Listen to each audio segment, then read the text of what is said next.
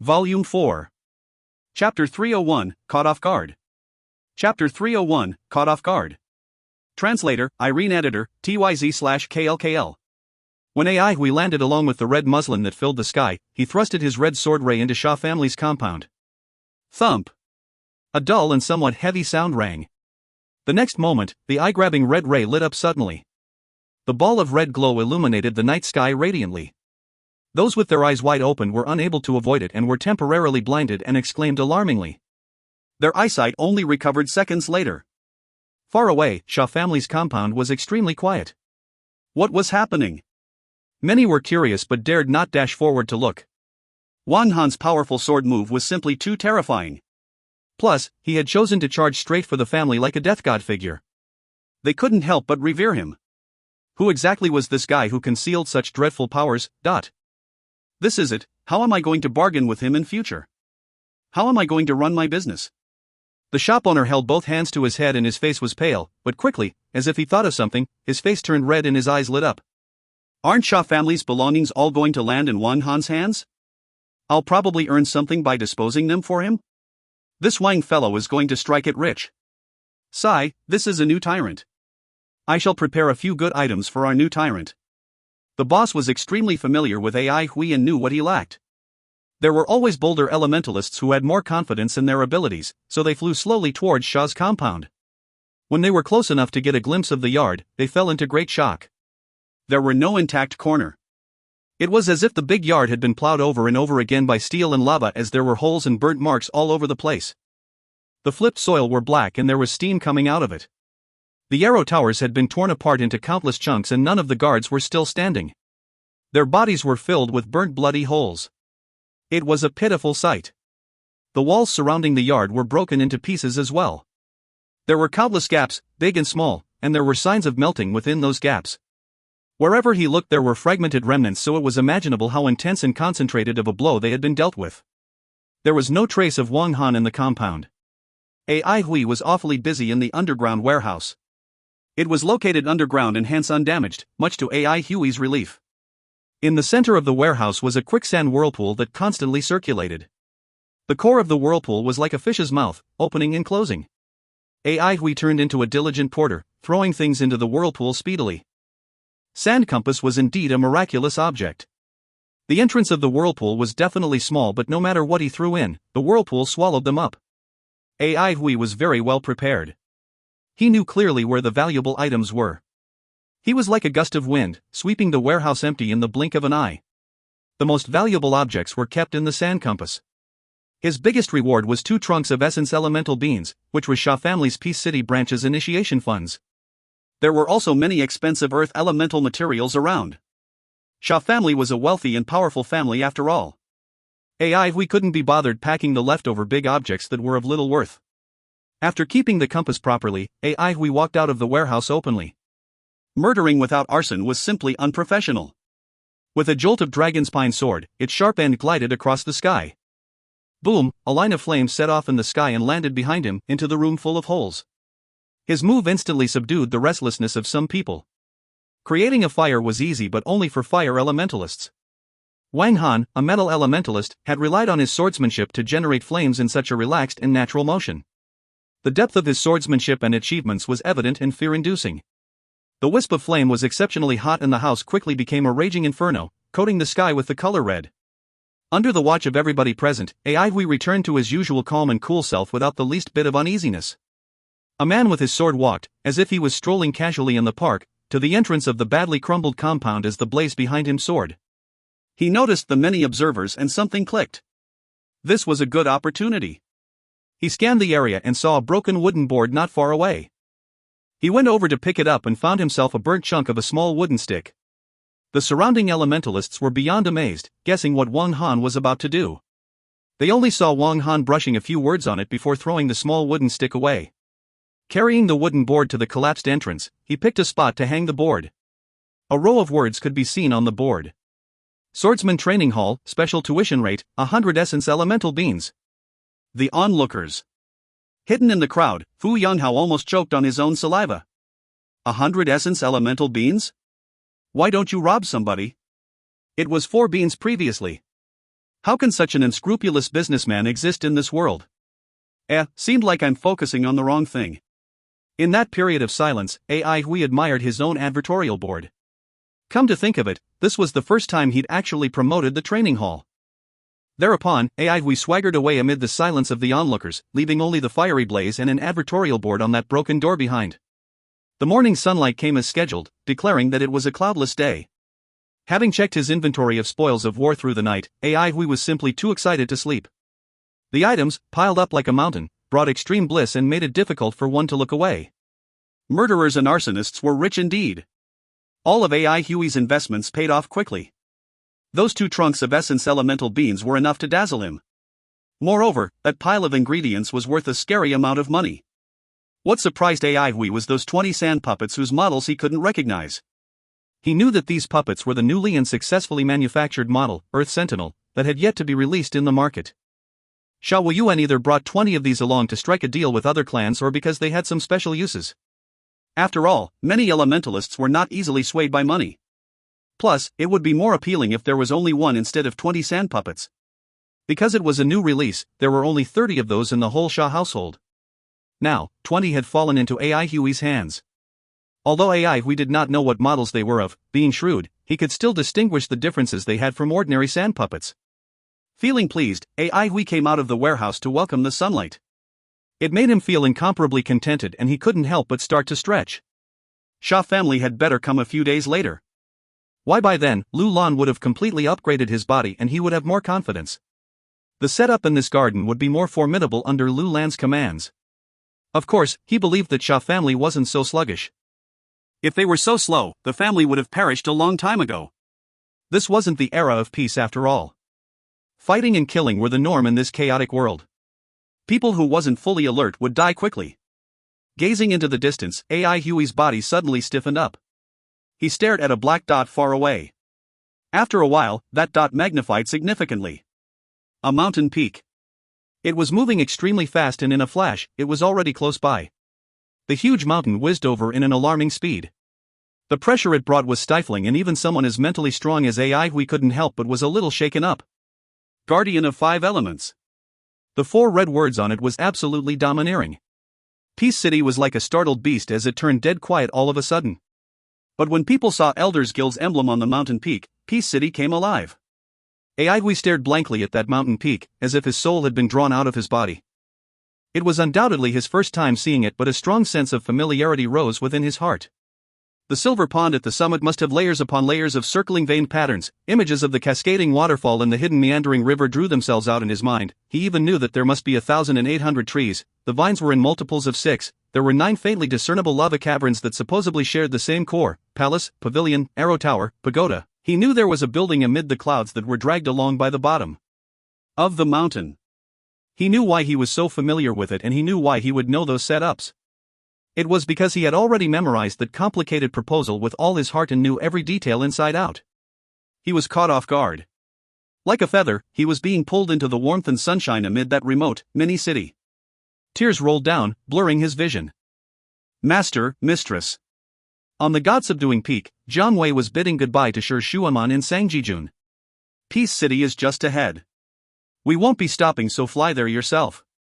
Shi Shuaman said, slightly apologetically. Jiang Wei was rather surprised. So rushed? I was even planning to host both of you for a couple of days as a friendly gesture. How are you a host when you're a foreigner? Shi Shuaman laughed and took a look at the thick smoke rising from the east side of the city. It doesn't seem peaceful here, Looks like you'll have to get busy. I'm busy too, I have to help Bangwan seek justice. Shi Shuaman's last sentence carried a murderous spirit. Jiang Wei was alarmed. Something happened to Huanhan? Although Duanmu Huanhan was in Jadeite Forest, both parties were loyal to their masters. Jiang Wei did not think this was Huang Huan's fault. Just received the news. Sang Jijun passed a report to him. Duanmu Huanghan openly challenged Shiyu, suffered a bitter defeat. A murderous look flashed across his face upon seeing these few words. Of course he remembered that Shiyu participated in the War of Central Pine. He recovered himself and returned the report. Laughing, he said, do it on my behalf as well. Sure. Shi Shuaman agreed readily. Then we'll get going. Jiang Wei waved and rose into the air before flying towards Peace City.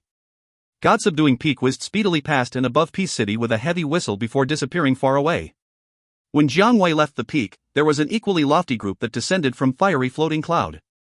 When they arrived at the marked site and saw the thick fog and ruins, the corpses and advertorial board on the badly damaged door, their eyes instantly turned bloodshot and the veins on their head were like they were popping out. I want to know everything that had happened. The leader of the group squeezed these words out from the gaps between his tightly clenched teeth. If you find any errors, ads pop up, ads redirect, broken links, non-standard content, etc., please let us know. Report chapter so we can fix it as soon as possible. Chapter 302, The Society of Excellence. Chapter 302, The Society of Excellence. Translator, TYZ Editor, TYZ/KLKL. Yu Zi and Wu Qirong stared at Duanmu Huanghan, looking as if they had seen a ghost. At this point of time, Duanmu Huanghuan's appearance was extremely comical. His usual handsome face that even women would be envious of was swollen and bruised. Many plasters were stuck to his face in a disorderly manner, making it almost unbearable to look at.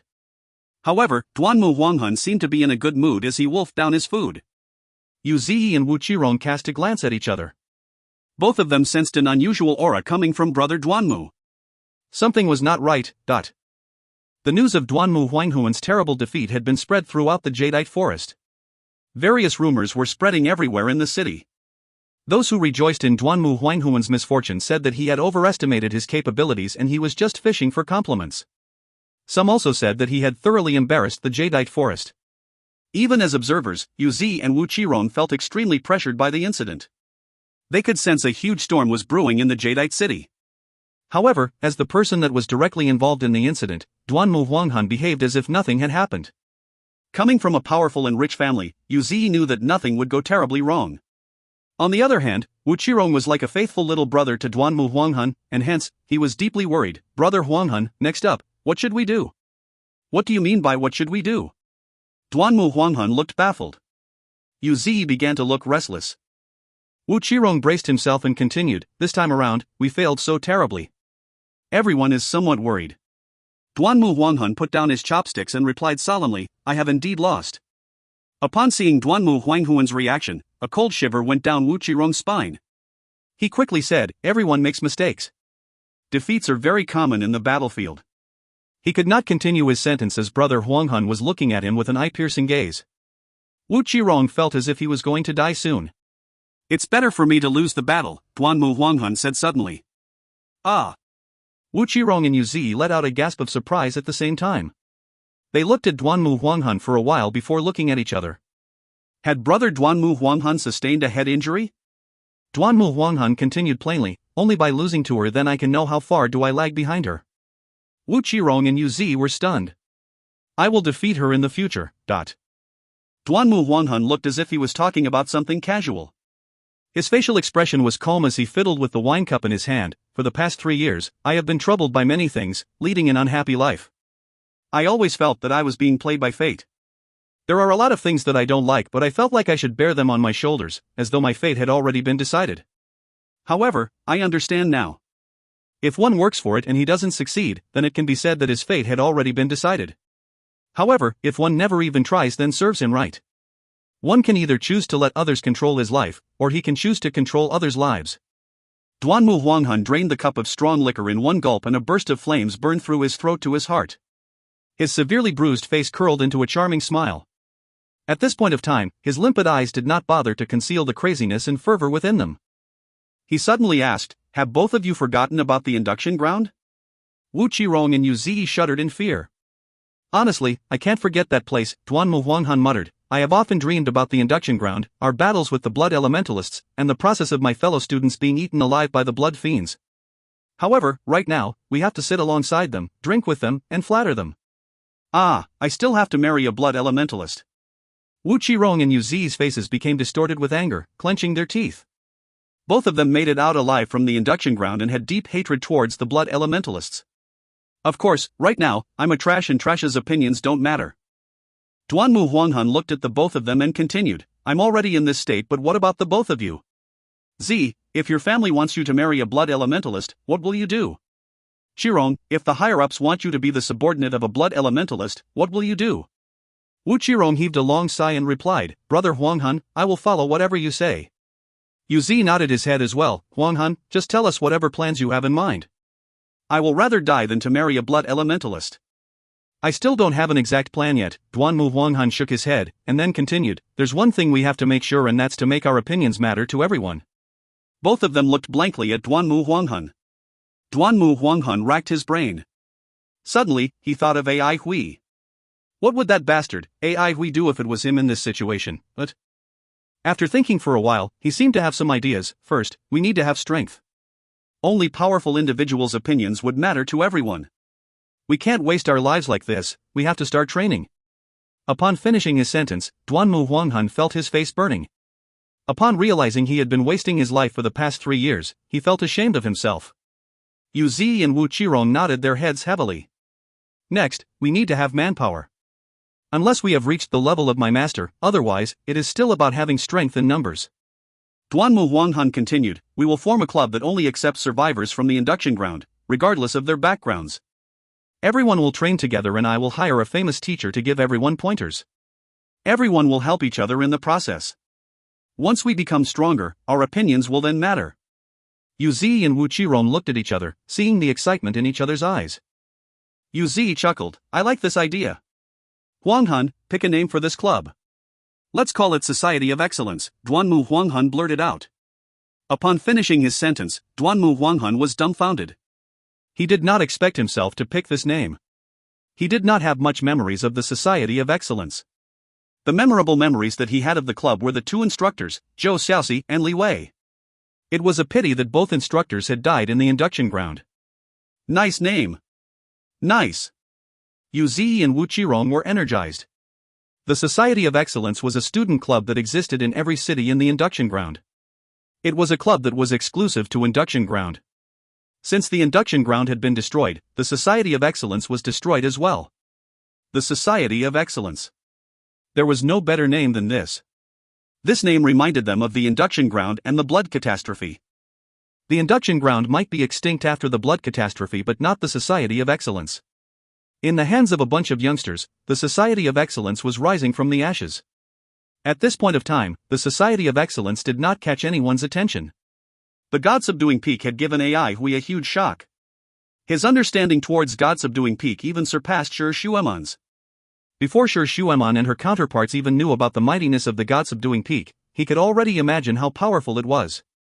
The God-subduing peak was a war machine that was specially designed for huge situations. He could see the numerous marvels surrounding the God-subduing peak. Even if one gave him enough materials and manpower, he could not have built something like the God-subduing peak. He had no idea how much elemental energy was involved in the process of building the God-subduing peak. Another thing was its structure.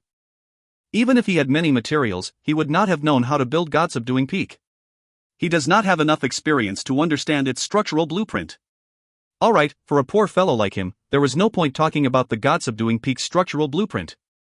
Such a money-losing issue was not something he could think of now. His train of thought was cleared up all of a sudden. When he looked back at his own formation, he felt that it was an ugly-looking junk. He knew of his own shortcomings.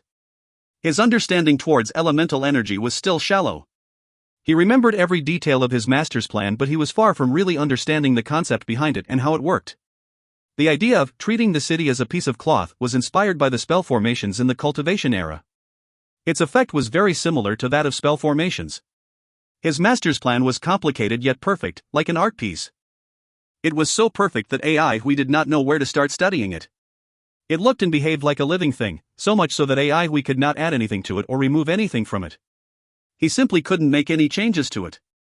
Luckily, there was an expert who made it possible for him to witness an application of his master's theory in the God-subduing peak. All the questions he had in the past had been answered. The most important thing was the God-subduing peak had displayed to him how his master's theory could be applied.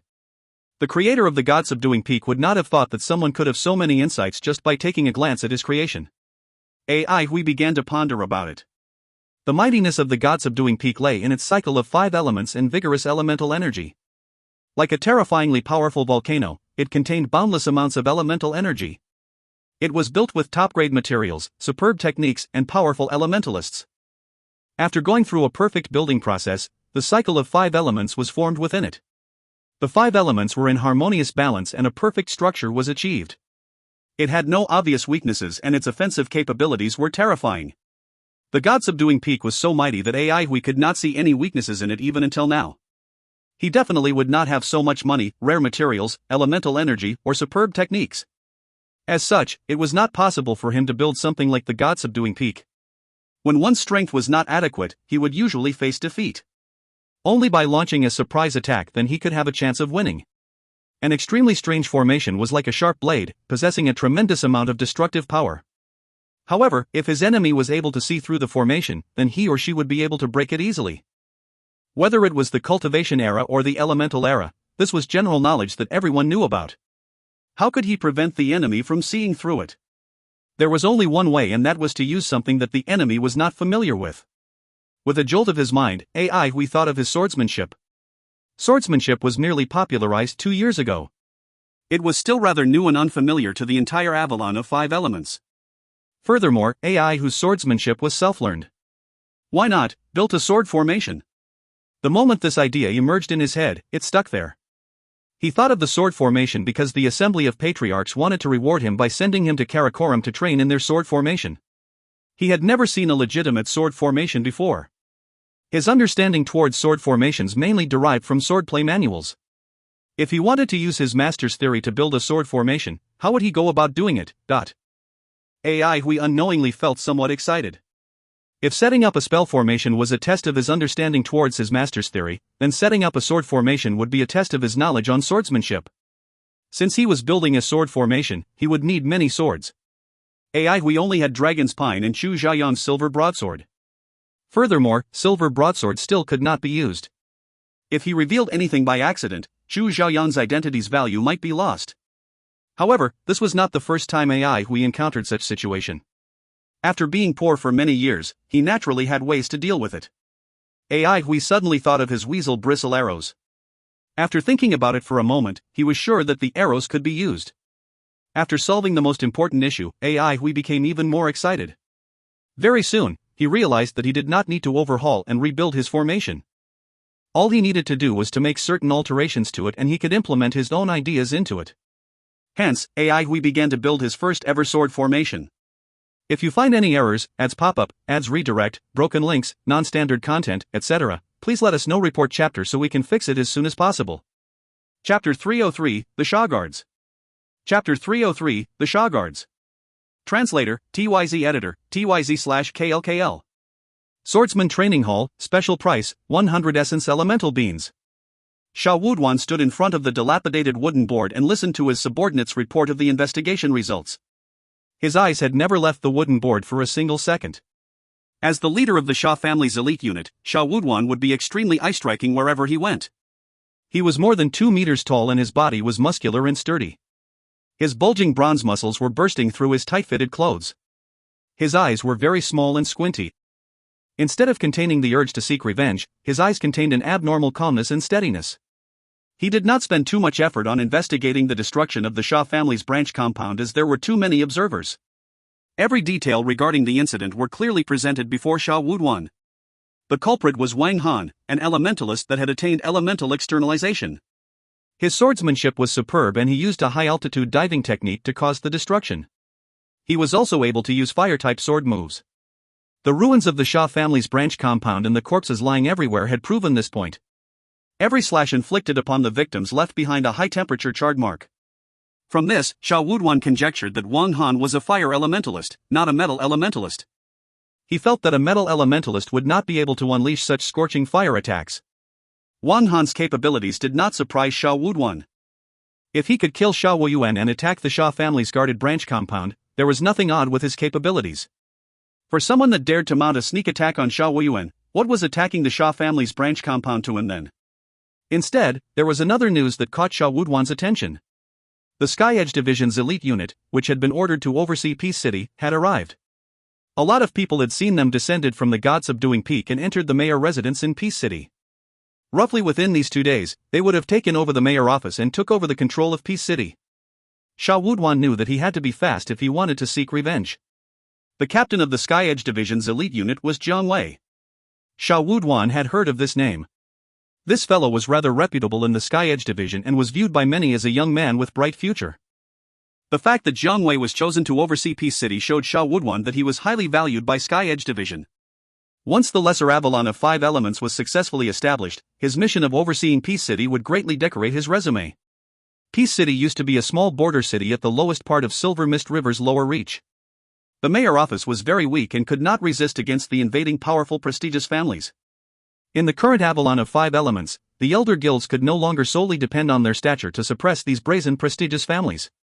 Sha family needed to take action before Jiang Wei officially taken control of the public security of Peace City. If the Sha family was to take actions after Jiang Wei officially took over the city, they would openly challenge Jiang Wei. Sha Wuduan was not worried about Jiang Wei, but rather, he was afraid of offending the Sky Edge division and elder guilds. If he took action before Jiang Wei's official takeover of Peace City, even if he blew up the incident, he could say that he was unaware of the new law. Worst came to worst, he could make use of his personal connections to think of a way out. A ruthless glint flashed across Sha Wuduan's calm-looking eyes. He looked around at his subordinates. After taking a break, everyone looked much energized. As they were rushing for time, they could not travel using the slow-moving fiery-moving cloud. Instead, they had to fly using azure wings and travel day and night. Long-distance raid was a huge challenge to an elementalist's willpower and elemental energy. Even though Sha Wuduan's subordinates showed some signs of fatigue on their faces, they still maintained their neat and orderly formation. I know everyone had worked very hard and are very tired, but we don't have time to rest. If Wang Han knows we had arrived, there's a possibility that he might escape. Listen to my command, advance to the swordsman training hall and kill Wang Han to avenge the Sha family. All the elite troops of the Sha family stood up in unison. Their faces were filled with sinister kill intent. When Sha Wuduan led the Sha family's elite unit to the alleyway of swordsman training hall, various families' informants received the news in an instant. After witnessing the epic performance from Wang Han yesterday night, everyone was extremely interested in the upcoming battle. In a blink of an eye, Sha Wuduan discovered that they were surrounded by many observers. These observers looked from a distance and did not attempt to get any closer. Occasionally, Sha Wuduan could hear discussions that made him clench his fists in anger involuntarily. The Sha family is really in a slump. That's right. Nothing can be done anyway, the yellow sand corner had already fallen to the blood of God. What else can the Sha family do? Before he came here, Sha Wuduan's master had already reminded him that victory was a must. Victory was the only way to ensure the survival of the Sha family. Sha Wuduan promised his master, but it was only until now that he realized his master's worries were not unwarranted. Not only must he win this battle, he must do it in a beautiful and epic fashion. Only by doing this then he could intimidate those who were after the Sha family. The signboard of the swordsman training hall could already be seen at the end of the alleyway. Sha Wuduan maintained his composure and gave a stopping hand gesture. The elite unit behind him immediately stopped. If one counted the number of members in the unit, he or she would realize that there were 12 people, including Sha Wuduan. Muster the troops from the sand pit. Sha Wuduan ordered.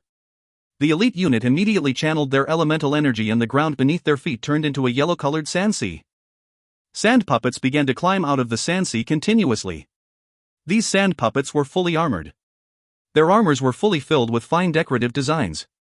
A huge Sha was written on the back of each of their armors. Every sand puppet looked exactly the same. After they climbed out of the sand sea, they stood quietly and motionless, resembling a battalion of well-trained soldiers. Initially, the observers were still exuberant. However, very soon, they began to cry out in alarm. The sand puppets emerged from the sand sea in a seemingly endless stream. Densely packed armored sand puppets occupied more than half of the alleyway. All of them were in a neat and orderly formation. There was a battalion of 120 armored sand puppets. They were motionless and expressionless.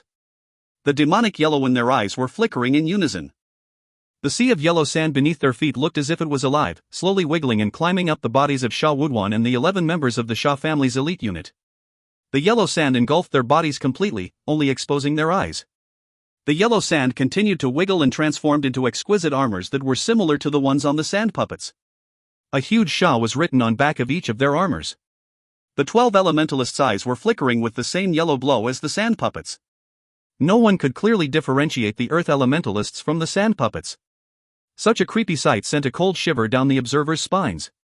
The Sha guards, someone yelled in astonishment. Many of them came to realize that the Sha family was serious this time around. The Sha family was famous for their sand puppets. There was not a single type of sand in the world that they could not make into sand puppet. Among so many types of sand puppets in their arsenal, there was one unique type of sand puppets, the sand guards. The outside world knew little about this type of sand puppets. However, every time the Shah family encountered crises, the Shah guards would always appear. So these were Shah guards. Everyone widened their eyes as they were afraid to miss out on any fine details regarding the Shah guards. Boom! As the Shah guards took a step forward in unison, the earth shook and the mountains trembled. At this point of time, those doubtful observers had their faces turned white and their bodies were trembling in fear. Boom, boom, boom. Every movement the Shah guards made were sharp, precise, and uniform. Every step they took gave off a thunderous boom. If it wasn't witnessed with their own eyes, they would have thought there was a gigantic ancient beast walking towards Peace City. A 132-man battalion of armored sand puppets was advancing in a neat and orderly formations. Their movements were sharp and uniform, giving off a surging aura of killer intent. Their eyes were flickering with a devilish yellow glow in unison. Their faces were emotionless, as if they were a battalion of lifeless killing machines, sending a cold shiver down everyone's spine. Only their thunderous footsteps could be heard in the midst of dead silence in the alleyway. Su Huijuan's face turned pale white. She clenched her fists so hard that they turned pale. She kept telling herself not to be intimidated by the Shah guard's terrorizing aura. An intense feeling of helplessness engulfed her. They were unstoppable.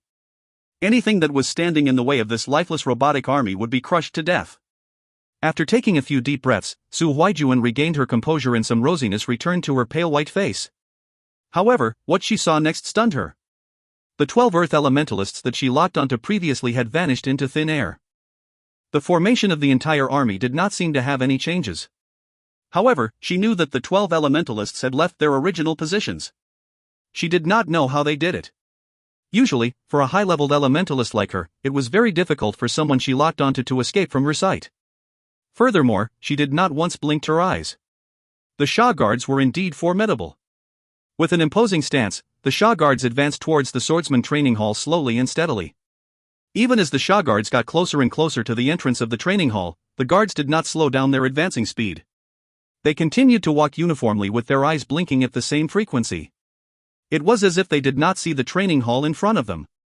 It was as if there was nothing but just a mere praying mantis that was in their way. At this very moment, everyone realized the Shah guards were going to raise swordsman training hall to the ground just like this. They wanted an awe-inspiring victory to show off Shah family's might.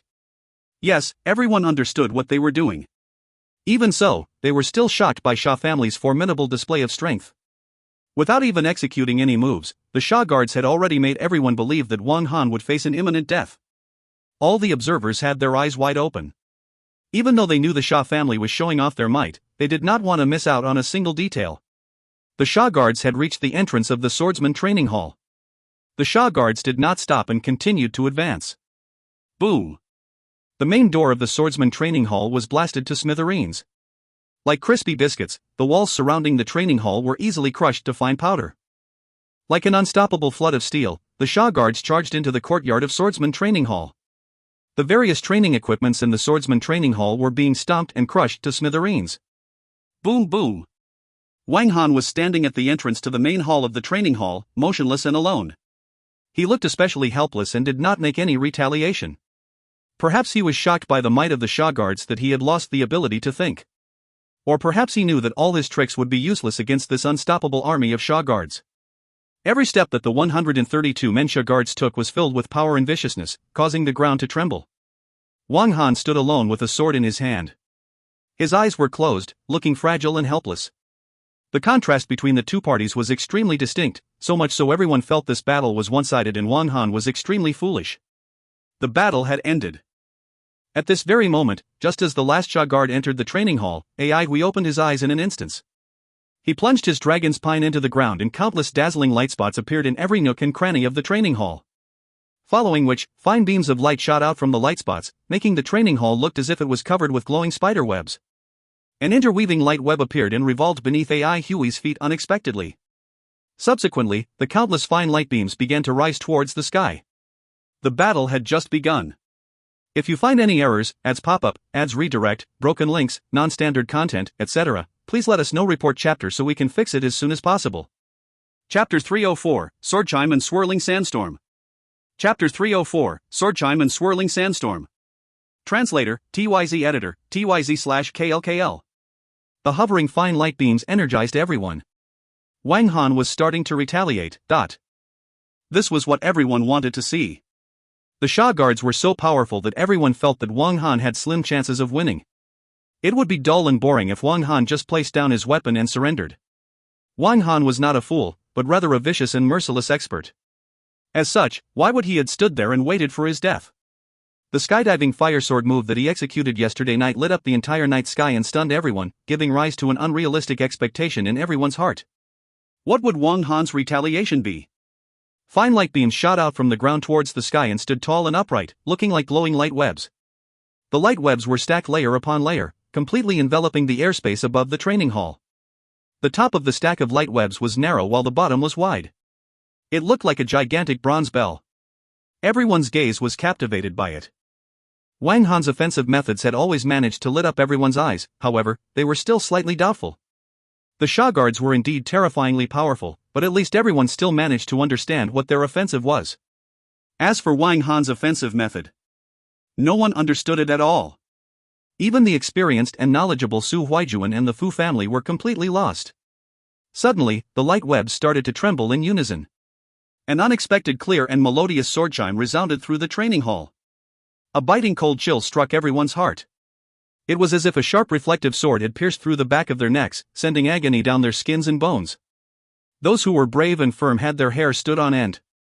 Whereas, those who were timid and soft could not help it but tremble in fear. Sword chime. Su Huijuan widened her eyes abruptly. Sha Wuduan's feelings were different from the outsiders. The Sha guards felt that their visions were blurred and their world was spinning. The unstoppable Sha guards stumbled. This was the first time chaos and disturbance broke out in their neat and orderly formation. The sharp and ethereal sword chime was like a soft yet powerful energy wave, surging to and fro in the sword formation. This skill was called sword chime, an inheritance that originated from Nine-Tone Sword Sect. After studying it extensively, Ai Hui was able to bring back this melodious ancient music. For the past 3 years, Ai Hui had never stopped studying and learning from the swordplay manuals that he had read before.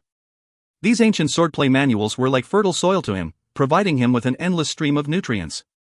He had restored numerous lost and broken sword moves. Some sword moves were derived and developed from it, whereas some were imitated and transformed into his own moves. At the end of the day, no matter what he did, he gained a lot. Sword chime was one of the many moves he learnt. The sword chime was the only move in the entire Nine-Tone Sword Sect's swordplay manual that Ai Hui restored. Ai Hui did not know whether or not it was similar to the original sword chime. However, its unique chime of sword did contain the similar wondrous power as the originals. In order to perform the sword chime, the use of the unique flying swords from the Nine-Tone Sword Sect was needed. The Nine-Tone Sword Chime rings and the 9 swords shall be unsheathed. Back in those days, the Nine-Tone Sword Chime that hung in the swordsman's school in the Old Territory was said to be the sect treasure of the Nine-Tone Sword Sect. The Nine-Tone Sword Sect was an illustrious, powerful sect in the past. When the 9 swords are unsheathed, the heavenly music will break through the void. One could see how mighty and powerful they were in the past.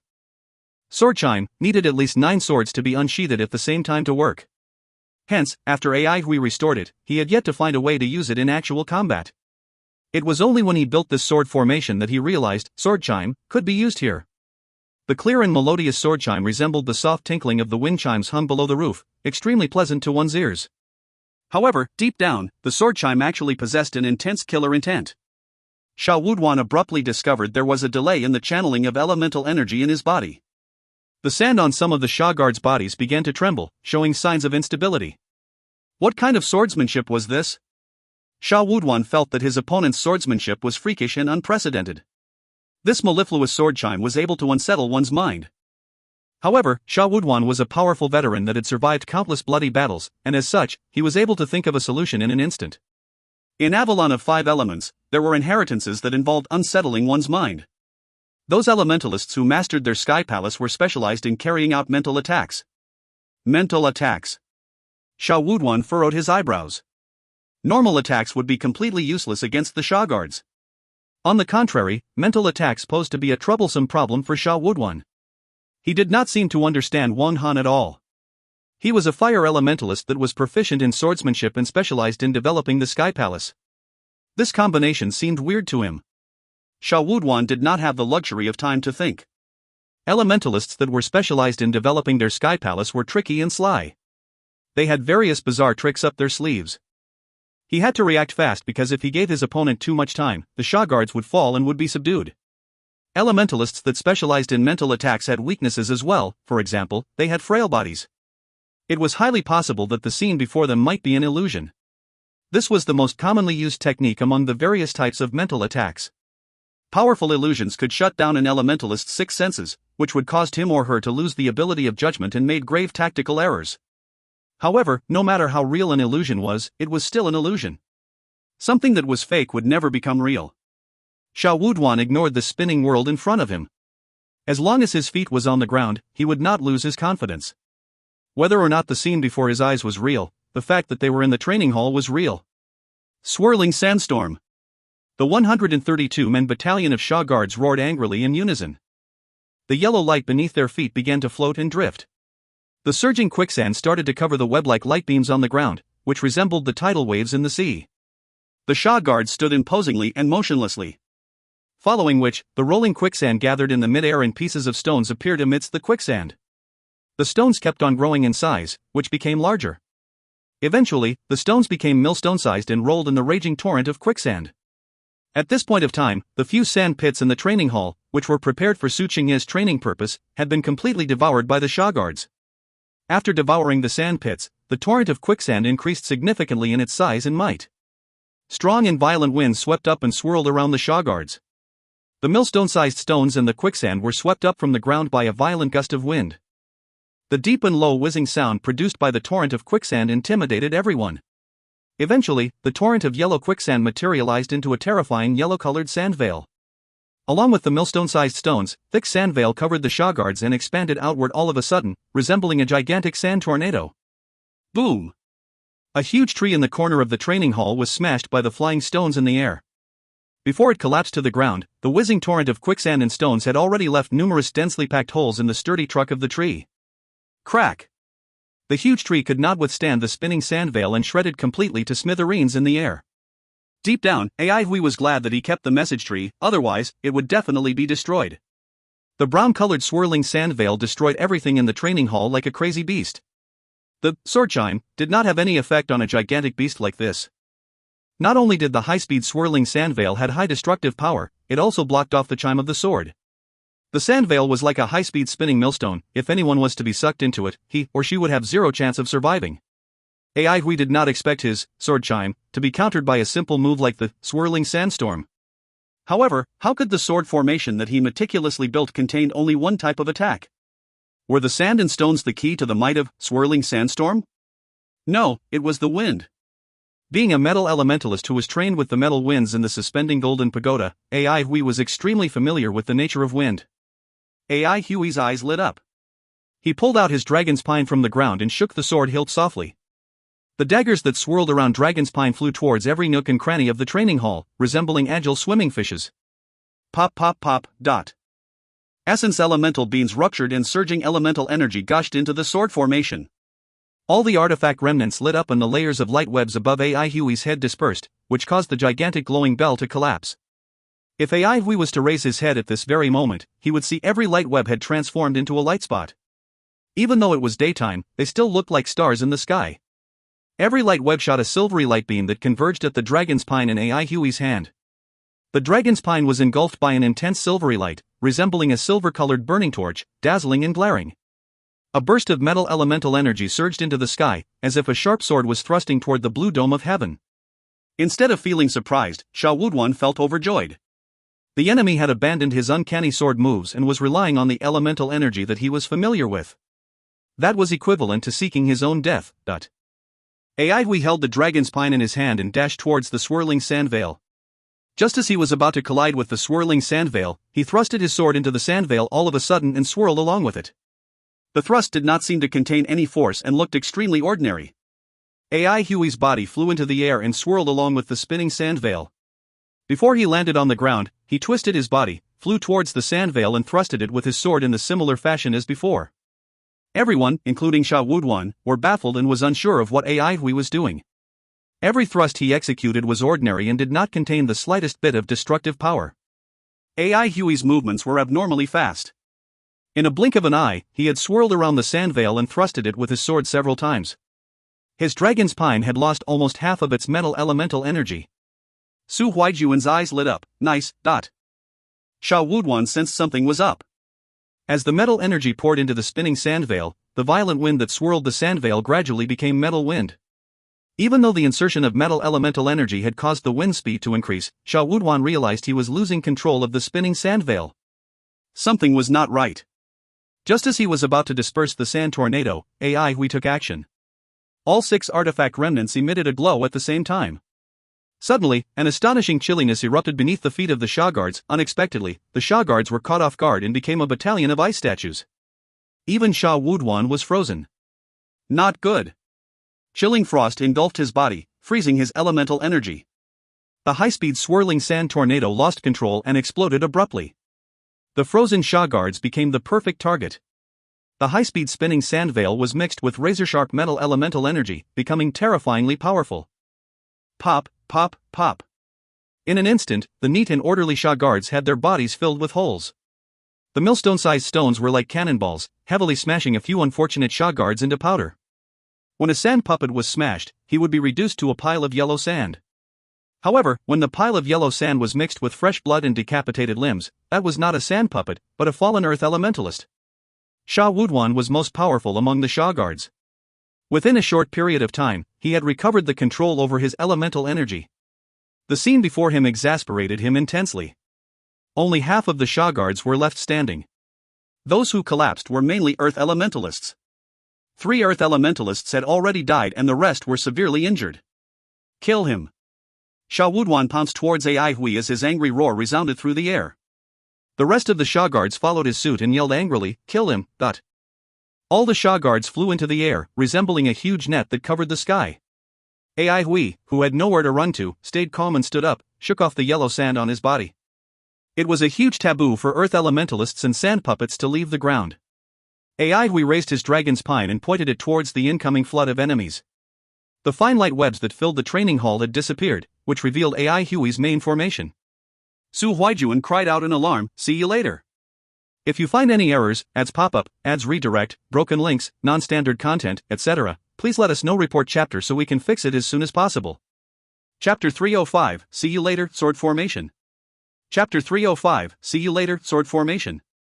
Translator, TYZ Editor, TYZ/KLKL.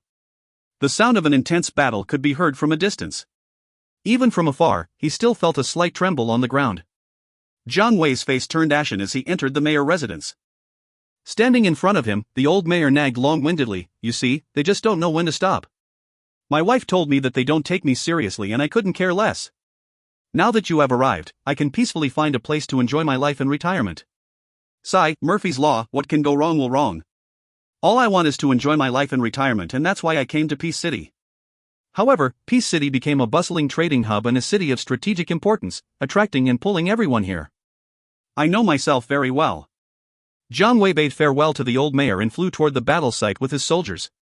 He knew that he did not have any background, and if these powerful prestigious families and tyrants were not suppressed at this very instant, no one would care about him. However, he was not here to enjoy his life in retirement. See you later. This was the first time Su Huaijuan saw so many see you laters. She always thought that see you laters were kept in exquisitely made wooden boxes and there would not be more than 10 of them. Every time she went to buy see you laters, the boss would always tell her that the arrows were out of stock. It was only after she agreed to pay extra, those unscrupulous businessmen would then put on a heart-aching look on their faces and slowly took out a few arrows. However, right now, the sky was filled with densely packed see you laters. Su Huaijuan was dumbstruck with this sight. How could this fellow own so many see you laters? Suddenly, something struck Su Huaijuan's mind. Upon remembering that see you laters were made in Peace City, a bold thought emerged on her mind. Could this fellow be the one that produced see you laters? See you laters were in popular demand in Peace City. However, since Su Huaijuan's primary weapon was not a bow and arrows, she had not seen the real power of see you laters. Given its costly price, the power of see you laters should be extraordinary. Su Huaijuan thought pensively. Su Huaijuan was not the only one that identified the see you laters in the sky, many onlookers did too and let out a wave of alarmed cries. Those who did not know what see you laters were quickly asked the person standing beside them. What's so special about the arrows in the sky? Very soon, see you laters will be justified to these people why its price was so expensive. A colorful glazed radiance swirled around each and every see you later, giving off a soft ringing sound that resembled the chime of sword. Those elementalists who had previously used see you laters had their eyes light up. Top-grade arrows. When a see you later was being used, it would release a unique ringing sound that resembled the chime of sword. This was often used as an authentication method to examine the authenticity of the arrows. Because of its costly price, there was an abundance of imitation of see you laters on the market. However, not only were these imitations not powerful, the unique sword chime wasn't released when used. A streak of glazed radiance flashed across the sky and disappeared. The next moment, an arrow emerged from the chest of a Shah guard in the air. Following which, a colorful glazed glowing sphere rose from the chest of the Shah guard. If one took a closer look, he or she could see that the glowing sphere was spinning rapidly, resembling a round-shaped rainbow cotton candy. Subsequently, the spinning glowing sphere disappeared, leaving a basin-sized cavity in the Shah guard's chest. It only took one shot to completely destroy the sand puppet's sand core. Whoosh! The body of the sand puppet collapsed into a pile of quicksand and fell from the sky. So this was see you later. If the tinkling sound of the sword chime wasn't stopped, the glazed radiance would not have faded. At this very moment, Shah Wudwan was in a dire straits. The soul-reaping sword chime caused him to tremble with fear. What kind of offensive tactic was this? He had never seen such arrows and he sensed danger from its mighty power. If it wasn't for the sand puppet next to him that dashed forward and blocked the arrows, during this critical moment, he would have breathed his last. Every arrow claimed one life or destroyed one sand puppet. Shah Wudwan knew this could not go on any longer. He clenched his teeth and commanded 20 sand puppets to fly up into the sky at the same time to form a sand barrier, which protected the heads of Shah Wudwan and the rest of the earth elementalists. Boom! One of the sand puppets self-detonated. A burst of dazzling yellow light erupted and a powerful shockwave broke out, severely disrupting the flight path of many see you laters. Shah Wudwan felt an extreme heartache. The sand puppets that served as Shah guards were specially made. Each of their cost prices were extremely expensive. The annoying thing was that most of the materials used to build them could no longer be found. This implied that they were irreplaceable. Right now, as long as that goddamn bastard was killed, everything would be worth it. Shah Wudwan's face was completely covered by his sand armor, and hence, he became unnoticeable when he blended into the formation of sand puppets. Just as both of them got closer and closer to each other, Ai Hui suddenly turned around. His movements were sudden and fluid. Trying to escape? Shah Wudwan sneered. He had already expected that his opponent would not stay in the same spot and get surrounded by the sand puppets. Poof, poof, poof. Several sand puppets transformed into a huge mass of quicksand, forming an inescapable net in the sky. No matter which direction their enemy ran to, he would not be able to escape from this net. Ai Hui, who had already turned around, stomped the ground forcefully with his feet. Crack! The meticulously built trap mechanism beneath his feet had been broken and deactivated by him. After Lulan's inspection and verification, the artifact remnants placed within the trap mechanism was verified to be an ancient seal that was either related to wind resistance or divine movement. However, its effect was yet to be discovered. In this day and age, everyone had little understanding towards ancient seals. Furthermore, the seals within the artifact remnants had undergone the erosion of time and dispersal of spiritual force. Most of them were badly damaged, having only an extremely tiny portion left. Ai Hui prayed in his heart, Lulan bless me. The barriers between essence elemental beings, blood crystals, and the artifact remnants were broken. The ancient seal appeared once more on this land. A wisp of green light swirled around his legs, he felt as light and lithe as a feather. It was magical. The ancient spiritual force, seals and spells were extremely profound in nature. This was the first time Ai Hui used the ancient seal from the cultivation era. It felt entirely different from elemental energy. However, at this point of time, his encounter wasn't important. He squatted down slightly and jumped towards the air. Swoosh! Ai Hui's vision blurred. When he clearly saw his surroundings, he was shocked. He was already 50 meters away from the ground in the air. When Ai Hui lowered his head and saw the flight path of his see you laters being disrupted by the self-detonation of the sand puppets, he twisted his body and dived downward. Meanwhile, when Shah Wudwan lost sight of Wang Han all of a sudden, his facial expression changed drastically and a strong feeling of danger arose in his heart. Without even thinking, he brought the rest of the Shah guards along with him and drilled into the ground. However, there was an unexpected layer of barrier beneath the ground. This prevented them from drilling and digging into the ground.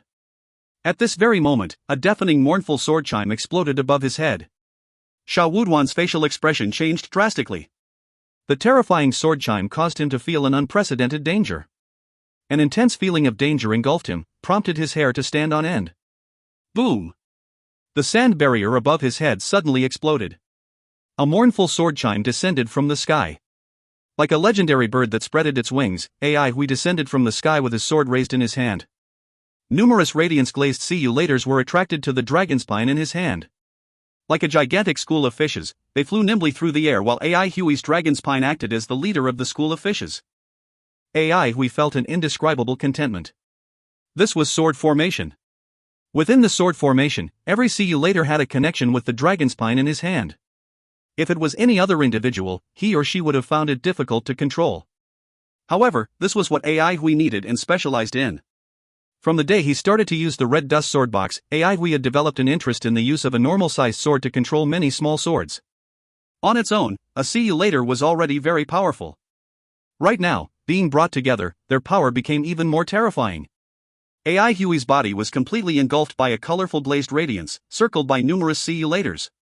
Amidst the torrent of sword chime, he felt an indescribable excitement.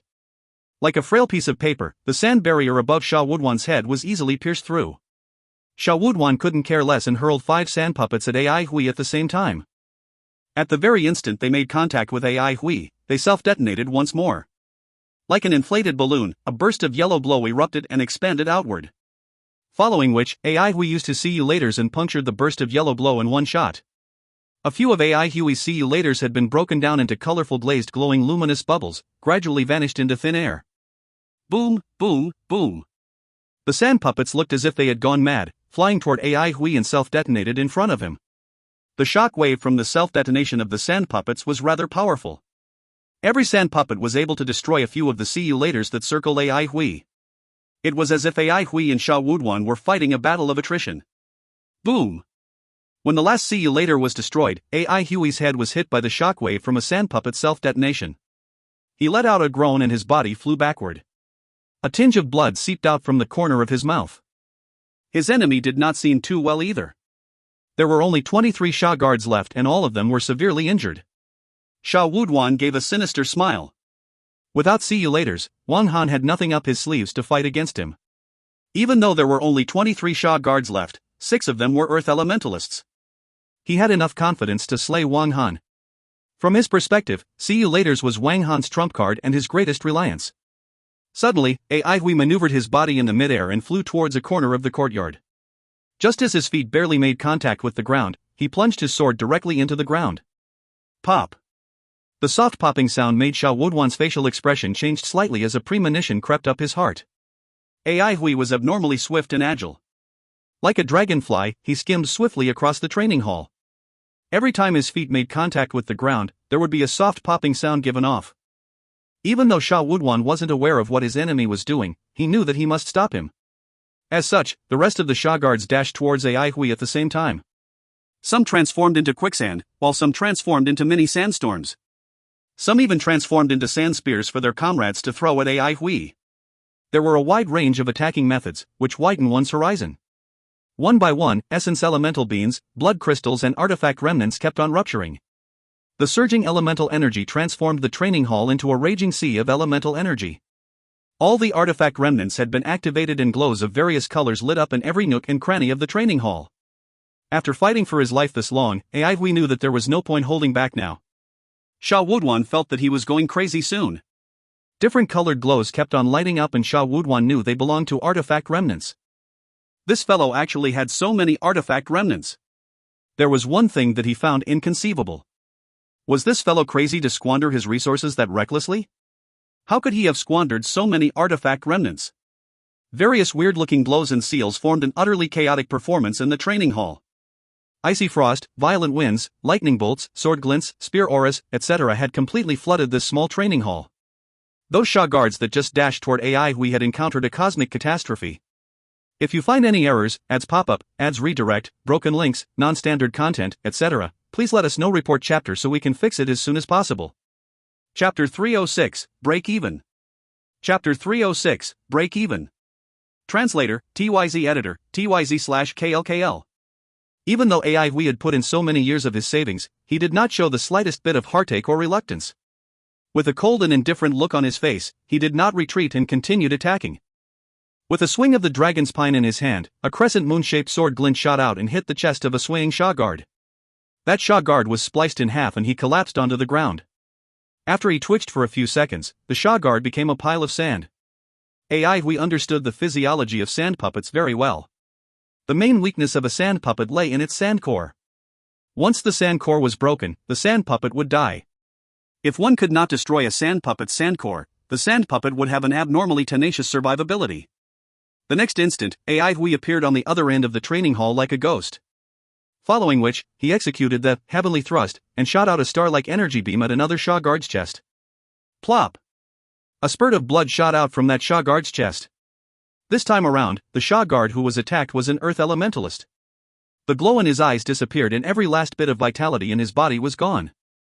Then, he collapsed onto the ground, facing upward. Why would Hui waste the opportunities created by using so many artifact remnants? He knew the arrangement of the courtyard by heart. In the midst of the chaotic streaks of radiance, he nimbly darted to and fro across the courtyard, striking down the Sha guards one by one. One moment he was in front of the battalion of the Sha guards, the next moment he was at the back of the battalion, appearing everywhere at almost the same time. His swordsmanship was extremely ruthless. Every strike he executed would definitely slay one Sha guard. In a blink of an eye, Hui had killed 6 Sha guards and 2 of them were earth elementalists. The intensity of the battle had caused all the observers to raise their eyebrows in shock. Wang Han's successive attacks were unwavering and ruthless, which sent a cold shiver down everyone's spine. No one had expected the battle that they previously thought was one-sided to reach such extremity.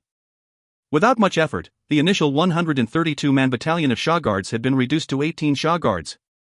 More than half of these 18 Sha guards were severely injured. Luckily, I never made an enemy of Wang Han. This was what a lot of people were thinking at this moment. If they were the ones who attacked the swordsman training hall, they would not do any better than the Sha guards. Even if the Sha family could take down the swordsman training hall at the end of the day, they would have suffered a huge loss by then. Right now, the Sha family had already lost. This was a battle where both sides had suffered greatly. Wang Han should be proud of himself for pushing the Sha family to the brink. However, everyone could tell that the artifact remnants was Wang Han's last trump card. Wang Han had used more than 10 artifact remnants in one go. Such lavishness had stupefied everyone, including the Fu family. When everyone thought of Wang Han's nickname, King of Anglers, they then realized that the gains he made for the past few years had far exceeded their expectations. Furthermore, with the addition of the numerous see you laters, Wang Han's expenditure in this battle was indeed outrageous. Upon seeing the amount of resources he had invested in this battle, even the members of those prestigious families were trembling in fear, feeling heartache for Wang Han. However, Wang Han's performance had ended. When Sha Wuduan saw the remaining sparse Sha guards, he felt devastated. From this battle, he knew that the Sha family had fallen. Even if he could kill Wang Han, he still could not save the Sha family from its imminent fate. He felt grieved and despair. Before he came here, he was brimming with confidence that he could save the Sha family from its imminent crisis, help it to establish a foothold in Peace City and pave the path for its restoration. However, right now, the last hope for Sha family had withered in his hands. Despair, self-blame, and guilt had completely destroyed his rationality. In his heart, there were only anger, hatred, insanity, and mindlessness. His bloodshot eyes were staring firmly at the deft figure. He must kill this bastard. Sha Wuduan gave a secret command and the remaining 18 Sha guards suddenly spread their arms and held each other's hands. Dazzling yellow light lit up beneath their feet. The ground began to fissure and countless cobweb-like cracks started to spread outward. Sir! No! The few earth elementalists' faces turned deathly pale and they cried out in alarm. However, no matter how much they cursed or begged, they could not move as the yellow sand from the ground slowly crept up their bodies. The scattered sand in the training hall started to flow towards the Sha guards like water. The sand within the sand pits, which were prepared for Su Qingye to train in, flowed out and flew towards the Sha guards in an endless stream. Not a speckle of sand was left in the huge sand pits. In a bizarre fashion, the yellow sand wiggled up the Sha guards' bodies and began to pile up. Within seconds, the 18 Sha guards had been drowned by the yellow sand, forming a 20 meters tall sand mountain in courtyard. The weird thing was the sand mountain was wiggling non-stop, looking as if there was something rolling within it, making one's blood run cold. Devouring the soldiers to build a sand sentinel, Sha Wuduan is insane. The Fu family's eldest daughter's face turned pale. Not only her, but everyone that was witnessing this scene had their faces turned deathly pale. Devouring the soldiers to build a sand sentinel was a technique that was commonly used on sand puppets. It involved making the sand puppets devour each other to form a more powerful sand sentinel. A sand sentinel was more than 10 times stronger than a Shah guard. It was extremely huge in size and was considered a large-scale combat sand puppet. And because of its terrifying destructive power, the Elders Guild banned the use of sand sentinels. Without permission from the Elder Guilds, no one was allowed to build a sand sentinel under any circumstances. As such, wasn't Shah Wudwan insane for building a sand sentinel in the glare of the public? Even though the Elders Guild was not as powerful as it was in the past, the Shah family was still finished for violating the Elders Guild's ban. Furthermore, there were a few Shah guards who were not sand puppets but earth elementalists being devoured as well. A monster like this had never existed before. A lot of people widened their eyes to take a clearer look as they were afraid of missing out on any details. Especially for those earth elementalists, this unprecedented scene had provided them a lot of information on sand sentinels. Every time the sand mountain wiggled, a terrifying aura would be released and it spread throughout the area. The onlookers' facial expression changed drastically as if they themselves were in a perilous situation. The energy undulations from the sand mountain were becoming increasingly stronger and its imposingness was rising continuously. An endless stream of elemental energy was drained from the ground by the sand mountain. Every time the sand mountain wiggled, its outline would become a bit more distinct. The quicksand on the surface of the sand mountain was swiveling at ease. It was as if there was a pair of invisible hands sculpting the sand mountain's body. AI Huey's face turned white. He was trying very hard to suppress his urge to escape. If not for the fact that Lulan was upgrading his body now, AI Hui would have already escaped with Lulan without a trace.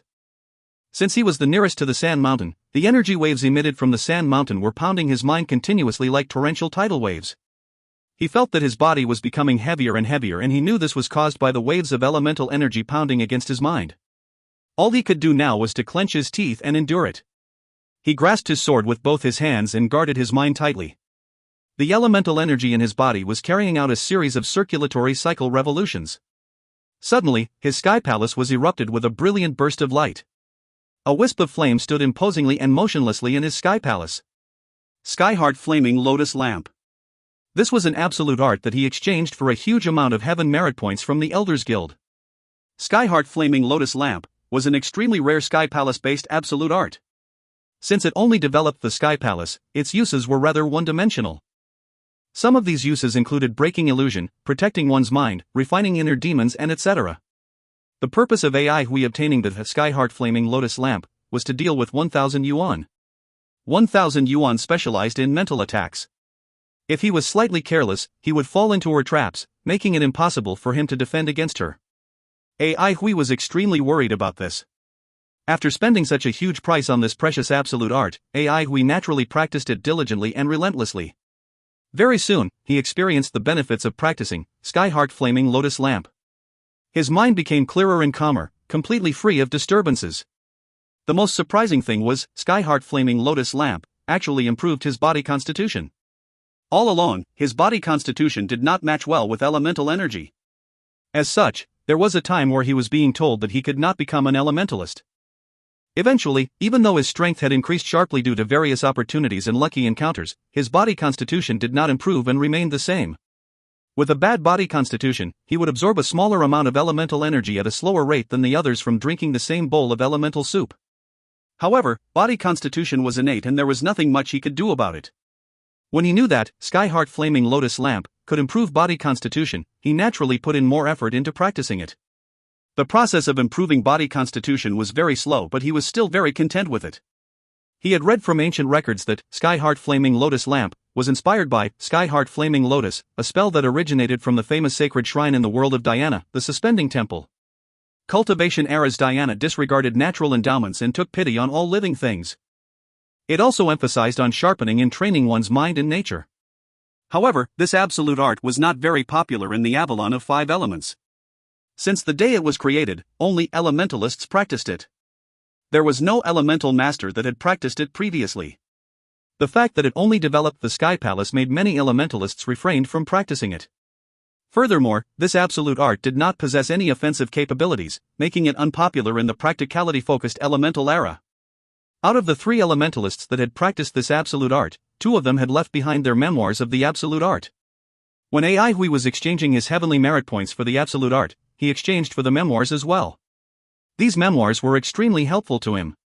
As the elemental energy waves from the Sand Sentinel continued to collide against Ai Hui, his body began to emit a faint red glow, solemn and serene. Elementalists were extremely sensitive towards the stability of the elemental energy in the surroundings. When the elemental energy in the surroundings was too unstable, the elemental energy in one's body would be affected too. He or she might even lose control of the elemental energy in his or her body. As such, even those powerful elementalists did not dare to step into areas that elemental energy field was unstable. A gigantic humanoid sand puppet was formed. Die! Die! Die! Accompanied by a burst of surging elemental energy, an unclear hysterical roar resounded through the air, resembling thunderclaps. Immediately, it felt as if the elemental energy field of Peace City had been stirred by a huge invisible hand. Black clouds started to form in the sky and the earth began to shake. The magma deep within the ground was becoming restless and unstable. Sand and stones were flying up into the air, while metal wind was blowing violently. It was as if the judgment day had arrived. Jiang Wei felt startled and angry when he saw the gigantic monstrous sand puppet as he was flying through the air at a high speed. How dare you devour soldiers to build a sand sentinel? You must be tired of living. This sand sentinel was extremely enormous. On its gigantic head, its eyes that were bigger than a doorframe were flickering with a demonic yellow glow. Intense earth elemental energy was flowing frantically through its body. An armor was forming on its body with a visible speed. Jiang Wei's facial expression changed drastically. This monster's aura and strength had caused him to tremble involuntarily. However, he did not stop and continued to fly towards the Sand Sentinel. He had the responsibility to take care of this city and he could not possibly ignore what was going on now. His soldiers clenched their teeth and followed tightly behind him. No one was deserting him. As they flew nearer to it, they could see the terror of this enormous monster. The elemental energy waves it was releasing were like violent gales, smashing trees and stones. Jiang Wei flew towards it with great difficulty. So unlucky of him to encounter such incident the moment he arrived at Peace City. Suddenly, at this moment, Jiang Wei heard someone talking. Jiang Wei was shocked. How could there be someone so near to the Sand Sentinel? He resisted against the terrifying energy waves and pushed a few meters forward. The voice became much clearer. However, this voice seemed somewhat familiar. They should be starting to sprout now. Don't tell me that bastard sold me fake seeds? I spent 200,000 elemental energy points on them. If he really did scam me, I will destroy his store. Haha, they are sprouting, they are finally sprouting. Have a taste of my drought fire lotuses. I have not nourished you and dug a sand pit for 4 hours in vain. I have to remind Lulan not to eat stranger's sand when he goes out, but... Numerous fresh and verdant lotus leaves grew throughout the enormous body of the Sand Sentinel, making it look extremely comical. The lotus leaves were frantically sapping the earth elemental energy in the Earth Sentinel and began to grow at a terrifying speed. In the blink of an eye, the lotus leaves had grown as big as a bathtub. The color of the lotus leaves turned red and lotus flowers started to bloom, resembling a sea of flames on the Earth Sentinel's body.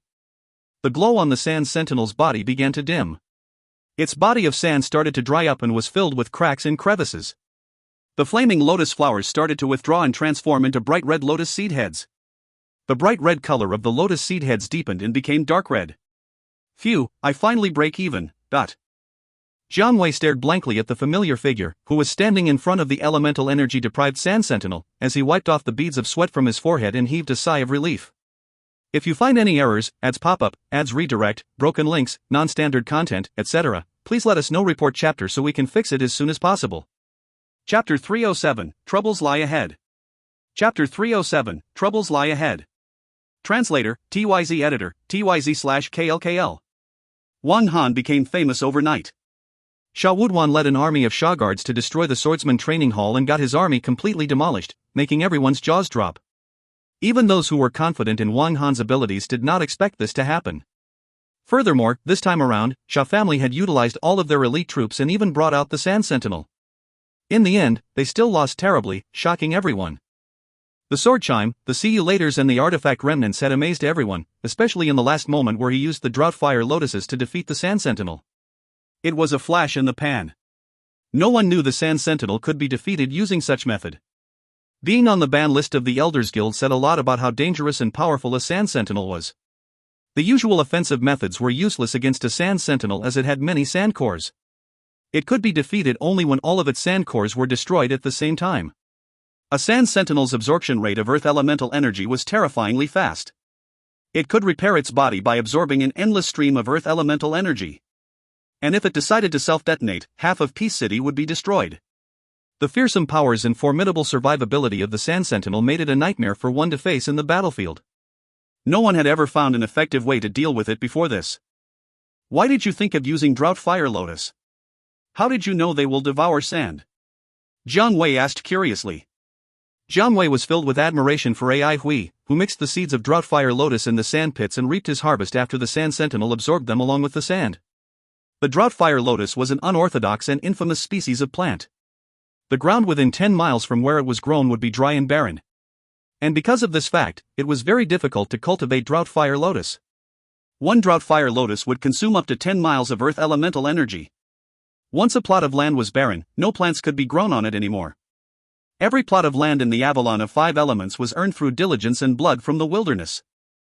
Hence, why would the higher-ups tolerate the growth of Drought Fire Lotus? The Sand Sentinel was like a small mountain that was made up of Earth elemental energy, which made it the best soil for Drought Fire Lotuses to grow in. Earth elemental energy was highly addictive to Drought Fire Lotuses, so they could deal a fatal blow to the Sand Sentinel. The logic behind it was not difficult to understand. After everything ended, everyone gradually realized what was going on. Brilliant creativity did not necessarily have to be complex, but rather, it was about being filled with the dazzle of wisdom and knowledge.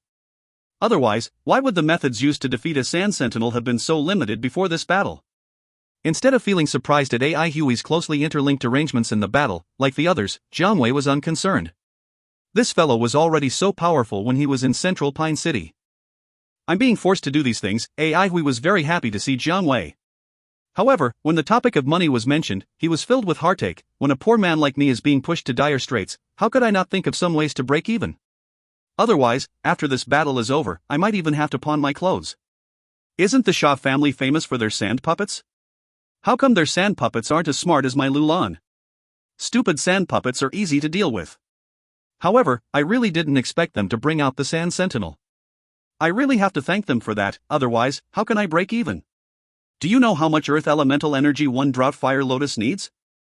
This might be a good way to earn money. I can ask Lulan to make a few Sand Sentinels and I can grow some Drought Fire Lotuses. Ai Hui's eyes were sparkling as he continued to talk. Jiang Wei laughed softly. The moment he saw Ai Hui's facial expression, he immediately knew what evil tricks this fellow was up to. However, Ai Hui did seem slightly happier than when he was in the Central Pine City. When Jiang Wei thought of the pressure Ai Hui had to face in Central Pine City, he could not help but sigh silently. For the last 3 years, he had asked himself this question countless times. If he was in Ai Hui's shoes that day, would he have had the courage to take on all that responsibility? Or would he even be capable of taking on all that responsibility? No, he would not.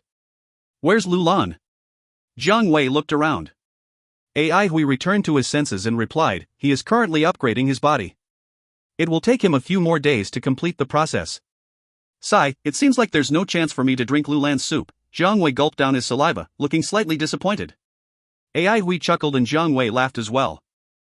Jiang Wei started to talk about what he had been doing and what battles he had taken part in during the last 3 years. For some unknown reason, Jiang Wei did not like to talk to Shi Shueman about such things. However, when it came to Ai Hui, Jiang Wei would take the initiative to spill the beans to him. He also talked about what Shi Shueman, Sang Jijun, and the rest of A1 Unit's members had been doing for the past 3 years. Ai Hui did not speak and listened attentively. He could sense the excitement in Jiang Wei's tone. Both of them were filled with the joy of their reunion. When Ai Hui heard that the Iron Lady and Sang Jijun were on the God-subduing peak, he could not help but feel regretful. If he knew they were on the God-subduing peak, he would go and say hi to them. Then, when he heard that Duanmu Huanghan were defeated by Shiyu, his eyes flickered and his fists clenched involuntarily. This was the first time in the past 3 years that Jiang Wei had talked so much.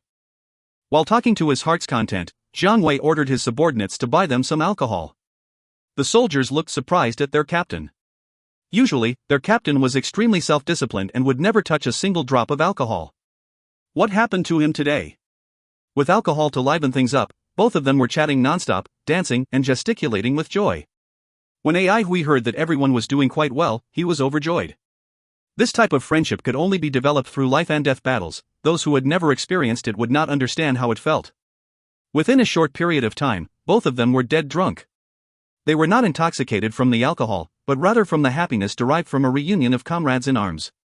Both of them had no idea how dead drunk they were. Countless citizens of Peace City had trouble falling asleep. See Pacific Enterprise. Found it, reported Fu Rinxian. John Wei, a survivor from the Central Pine City. After leaving Central Pine City, he joined the Sky Edge Division. Because of his outstanding military service, he was promoted to a small captain. John Wei's fighting style is firm and steady, possessing exceptional abilities. He is highly recognized by his higher-ups. This can be seen from the fact that they transferred him from the front line to Peace City. Furthermore, he has a rather close relationship with Shi Shueman, as both of them were comrades in arms during the Battle of Central Pine City. This time around, he arrived at Peace City by taking the God-subduing mountain. Fu Rinxian reported solemnly. John Wei held great power by leading a team to take over the mayor's residence. From the task given to him, one could tell that he had boundless prospects. As for Shi Shueman, she was known to everybody. Wang Han and John Wei have an extraordinary relationship. I have just received news that both of them were drinking and chatting merrily for the entire night. According to our investigation, Wang Han arrived at Peace City 3 years ago. That happens to be the time when the Battle of Central Pine City ended. We suspected that Wang Han might be a survivor from Central Pine City. This possibly explains his relationship with John Wei. However, when we searched through the database of the Battle of Central City, we did not find anyone with the name Wang Han. Soon after, we suspected that Wang Han might be a false name. Eventually, we managed to determine his real identity. His real name is Ai Hui. Ai Hui? Fu Yangwu had a pensive look on his face. I have heard of this name somewhere before. It's him. Fu family's oldest daughter muttered as her face turned pale. Fu Rinchuan's face became pale as well. With a slight tremble in his voice, he continued, Ai Hui, a citizen from the old territory. He worked as a laborer in wilderness for 3 years. He is one of the 2 survivors from that batch of laborers. He is an average individual with mediocre natural capabilities. After he finished his stint at wilderness, he applied to study in induction ground. Eventually, the induction ground made an exception and accepted him as a student. Subsequently, he received teacher Wang Shouchuan's recognition, who later accepted him as a disciple. After the blood catastrophe broke out, Ai Hui led a team and fought desperately to save Central Pine City. He had achieved outstanding military merit and obtained the nickname, the Lightning Blade. Fu Yangwu finally responded and cried in alarm, that renegade cum murderer. Shut up! Fu family's oldest daughter sternly berated Fu Yangwu, a rarely seen sight. Am I wrong to say that? Isn't he the one who killed his master with his own hands? Fu Yangwu retorted. The Battle of Central Pine City was a distant and fuzzy memory to many people. In the past 3 years, there had been numerous major battles. However, the incident where Ai Hui killed his own master still remained fresh in countless people's memory. Ai Hui, a highly controversial fighting genius, had single-handedly saved Central Pine City. However, when he killed his master with his own hands at the critical junction, it stirred up a huge controversy and provoked countless debates over the incident. Sky Edge Division and Infantry Division had tried to enlist the fighting genius, but there were a lot of strong objections from the people within the 2 divisions. There were even some people who said that they would beat up Ai Hui if he was to enter the 13 divisions. However, in the end, Ai Hui did not join the 13 divisions and vanished without a trace, seemingly as if he had disappeared from the world. No one had expected Ai Hui to be in Peace City. The Fu family's oldest sister stared coldly at Fu Yangwu and reminded him, if you don't want to create trouble for our family, you'd better keep your mouth shut. I don't think it's as bad as you think, big sister. What makes you think he can create troubles for us single-handedly? Fu Yangwu defended himself. That's what the Sha family thought too, Fu family's oldest daughter replied coldly. Fu Yangwu was speechless. After the last battle, the Sha family was destroyed, completely destroyed. They witnessed how the unstoppable Sha guards were decimated by Ai Hui with their own eyes. Fu Yangwu was rash, but he was not stupid. This Ai Hui is indeed a strange individual. How can he be so powerful when he has just attained elemental externalization? It doesn't make any sense. I don't understand how he won the battle. Didn't you say he is an average individual with mediocre natural abilities? If that's case, why is he so powerful? He is an individual who saves the entire city by himself. It's normal that you can't understand him, the Fu family's oldest daughter answered coldly. Fu Yangwu knew that he had offended his big sister and quickly begged for forgiveness. Big sister, you better not offend him, he is a dangerous man. The Fu family's oldest daughter was concerned about Fu Yangwu and reminded him once more with a serious tone. Big sister, don't worry, I won't spout any nonsense outside, Fu Yangwu quickly replied. This time around, Peace City is going to be lively. Fu Rinxian felt a slight headache as well. This time around, Aihui has more than 5 drought fire lotuses. Since when does the market have so many drought fire lotuses? There's going to be a lot of people drooling over them. Drought fire lotus has always been unsellable due to the lack of market for it. At this point of time, a subordinate hurriedly brought a piece of intelligence to the Fu family's oldest sister.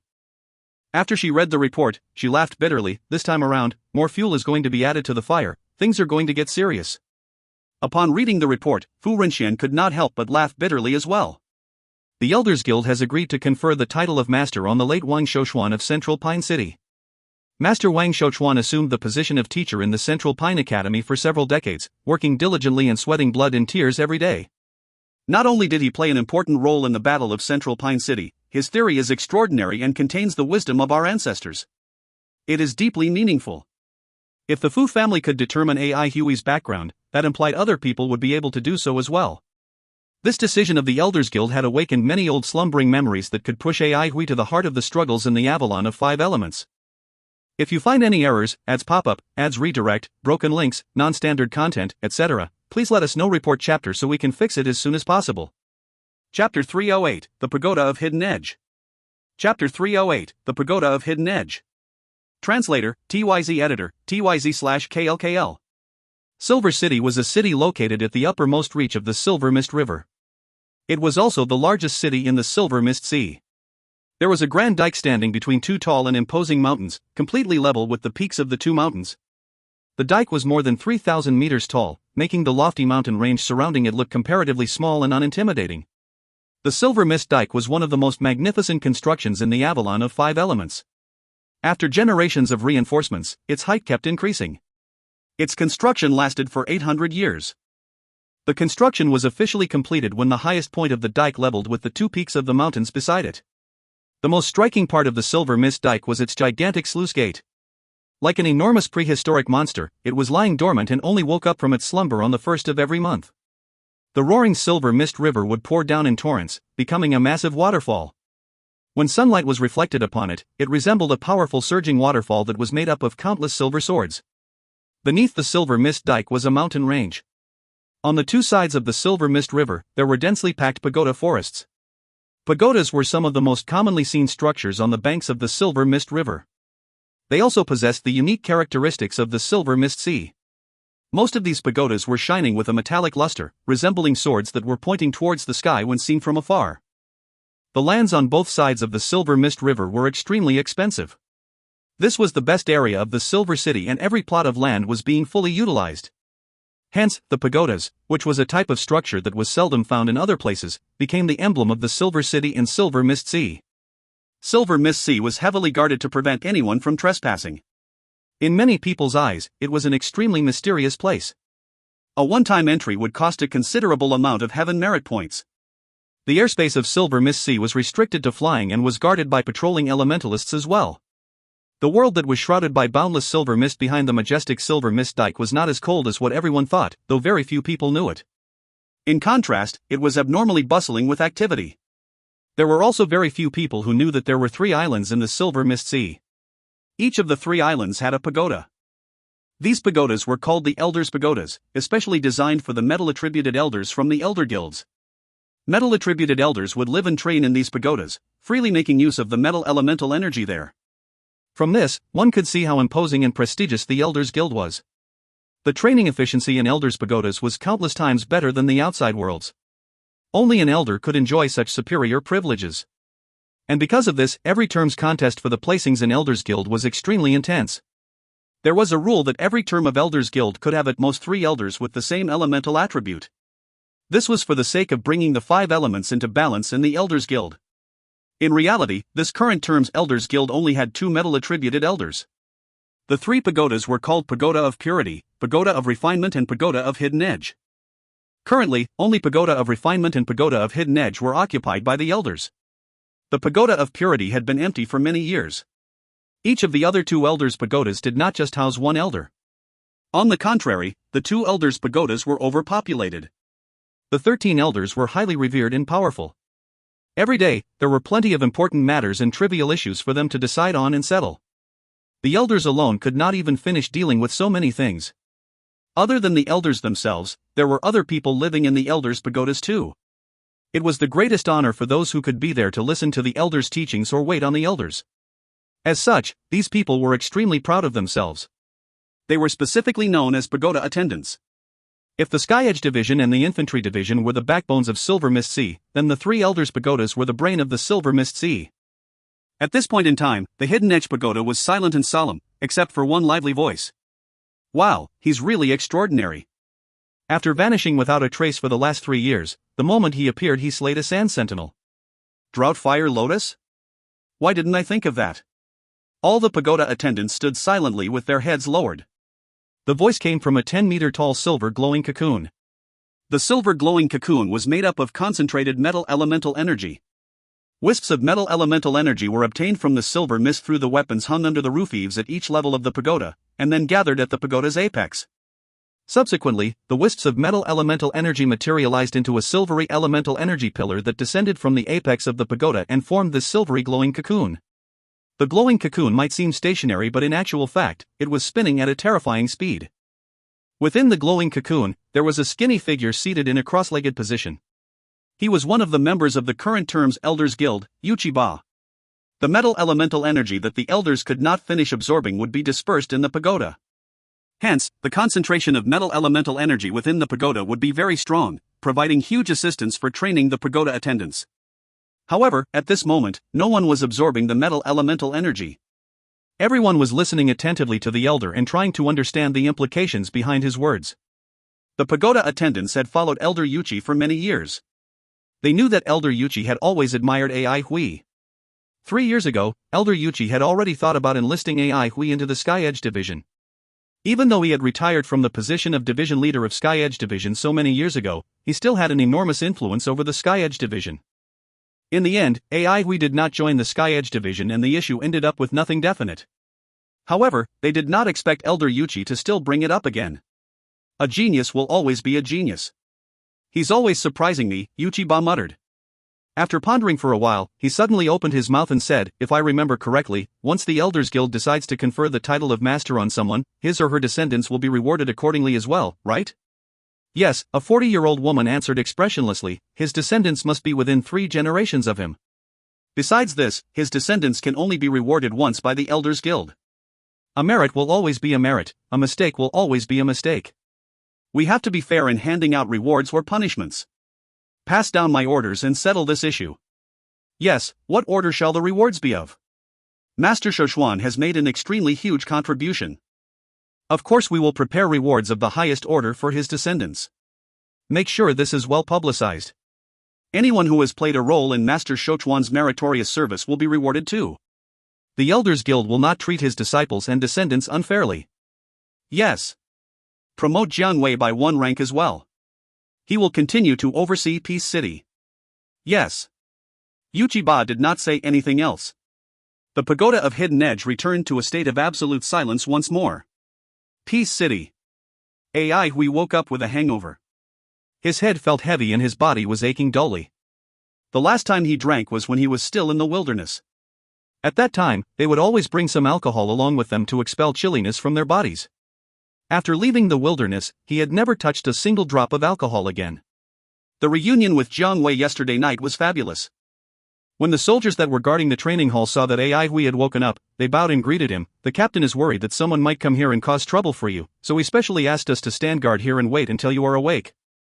Since you're already awake, we shall take our leave. Goodbye. These few soldiers were very respectful to Ai Hui. Firstly, it was because the abilities Ai Hui displayed were really powerful. Secondly, they could tell that Ai Hui's relationship with Jiang Wei was extraordinary. After they'd bidden farewell to Ai Hui, they left immediately. Having just arrived at Peace City, they had a multitude of issues to tackle. Ai Hui felt a tinge of warmth in his heart. He knew Jiang Wei cared about his safety and ordered his soldiers to stand guard at the training hall. When he saw his completely devastated training hall, he could not help but chuckle bitterly. The entire training hall was almost destroyed. Even half of his warehouse had collapsed. All of the captives from the Sha family had died in the process. Sha Wuduan did not hold back his offensive attacks on Ai Hui. AI Huey's plan to use the captives to make money had completely gone down the drain. If not for the fact that Lulan's seclusion area was well hidden and heavily defended, AI Huey might really be worried that the Sand Sentinel would affect Lulan's upgrading process. Upon thinking back to the battle, he felt that the whole process was hair-raising and extremely dangerous. A slight mistake would cost him his life. Furthermore, when he thought about the materials and money he had expended, he felt heartbroken. Luckily, he had the Droughtfire Lotus seeds. They were a pleasant surprise to him. He never thought that the Droughtfire Lotuses could bear Fire Lotus seeds. All along, he only planned to use the Droughtfire Lotus's ability of devouring Earth elemental energy to deal with his enemy and achieve victory. The conditions needed in order to make Droughtfire Lotuses bear Lotus seed heads were extremely demanding. Even those naturally grown Droughtfire Lotuses might not ever bear the Lotus seed heads. That was because the surrounding Earth elemental energy was not sufficient, causing them to die of malnourishment. AI Huey did not expect the Shah family to bring out the Sand Sentinel. He also certainly did not expect the Shah guards to devour each other and form the Sand Sentinel. This concentrated the Earth elemental energy within their Sand Sentinel to a point which exceeded the usual Sand Sentinel's energy. The Droughtfire Lotus seed heads came as a surprise to him. There wasn't just one of them, but 5. AI Huey carefully took out the Droughtfire Lotus seed heads. He had never touched such high-grade material before. He could not help but look at them with curiosity. Naturally, the seeds that were born from such extreme plants were extraordinary. The Droughtfire Lotus seed heads were the size of a baby's palm. They were smooth and soft, and they were dark red in color. The seeds within them could be seen clearly as well. Every seed was covered with a thick and solid outer shell. Indistinctly, one could see a wisp of fire flickering within each seed. That wisp of fire was called Lotus Heart. Droughtfire Lotus was a wood-attributed plant and it fed on earth elemental energy. However, the fruits that it bore were purely fire elemental in nature. One could not help but praise the Creator for creating such a wondrous plant. The wisp of fire was a dry fire. Anything in this world that possessed two completely opposite elemental attributes was usually considered an extremely valuable material. The most valuable part of the Droughtfire Lotus was those dry fire-made lotus hearts. AI Huey did not know much about fire-attributed materials as he was metal-attributed. As for Lulan, he needed earth-attributed materials. The reason why AI Huey knew about Fire Lotus seeds was because the lotus hearts of the Fire Lotus seeds were top-grade materials for training the Sky Palace. Among the 5 residences and 8 palaces, the Sky Palace was the most special and mystical one. The Sky Palace was usually involved with psychic attacks. However, one's mind was formless and was extremely difficult and dangerous to develop. This was also the main reason why there were very few people that specialized in developing their Sky Palace. Everyone knew the benefits of having a powerful Sky Palace. Even if ordinary individuals did not dare to develop their Sky Palace, they would still think of ways to improve it. As such, a top-grade material, like the Fire Lotus seeds, naturally became the material that was highly sought after by people. The Fire Lotus seeds were extremely useful for an elementalist like AI Huey who specialized in developing his Sky Palace. AI Huey carefully plucked out a Fire Lotus seed from one of the Droughtfire Lotus heads. As the Fire Lotus seed made contact with his hand, he did not feel any burning feeling, but rather, an ice-cold one. The color of its outer shell was dark red, so dark that it almost looked black. As AI Huey lifted it closer to his eyes to examine it, he discovered that there were fine veins growing all over it that could not be easily seen by the naked eye. When AI Huey tried to determine what these veins were, the elemental energy in his body suddenly began to surge, giving him a shock. He immediately closed his eyes and did not look at the veins on the outer shell anymore. At this moment, the skin of the Fire Lotus seeds in his hand suddenly emitted a faint glow. If you find any errors, ads pop up, ads redirect, broken links, non-standard content, etc., please let us know. Report chapter so we can fix it as soon as possible. Chapter 309, Skyheart Flaming Lotus Lamp. Chapter 309, Skyheart Flaming Lotus Lamp. Translator, Irene Editor, TYZ/KLKL. The faint light lit AI Huey's face up and he felt the thread of warmth flow between his brows. In the Sky Palace, a lotus flower lamp suddenly glowed brightly as the flame in the center of the petals became bright and concentrated. A roll of golden scripture surrounded and circled around the lamp fire. The words on the scripture were unclear no matter how closely AI Huey tried to look. Following the circling of the golden scripture, an indistinct and faintly discernible sutra-chanting voice echoed through his Sky Palace. Wisps of black smoke grew and were released from all parts of his body, moving quietly like a beast upon smelling something fishy. AI Huey's face was quickly enveloped by a layer of thick black smoke. It was as if he was wearing a mask made of fog. The black smog wriggled like little weird and dangerous poisonous worms. Cold and malevolent, it rushed unceasingly towards the space between AI Huey's brows. The black fog curled up within his sky palace as the lotus flower lamp pulsed unhurriedly. The circling golden scripture surrounding the flames spun just like before, making a full circle. The black smoke burned cleanly and completely at mere contact with the scripture in flames. But, as if feeling nothing, the black smog continued pouncing on the lotus flower lamp within AI Huey's sky palace. The smog enveloping AI Huey's face gradually faded. The malevolence reduced greatly as an indescribable peace and calm started to appear on his face.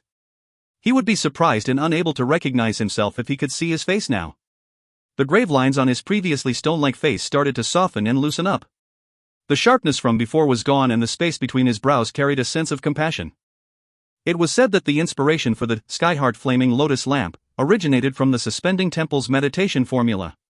Ancient meditation meant inner peace, calmness, and freedom from suffering. It was hard to tell how much time had passed. AI Hui woke up slowly from this tranquility and was surprised to feel an inexpressible sense of comfort in his whole body. It was as if he had been cleansed thoroughly, both inside and out. Completely thoroughly. Right, this was the feeling. Even his bones felt lighter. AI Hui supposed he could start to float if there was a gust of incoming wind. This was the first time he'd felt this relaxed and at peace, so even he himself was rather shocked. After observing his condition thoroughly, he fell into even greater shock. The qi and blood flow in his body was exceptionally smooth and full of vigor. Unlike the sluggishness from before, it was completely unobstructed now. Even the little internal and hidden injuries within his body were gone at this point. Skyheart Flaming Lotus Lamp had its own unique qualities which enabled it to cultivate the Sky Palace independently and become an absolute art. It could bring inner peace and calm to people. While there was not much use for this on the battlefield, it was a fundamental inherited nourishment. It could purify one's body continuously to purge any contamination within the body, so as to improve the body's constitution. It was said that upon mastering it, one could start practicing the legendary Skyheart Pure Body, which was intimately connected with elemental energy. Of course, this was only a legend. Until now, there hadn't been anyone who'd practiced Skyheart Pure Body. But the older generations that practiced absolute arts lived long. Compared to the unique aspects of Skyheart Flaming Lotus Lamp, this absolute art faced much more apparent abuses. While it could improve one's body constitution, it was a very slow process where a day felt like 10 years. The practicing elementalists would have been above 40 years old by the time they were almost done mastering it and had greatly improved their affinity with elemental energy. If a practitioner had already missed the golden age for training, even if doing it could improve his aptitude, it wouldn't be of much use. AI Hui chose Skyheart Flaming Lotus Lamp, mainly because it was cheap. All along, very few people practiced this technique, so the number of heaven merit points needed for this was the lowest as compared to many other absolute arts. Once he reached the realm of 9 lotus petals, he could effectively restrain psychic attacks, preventing evilness from invading. Blood of God's psychic attacks were strange, ever-changing and difficult to guard against. It was very important for AI Hui to possess this ability to curb the attacks. Improving his body constitution was just a convenient bonus. But things were all different with the fire lotus seeds. AI Hui stared with his bright eyes at the drought fire lotus seed heads on his hand and counted them meticulously. There were 5, some big and some small, and there was a total of 92 lotus seeds. His thoughts fell on the Skyheart Flaming Lotus Lamp in his sky palace. It had a total of 5 petals and one of them was slightly smaller than the rest. And before this, AI Hui clearly remembered that there were only 4 petals on that lotus flower lamp. The efficacy of the fire lotus seeds far exceeded AI Hui's expectations. If he were to absorb all 92 fire lotus seeds, what base level could his Skyheart Flaming Lotus Lamp reach? Without hesitation, AI Hui took a fire lotus seed and started practicing. He focused and felt the growth of the Skyheart Flaming Lotus Lamp, as 5th petal more clearly this time. On his 4th fire lotus seed, the 5th petal was as big as the rest. The lamp's flame was much stronger and brighter than before. That roll of golden scripture revolving around the flames changed the most. It became more condensed and carried a more solemn breath. According to what he had learned from practicing for years, AI Hui knew that it was time to stop. He needed time to adapt to his completely new body. Good preparation was the key to success when it came to all breakthroughs. Blindly relying on external objects would bring rapid progress, but only in the beginning. As one reached a higher base level, the hidden dangers developed from having a weak foundation would break out. In this aspect, AI Hui was exceptionally calm, neither arrogant nor impatient. The circulatory cycle revolution felt super smooth as the elemental energy evidently flowed much faster than before. AI Hui was pleasantly surprised to find out that the elemental energy sword pills within his body became gentler with each cycle. From before, there was a thread of sharp sword consciousness that remained in the pill. It felt as if there was a round rock with thorns moving within his body, which unknowingly gave him slight injuries. These fine bruises accumulated and turned into internal injuries over time. Such internal injuries were difficult to treat and they destabilized elementalists' fundamentals as well.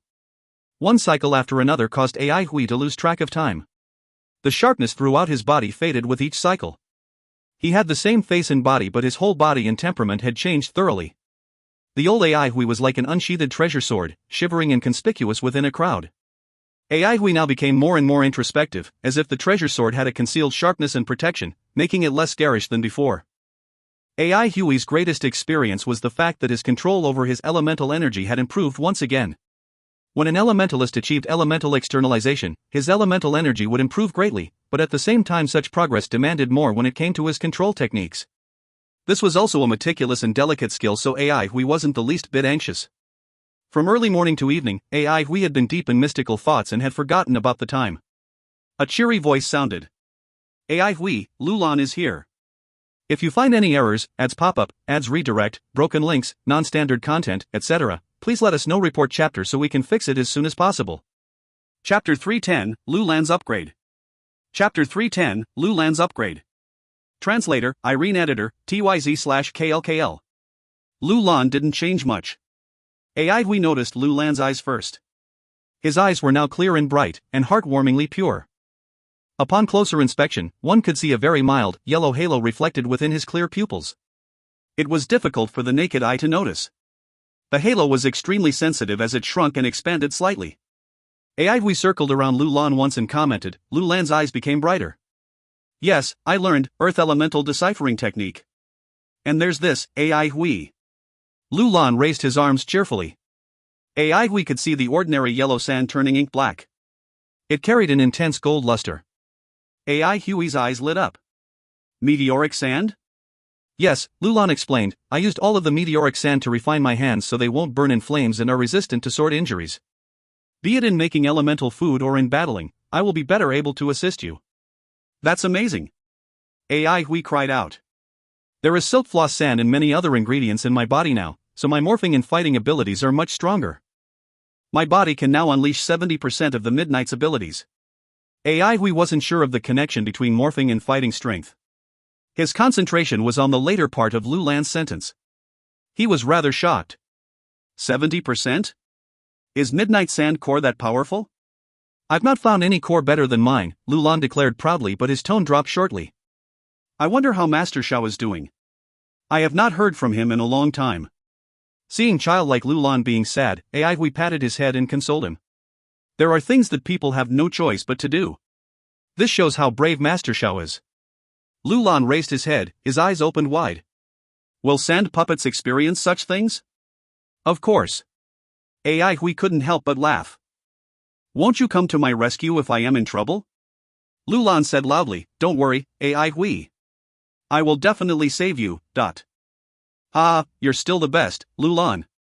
Bah, how inauspicious. Why would I be in trouble? AI Hui said with a wretched face. He then thought about the fire lotus seeds and took a lotus seed head out abruptly. Lulan, look at this. Lulan's eyes lit up at the sight of the lotus seed head. Drought fire lotus seed head, fire lotus seeds. So? Any suitable elemental soup in mind? AI Hui asked and started drooling. Yes, AI Hui, said Lulan. Thinking for a short while he continued, but more ingredients are needed. We don't need so much. 30 fire lotus seeds and the shell of the lotus seed head will be sufficient. AI Hui, can we use the rest of the fire lotus seeds to exchange for other things? No problem. AI Hui readily approved. Just then, AI Hui saw Jiang Wei standing by the door with a rather unpleasant expression on his face. Walking in and seeing Lulan, Jiang Wei's face brightened up significantly. Long time no see, Lulan, Lulan replied cheerily, long time no see, Jiang Wei. What happened? AI Hui inquired. With a bitter laugh, Jiang Wei responded, AI Hui, your identity has been found out. Oh. AI Hui replied simply. Hearing AI Hui's flat response, Jiang Wei couldn't help but ask, aren't you worried? Worried about what? AI Hui asked instead. It's going to be revealed someday. We know each other, a little effort is all it takes to trace my identity. It's no big deal. Plus, so what if my identity is exposed? Will someone find me bringing trouble? Jiang Wei answered anxiously, I'm worried about blood of God. Blood of God? Thinking about the blood plum blossom in his body, he replied, other than Shiyu, no one from there will find me.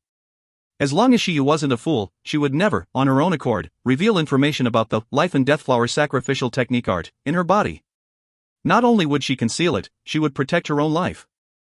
Otherwise, it wouldn't just be wasted effort but even her own safety would be an issue. If a strong player from Blood of God knew about this, he would simply kidnap Shiyu and him alive and wait for his blood plum blossom to fall out in order to retrieve it. That would then be a dreadful period where neither living or dying was bearable. Such a smart person like 1,000 yuan would not miss this fact. Although he wasn't aware of how confident AI Hui was, Jiang Wei laid his worried heart to rest. He had almost given himself a slap upon hearing the news. He knew that AI Hui would be the first victim since his identity had been exposed.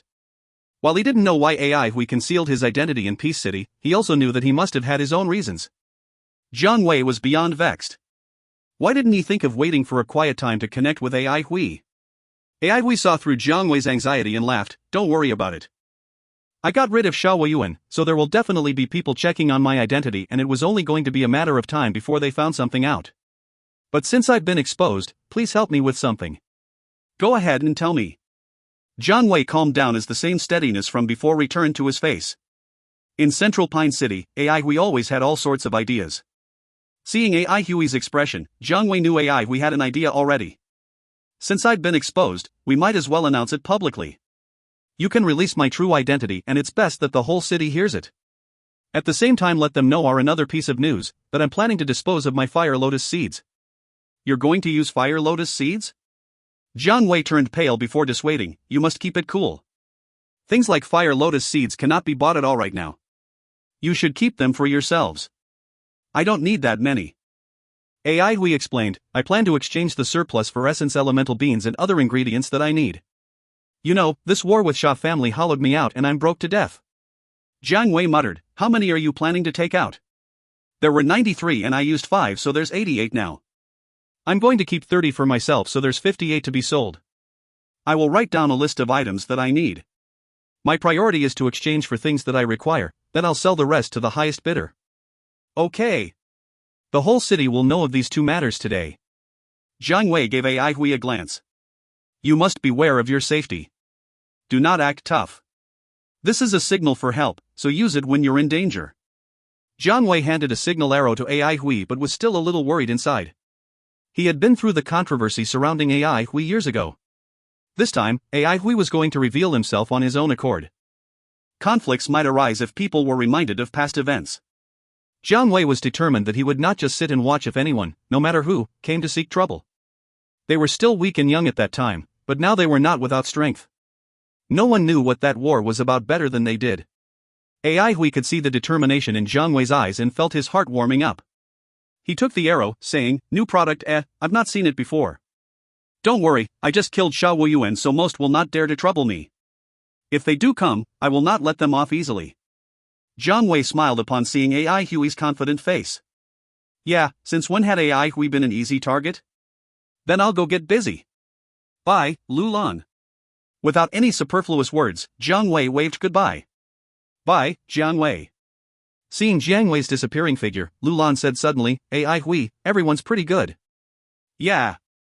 AI Hui nodded. Lu Lan, you gotta start working. Our training hall needs to be reorganized and tidied up. No problem. Lu Lan responded lightheartedly, but when he saw AI Hui picking up a broken wooden block and walking towards the main entrance, he couldn't help but ask, you are? Choose a new price. AI Hui replied without even turning his head. Soon, there was a newly hung wooden board on the main entrance of the swordsman training hall that said, fees, 200 essence elemental beans per person. Publicity, good or bad, was still publicity. If he did not use this chance to jack the price up, he would simply be letting down his empty purse and conscience. AI Hui shook his head and swaggered his way back in. God-subduing peak flew speedily as the shadow casted by its summit swept past violently like a beast stuck to the ground. Alarmed cries could be heard wherever God-subduing peak passed. Whenever she had the time, sure Shueman would be practicing since, counting just training venues alone, there were about 7. There were also quiet rooms designed for meditation and there were wide ones for actual practicing of skills. A stern-looking middle-aged man in gray garments and cloth shoes stood perfectly straight, his short hair stiff like steel wires. His short mustache was well managed and he looked clean overall. His gaze was like lightning as he observed Sure Shueman, who was practicing in the training hall. There were no wisps of elemental energy waves around Sure Shueman. Her moves looked very ordinary. The middle-aged man looked on in admiration nevertheless. Indeed, within the Sure family, she was the one who was most likely going to continue Sure Beihai's legacy. Not even a strand of Sure Shueman's elemental energy overflowed as she contained it well inside. What seemed like ordinary spear moves were actually difficult to execute and control. Upon attaining elemental externalization, the barrier between elementalists and nature's elemental energies was broken, and utilizing the energy became second nature to the elementalists. Yet, Sure Shueman did the very opposite. She controlled her elemental externalization without releasing it. Such training allowed her spear mastery to go to an even higher base level. Sure Shueman held her spear vertically beside her as the fog lingered on around her whole body, surging ceaselessly without scattering. She opened her eyes, exhaled deeply and the surrounding fog started to dissipate. She then walked toward the exit. The middle-aged man praised her, saying, "Soon enough, among the younger generation, no one will have better spear mastery than you do." "You flatter me, Uncle Chui. Please guide me along." Sure Shueman replied respectfully, satisfaction absent from her face. Uncle Chui was the real deal in God-subduing peak. He was Master Chui Tianzhang. Without a master overseeing it, no one would dare to underestimate such a heavy weapon like God-subduing peak. Chui Tianzhang was very close to Sure Beihai and was asked by him to guide Sure Shueman since he had the qualifications. Chui Zhangtian said in a low voice, "You may be lacking in certain areas but even jades have their flaws, so don't worry about it. You have a strong foundation that no one can compete with. You are on the right track, so as long as you remain patient and continue this way, you can rise up to be one of the strongest." Sure Shueman bowed. "I'll remember your wise words well." Chui Tianzhang gave a slight smile. "I'll practice with you from tomorrow onwards." Sure Shueman was overjoyed. "Thanks, Uncle Chui." Uncle Chui caught sight of Sang Jijun, who was standing not far away. With a "go get busy," he turned around and left. Only when Chui Tianzhang was no longer in sight did Sang Jijun rush over to give her report. "Shueman, look, dot." She took the report over and gave it a few glances. Her eyes lit up and blurted out, "So he's here." Seeing Ai Hui's open declaration of his identity, she felt somewhat suspicious. What is this fellow trying to do? She knew clearly that Ai Hui was someone who would not get up early if there were no benefits, so he definitely wasn't the kind to act without thinking. If you find any errors, ads pop up, ads redirect, broken links, non-standard content, etc., please let us know. Report chapter so we can fix it as soon as possible. Chapter 311, Fervor. Chapter 311, Fervor. Translator, JL Editor, TYZ/KLKL. It turns out that Wang Han is the lightning blade. No wonder he is so brilliant. The Xia family has met their opponent and now they're done for. The monster that killed his teacher with his bare hands? It is a pity I am not strong enough. Otherwise, how can I let such a person exist in this world? The magnificent lightning blade is going incognito in our Peace City. What are his intentions?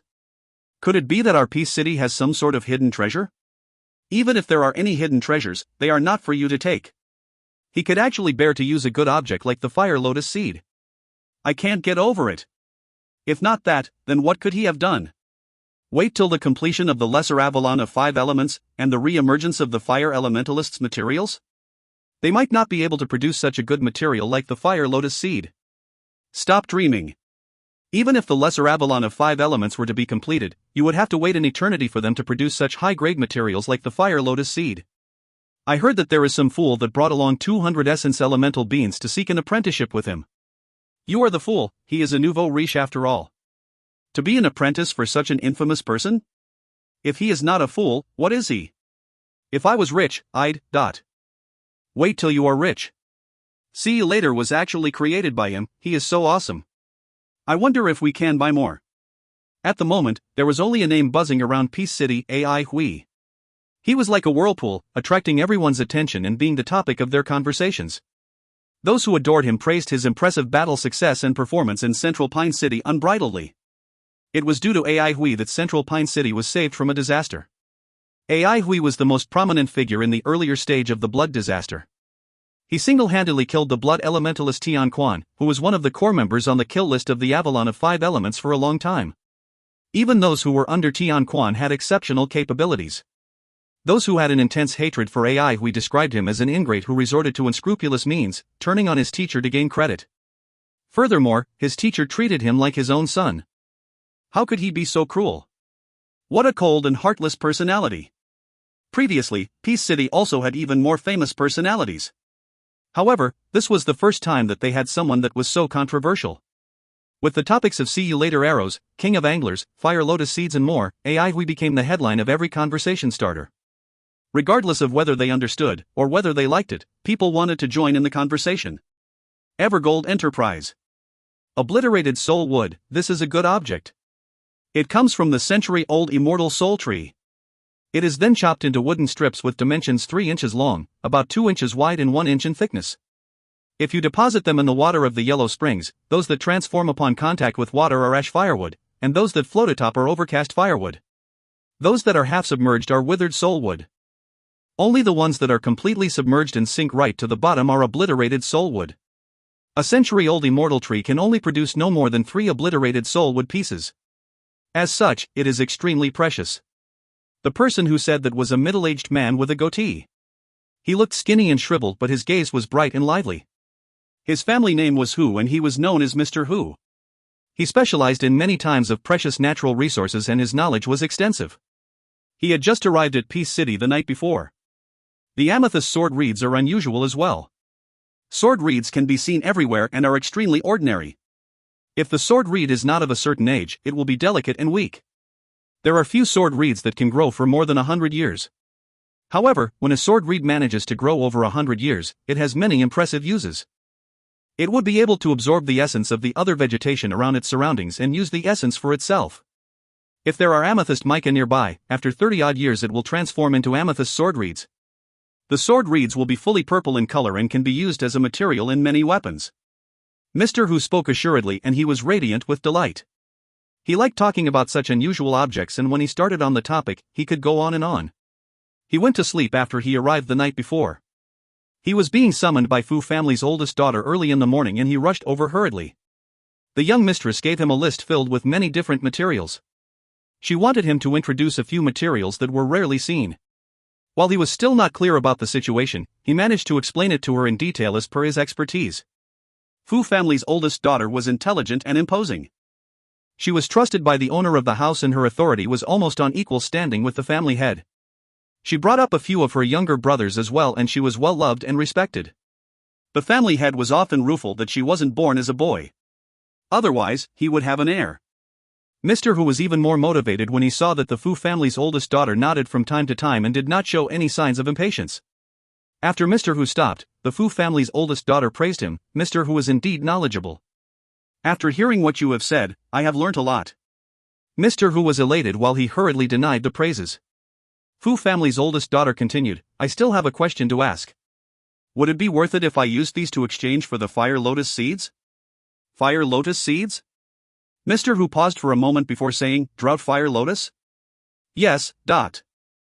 Exchange it. Mr. Hu said without hesitation and with an agitated expression, You do not know, but within the perimeter of where the drought fire lotus grows, the soil is dried up and there are no signs of life. It originated from the wilderness and after meticulous breeding from the wood elementalists, they managed to get a few seeds. Some of the wood elementalists started to grow it, but it led to the extermination of living things within a perimeter of 500 meters, which resulted in a disaster. The elders were furious and forcefully exterminated and prevented the breeding. The drought fire lotus is easy to grow, but it requires much ground elemental energy to produce any fire lotus seeds. It is extremely difficult. Now, the seeds of the drought fire lotus are mostly used by the wood elementalists as some sort of weapon. However, I have not heard of anyone that is willing to sell off fire lotus seeds yet. Mr. Hu said all these things rapidly. He paused momentarily. As such, the fire lotus seed is extremely out of the ordinary. It is usually used to train your sky palace as well. One effect of the fire lotus seed is to strengthen your state of mind.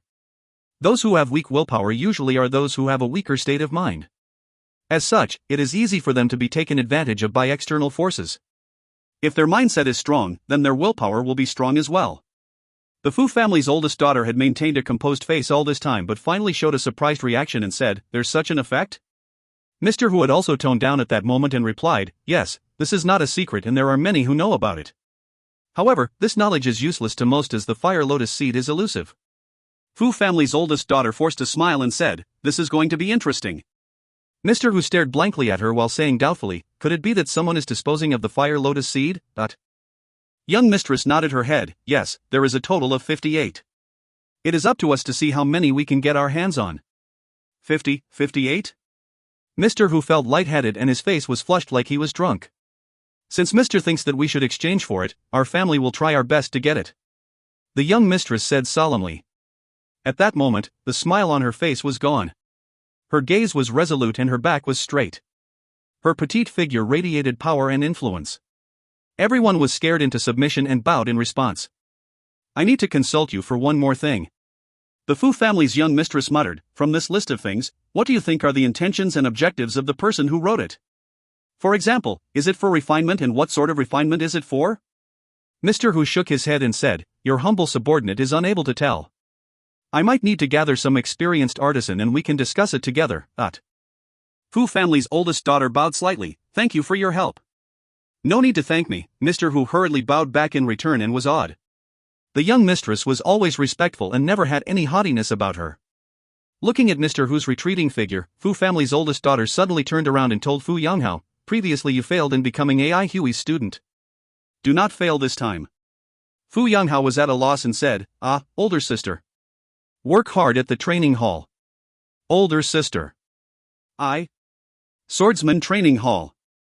AI Hui stared in surprise at the shop owner. That old face was more than familiar. While he had already released the list of things for a long time, he had never imagined that the first person to trade would be the boss of the store. "Definitely boss, I can't believe it. You are like the sage that disguises himself as an ordinary person." The shop owner gave a simple and honest smile, "It is nothing as compared to you.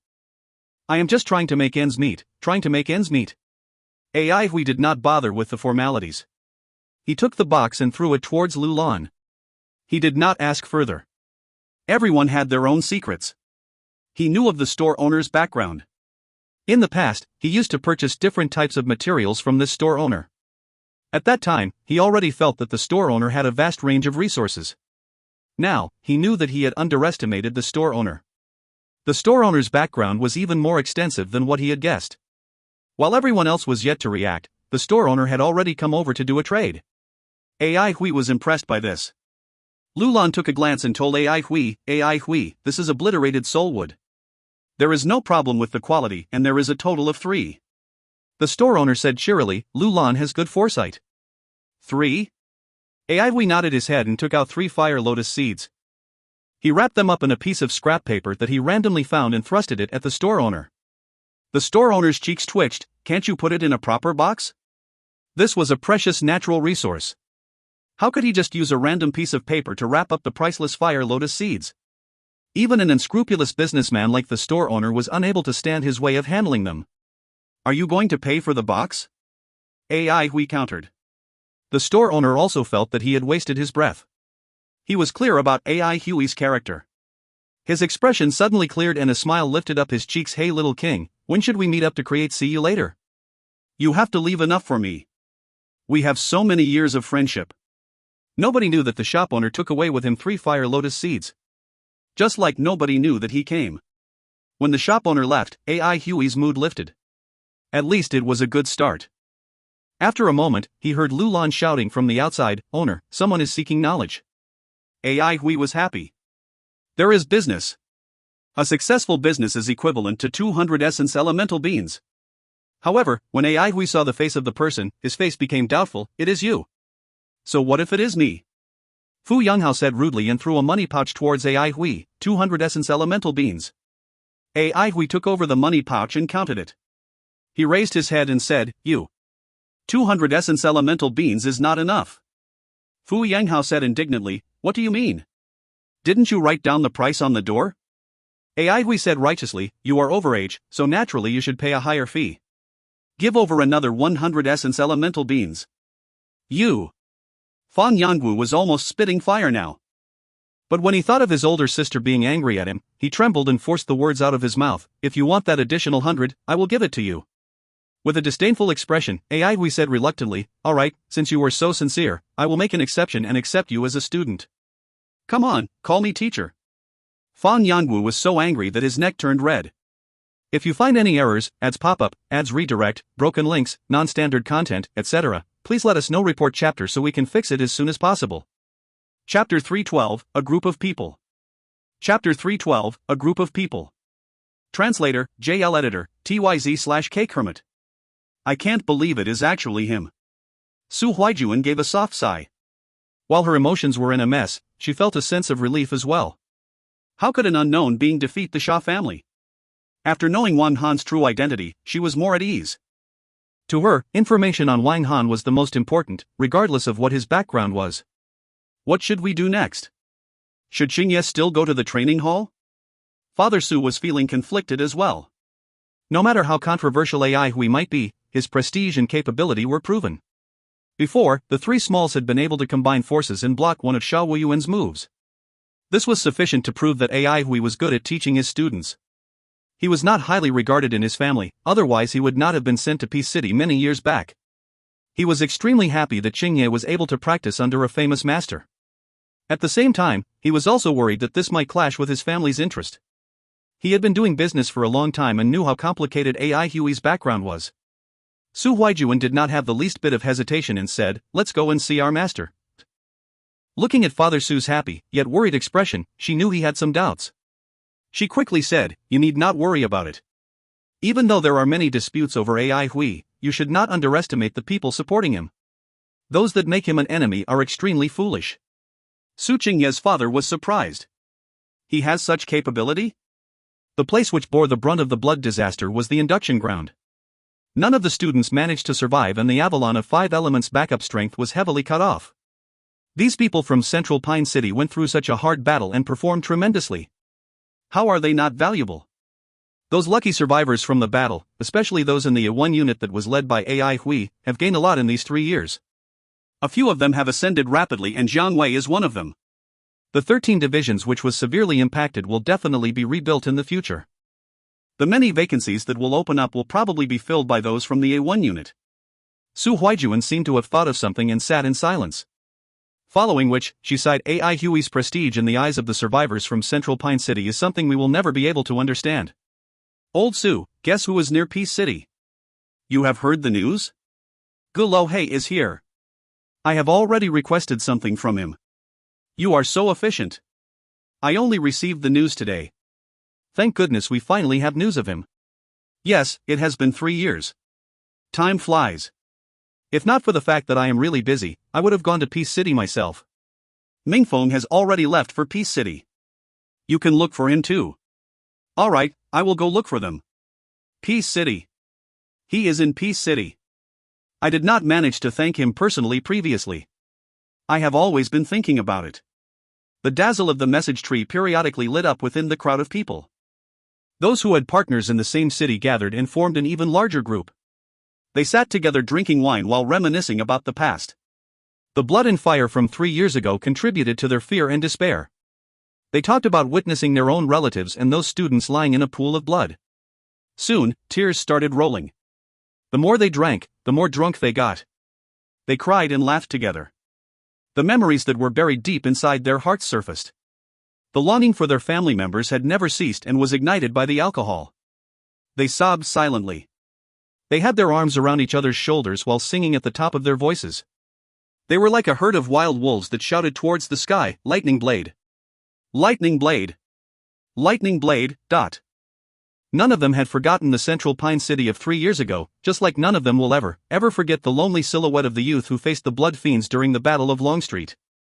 They would never forget the person who fought in the battle in the Heaven Pit. Similarly, they were unable to forget the scene where that youth stabbed the enemy in the back while soaring in the sky. They could not forget the back view of that youth who kneeled in front of the tombstone under the torrential rain. It was a figure they would never forget, and a feeling that only they could understand. That was enough for them. She leaned on the railings and unknowingly caught a glimpse of a silhouette walking hurriedly. She gave a light gasp in surprise. Quan Minglong, who was next to her, looked over as well and said smilingly, "Ah, Master Duanmu. After young Master Duanmu lost to my lady, he set up a society called the Society of Excellence. Compared to the past, he is keeping a low profile now." The relationship between Quan Minglong and Shiyu became tense after he was mocked in public by Shiyu.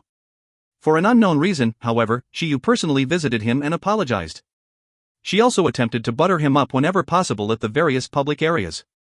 Pretty soon, his initial hard feelings towards her dissipated. Hearing the words Society of Excellence, her body turned rigid and she gave a sigh. Duanmu Huanghan had yet to forget about the induction ground. She suddenly thought of Ai Hui. That chap should still remember too, right? The hatred between Ai Hui and the blood of God was deeper than the ocean. However, who would care about the deep hatred of a flower slave? She pretended to be surprised and said, God Nation in Jadeite Forest was just about to form a sincere collaboration. The Society of Excellence is ill-timed, Quan Minglong said harshly, isn't that the case? There are many higher-ups who are displeased with him. However, he usually acts like that. He is usually arrogant and despotic, he does not take the big picture into account. Let's see how he salvages the situation in the future. Shiyu covered her mouth and laughed daintily. I can smell the jealousy over here. Quan Minglong let out a huge guffaw and was not the least bit angry. Instead, he liked being teased by Shiyu. All the other women who talked to him always spoke respectfully to him. He continued, I have no other choice. He is the Jadeite young master as well as a genius, so he can afford to neglect his responsibilities. People like me, however, still need to work hard. While saying the above, Quan Minglong's face was proud. In fact, he had the ability to be proud. Prior to knowing Shiyu, he'd lived life like a monk who was obsessed with training. In the Quan family famous for living it up, he was like a weirdo. After witnessing firsthand the battle between Duanmu Huanghan and Shiyu, he realized the disparity between him and Duanmu Huanghan in strength was not too far apart. This spurred him further. Also, Duanmu Huanghan breaking hearts everywhere he went enforced his notion that Duanmu Huanghan was the perfect example of someone who was not serious. Every time he saw Shiyu's beautiful and alluring face, a ball of fire rose in his heart. He wanted to become stronger, he wanted to defeat Duanmu Huanghan, and he wanted to get the beauty in front of him. Facing Quan Minglong's greedy and passionate gaze, Shiyu lightly ruffled her fringe. Hearing Quan Minglong's heavy breathing, she said carelessly, life is so boring. Does Minglong know about anything interesting recently? Share so we can pass the time. Quan Minglong let out a smile. He was already prepared for this. There are actually two items, and they are both related to our Jadeite young master. Astounded, Shiyu said, Minglong, say it quickly. Shiyu's look of anticipation allowed Quan Minglong to feel that his hard work had not gone to waste and he replied, the diplomatic mission from the Avalon of Five Elements is about to arrive and the one leading the team is Shueman, who once fought alongside our Jadeite young master. Shiyu, you are going to have a new opponent now. I heard that they have also brought with them a powerful weapon called God-Subduing Peak. God-Subduing Peak? Shiyu was slightly surprised, but gave a cold laugh. Let's see how they are going to subdue us. Many of them are displeased that the elders are using such a method to showcase their power, Quan Minglong replied. Shiyu blinked while saying, sure Shueman is a 1 in a million beauty. Doesn't Minglong want to take a look? Quan Minglong replied firmly, I only have Shiyu in my eyes. Nothing can waver my heart. Shiyu's glance wandered and she asked, what about the second item? A flicker of disappointment flashed across Quan Minglong's eyes. He had expressed his admiration toward Shiyu many times, but has never received a response.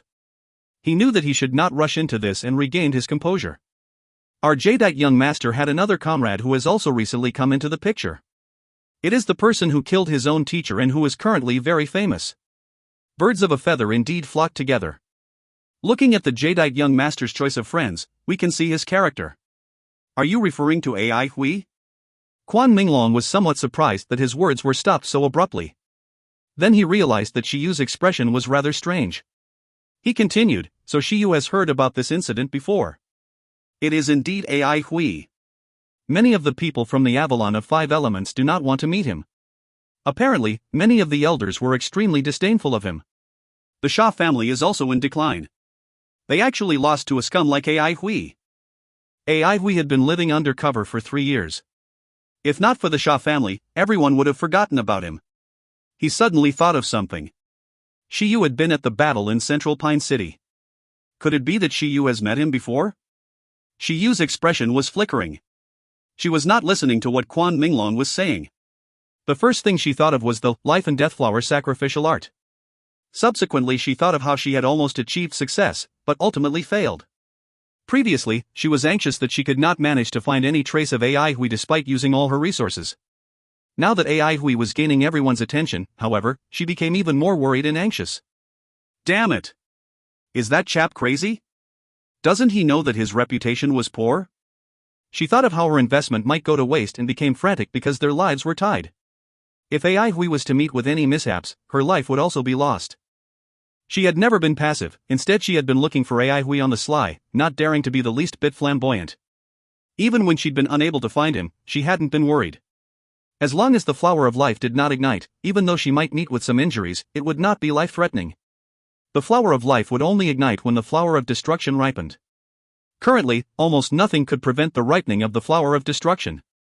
Despite this, the flower of life had been about to ignite, but was not yet ripened. It was the problem she worried about the most. Even for a person who was usually calm and composed, when she thought about the fact that she might lose her life at any moment due to that damn chap, her thoughts went into a whirl and she felt the chills. What should she do? Ask for help? Nobody would be able to help her. If any blood elementalist was to learn that her life and death flower sacrificial art was successful, she would become a lamb waiting to be slaughtered. No! She will not let any mishap befall AI Hui. Ruthlessness flashed past her eyes. She calmed down and her mind rotated at high speeds. If you find any errors, ads pop up, ads redirect, broken links, non-standard content, etc., please let us know. Report chapter so we can fix it as soon as possible. Chapter 313, Dragon Rice Training Hall. Chapter 313, Dragon Rice Training Hall. Translator, Irene. Editor, TYZ/K Kermit. This is a little gift from us. It is Qingye's good fortune to be able to receive your guidance. The father of Su Qingye respectfully offered AI Hui 200 essence elemental beans while Su Huijuan silently sized him up. Su Qingye opened his eyes wide in admiration as excitement filled his face. The Xia family was so powerful, yet they'd crumbled in front of Teacher. In the past, his aunt had always been wary of Teacher, but now that she remained silent, Su Qingye felt rather pleased. Plus, he could now focus on training in Swordsman Training Hall since his father no longer required his assistance at the shop. AI Hui looked at the money pouch in Mr. Su's hands but did not accept it. He shook his head, saying, "No need, Qingye's tuition fees have already been paid. Qingye, go train. The rest, please go back." Su Qingye was moved. He knew Teacher would treat them differently from the rest. He nodded and rushed into the training hall excitedly. Under Lu Lan's maintenance, the training hall regained its original layout. No signs of damage could be seen. Father Su and Su Huijuan made eye contact. They were both rather surprised. AI Hui's money-grubbing nature was a topic of ridicule in Peace City, but he had actually rejected their money. No matter how hard they tried to wrap their heads around this, they simply couldn't understand. Mr. Su did not know what to do. He used to feel unconstrained in front of AI Hui, but today, in front of the same person, he felt an unprecedented pressure oppressing him. Delighted, Su Qingye greeted Lu Lan loudly. "Morning, Lu Lan." Lu Lan replied happily, "Good morning, Qingye. Work hard today." "I will." Su Qingye hoisted his fist and ran towards the sandbox. Hearing the voices behind him, AI Hui felt happy inside but kept a straight face. He nodded at the two visitors before turning around to leave. "Why don't they have to pay the fees?" Fu Yanghao's unhappy voice sounded. "It's none of your business." AI Hui replied casually before walking past him. "You?" Fu Yanghao seethed with anger. Shortly, AI Hui returned and told him, "Almost forgot. I'm your teacher now, so please mind your manners." Fu Yanghao opened his eyes wide and glared at AI Hui, but saw not even the least bit of guilt on his face. AI Hui waved at Su Qingye. "Come over here, dot." Su Qingye rushed over immediately. "Teacher. This is your junior. Go teach him some basics." Fu Yanghao couldn't believe his own ears. His face stiffened up. Junior? AI Hui said with a stern face, "He's too old. His life will be hopeless if he continues this way. Double the training intensity temporarily. Lu Lan has many matters to attend to, so you'll be in charge of supervising him." Su Qingye's young and tender face glowed, as if he was a soldier who'd just received an important mission. He patted his chest and said reassuringly, "Don't you worry, teacher, I will look after him properly." AI Hui left in satisfaction without even looking at Fu Yanghao, who was dumbstruck at this point. Coincidentally, Zhou Wen and Hua Xiaoyun arrived. Upon seeing them, Su Qingye shouted happily, "Quick, come over. We have a junior." With regard to the fight against Xiao Weiyuan, the three smalls were feeling much better now. "Shut up. Who's your junior?" Fu Yanghao suddenly lost his temper. He flew into a rage, turning around to leave. "Hey, junior, you've not finished your training," Su Qingye called out hurriedly. Fu Yanghao cursed. "Training my ass, you really think you're great, don't you?" The three smalls made eye contact before simultaneously pouncing on him. "You guys better not force me. Hey, you're really hitting me. You guys are dead." "Aw." Fu Yanghao's bitter cries echoed throughout the training hall. In the warehouse, Lu Lan was analyzing the clips from AI Huey's latest battle. Every fine detail was recorded from start to finish. If not for the fact that there were sufficient Mirage beam pods inside the hall, it would have been challenging to obtain such clear images. Lu Lan had been analyzing them for a long time. There was a faint light ray in his eyes. The gentle glow resembled the light of dawn. His core, Midnight, had gotten stronger after he was upgraded. Lu Lan was the one who'd sorted out the veined patterns AI Hui had previously collected. It was thanks to his help that AI Hui could fix up the sword formation.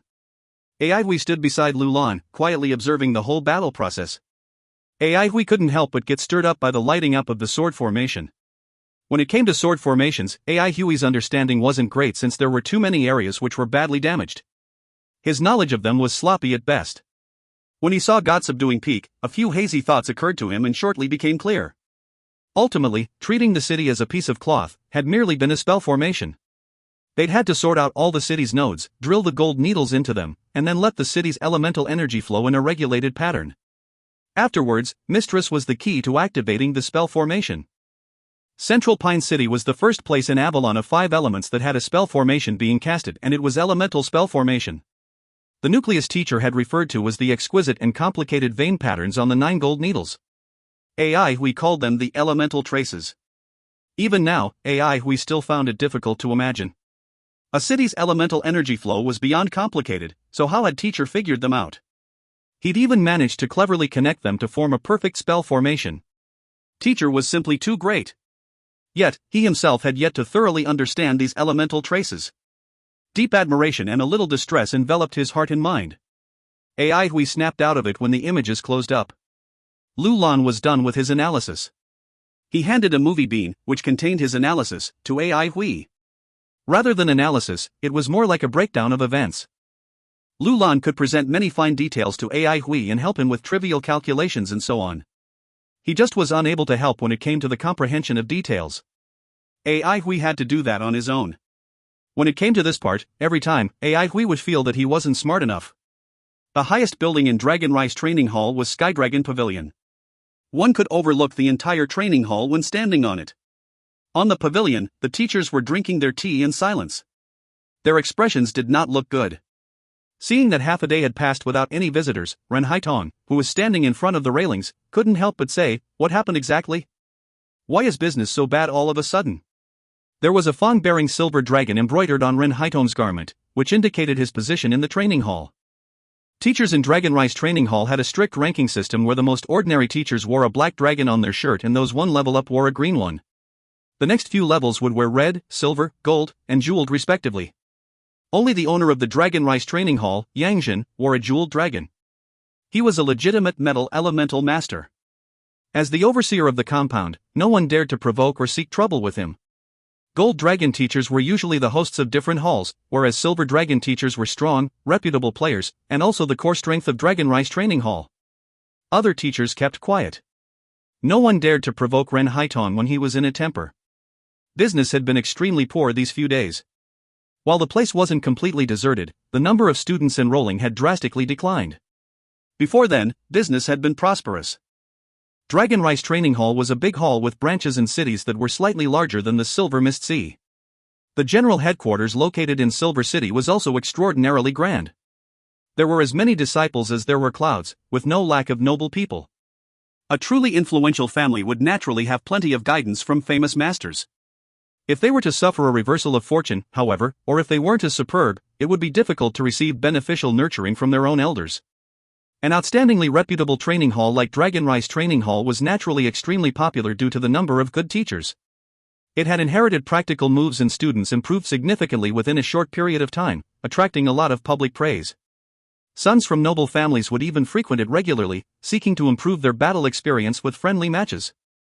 To the citizens of Peace City, the opening of a new branch of such a well-recognized and well-liked training hall was beyond appealing. From its opening day, people had been arriving in an endless stream to register for lessons. Following the confirmation of the news regarding the mini Avalon of 5 Elements, a huge volume of visitors flocked to Peace City, bringing even more business every day to Dragon Rice Training Hall. Nevertheless, everything changed when the Swordsman Training Hall's owner revealed his identity. Dragon Rice Training Hall initially hadn't been bothered by this. The ridiculous price of 200 essence elemental beans was simply a joke. Who would have expected that people would still go? Upon investigating, they realized that it was a noble visitor from the Evergold Enterprise. Unable to get a good grasp of that person's identity, Dragon Rice Training Hall did not dare to act recklessly. Luckily, no one else had been foolish enough to spend so much money. Yet, their own business had strangely been declining. Run Haitong became angrier the more he thought about it. Blast it, it's all because of that stupid Swordsman Training Hall. TSK, people might be afraid of that AI fellow, but I'm not. The branch master of Peace City's branch, Miao Hai, sat calmly on his seat of honor with his eyes shut, pretending not to hear anything. Nevertheless, he was in a poor mood as well. Being sent over to Peace City was a heavy responsibility for him. The training hall had spent a large sum of money to obtain inside information before opening the branch in Peace City. He knew this was a once-in-a-lifetime opportunity for him. Without the support of this training hall, it was going to be challenging for him to upgrade himself in this era where resources were becoming scarce. Despite this, he did not act blindly without thinking. AI Huey's identity was sensitive, and the flaming lotus seeds he'd thrown out had stirred up the whole city. He wasn't afraid of AI Huey's abilities, but at the same time, he knew very well how complicated the situation was in Peace City. A subordinate rushed over to Miao Hai's side and said in a low voice, "Master, there's news from headquarters." Miao Hai suddenly opened his eyes and sat up straight. He took the wooden case over, opened it, and took the tree leaf from within. There were no words on it. His heart trembled a little. This was news to be kept confidential. Headquarters would only use such a method when they had important instructions to relay. He channeled a wisp of elemental energy into the tree leaf and words started appearing on its surface. Shortly, the handwriting gradually faded and vanished. Miao Hai carefully placed the empty leaf back into the case. Upon raising his head, he noticed that all eyes were on him.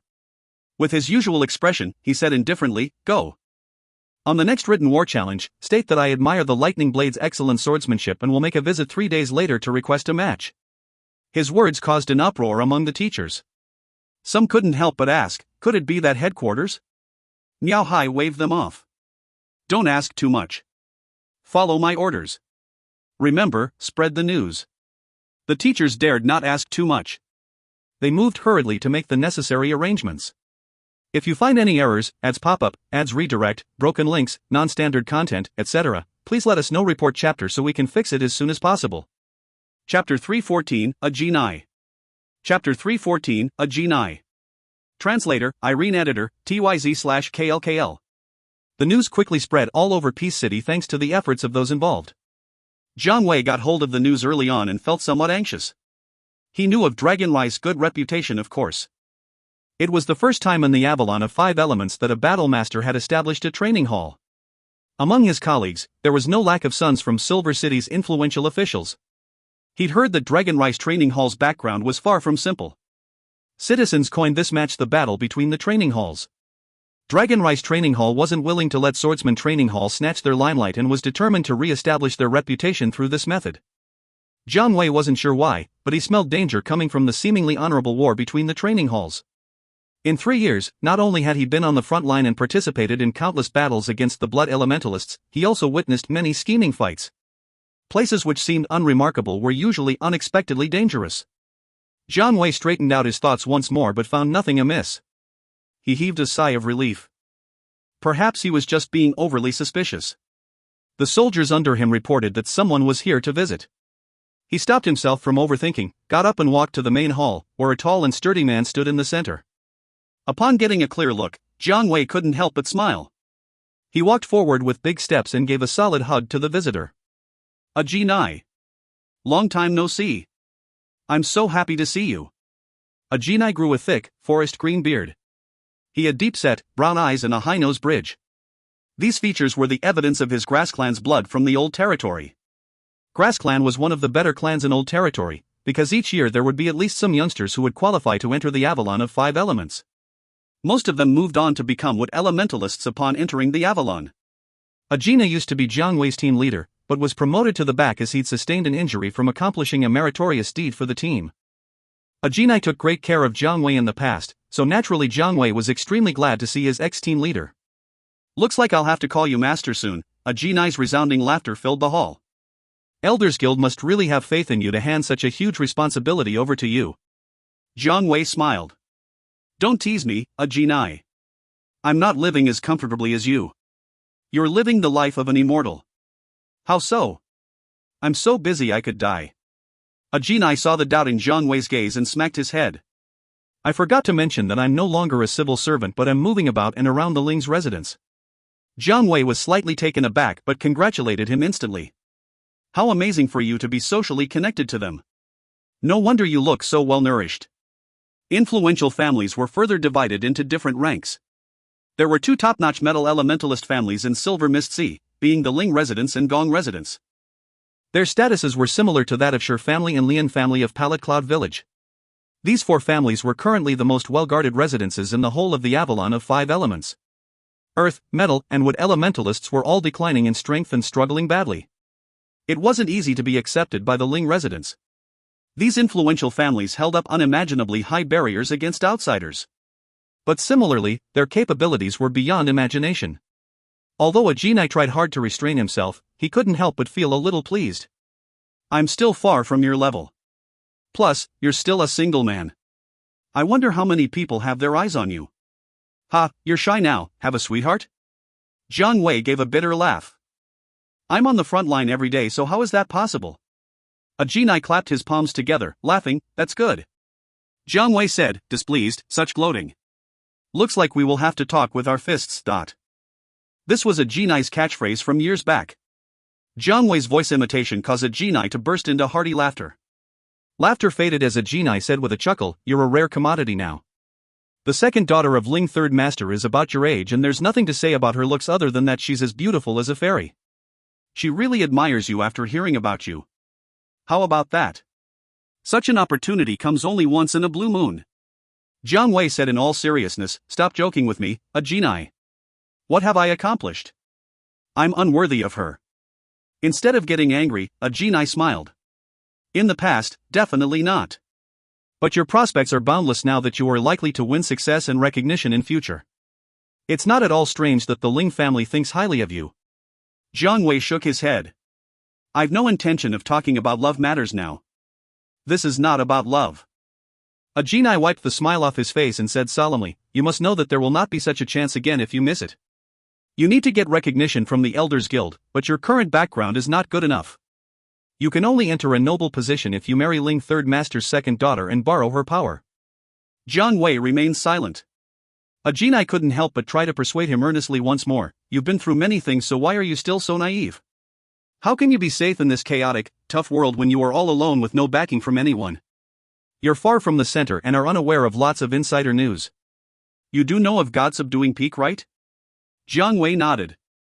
I've seen it. Ajinai added, what do you think of it? Jiang Wei replied with a low voice, treasure of the nation. That's right, Ajinai gave a nod. A few of those on the front line will provide a solid defense. The next few years will be for the Avalon to recuperate and accumulate strength. Rebuilding the lesser Avalon of 5 elements and 13 divisions are 2 of the agendas. The top priority is Master's Glory. 500 high-aptitude youngsters with sufficient moral characters will be selected in the so-called Master's Glory to receive special training from Elders Guild and eventually become masters. How is this possible? How can a master be cultivated so easily? Jiang Wei shook his head. Ajinai questioned, the power of Elders Guild is unfathomable. It's not something we can figure out. Take God Subduing Peak for example, have you ever imagined that something like this could actually be made? Jiang Wei was quiet. God Subduing Peak was indeed very impressive. As a seasoned soldier with rich experience, he knew very clearly that if this big fellow were to be on the front line, it could be of tremendous use and help. I might as well share some insider news with you. You're one of the 500 seeds. But have you thought about it? What happens when these people appear? How many empty seats will there be after reconstruction of the 13 divisions? It will be difficult to get a good position if you don't have any backing. You might get eliminated even with good qualifications. I'm not trying to scare you. Ajinai watched Jiang Wei attentively before continuing. Perhaps other families will find you, but who offers better terms than the Ling residents? Who's stronger than them? Ling residents is an influential family with a seat in Elders Guild. Jiang Wei asked all of a sudden, is Ai Hui one of the seeds? With Jiang Wei looking straight at him, Ajinai hesitated a little before shaking his head. No. But why? I'm not in the position to ask for details. Ajinai shook his head before adding, meaningfully, I know you're a sentimental person and you're not going to like what I'm about to say, but I still have to remind you. Stay away from him if you want to climb up. I understand. Jiang Wei looked calm, without any hint of joy or anger. Ajinai, this issue is too important. I'll need some time to consider. Ajinai nodded and warned, you're a smart man. I believe you'll make the right decision. Do not reject an influential family's symbol of peace. Not now, not ever. This world belongs to them. Thank you, Ajinai. Jiang Wei walked Ajinai to the door. Seeing Ajinai's disappearing figure, Jiang Wei turned around and went back into his room. He felt that he'd understood certain things. He took out a carefully preserved pile of leaves and started writing. Dragon Rise Training Hall? Ai Hui read the written challenge over and over again but could not wrap his head around it. Lulan, have we ever met them? Lulan answered in all certainty, no. So they're just bored? Ai Hui tossed the written challenge aside, mumbling to himself, challenging as he pleases? Is there such a thing? Lulan, go hang a sign, 500 essence elemental beans per challenge. Fu Yanhao, who was initially just listening in to their conversation, couldn't help but jump in, 500 essence elemental beans? Why not just rob somebody? Ai Hui looked at him as though he was looking at a fool. It is tiring to rob. How good is it to have people bringing money to our doorstep? Fu Yanhao became flustered. You? Ai Hui turned around and asked the three smalls, is he done with his training? No, they shook their heads in harmony. Harboring ill intentions, Ai Hui instructed, I'll double your trainings if he doesn't finish his today. Fu Yanhao blew up. Despicable. Before he could finish his words, he was manhandled by three pale-faced kids. They were aware that teacher meant every word he said and definitely wasn't joking. Ai Hui shook his head, muttering, there's a problem. He was in the limelight for recently defeating the Sha family, so what kind of concussed brains would want to find trouble with him at this point in time? Unless there was a deep feud, ordinary conflicts would not push them to knock on his door now. Ai Hui simply could not believe that they were initiating a battle when there was no strong animosity between both parties. Something must be going on. But whether or not that was the case, friendly matches weren't a problem as long as they came with the money. If they weren't going to pay up but still came over to challenge, he would have to take the money from them himself. Ai Hui quickly forgot about this matter. The signboard on the hall's entrance obviously became another hot topic of the city.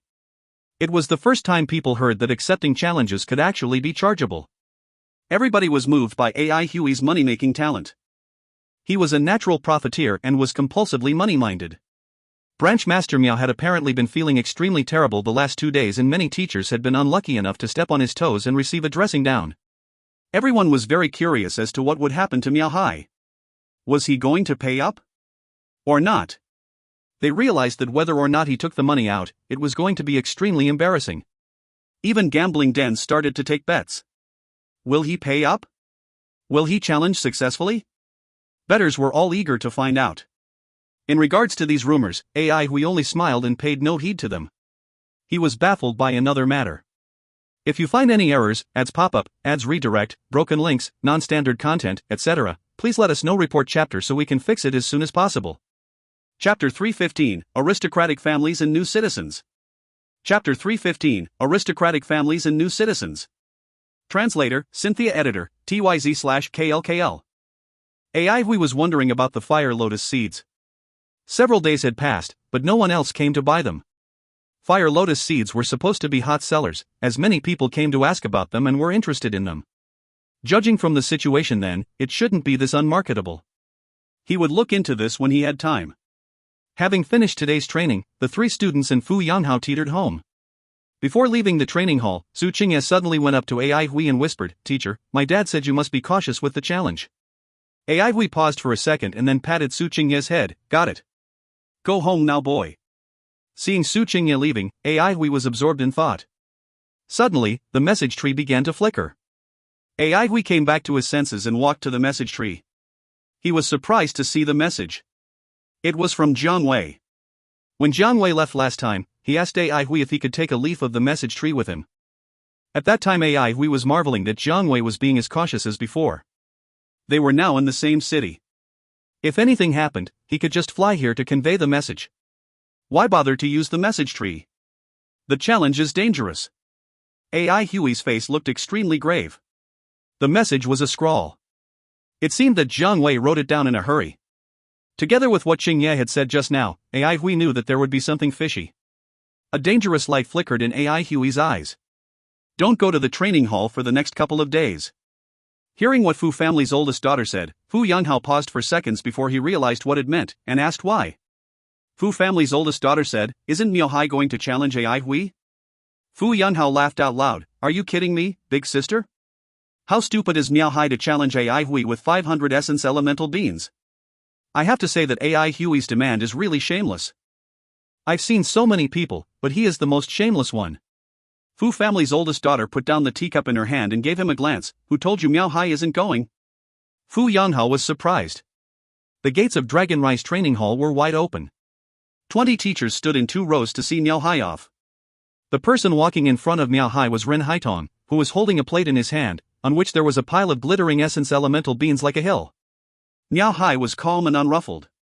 He was wearing a crimson armor and carried on his back an iron box that was around his height, exuding an imposing manner. The teachers shouted in concert, Branch Master is bound to win. The mayor's residence of Peace City was heavily guarded with sturdy soldiers. But inside the mayor's residence the atmosphere seemed extremely harmonious. 3 people were drinking and chatting cheerfully at a table. A Jinai was good at maintaining a pleasant atmosphere. As long as he was present, there would be no awkward silences. The one sitting beside him was Hui Yeliu, Jiang Wei's direct leader. Captain Hua, who used to be serious and taciturn, was now beaming with smiles and toasted with them again and again. Captain Hua was born in a small family. Now that he had an opportunity to build a relationship with those in the Ling residence, he would definitely try his utmost best. Captain Hua arrived all of a sudden with his subordinates to take over the mayor's residence. Jiang Wei looked just as usual without any anger or joy. As long as a Jinai proposed a toast, he would drink up the wine in one gulp. A Jinai was drunk. With hazy eyes, he said, Wei, I know you are feeling uncomfortable in your heart, but I'm doing this for your own good. You are too emotional and impulsive. I know this step that I take is not noble, but I have to. So I apologize to you here. Wei, we have been friends for years. You can rest assured that I wouldn't do this if I had no confidence. When the battle comes to an end, you will be promoted for sure. Hearing what a Jinai said, Captain Hua also raised his glass and said with jealousy, Wei, your future is boundless. Don't forget me by then. Jiang Wei raised his glass and drank a toast to them, saying, Thank you for your blessings. But I actually know AI Hui very well. I don't think Miao Hai can defeat him. A Jinai was elated to see that Jiang Wei was not getting angry. He laughed out and said, Wei, you should know that to those big shots, we are just like ants. Even though AI Hui is of higher capability, he is just a bigger ant than most. The reason why he could defeat Sha Wuduan was largely due to his wealth. But now, he has run out of money, and there's nothing he can depend on. A Jinai said jauntily, he has fire lotus seeds, and thought that everyone would scramble to buy them. But he didn't know that as long as the higher-ups gave the order, no one would dare to buy from him. This is what aristocratic families can do. As I told you, Jiang Wei, the world is theirs. Captain Hua nodded repeatedly as he totally agreed with a Jinai. His family was sort of influential locally, but they were of the lowest class in the pyramid of aristocratic families. Jiang Wei drank up again and praised, that's really a comprehensive plan. A Jinai, having drunk up the last drop in the glass too, was tipsier. Not only this. The roads of Peace City and the sky above have all been blocked, and anyone passing through will be strictly checked. As soon as AI Hui's identity was exposed, the higher-ups had started to take precautions against him, in case those whom AI Hui has helped before hear the news and come to help. Jiang Wei spoke loudly, this is wise. Come on, cheers. They both drank up again. Jiang Wei put down his wineglass and asked in a slurred voice, a Jinai, I have a question that I haven't been able to figure out for a while. You must answer it for me today. A genie laughed out loud and squinted at him. You want to know why they have to crack down on AI Hui like this? Jiang Wei nodded and blurted, yes. I don't know why. Why can't they recruit him? A genie raised his glass to Captain Hua. This is not weird at all. Even Captain Hua can see through it. Captain Hua drank the wine in his glass, wiped his mouth and said, it's simple. AI Hui is a new citizen, and his reputation among the new citizens is too high. Therefore, he must die. Back then, the whole induction ground was almost completely destroyed, which has definitely led to a gap in the talent reserve. The largest number of survivors are in Central Pine City, and the higher-ups will depend on you the most in the future. Many of the key talents like you are survivors from Central Pine City, right? They now call all of you the Central Pine faction. AI Hui has just exposed his identity, and so many people are coming to him. You can see how highly admired he is among you guys. What will the higher-ups think about this? If he was born in an aristocratic family, then it'd be good for him because he could be the leader of the next generation. But he is a new citizen, which means he is a snake in the grass to the higher-ups. If he stands out among his fellows in the future, and you all follow him, will you still work for the higher-ups? It's fine to have new citizens in the team, but they cannot be leaders. Otherwise, no one will obey the command of the aristocratic families. Hearing what he said, Jiang Wei was at a loss. Captain Hua continued, Wei, you are different. Once you marry the Ling Third Master's second daughter, you will be a member of theirs and your future will be boundless. Besides, if you want, maybe you can even start your own aristocratic family. Jiang Wei came back to his senses and laughed. He proposed a toast to Captain Hua. Captain Hua, you are absolutely right. Cheers. Captain Hua burst into laughter while drinking the wine in his glass. Jiang Wei was so drunk that he could not even sit steadily. He laughed and asked, then why do they still need new citizens? The aristocratic families can simply abandon them. Ha, of course not. A genie was already resting his head on the desk. Hearing what Jiang Wei said, he struggled to sit up and answered, aristocratic families don't have enough men. Without new citizens, who will do the dirty work? Jiang Wei shook his head and sighed, this is the reality. A genie said, reality? Ah, good point. The aristocratic families are never built in a day. Nobody knows how much hardship they have been through. But as long as they are in power now, they are the rulers. For our future, we new citizens must follow their leadership. Captain Hua also laughed loudly. He held up his glass and said in a rough voice, for our future. For our future. The two raved in a high voice. A genie flushed in excitement. Jiang Wei beamed with smiles. No one noticed that under the table, his fist was clenched tightly. As per your requirement, here are 500 essence elemental beans. Although the challenge today is only an exchange of fight skills, I will spare no effort, as this is the way in which I show my respect to you. You don't need to show mercy either. If I can witness the essence of your swordsmanship, I have no regrets even if I die. Niao Hai's voice was loud and vigorous like thunder that could be heard throughout Peace City. In the sky above Peace City, two figures stood still face to face. AI Hui spread his starry gem sword wings in full. The black wings were glittering under the sun like the wings of the devil. Niao Hai didn't use his azure wings. Instead, he was standing on a cloud, which was his cloud deck. The crimson armor sparkled like morning glow, shrouding him and his cloud deck. The iron box was put to his side. Sure. Before he finished saying the word, AI Hui had disappeared in the sky. Niao Hai looked solemn, eyes downcast. Suddenly he grabbed the iron box and smashed it on the cloud, and with a thundering sound, an intangible shockwave swept down in all directions with a loud crash. AI Hui appeared again out of nowhere and bumped into the shockwave. Like an agile bird, he stepped slightly on the shockwave and then disappeared again. On the cloud deck, the big iron box was open wide. Inside there were 7 javelins altogether. The crimson tips of the javelins were thin and sharp as if they had been saturated in blood. The shafts of the javelins were covered with blue and silvery streaks. This kind of javelin was made of more than 20 materials that were integrated by supreme elemental energy. Someone shouted out loudly in surprise. It's Baneslayer! Baneslayer javelins! This greatly excited the bystanders and caused a stir. Among all javelins, the Baneslayer were rare treasures. Its maker had originally intended to make a set of heaven-grade javelins, but failed due to a lack of materials. Still, the Baneslayer was top grade compared to other kinds of javelins, and was therefore called the best javelin among heaven-grade javelins. It was a common way of fighting, to throw javelins when diving. But this meant that javelins were consumables. Therefore, not many people were willing to waste too much good material on them. That was why javelins of high grade were not often seen. This time Miao Hai chose to use Cloud Deck instead of Azure Wings, which was an even rarer tactic. This meant that he hadn't considered dodging at all, which revealed his confidence in his javelin attacks. AI Hui also understood this. The red light of Miao Hai's armor indicated his strong defensive power. Miao Hai reached out his hand and grabbed the first javelin. His palms were like cattail leaf fans, which were far larger and wider than ordinary people's palms. The instant he had the javelin in his hand, his eyes opened widely, and terrifying power burst out from his body. His muscles tensed up, making his figure larger than before like a giant.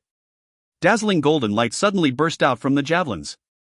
Before anyone could clearly see his movement, the golden light rippled like water and the javelin disappeared. In that instant, AI Hui, who was standing hundreds of meters away, sensed great danger. Without any hesitation, AI Hui shook his waist and the dragon's pine in his hand splashed starry lights into the space in front of him. Just at this moment, he unleashed 10 heavily thrust S.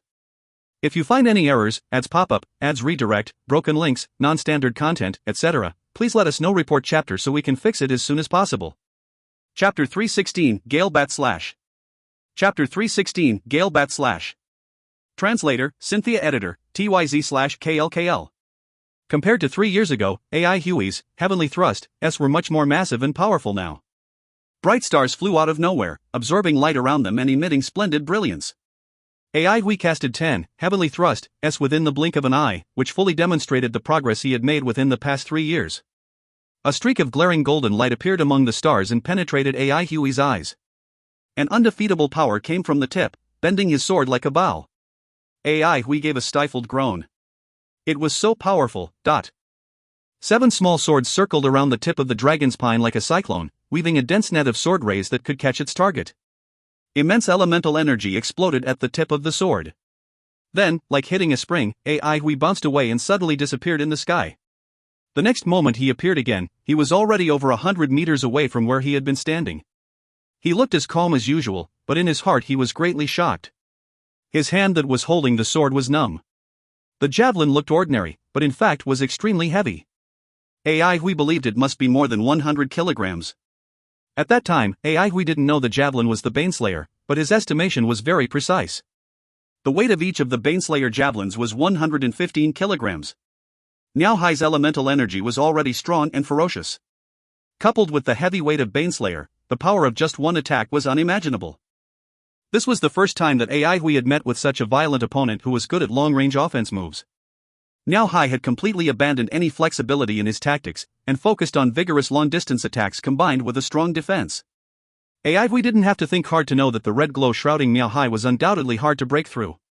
Playing to one's utmost advantage and making up for one's weakness by using better equipment was nothing complicated, but it was effective.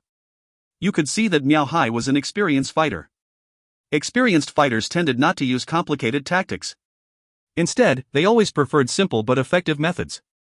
It was impolite not to make a return for what one received. Also, you would not know how hard the weapon was if you didn't try. After a slash of the dragon's pine in the air, a bright light appeared on the sword. It transformed into a moon-shaped sword ray and flew out abruptly. Crescent moon. A crescent moon dashed through the air soundlessly. All those years ago, he had to exert himself for the sword move, but now it was totally a piece of cake for AI Hui. Good move! Miao Hai shouted loudly. Armor clattering, he put his hands together and looked down. The red light that was shrouding the cloud deck was gilded with golden beams.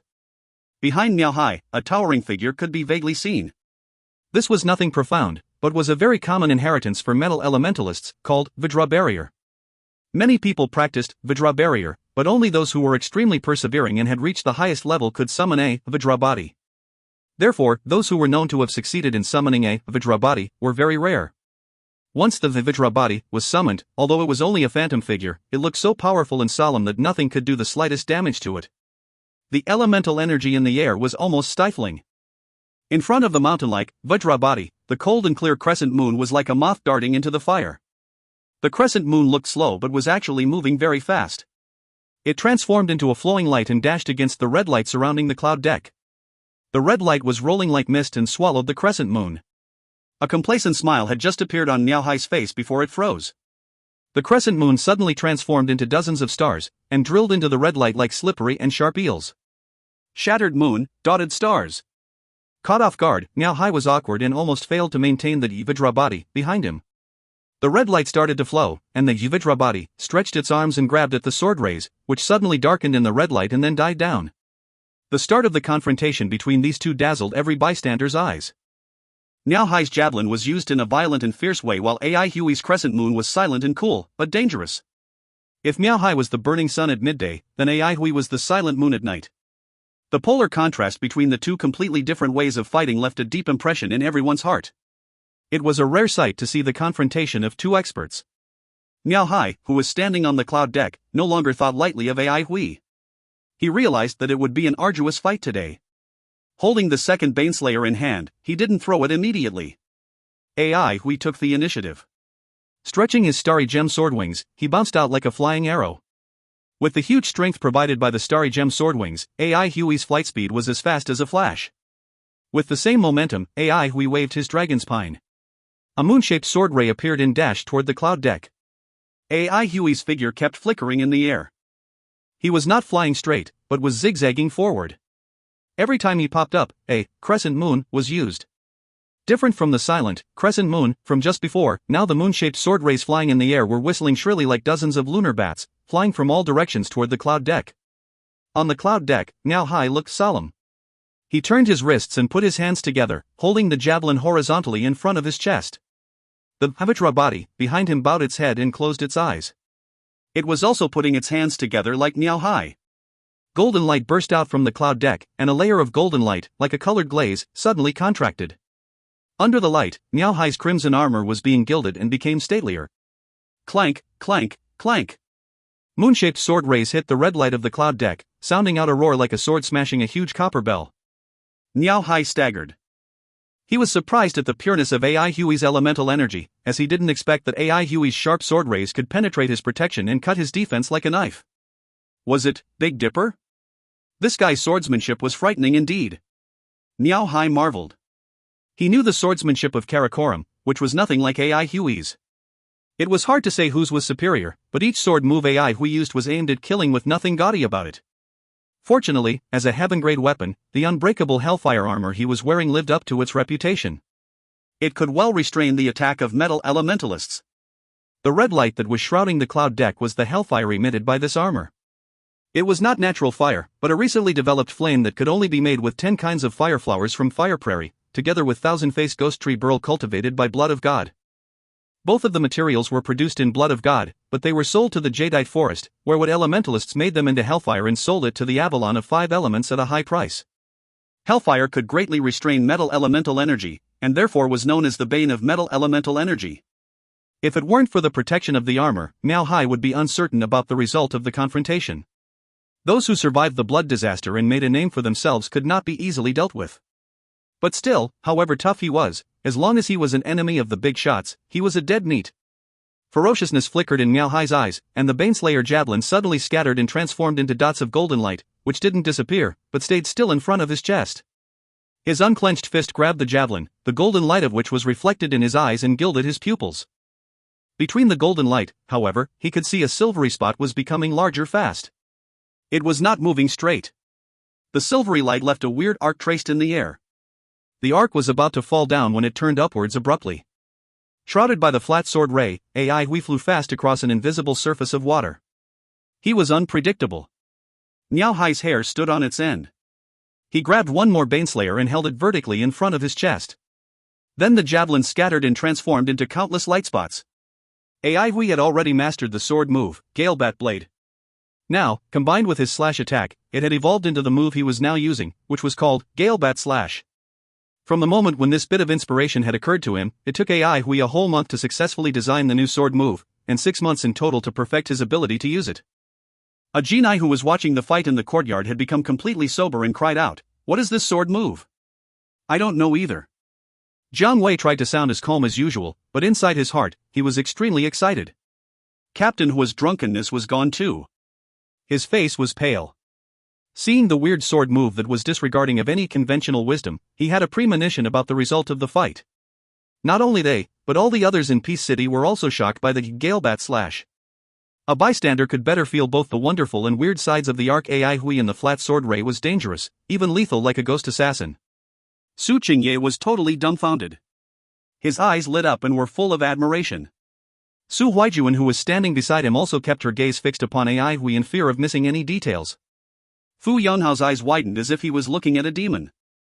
Fu family's oldest daughter couldn't believe what she saw and murmured, "Bad times make monsters of men."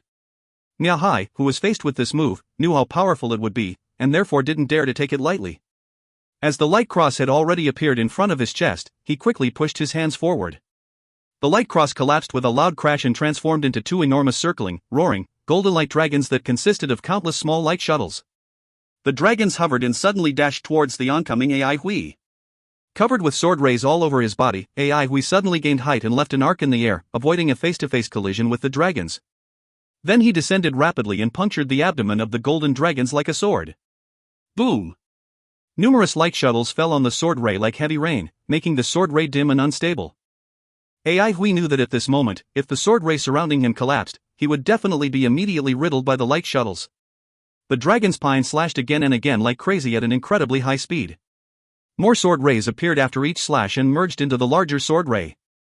The sword ray from Galebat Slash had just been lit up by the new sword rays when more light shuttles crashed against it and dimmed it down. In this way, it lit up and dimmed again and again. Ai Hui didn't know how many times he had slashed. His mind was extremely focused. Suddenly, his view became open and clear. All he could see was red light. He had pierced through. Ai Hui had no time to cheer for this.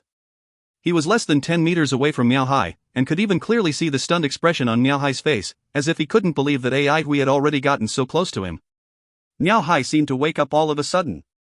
He knew that now came the critical moment. Having made up his mind, he tore up the priceless unbreakable hellfire armor he was wearing. A bright red hellfire leapt up silently like red demons from hell, devouring Ai Hui, who was shrouded by Galebat Slash S sword rays. If you find any errors, ads pop up, ads redirect, broken links, non-standard content, etc., please let us know. Report chapter so we can fix it as soon as possible. Chapter 317, Defeating the Hellfire. Chapter 317, Defeating the Hellfire. Translator, Cynthia. Editor, TYZ/KLKL. The billowing hellfire immediately devoured Ai Hui like a red fiendish monster. Miao Hai sighed in relief. War was always the best catalyst for self-improvement. Within 3 years, the normal training method had undergone enormous and profound changes. God Elementalist's preference for elemental materials and the Elementalist study and utilization of blood crystals had greatly improved both sides' learning speeds and destroyed the conservative scruples between them. Many achievements had been made within these 3 years, one of which was the Hellfire. Adopting the essence of both Elementalists and God Elementalists, the formidable Hellfire was known as Fire of Demon. The name Hellfire was a word used by Elementalists who practiced meditation in the old days. The Elementalist who created Hellfire so named it to indicate its profoundness. Almost all elemental energy could be the fuel of Hellfire, which meant that Hellfire was invincible to all elemental energy. The thousand-face ghost tree burl would form when a tree took in a large amount of the souls of blood fiends. The high-quality ghost tree burls were produced in the induction ground, where trees took in many elementalist souls. But instead of encroaching on this bloodstained place, they sent a lot of god priests and soothed the souls at every corner of the induction ground. They claimed that they had no option but to start the life or death war by then. But now that people had passed away, they should no longer suffer in misery. Many people knew that this was just a gimmick, but the reputation of Blood of God did improve because of this act. The souls of the dead blood fiends contained within the ghost tree burls was the reason why the Hellfire was so formidable. Unable to avoid the sudden explosion of the Hellfire, Ai Hui was immediately trapped in flames. His facial expression changed dramatically when he realized that the flames were burning along the Galebat sword ray. The Galebat sword ray was like dry firewood soaked in the oil and was burning rapidly. Just at that moment, the sky palace between his eyebrows was suddenly activated, and a tiny point of light appeared.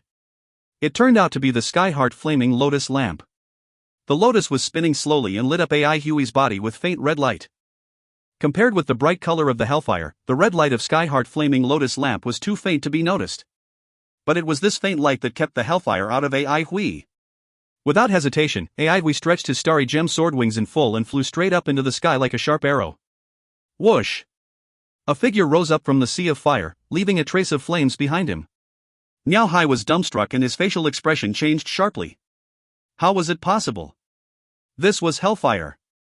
No one had figured out how to defeat it yet. How could Ai Hui survive the Hellfire? Meanwhile, Ai Hui's survival also gave rise to chaos on the ground below. Oh my god! How did he make it? How can he resist the hellfire? The bystanders went ballistic like boiling water. But those who had been observing the fight secretly now also stirred in the exciting, intense atmosphere. What is the red light on him? We have never seen this before, but. Quickly go and check what other inheritances AI we had practiced. Sir, AI we once exchanged heaven merit points for Sky Heart Flaming Lotus Lamp and Absolute Art. So the Sky Heart Flaming Lotus Lamp can defeat hellfire. This is a great discovery. Our previous study towards hellfire was in the wrong direction. Now pay attention to Absolute Arts concerning state of mind. Try to purchase them as early as possible before their price goes up. The price of hellfire will decline soon. Get them sold quickly. Those with business acumen had started making arrangements accordingly at once. The reason why the price of hellfire had been held high for a long time was because it was regarded as invincible so far. Once its weakness was found, the threat of hellfire would be largely weakened. Aigui flew up and looked at the tiny black spot down there in the upper air, his heart still fluttering with fear. The battle just now was a narrow miss. If it weren't for the Sky Heart Flaming Lotus Lamp, he would have already lost his life. The red hellfire was still writhing restlessly in the sky. It didn't die out, but was burning up the elemental energy in the surrounding air. After about half a minute, when all the surrounding elemental energy was burnt up, it began to become dim and finally died down. The hellfire was indeed formidable.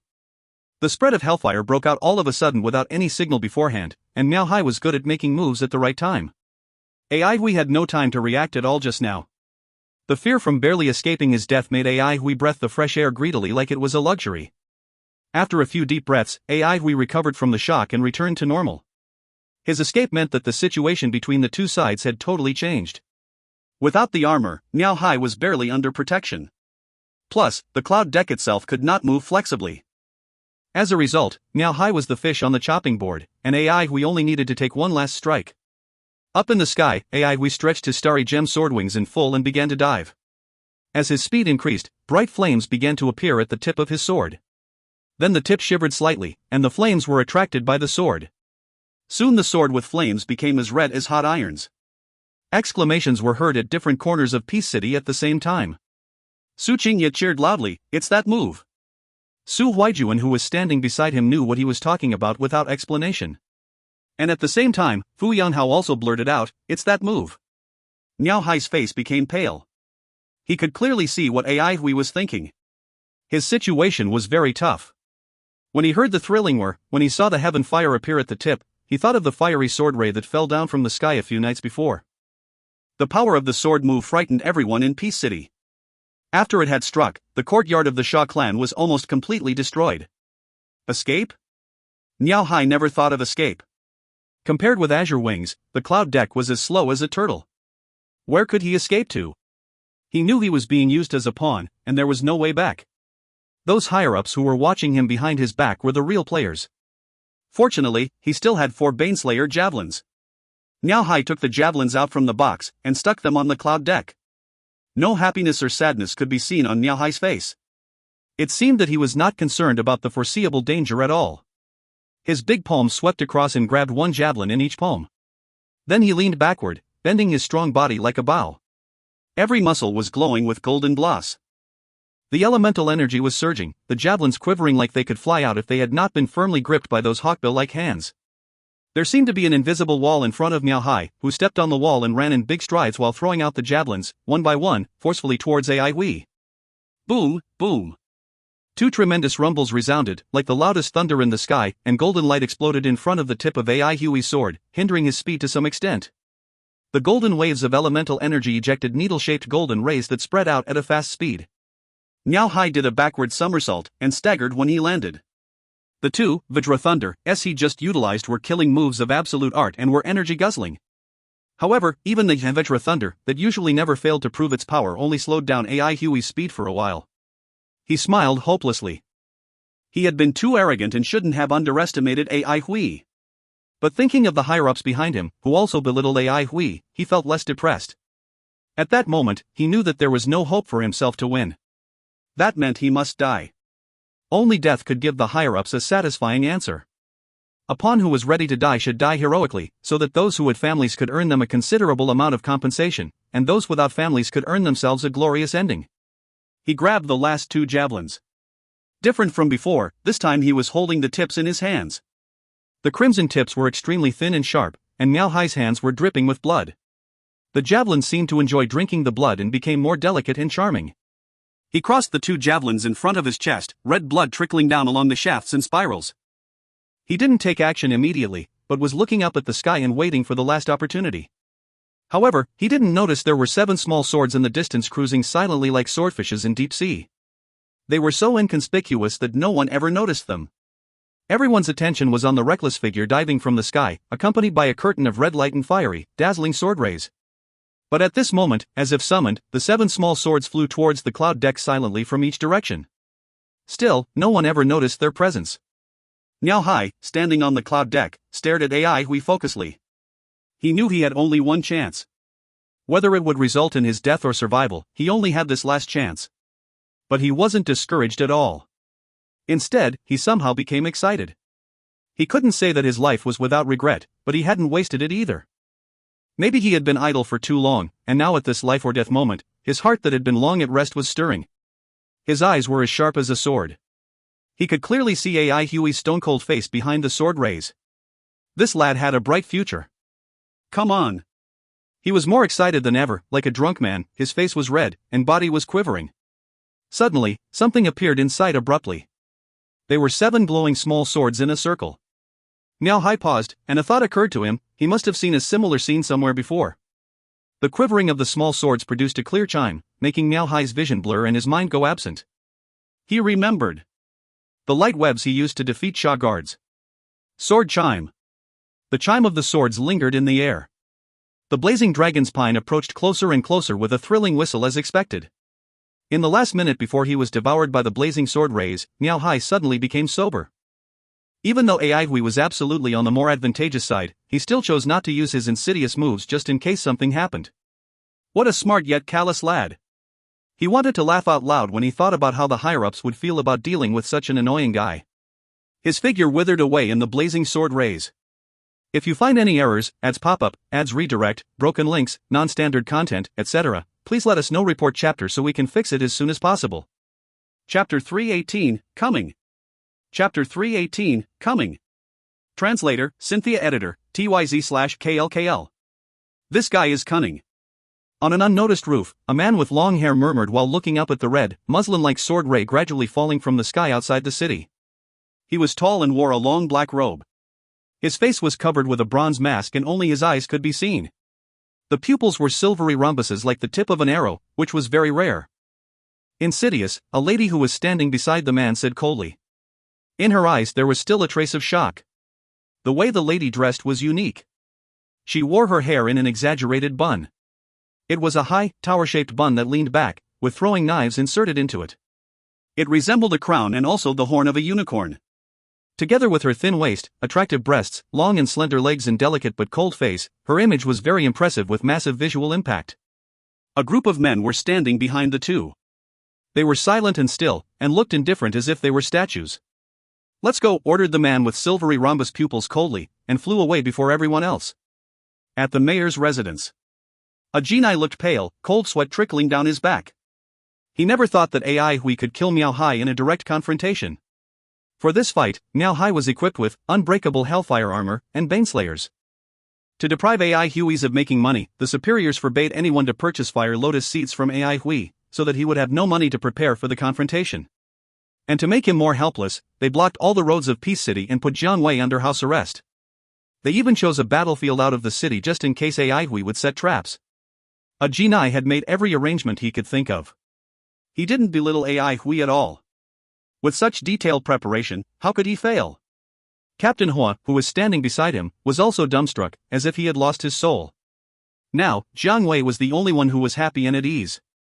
He glanced at the other two and couldn't help serving himself a glass of wine and drinking it off cheerfully. He knew that it was the worst idea to try to get Ai Hui killed in a fight. That guy was best at fighting. A genii suddenly said loudly with a tough attitude, "Captain Hua, this guy killed Miao Hai in public. He should be arrested and brought to justice." Captain Hua's facial expression changed, but soon he made up his mind. They had gone so far, and now except for riding on Ling Residence's coattails, he had no other options. Therefore, he said determinedly, "I'll do it right now." Jiang Wei suddenly slammed his wineglass on the table heavily, stood up and said coldly, Peace City is under my administration. Captain Hua, I'm afraid you are acting beyond your authority. Ajinai looked at Jiang Wei gloomily. Jiang Wei, I'd like to remind you that one wrong move will lead to a grave mistake.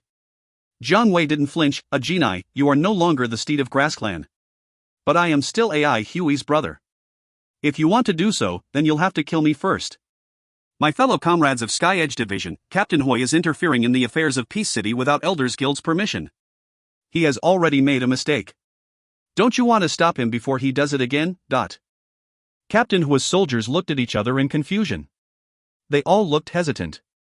Ajinai knew things were not going well, but he had made up his mind and said, Jiang Wei, why are you so stubborn? If so, then don't beg for my mercy. Take him down. No one moved. Captain Hua was also in a panic. If the plan failed this time, he would lose everything. As Jiang Wei's words had apparently affected his subordinates, he also reproached them loudly, Why don't you move?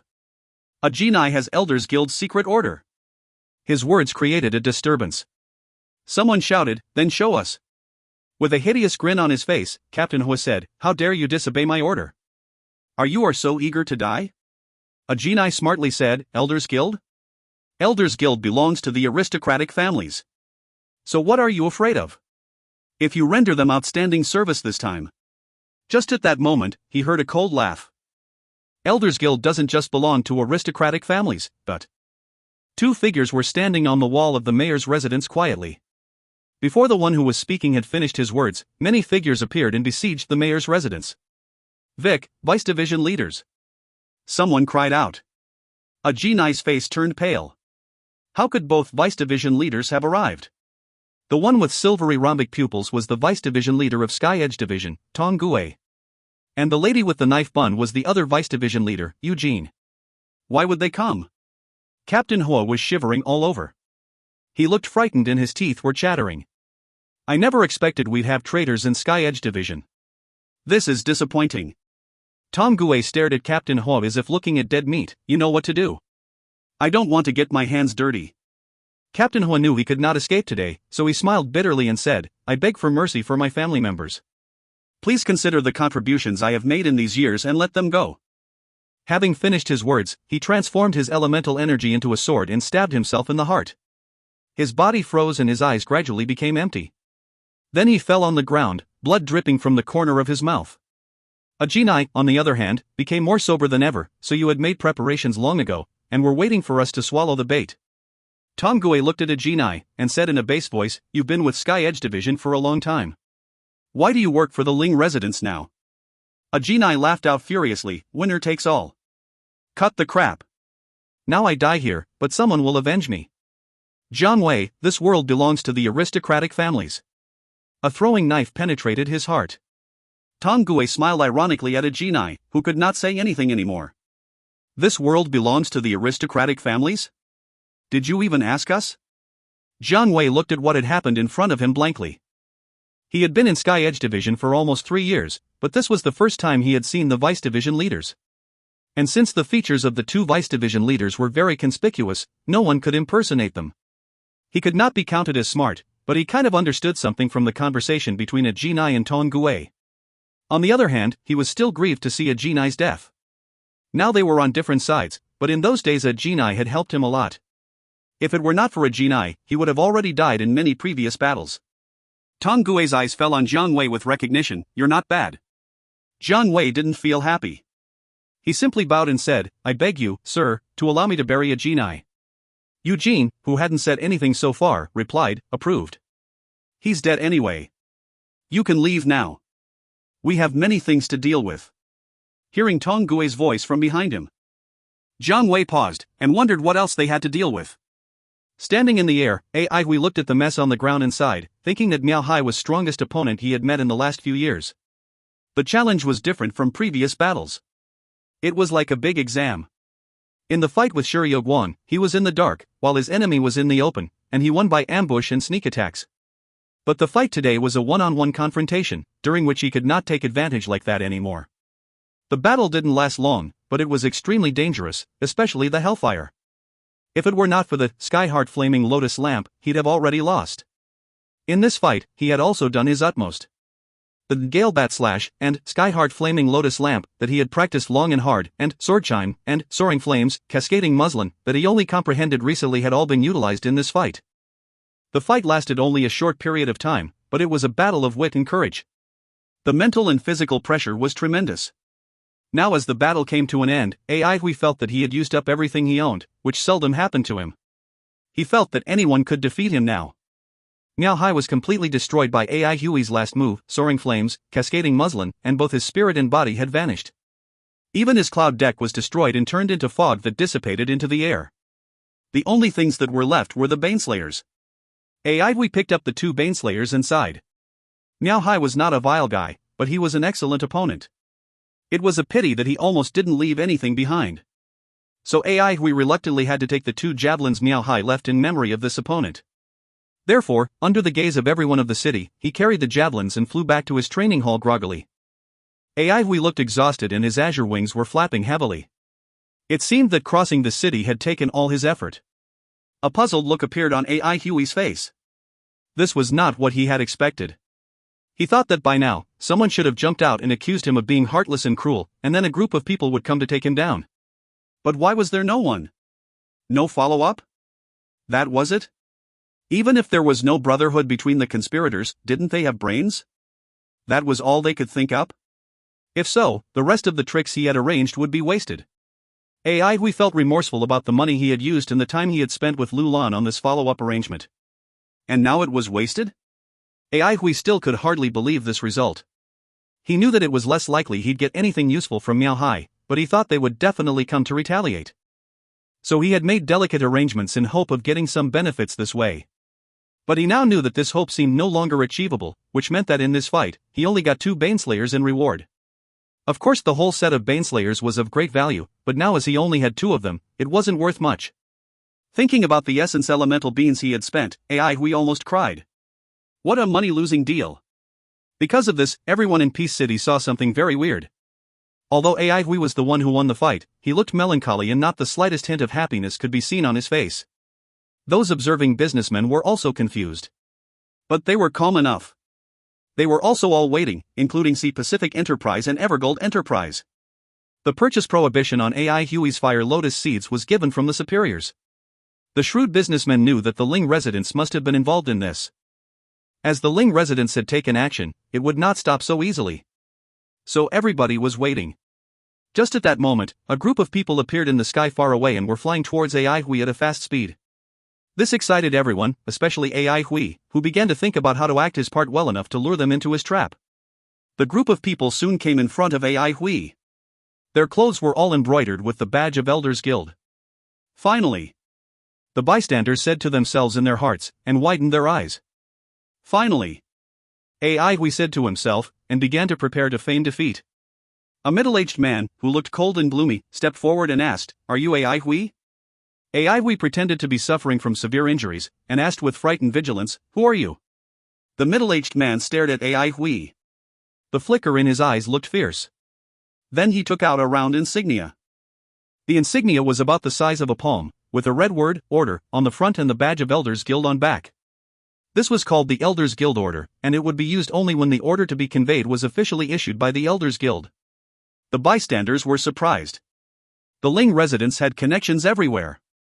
Ai Hui was desperate. If the manipulator was Elders Guild, then he'd better pack up his things and prepare to run. The middle-aged man unclenched his fist and the insignia was suspended in the air. The moment he pointed to it with one finger, the insignia began to shine with glorious radiance, and an old, but dignified voice could be heard all over the city. As agreed by the Elders Guild, I hereby announce that Wang Shoshuan, the deceased teacher of Central Pine Academy, is honored with the title of Master. As a teacher of Central Pine Academy, Master Shoshuan had been working conscientiously with perseverance and consistency for decades. He had played a key role during the battle in Central Pine City. Besides this, the school of thought that he created was unique, unprecedented, and meaningful. Ai Hui was shocked. The others' facial expressions changed too. Although they had already known this information, the Fu family's big sister and her brothers were also surprised. They didn't expect that it would be announced at this time in this situation. They were further shocked by what they heard next. His great deeds blessed every one of us.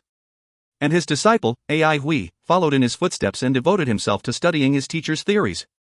He had killed the Sand Sentinel to prevent people in the Peace City from suffering. This is a brilliant contribution. Therefore, AI Hui is awarded as follows. AI Hui was dumbstruck. Everyone else in Peace City was also dumbstruck. If you find any errors, ads pop up, ads redirect, broken links, non-standard content, etc., please let us know. Report chapter so we can fix it as soon as possible. Chapter 319, A Belated Reunion. Chapter 319, A Belated Reunion. Translator, Cynthia Editor, TYZ/KLKL. AI Hui was in a daze at Swordsman Training Hall. He had been awarded with an absolute art for metal elementalists, a heaven-grade weapon, 1,000 essence elemental beans and 1,000 heaven merit points. The Elders Guild's rewards petrified AI Hui, not because it was too little, but because it was too much. AI Hui instinctively felt something was wrong with the rich rewards. One who was unaccountably solicitous was hiding evil intentions. There was no free lunch. What lied behind such abundant awards must certainly be a big pitfall. A lot of things were beyond his expectations. For example, Miao Hai's Avengers didn't come after him, and the awards of the Elders Guild were even more of an anomaly. He hardly had any contacts with the Elders Guild. AI Hui was quite bewildered. Suddenly, he was disturbed and came to his sense. There was a burst of commotion at the gate while a bunch of people rushed toward him. AI Hui was refreshed. Finally, he whispered, "Lu Lan, get ready." Lu Lan nodded vigorously. AI Hui, Lu Lan is ready. As long as Miao Hai hadn't made any further moves, AI Hui couldn't feel relieved. He didn't believe at all that the manipulator behind Miao Hai would accept being defeated so easily. AI Hui was not worried about the retaliation attacks. What was worrying was the lack of them. Now at his own training hall, he didn't even have to feign defeat.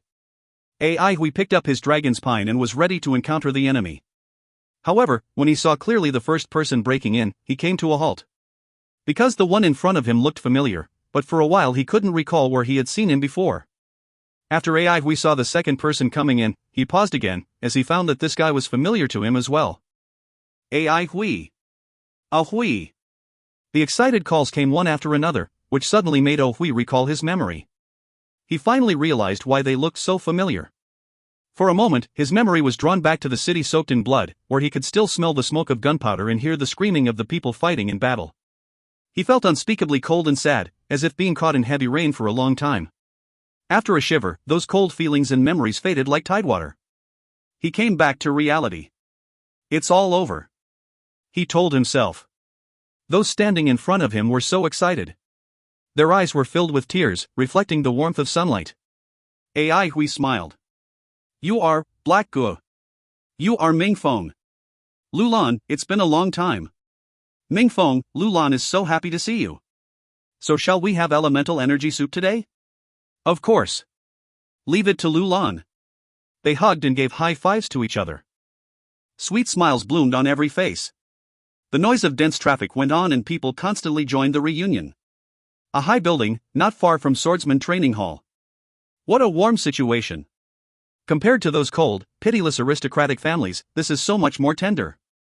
Tong Gue said with emotion, "Have you recorded it all?" A subordinate beside him said promptly, "Yes, we arranged enough work hands. Don't worry, they are all very skilled." A deep sound emerged from behind the copper mask. "We are responsible for letting everybody know the truth."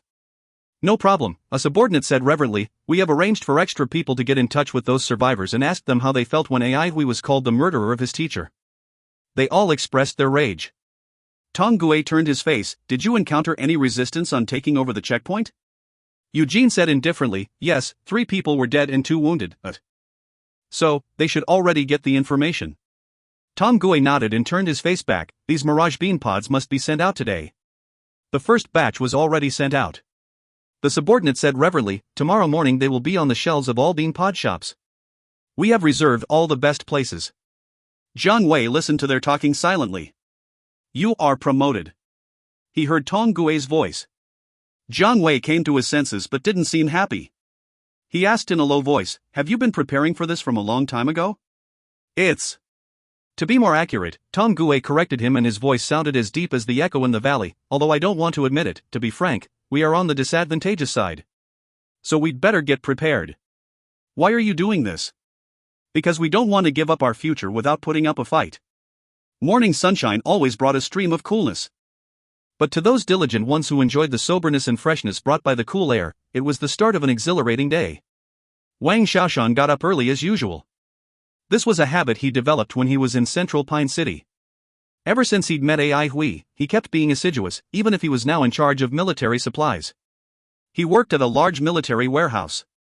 He could get this popular position thanks to his contribution in the Central Pine City War as well as Shi Shuaman's connection. Wang Xiaoshan was different from other warehouse managers. He was diligent and kept a low profile, and hardly participated in social engagements. He was so indulged in his earth elemental construction method that many of his men called him Mud Manager. He wasn't mad about the nickname, but was proud of it instead. His father was a craftsman of mud and it was well reasoned for him to carry on his father's career. He knew clearly that he could get this position not because he was competent or outstanding, but because of Shi Shuaman's help. He had no outstanding merits, just as he couldn't be a good helper to Ai Hui and other friends in those years. It might be the reason why he indulged in earth elemental construction method. Deep in his heart, he had an unreachable dream to help Ai Hui and other friends by being a master in earth elemental construction method.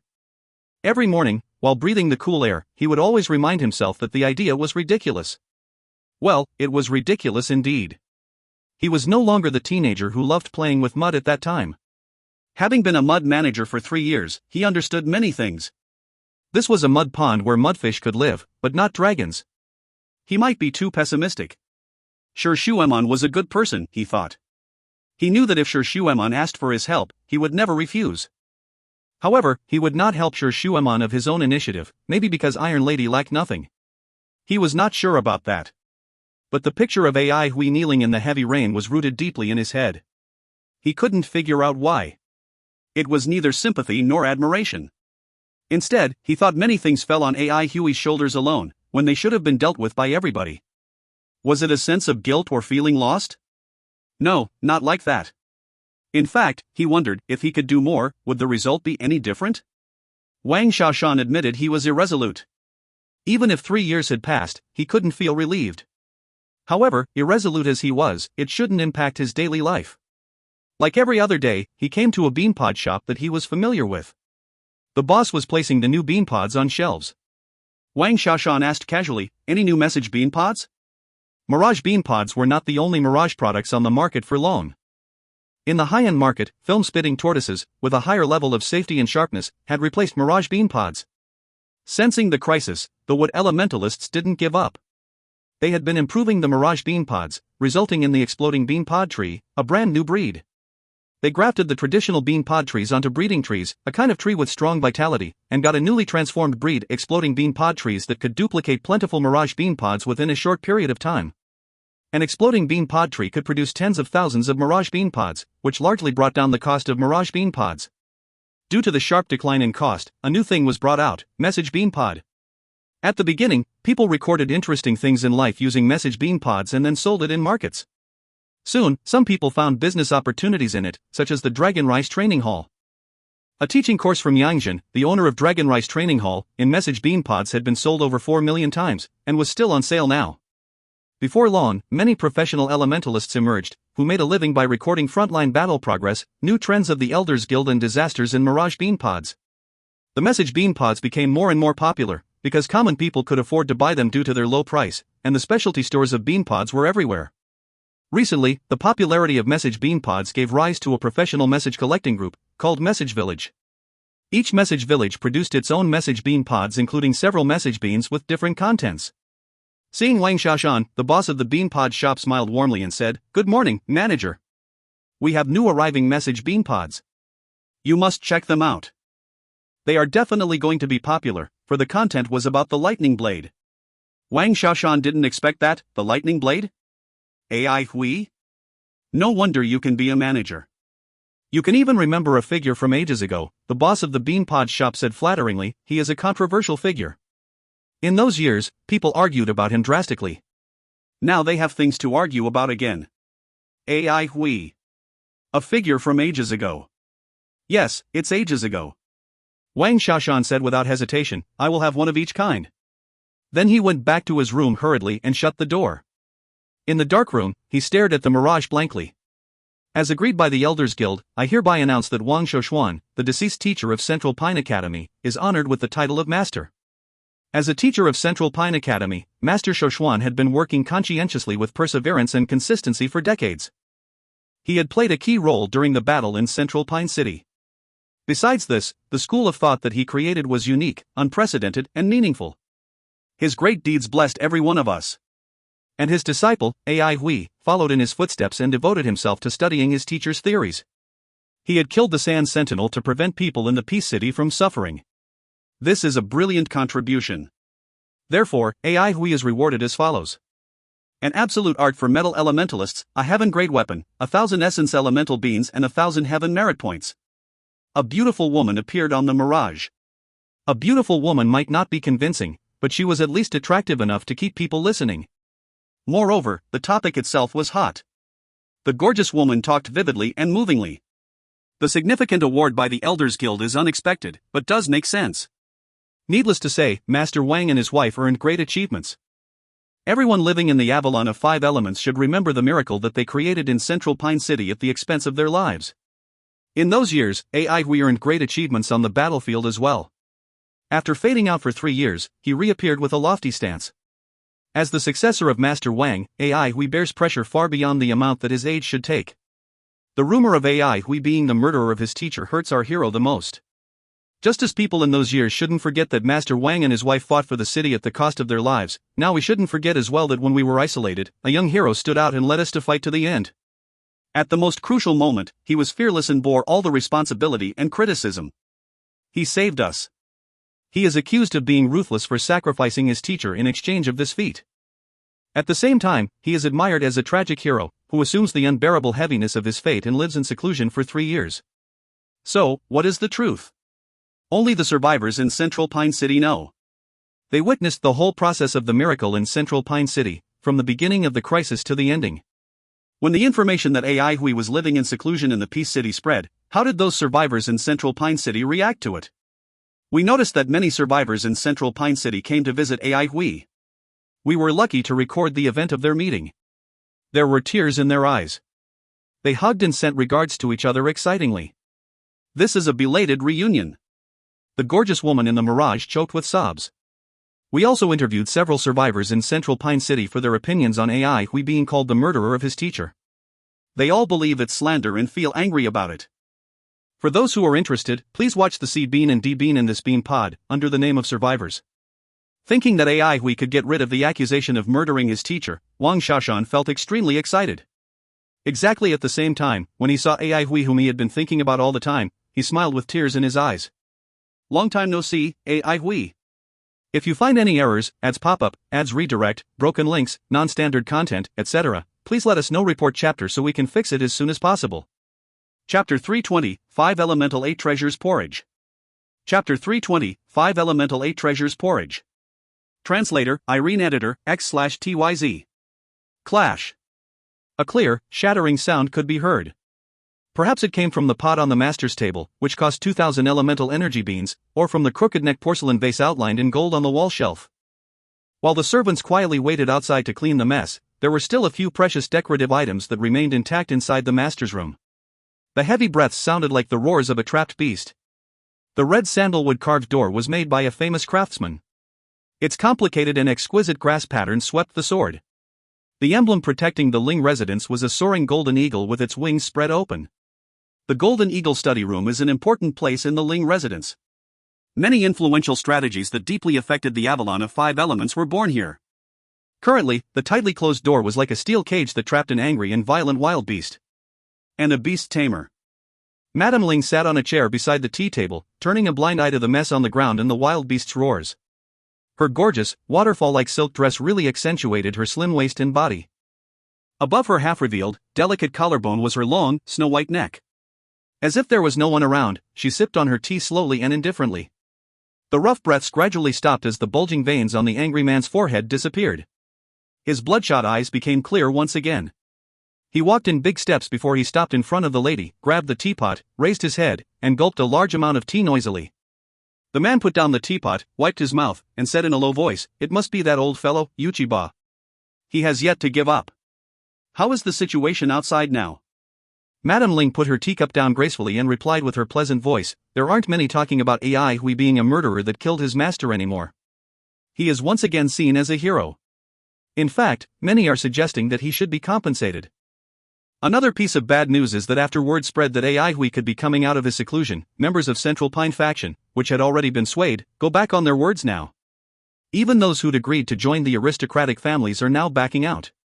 The man opened his eyes wide. Are they fools? Withdrawing as they please? Is this a game? Do they think we can't deal with them? Madame Ling sipped on her tea, before saying, "It is true that we can't do anything to them. Just today, a few have already tendered their resignations and are preparing to head to Peace City. They were all previously A1 unit members." The man blanked out for a moment and found it hard to believe. Are their brains damaged? What can a positionless fellow offer them? Power? Prospects? Wealth? Absolute arts? Nothing. Madame Ling drank her tea unhurriedly. Underestimating your enemy, are you insulting yourself? The man sneered. My enemy? Ha, do you really think AI Hui is qualified to be my enemy? Only Yuchi-ba has the right. But the one raging is you. Madame Ling laughed softly, not the least bit bothered by the man's ashen face. She asked, perhaps you can kill everyone in Central Pine faction to ease your anger? The man calmed down. He had to admit that it was useless to be angry at this point. He was unable to take Central Pine faction down since the Elders Guild would not allow it. AI Hui's sudden rise is unstoppable now. Madame Ling hit the nail on the head. Yuchi-ba and his gang chose him to be the future leader of the new citizens. I have to say this move of Elder Yuchi is very beautiful. He's using this method to help AI Hui clear his bad name as a murderer. The man clenched his teeth and said, I should have killed that kid long ago. Many people are after his life, but he's still living well. Madame Ling put her teacup down and looked at the man. Those who want his life aren't able to find the chance. AI Hui is more vigilant than we think. He left suddenly 3 years ago, changed, and concealed his identity. A wise choice, judging from the current situation. The man was filled with bloodlust. It's not too late. You better stop this dangerous way of thinking, Madame Ling warned sternly. I do not want to wake up one day to the news of my children getting killed. In the past, AI Hui wasn't a member of the new citizens faction, so killing him will not bring about any dispute. Now, as a selected successor of the faction, my children will sink into the vicious cycle of revenge if he gets assassinated. Yuchi-bai is not an unarmed and defenseless old man. The man knew Madame Ling was right, but felt somewhat indignant. Then what should we do now? Madame Ling had been waiting for this question. A charming smile appeared at the corner of her mouth. She said gently, we have a lot of time. AI Hui is popular, but positionless. They are trying to push up him, but they also have to choose a suitable seat for him. For example, he can enter the Sky Edge division and eventually get promoted to become the division leader. Even if things proceed smoothly, it will take a few years' time. The man nodded his head repeatedly. The more important question is if AI Hui is willing?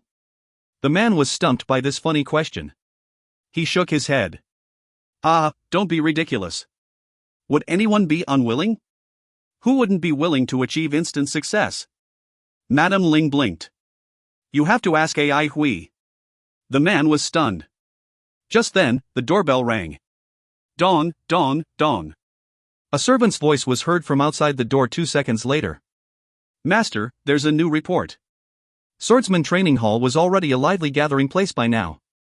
Without needing AI Hui's instructions, the guests had already prepared the bonfire, started to grill the meat, and brought wine over. Everybody was taking in big pieces of meat and big bowls of wine while chatting endlessly, crying, and laughing at times. Really, AI Hui?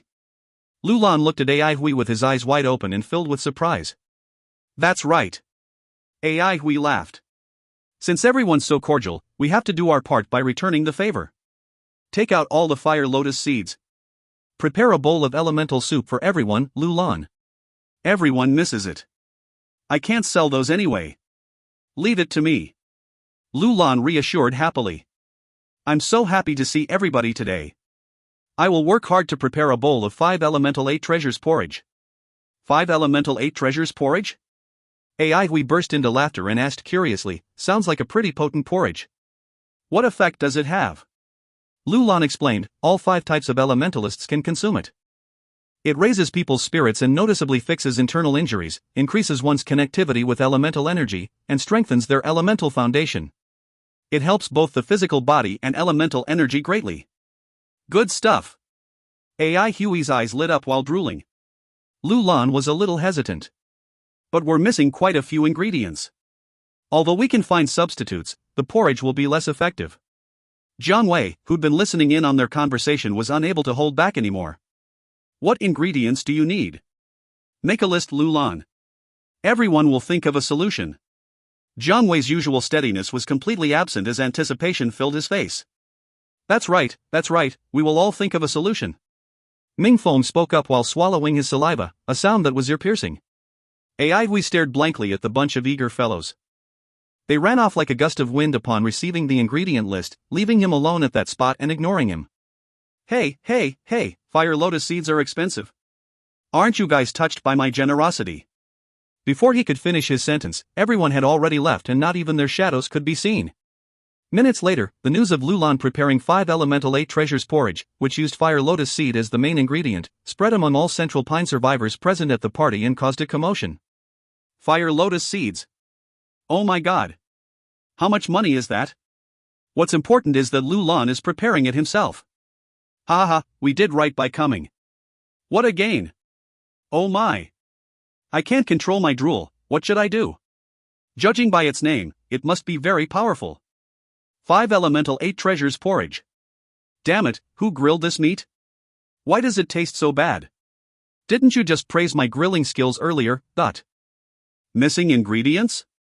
Ha, quick, gather them, everyone. Gather. For 8 treasures porridge. News about 5 elemental 8 treasures porridge spread around in the blink of an eye. Upon hearing it, survivors from Central Pine City quickly gathered ingredients and flocked over from other cities. Manager, your ingredients are ready. Are you going to participate in the 8 treasures porridge feast? Is the lightning blade really that great? AI Hui is really amazing. Wang Xiaoshan carried with his many bags, big and small, and boarded the fiery floating cloud with an excited heart. He was going to get to Peace City as quick as he could. He heard that practically all of Central Pine survivors had already departed on their journeys, rushing over from all directions to join in the reunion party. AI Hui did not expect his random idea to blow up so much. Within a short period of time, the Swordsman Training Hall's 5 elemental 8 treasures porridge feast had already spread widely across the Avalon of 5 elements. Even the list of ingredients was disseminated widely. As one of the most in vogue figures currently, AI Hui was a target of interest to many news villages. Many cooking masters, who were proficient in cooking elemental food, deduced the porridge's recipe after analyzing the ingredient list. Perfect.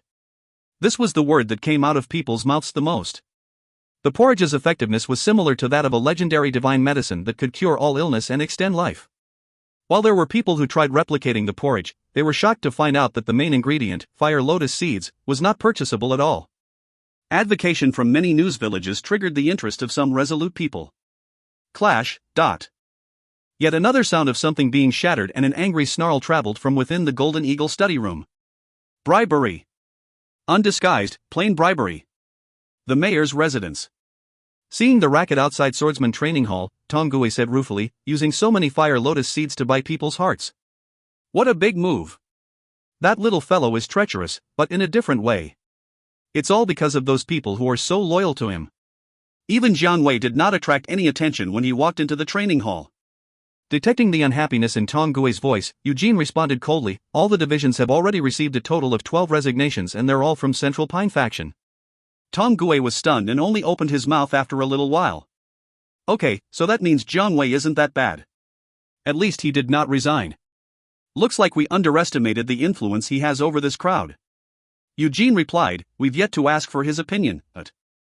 Tong Gui fell into a daze once more before saying bitterly, okay, looks like we are going to go get a bowl of porridge and whatever else we can. If you find any errors, ads pop up, ads redirect, broken links, non-standard content, etc., please let us know. Report chapter so we can fix it as soon as possible. Chapter 321, Same Boat. Chapter 321, Same Boat. Translator, Irene Editor, X/TYZ. Think you guys can just do as you like? A messy-haired old man guarding the door shot a side glance at Tong Gui and Eugene. He leaned against a big, glossy black wine jar and strange bubbling noises could be heard coming from inside. Without retorting, the two vice division leaders, Tong Gui and Eugene, bent over slightly and listened respectfully. Do you know how much blood and sweat I've poured for this bowl of porridge? That's right, blood and sweat. I found the people and contacted them, but they refused to agree no matter what. Said something about the portion being big, but barely enough. Was I gonna give up just like that? Of course not. I found out that they were lacking in ingredients. Let me tell you that someone with willpower will not give up so easily. Tong Gui's copper mask did not give off its usual cold luster.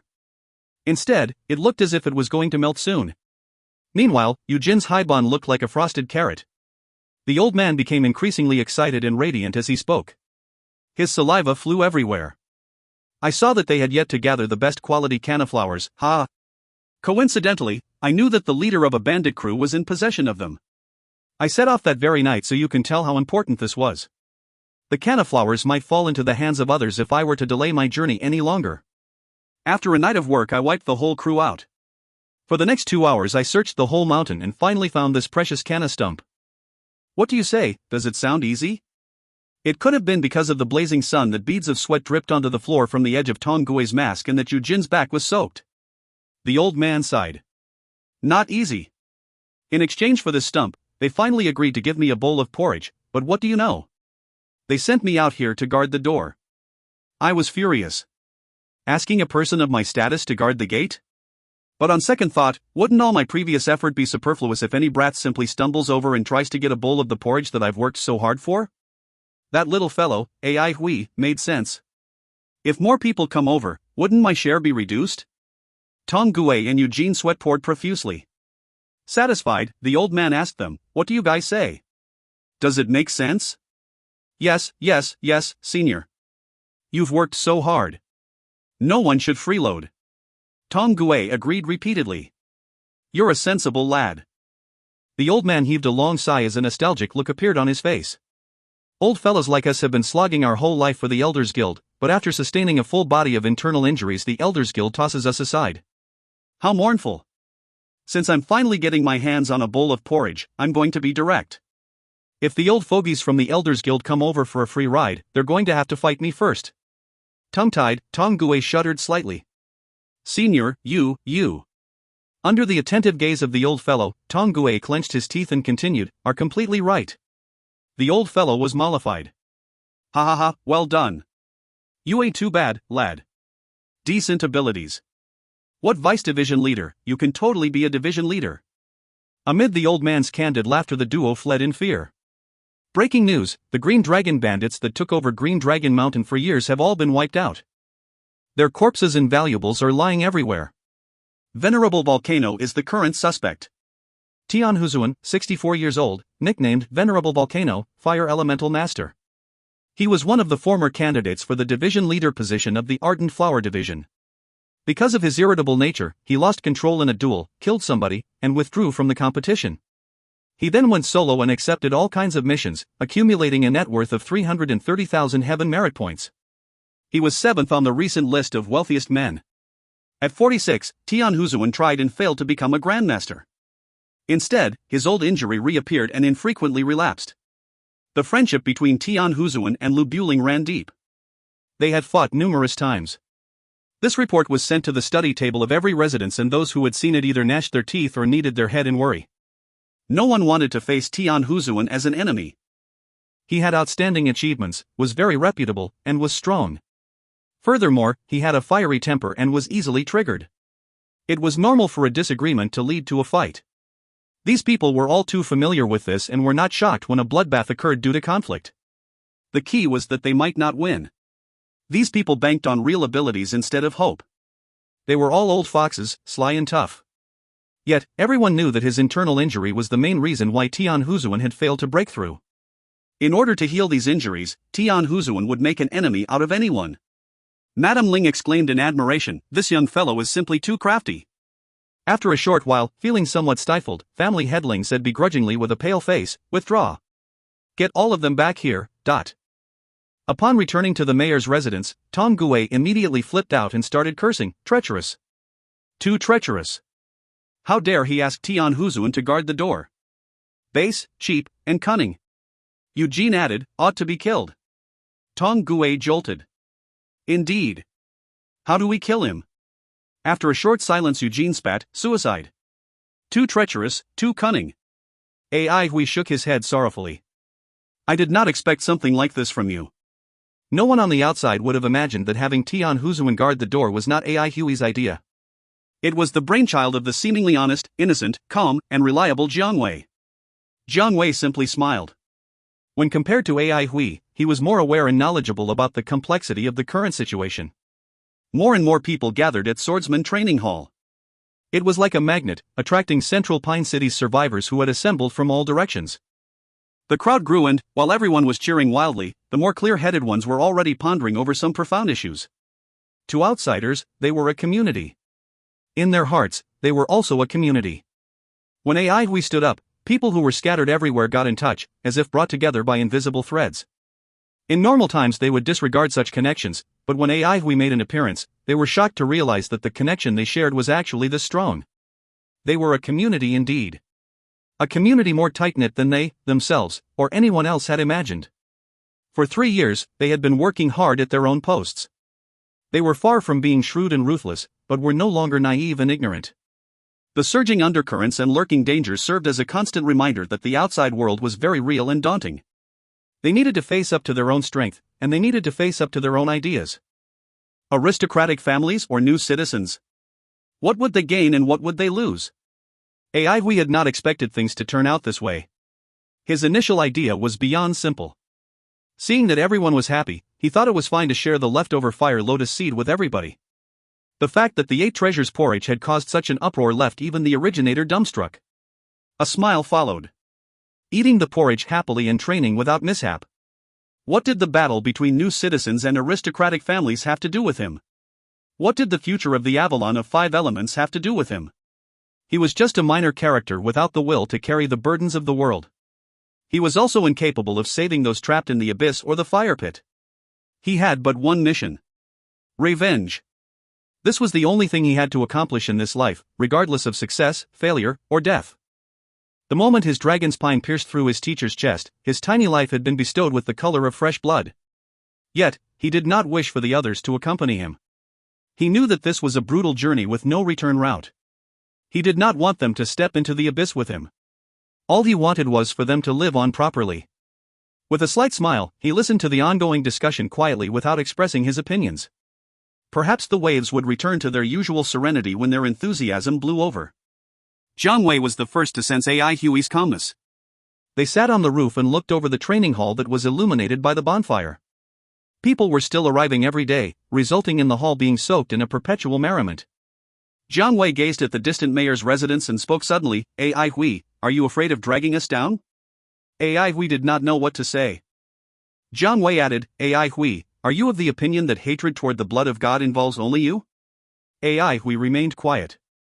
It is not, AI Hui.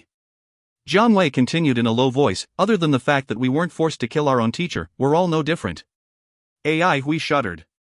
Our teachers, classmates, friends, and relatives have died in Central Pine City. Jiang Wei's voice was a little hoarse at this point as he continued with a slightly trembling voice, how many have died? We don't even know. You're not the only one seeking revenge. All of us are after it and have never forgotten. These people shall not die for nothing and bleed for nothing. How can revenge simply be forgotten? AI Hui, do you really think we will be able to put aside the hatred and live on peacefully? The Elders Guild can do that. They have control over the Avalon of 5 Elements and countless citizens. A small city is negligible as far as the state of the Avalon of 5 Elements is concerned. They can tell themselves that they are doing it for the greater good of the Avalon of 5 Elements, but we can't. We're unable to forget. Not now. Not in future. Not ever. Central Pine City could have recovered its appearance with the Cloth City plan, but would it have revived the corpses? Could the lost lives be recovered? Would our relatives and friends come back? Even now, we can't forget that land full of corpses and blood. People were falling to the ground non-stop. We still remember the fear and dread. We can't tell ourselves that this was a war and that we deserved it. We're unable to tell ourselves that this was war, so just forget about it and live peacefully ever after. F***ing war. A sinister look flashed across Jiang Wei's face. Why would you think that revenge belongs only to you? Why did so many people resign? Because we did not forget about revenge? It's because we know that the Elders Guild is only after stability. New citizens or aristocratic families, we are going to pay blood with blood. AI Hui, we're in the same boat, Jiang Wei concluded with these words, regained his composure, and jumped off the roof.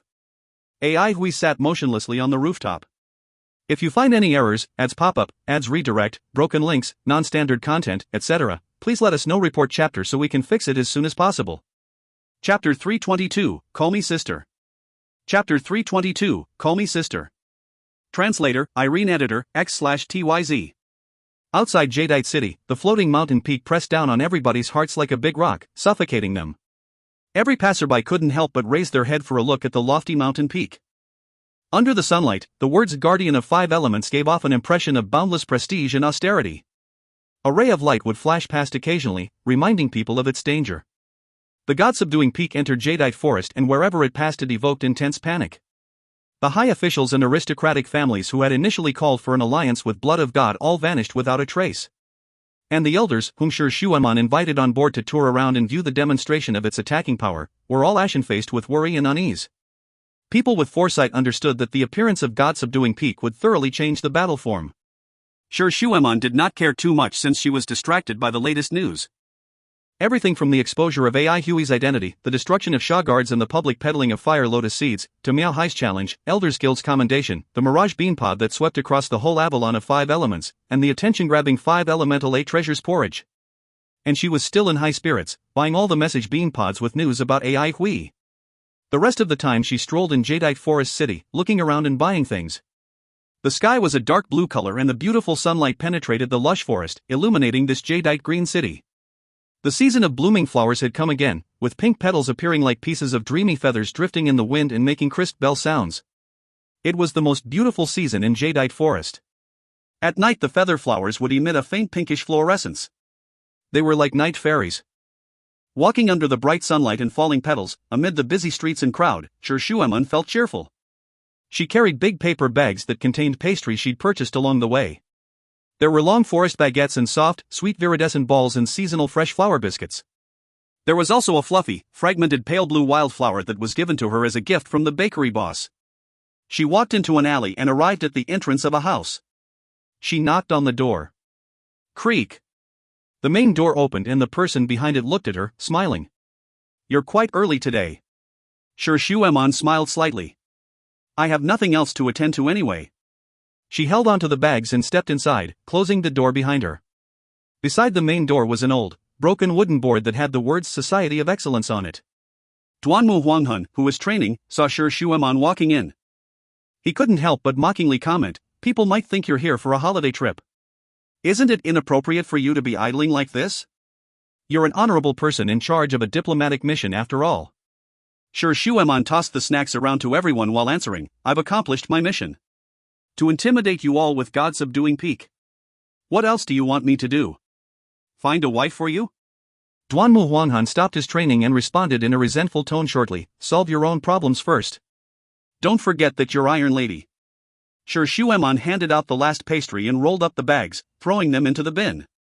After that, she warmed up her fists and sneered, "Do you know why I'm so early today? I'm here to put you in order. If you can't even beat the Chi woman, why are you acting almighty in front of me?" Being wise, the others held their pastry in their mouths and paved a space for them. Yu Zi and Wu Qirong were the quickest.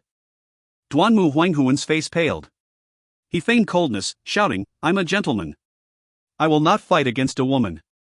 The relationship between Jadeite Forest and the Avalon is very subtle. Do not jeopardize your mission." As Duanmu families. Sher Shuaman remained unmoved. She raised her chin and kneaded her fists. "Call me sister." Duanmu Huanghun flew into a rage. "Do not be a bully, Sher Shuaman. This is Jadeite Forest. You don't want to provoke me." Sher Shuaman approached him while cracking her knuckles and stretching her shoulders. An unfathomable gush of latent elemental energy surfaced like a sea with a dangerous aura. In everyone's eyes, Sher Shuaman seemed to have grown taller. Tall enough to obstruct the sky and cast a devilish black and dangerous shadow. Through the gaps between her teeth she smiled eerily, "Call me sister." Duanmu Huanghun was like a frightened kitten, the hairs on his body standing on end. The recent, torturous training had sharpened his mental state and pushed his essence breath spirit to its peak. He narrowed his eyes, dangerous light rays flickering within. His voice was as cold and heart-piercing as a knife as he released his concealed and fatal blow in a straightforward manner, "Fine. The cold winter turned to warm spring as Duanmu Huanghan broke into a big smile. Sister Xu Eman. Dead silence. Thud. The pastries in Yuzi and Wu Qirong's mouths fell onto the floor as they stood motionlessly with their jaws wide open. Those around them were dumbstruck as well. Brother Huanhan. The dangerous aura Shu Eman had been emitting just a moment ago vanished in a puff of smoke. The raging sea returned to its usual calmness in an instant as the sunlight pierced through the black clouds above the sea. A bright, sunshine-like smile appeared on Shu Eman's face. Did you call me Iron Lady earlier? Duanmu Huanghan replied righteously, back in the day when we came up with that nickname for you, I was strongly against it. However, my position was lowly and my words didn't carry much weight. He was domineering and out of control, absolutely unrestrained and evil. You must teach him a lesson, Sister Xu Eman. Gentleness returned to her face as she said, you don't have to tell me that. Expressionless, Duanmu Huanghan turned to Yuzi and Wu Qirong. It seems like the training schedule is too empty since you two are so free. Double the training today. That scoundrel's method is really handy. Quivering, Yuzi and Wu Qirong turned pale. They looked pleadingly at Xu Eman. Xu Eman sighed. Should we discuss the training load? Would tripling it be more reasonable? Xu Eman was well aware of how Hui had done it in the past. Everybody's face turned whiter as they hurriedly sneaked away, leaving only the four of them in the courtyard. Xu Eman turned around suddenly. Aren't you guys going for the porridge feast? Duanmu Huanghan answered after a short silence, I'm afraid we might make things more troublesome if we go. Xu Eman knew that he was speaking the truth. Under the circumstances, the Avalon had been forced to rope Jadeite Forest, Indiana. Jadeite Forest, which had just revolted against the Avalon, was regarded as traitorous in the eyes of Elders Guild. Because of its relationship with Jadeite Forest, the Elders Guild would do anything to ensure Duanmu Huanghuan's safety if he appeared in the Avalon. However, this did not mean that the Elders Guild would tolerate his other behaviors. Because of his special background, it was easy for his actions to be misinterpreted, and yet he had no power to defend himself. Even if the Elders Guild worried about their association, they could send people to escort him back to Jadeite Forest. Xu Eman spoke up. I never expected him to stir up something so huge. I'm curious as to what path he'll take. A strange smile emerged on Duanmu Huanghuan's face. Hui and his gang do not understand the filthy affairs that are going on between the aristocratic families and the new citizens, but we do. In Elders Guild's eyes, Hui and his gang are together with Central Pine faction. Such a big group operating as the backbone of the Avalon of 5 elements, how fun. Xu Eman shot him a sideways glance. Are you gloating? Duanmu Huanghan laughed. I'm looking forward to seeing what that fellow will do. Don't you think that whatever matter he bumps into, he's always making the unpopular choice? Xu Eman smiled. True. Duanmu Huanghan kept his smile and added coolly, there's no space for Hui in the aristocratic families. Joining new citizen faction would be meaningless too. Otherwise, why would Yi Bai rely on blood of God for support? Xu Eman remained silent. Yi Bai figured out that there's no future for new citizen faction. It's been over 1,000 years. The connection between Avalon and Old Territory has long been severed. Resources are required for the training of elemental energy. When there were ample resources, talented practitioners were picked out from Old Territory to add new blood to the Avalon of 5 elements, which is a good thing. Now resources are so scarce that even its own people are facing shortages. How was it going to gather anything for Old Territory? Old Territory is now a burden to the Avalon of 5 elements. It has been a burden ever since before the construction of the new Avalon of 5 elements was completed. But abandoning Old Territory is equivalent to thoroughly abandoning its roots, so how did the new citizens do it? Duanmu Huanghan spoke calmly, but his words hit the nail on the head. An intense helplessness rose in Xu Eman's heart. She knew that he was right. The aristocratic families will win since they are purer. They are the only ones who will have the Avalon of 5 elements' interests at heart. New citizens will lose because they have to tend to everything. They are unable to think from both perspectives of the Avalon of 5 elements and Old Territory. Gloom took over Duanmu Huanghuan's handsome face. Old Territory belongs to Blood of God. I don't know who created Blood Elementalists. Damn it. Blood Elementalists do not consume much resources, which means that people from Old Territory can train. Those who are unable to train can choose to train as Blood Elementalists. Who do you think these people would choose? A mocking look appeared on his face as he pointed to the horizon where God-subduing peak was. Can't you already tell from that big fellow the Elders Guild has come up with? They're trying to stop the war, right? using this big fellow to seal off the front line before reconstructing the Avalon of 5 elements. Haha, they never would have thought that Blood of God also can't wait for the battle to end so that they can take possession of old territory. How many people are there in old territory? How many times that of the Avalon of 5 elements' population? 10% of the population is going to become blood elementalists. Ah, elders' guilds waiting to be slaughtered. A bunch of short-sighted morons. These words fell on Sher Shuemon's ear like a sudden clap of thunder. Her limbs were cold. She asked, "Any solutions?"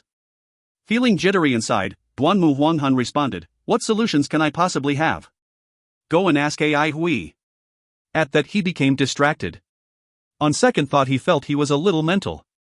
Ai Hui was rather powerful but far from being able to solve such issues. Noticing Sher Shuemon's pale face he sighed, "Don't think too much. Let the big guys fret. She was preparing to slip away tonight, probably because she's figured out the Elders Guild's intention." Sher Shuemon asked abruptly, "How do you know?" "Inside news." Duanmu Huanghan waved his hand. Sher Shuemon walked toward the door without turning her head back. With murderous eyes she yelled, "I'm gonna kill that bitch." Duanmu Huanghan was stunned, but his face quickly changed. He shouted for her while making chase. "Hey hey hey! Don't be rash, don't be rash. Count me in. If you find any errors, ads pop-up, ads redirect, broken links, non-standard content, etc., please let us know. Report chapter so we can fix it as soon as possible." Chapter 323, Watch the Door. Chapter 323, Watch the Door. Translator, Irene Editor, TYZ/KLKL. Chui Tianzhang observed Sher Shuemon. He could vaguely see Sher Beihai's spirit in her perseverance and stubbornness. They even had the same disregard for law and nature. "Have you considered the consequences?" His tone was peaceful. "I did," Sher Shuemon said calmly as she met Uncle Chui's gaze. "Bringing Duanmu Huanghan on board and revealing God-subduing Peak's secret. Using God-subduing Peak without permission, killing Blood of God's diplomatic mission in Jadeite Forest. Have you thought about Elders Guild's reaction?" Sher Shuemon answered in a low voice, "I did. These were my selfish decisions. No one else is to be blamed, so I'm willing to take all responsibility for my actions." Chui Tianzhang looked at her meaningfully. "Why are you so anxious? With your current speed, you can take over your father in another 10 years. 20 years after, and the future of the Avalon of 5 elements will belong to you all. You just have to follow the order. Everything is yours. Be it taking revenge or returning favors, you can act according to your wishes." "I know," Sher Shuemon nodded. "But I also know that once I accept these things, I will have to obey them. I will have to accept whatever task they give me, whether I like it or not. It's not mine if I don't accept it. They need people who are willing to conform." Duanmu Huanghan, who was standing beside her, laughed silently. He was born into an influential family and knew exactly how Sher Shuemon felt. The one wearing the crown must bear its weight. Good things were either too difficult to get a hold of, or obtained at the expense of everything else. Chui Tianzhang pleaded earnestly, "Youngsters need patience. What can't be done once you have the power? You have a long life ahead of you." Sher Shuemon shook her head. "I will be old by then. I should do what the 20-year-old me wants to when I'm 20, do what the 30-year-old me wants to when I'm 30, and do what the 40-year-old me wants to when I'm 40. I should do whatever, whenever I feel like. There's no point waiting. I won't be able to do anything when I'm old."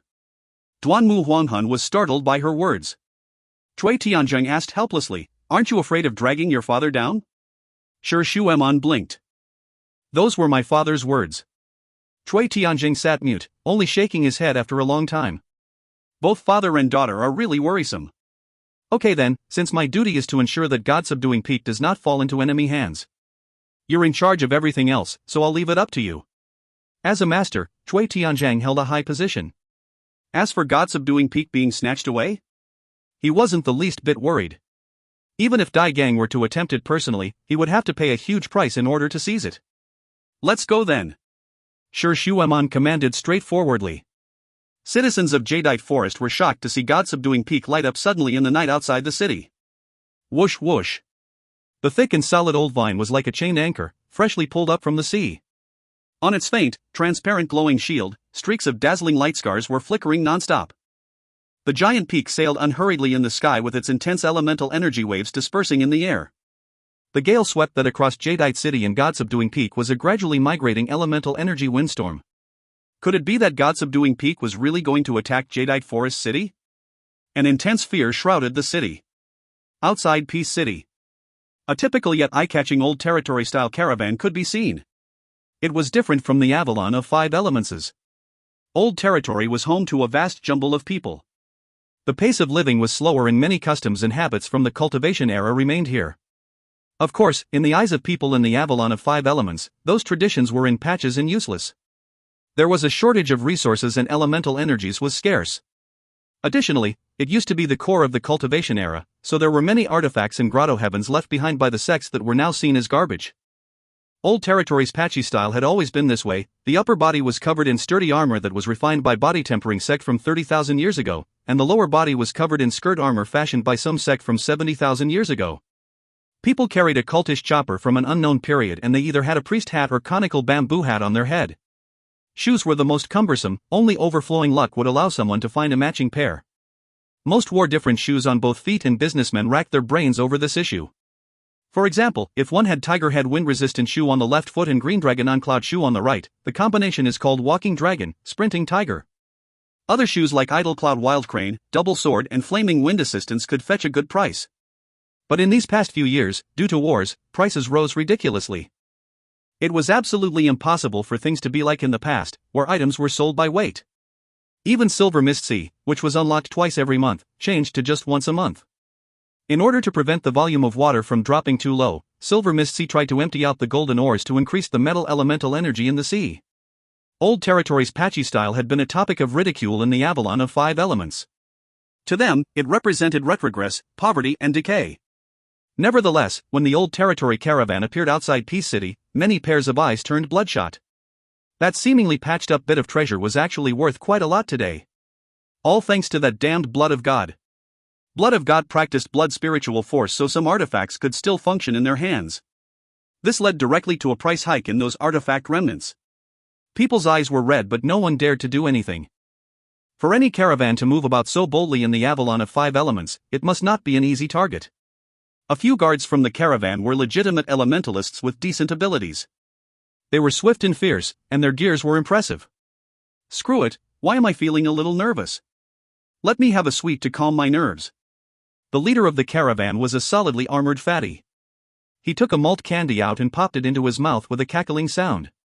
I have to show AI Hui the result of 3 years of hard work. I haven't just been doing nothing these 3 years. Hui, get ready to be shocked. He chomped the candy down, gnashing his teeth. He'd been suffering for 3 bitter years for this moment. He took a deep breath and stopped a passerby. Excuse me, may I know how to get to Swordsman Training Hall? Swordsman Training Hall entrance. There were 2 more figures beside Venerable Volcano this time. Devilish Tongue and icily arrogant Eugene were in discomfort. The duo had urgently gathered a batch of precious ingredients, finally getting the chance to get a bowl of kanji. But they were called out by Tian Huzuan to watch the door with him even before they could step into the training hall. When Venerable Volcano spoke, none dared to disobey. The pitiful Sky Edge Division's Vice Division leaders had never guarded the door for anyone. With eyes on them, both felt uncomfortable all over. Yet, Tian Huzuan directed them nonstop and they had no choice but to lower their heads and obey. Don't let anyone in easily. This is our principle. Look, you guys went to so much effort but have yet to drink the porridge. Others got it so easily, can you bear this? If I were you guys, I wouldn't be able to. Since old Yuchi is here, let's just fight first. It's not like we haven't fought anyway. Cold sweat poured out of their bodies as they tried to breathe as quietly as they could. Tian Huzuan became excited, waving his hand in big motions. The trick to guarding is to control your eyes. Like a staring contest, you need a fierce gaze so those who are trying to take advantage will cower upon meeting your gaze. As the saying goes, a gentleman is magnanimous whereas a vile person conceals his intention. Hey! Who let you in? Already in front of the entrance, the middle-aged man jumped up in fright. His face changed upon getting a clear view of who the 3 men by the door were. The middle-aged man instantly gave a charming look and dashed toward Tongue and Eugene, saying respectfully, "But Tongue and Eugene? I'm Yi Chang, a teacher of Dragon Rice Training Hall." The hall owner heard that Miao Hai challenged Ai Hui to a battle without reporting to the headquarters and was furious about it. In order to apologize, he specially sent your humble one to prepare a gift that expresses our sincere apologies towards Sir Ai Hui. Who would have thought that I'd be lucky enough to bump into you masters here? How honored. He Chang's tone was passionate and he spoke really fast. Dragon Rice Training Hall. A ray of light flashed across Tong Gui's eyes as he made eye contact with Eugene. Dragon Rice had a profound background. The owner, Yang Jin, wasn't somebody they were willing to provoke. Tong Gui was about to open his mouth when he heard Tian Huzuan's impatient voice, "Put the things down and leave." He Chang flew into a rage. "You old fellow, I'll have you know that this is the owner's good intention." Bang! A foot smashed into He Chang's face. As if he'd been knocked right over by a sprinting, violent, wild beast, he flew more than 30 meters away, losing consciousness. Tong Gui's pupils instantly shrunk. That leg. He'd seen it clearly. There was a golden dragon symbol on He Chang's garment. He was a golden dragon teacher. If that teacher wasn't able to block that kick, would he himself have been able to dodge it? Tong Gui broke out in a cold sweat. He wasn't the least bit confident. Tian Huzuan casually picked up the items off the ground. They were the gifts He Chang had carried with him. The old man was extremely displeased. That fellow is great and all, except that he's a stingy miser and will not stand losing out at all. Fatty, who'd arrived at the entrance and witnessed the scene, was dumbstruck. The caravan guards had the same pale look on their faces. A thought struck the guard leader, causing his expression to worsen. He whispered in Fatty's ear in a low voice, "That old man is Venerable Volcano, Tian Huzuan. He's a master." The masked man is Sky Edge Division's Vice Division leader, Tong Gui, and Eugene is the woman beside him, a Vice Division leader as well.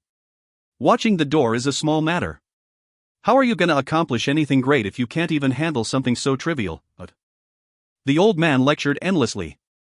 Sweat meandered down Fatty's chubby face as his clothing became soaked with it. Fear filled his beady eyes. Watching the door. AI Huey's doormen actually consist of a master and 2 vice division leaders of a division. Why were his calves shaking? Was he in the wrong place? "Excuse me, 3 gentlemen, is this AI Huey's swordsman training hall?" Fatty's voice was trembling uncontrollably, but no one behind was mocking him. They were in a worser mental state. Before a master and 2 vice division leaders, it was already very brave of those who dared talk to them without kneeling down. The old man gave him a look. "That fellow said he has a fat friend named Chen Dai. Is that you?" Yes. Fatty answered agitatedly. In this split second, he felt a sense of pride and had completely forgotten that he was here to brag. The team members beside him stood up straight, puffing their chests out with a proud expression on their faces. "You can go in, but not the rest." The old man gave a wave. Really watching the door. Fatty swallowed his saliva with some difficulty, quickly bending at his waist in agreeance. Damn it, he had never seen such a VIP. But another thought quickly filled his mind. AI Hui was rich now.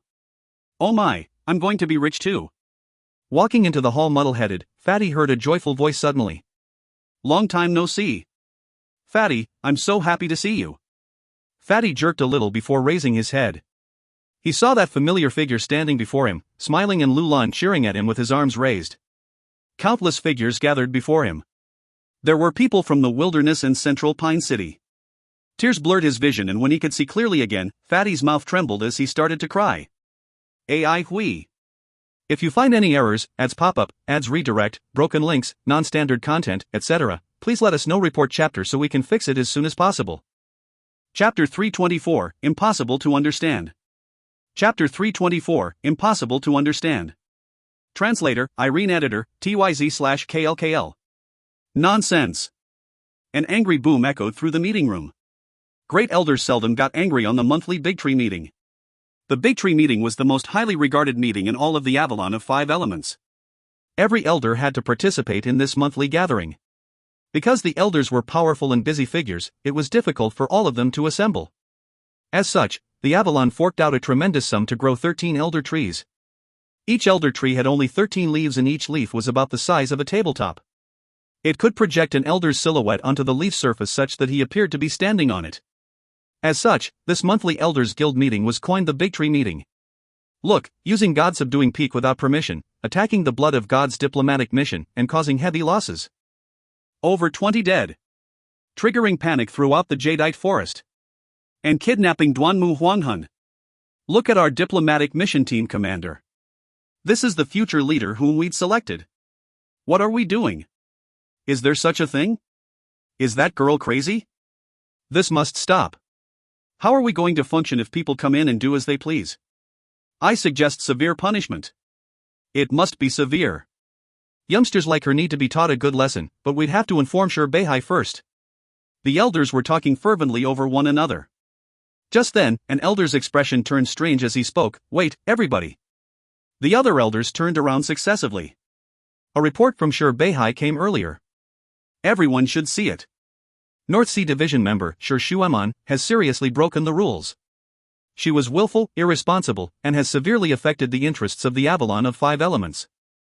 After a discussion, the North Sea Division has agreed to expel Shueman as a disciplinary action. The elders looked at each other in confusion and did not know what to say. Everyone quieted down. Shortly, an elder slowly started to speak up. Why is Beihai being so rash? Don't youngsters all make mistakes? It's normal for them to be impulsive. A little polishing should do the trick. Yeah, it's over, already over. Why the need to go this far? I've seen Shueman grow up and she's always been sensible and clever. She's been through the blood battle of Central Pine, and her animosity toward the blood of God did get the better of her, but it shouldn't be surprising. She's young after all. The panic in the jadeite forest isn't a bad thing from what I see. Weren't we trying to intimidate them by sending the God-subduing peak there? We did well. Beihai is really too rigid and harsh. The elders had a headache. As the division leader of North Sea Division, Beihai had the power to make such a decision. Even as elders, they weren't able to stop him. However, they really did think highly of Shueman and saw her as the leader of the next generation. Beihai's direct declaration of her discharge would damage her future prospects heavily, especially in the next election. Some elders held flickering gazes since they were secretly pleased. In the competition among the new generation, Shueman was leading significantly and everyone saw it as foregone conclusion. Who would have imagined that she would actually do something as silly as this to withdraw from the race and ruin her own future? Elders with outstanding sons within their families started to get restless. Seeing the change in the elders' expressions, a bitter smile appeared on the corner of Yuchiba's mouth. His plans had been completely messed up. Flying at full speed, the God-subduing peak was like a wave-splitting whale, smashing the sharp, bitingly cold wind into pieces that flew in all directions. Even as it was moving at such a high speed, however, the God-subduing peak remained as motionless and stable as a boulder. The sea of clouds in front was thick and the mountain range could only be seen from the bottom. Cloud ridges just ahead. Sang Jijun smiled gleefully. It's great that we'll be able to make it in time for Lulan's porridge feast. Including Shueman, there were many other Central Pine survivors who'd tendered their resignation together and had received approval. Is it worth it? Duanmu Huanghun asked suddenly. He simply could not understand what these people were thinking. Of course. Shueman answered bluntly. Just thinking about being able to reunite with everyone makes me super happy. I don't know why, but I'm just so happy. No messy and complicated matters. No distracting thoughts and qualms. Yeah. Sang Jijun smiled as well. In the past, I thought that battling blood elementalists and beasts was tiring and terrifying, but after coming out, I realized that there were many things that were more tedious and horrifying than those. Duanmu Huanghun felt rather envious. Don't forget that you're a hostage. Shueman glared at Duanmu Huanghun, but was unable to stifle a smile.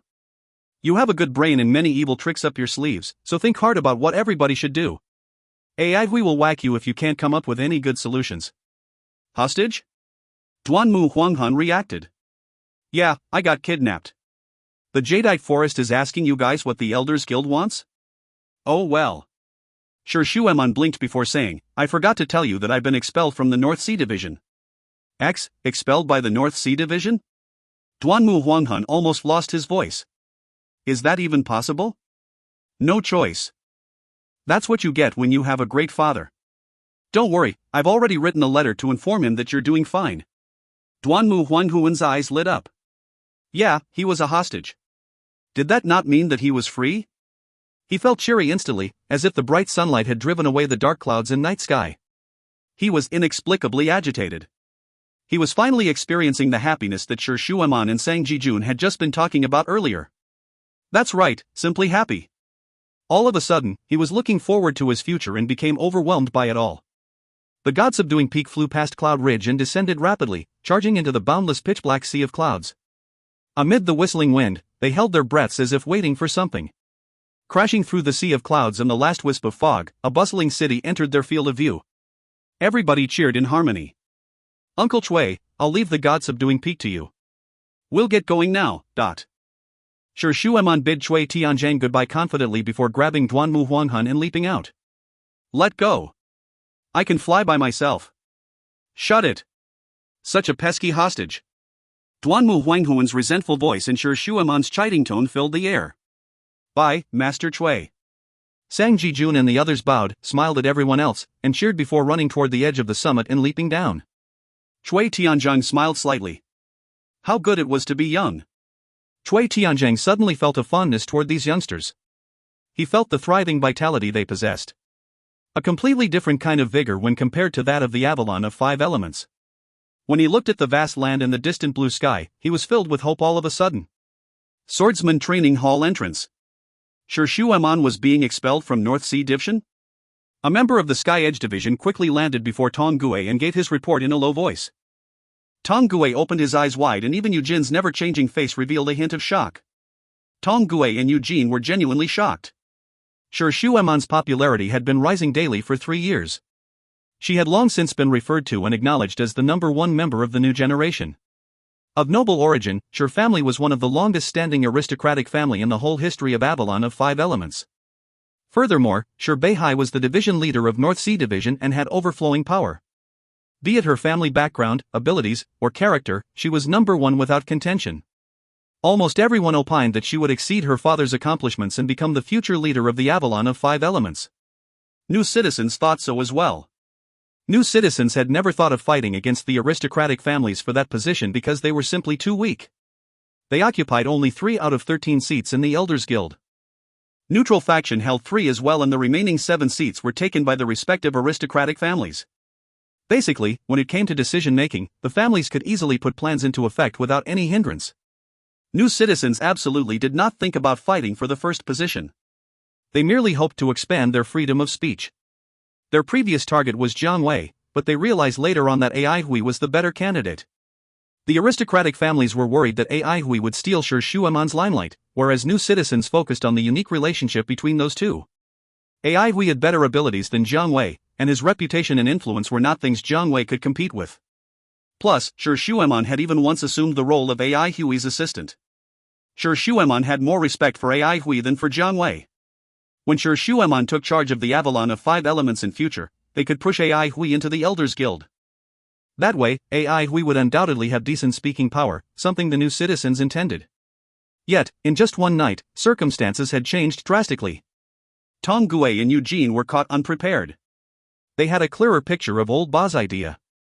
In this way, previous plans fell through just like that. If Sure Shueman did not become the Avalon's leader, Ai Hui's value would drop greatly as well. Even worse, it was difficult for Ai Hui to become a threat to Sure Shueman. Toward other candidates, however, it was a different story. Tong Gue and Eugene had splitting headaches. This could lead the aristocratic families to erroneously think that the new citizens were after the first position. If unresolved, new citizens would be completely suppressed by the aristocratic families. This was precisely what the new citizens wanted to avoid. If both parties broke out in a full-fledged fight, the new citizens were sure to lose. What now? Both of them were at a loss. Things changed too quickly, catching them off guard. Suddenly, a group of people appeared in the alleyway. I have not seen Lulan in a long time. I miss him. Lulan Healthcare. I want porridge. Wait. Tong Gue and Eugene's pupils shrank immediately as they fixed their gaze on the foremost, beautiful figure. Sure Shueman. They made eye contact and saw the shock in each other's eyes. Sure Shueman, who had just been expelled by the North Sea Division, was actually in Peace City to visit Ai Hui's Swordsman Training Hall. Beside her was her assistant, Sang Jijun. And could that person she was carrying be Duanmu Huanghan? No way. They both felt as if they'd been struck by lightning as their minds turned blank. What was going on? Why was it getting harder and harder for them to understand? If you find any errors, ads pop up, ads redirect, broken links, non-standard content, etc., please let us know. Report chapter so we can fix it as soon as possible. Chapter 325, Porridge almost done. Chapter 325, Porridge almost done. Translator, Irene Editor, X/TYZ. The news that Sure Shueman was expelled and was heading for Ai Hui's 5 Elemental 8 Treasures porridge feast spread across Avalon of 5 elements like a wildfire. The whole Avalon was in an uproar. As the number one of the new generation, Shuemon was the most perfect goddess in the eyes of ordinary people. She was born into a noble family, trained hard since young, homeschooled, well-mannered, tenacious, and responsible. She had never ever had any negative publicity. As if the news of her abrupt expulsion was not already earth-shattering, her appearance at the Swordsman Training Hall in Peace City triggered endless wild thoughts. Many people felt that it was a pity since it was now impossible for her to become the next leader. None of the successive great elders of the Avalon of Five Elements had ever made such a grave mistake. Other than regret, people also felt curious as to what Aihui was like as a person. When Central Pine survivors from all over gathered in Peace City, everyone saw how much influence Aihui had over these people. Even Shuemon came, pushing Aihui's popularity up a few notches. Because of this matter, no one talked about the master murderer incident anymore. Would Shuemon still have came if Aihui was really such a vile character? The most troubling issue was still regarding the new citizen faction.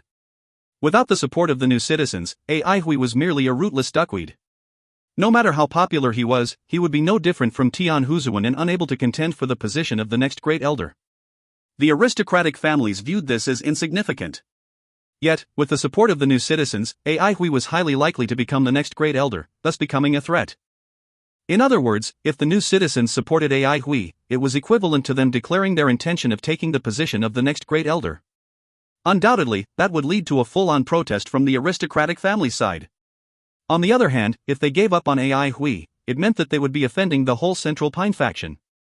To the aristocratic families, they would still have sufficient power even without the Central Pine faction. To the new citizens, however, losing the Central Pine faction, where 90% of the members were new citizens, would cause a long-term loss. To the new citizens, it was a tough decision to make. To Aihui and gang, they had no time to worry about these fights and schemes. Shuemon and her group's arrival pushed the party atmosphere to a new high. The core group of Central Pine survivors were all here. Aihui, Shuemon, Duanmu Huanghun, Jiang Wei, Sang Jijun, Wang Xiaoshan, and the A1 unit. One could easily imagine the excitement and joy this reunion brought. The busiest was Bangwan. Bangwan, I heard you got defeated by 1,000 yuan? Bangwan, I heard you're here as a hostage? Bangwan, I heard you got intoxicated in brothels every night? Bangwan, I heard you're looking for a wife? Want us to help you arrange a blind date? Bangwan. Big sister is still the best. Or else Bangwan would still be getting drunk in brothels. Lulan was busily boiling the 8 treasures porridge. There was a big iron cooking pot, and complicated patterns were drawn on the ground. It was a spell formation. Up until now, the earth fire had already been burning for a whole 10 days. More than 1,000 elemental essence beans and 200 blood crystals had been consumed, while the number of precious ingredients thrown in was uncountable.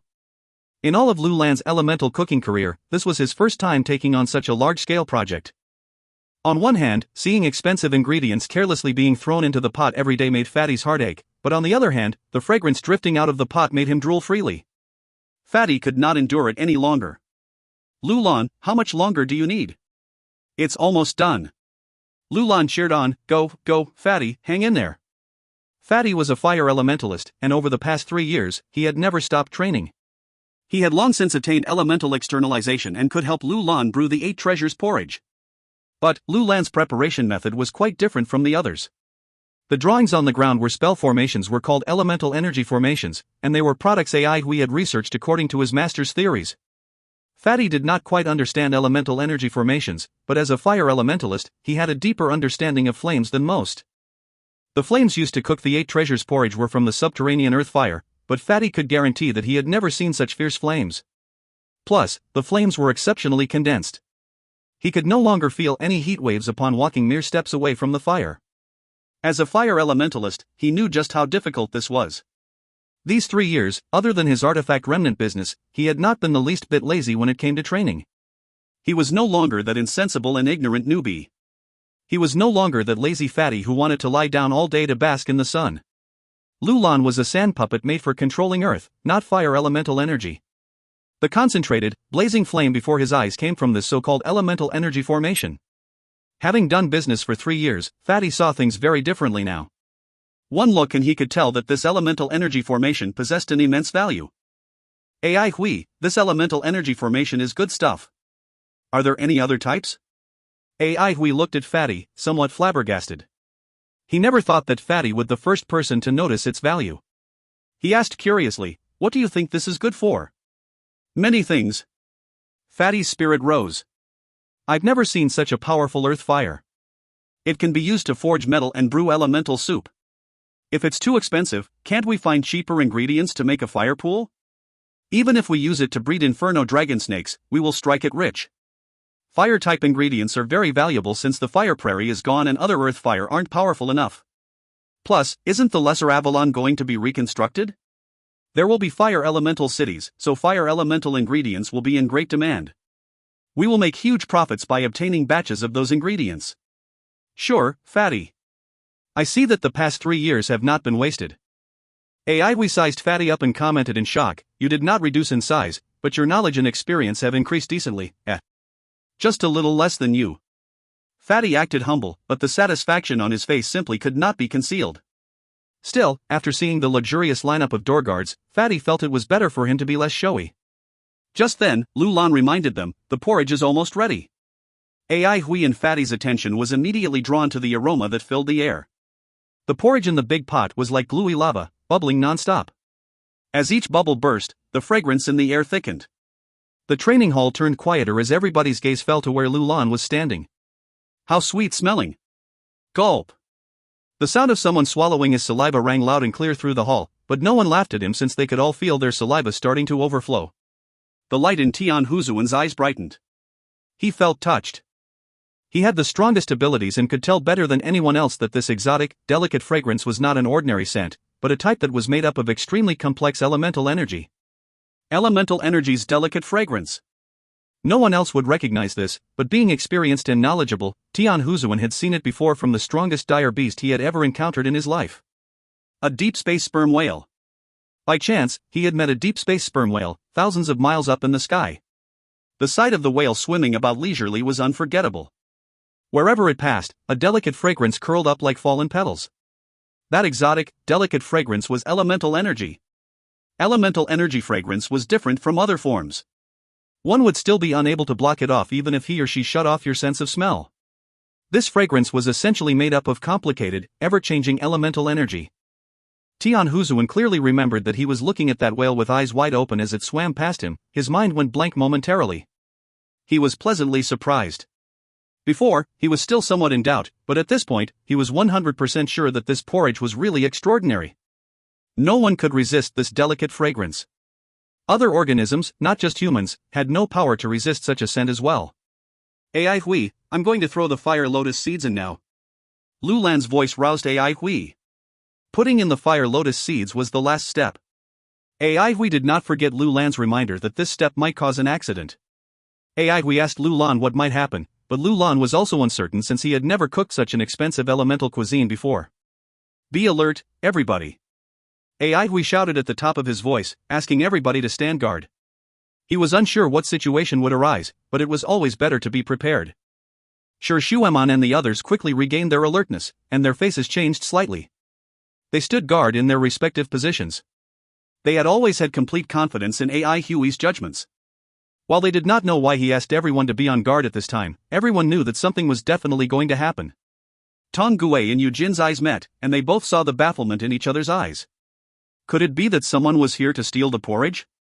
Nevertheless, Tian Huzuan picked up that greasy fire vat without a word and hovered into the air gracefully. At this moment, there was a solemn look on his disheveled face. Perhaps there really was such a turn of events? Right now, all of Lulan's attention was on the big pot. The light in his eyes flickered as he concentrated. His fingers moved quickly as fire lotus seeds appeared and disappeared out of sight.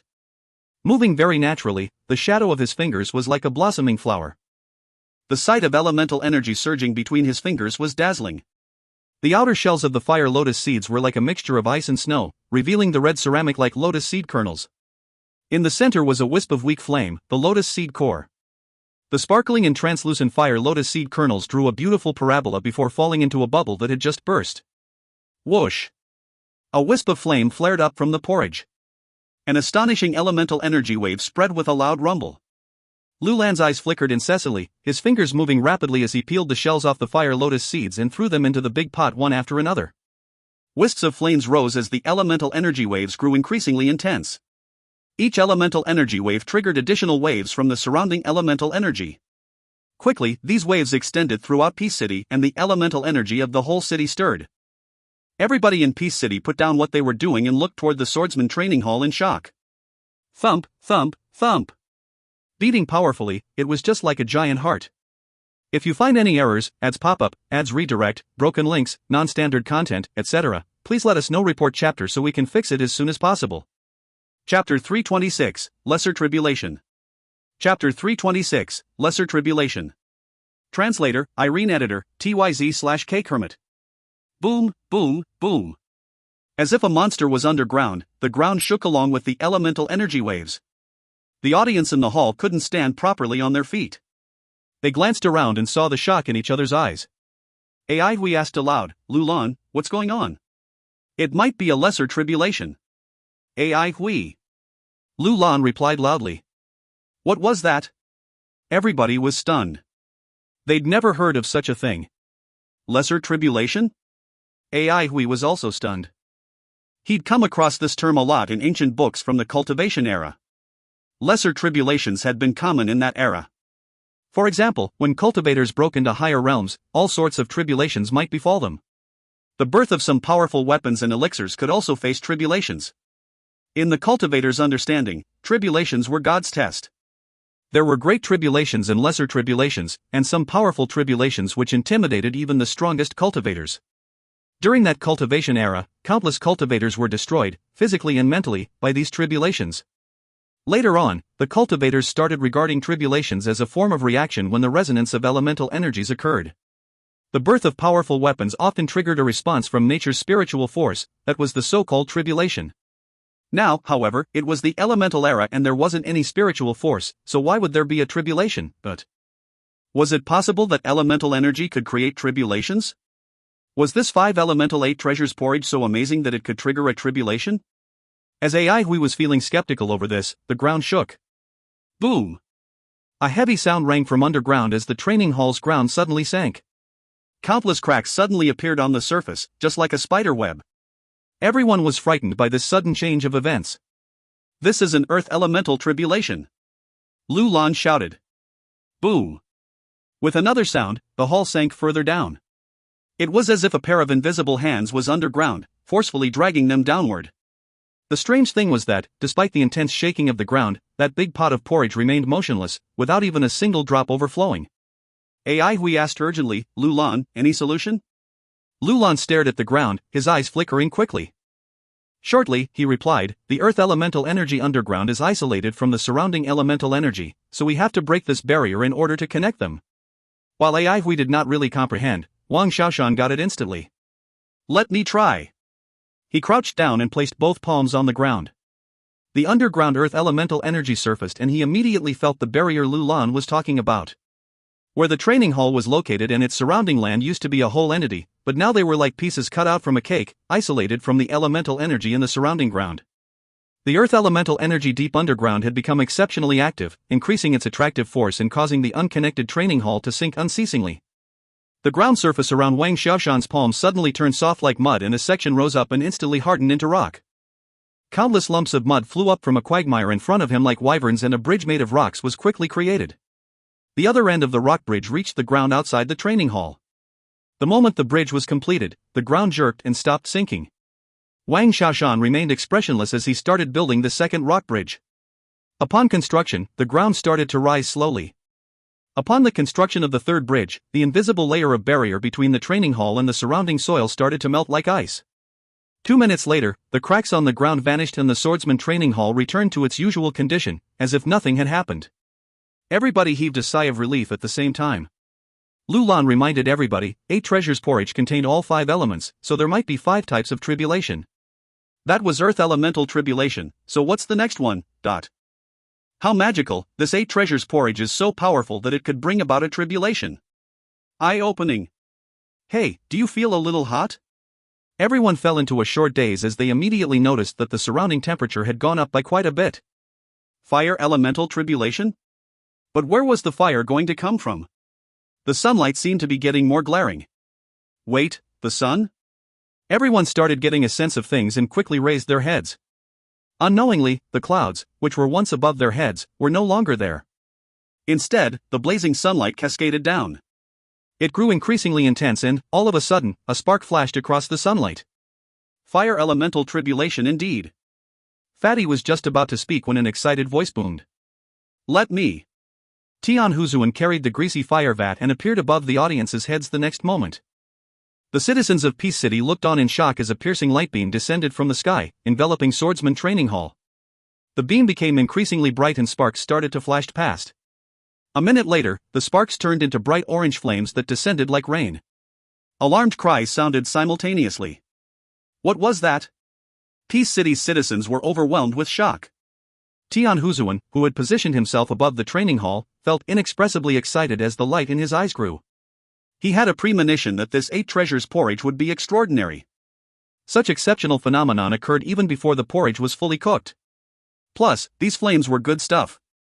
Tian Huzuan inhaled deeply, his elemental energy surging. His once crooked and stubby body appeared a little taller and mightier now, and there was no anger on his face.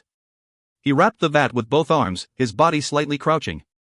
His overall posture was akin to that of a golden toad carrying a jar that swallowed light. Then came a long laughter, bold and at ease. Come, everybody come over to my bowl. The fire raining down from within the light beam flew towards and into Tian Huzuan's fire vat. The red glow from the greasy vat brightened dramatically like a heated iron vat. The fire rain lasted for a whole 5 minutes. Tian Huzuan's fire vat did not seem all that large, but it was like a bottomless pit, taking everything in without any sign of overflowing. When the last bits of fire rain flew into the vat, the splendid light beam collapsed without a sound as countless fragments flew about like snow, disappearing into the vat in the blink of an eye. Tian Huzuan laughed out loud, landing on the ground with the fire vat in his hands. The big fire vat was like a raging volcano. The flames rolled around inside and those nearby could feel the heat waves coming from it. Stay further away. It's not completely refined yet, so don't blame me if you guys get hurt. Tian Huzuan was beyond satisfied. AI Huey's voice sounded abruptly. Half each. Tian Huzuan's body stiffened, but he responded nonchalantly, What do you mean, half each? AI Hui gave a bitter smile. If you don't offer my share, don't blame me if I do the same. Tian Huzuan knew he couldn't keep it from AI Hui and could only say, You're not even a fire elementalist, so what do you need this for? AI Hui couldn't be bothered. Are you giving it or not? Tian Huzuan was bleeding inside, but he clenched his teeth and replied, Yes. Half each. Tom Gue and Eugene were utterly shocked by what they'd just seen. It was even more mind-blowing than whatever tribulations had just occurred. AI Hui had actually talked to Tian Huzuan so boldly? AI Hui had actually threatened Venerable Volcano. AI Hui stopped caring about Tian Huzuan as he turned his attention to Shi Shuaman. Iron Lady, it will be your turn soon, but... Earth Elemental Tribulation, Fire Elemental Tribulation, if nothing went wrong, the next should be Water Elemental Tribulation. The reappearance of this nickname caused Shi Shuaman to feel somewhat familiar, yet embarrassed. She shot AI Hui a death glare, snorted, and grabbed hold of her cirrus as she made her preparations. AI Hui muttered to himself, Iron Lady's temper is rising, eh? Fatty played along, saying, Everyone's just been expelled and aren't feeling good, so don't pour salt on their wounds, AI Hui. Oh, is that the case? Shi Shuaman was this close to dashing over and giving them a good beating. Just then, dark clouds gathered from all directions and quickly turned pitch black. The intense pressure made everyone feel as if a great enemy was approaching. But time passed without any movements. No lightning, rolling thunder, or rainstorms. It was beyond silent. Quickly, AI Hui and the gang sensed something amiss, it was simply too quiet. Fatty felt somewhat sleepy. Something within his body was draining away slowly as his eyelids got heavier. Stay awake, people. AI Huey's shout woke Fatty up with a quiver, but soon after, his whole body felt weaker and weaker as his eyelids became heavier and heavier. Do not sleep, this is a land of fantasy. AI Hui shouted once again, anxiety rising within his chest. He too had almost fallen asleep. Just then, his Skyheart Flaming Lotus lamp had activated itself, thus jolting him awake. The Skyheart Flaming Lotus lamp's spontaneous activation made AI Hui realize that this was the land of fantasy. While the Skyheart Flaming Lotus lamp could shield him from the effects of the Fantasyland, it wasn't able to do the same for the rest. What to do? AI Hui caught a glimpse of Iron Lady from the corner of his eye and was stunned. She held onto her spear, her eyes clear and bright. She seemed to be completely unaffected by the illusion. Let me. The cirrus in Shuemon's hand transformed into a ball of mist. It started spinning and becoming a whirlpool. Hiss! Threads of bright light rays appeared amidst the darkness. They gathered from all over and entered the mist-formed whirlpool in Shuemon's hand. It was as if the mist-formed whirlpool was infected with the clouds, causing it to become bright and multicolored. Shuemon maintained an extremely stern expression.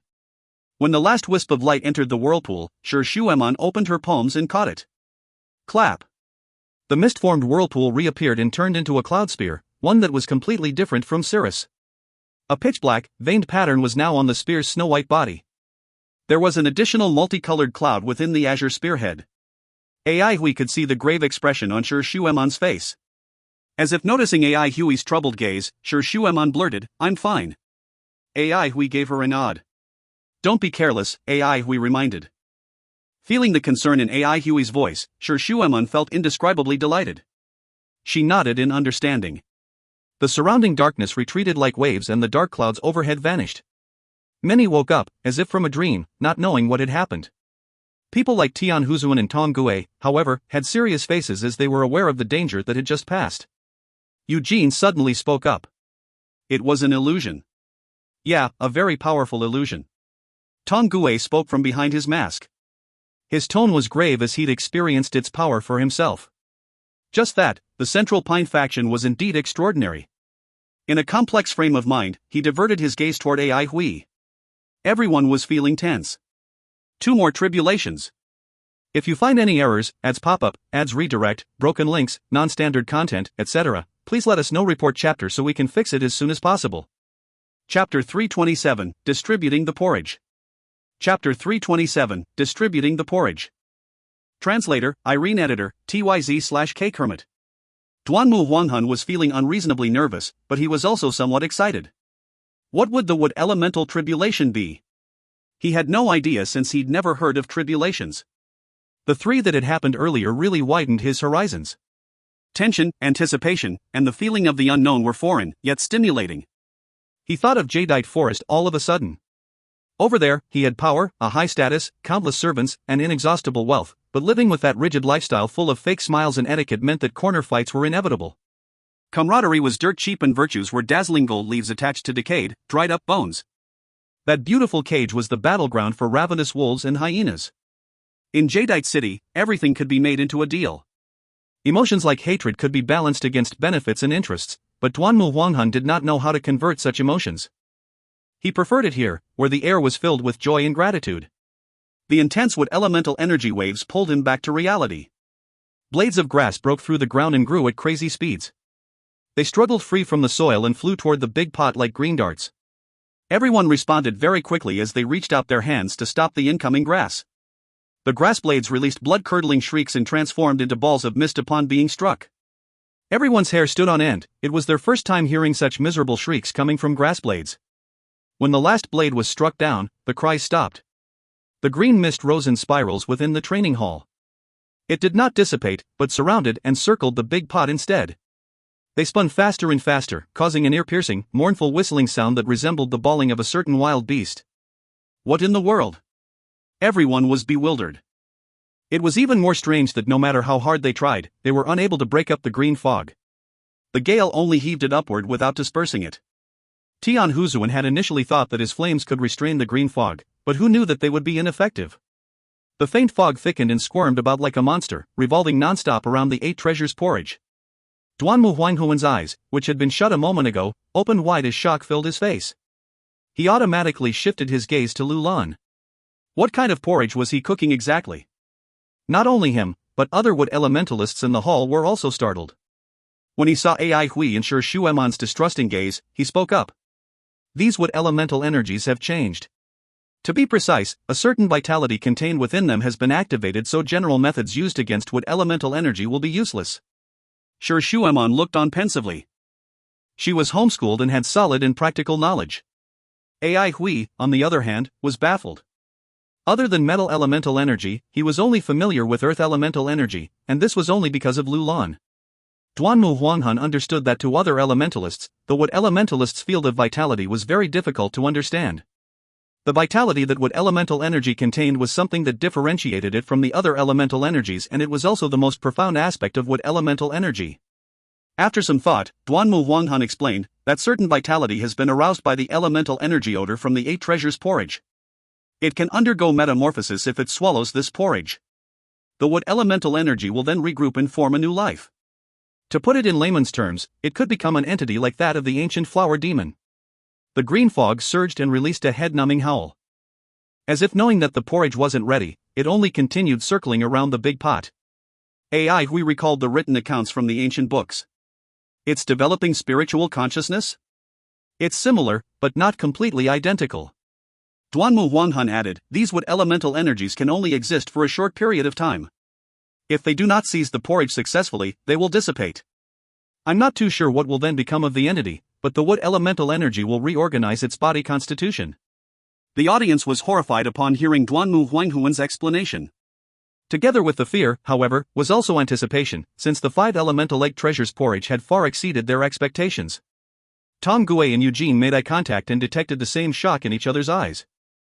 They'd been in the battleground for a long time and had seen and experienced all sorts of strange things, but it was their first time seeing the scene that was unfolding before them.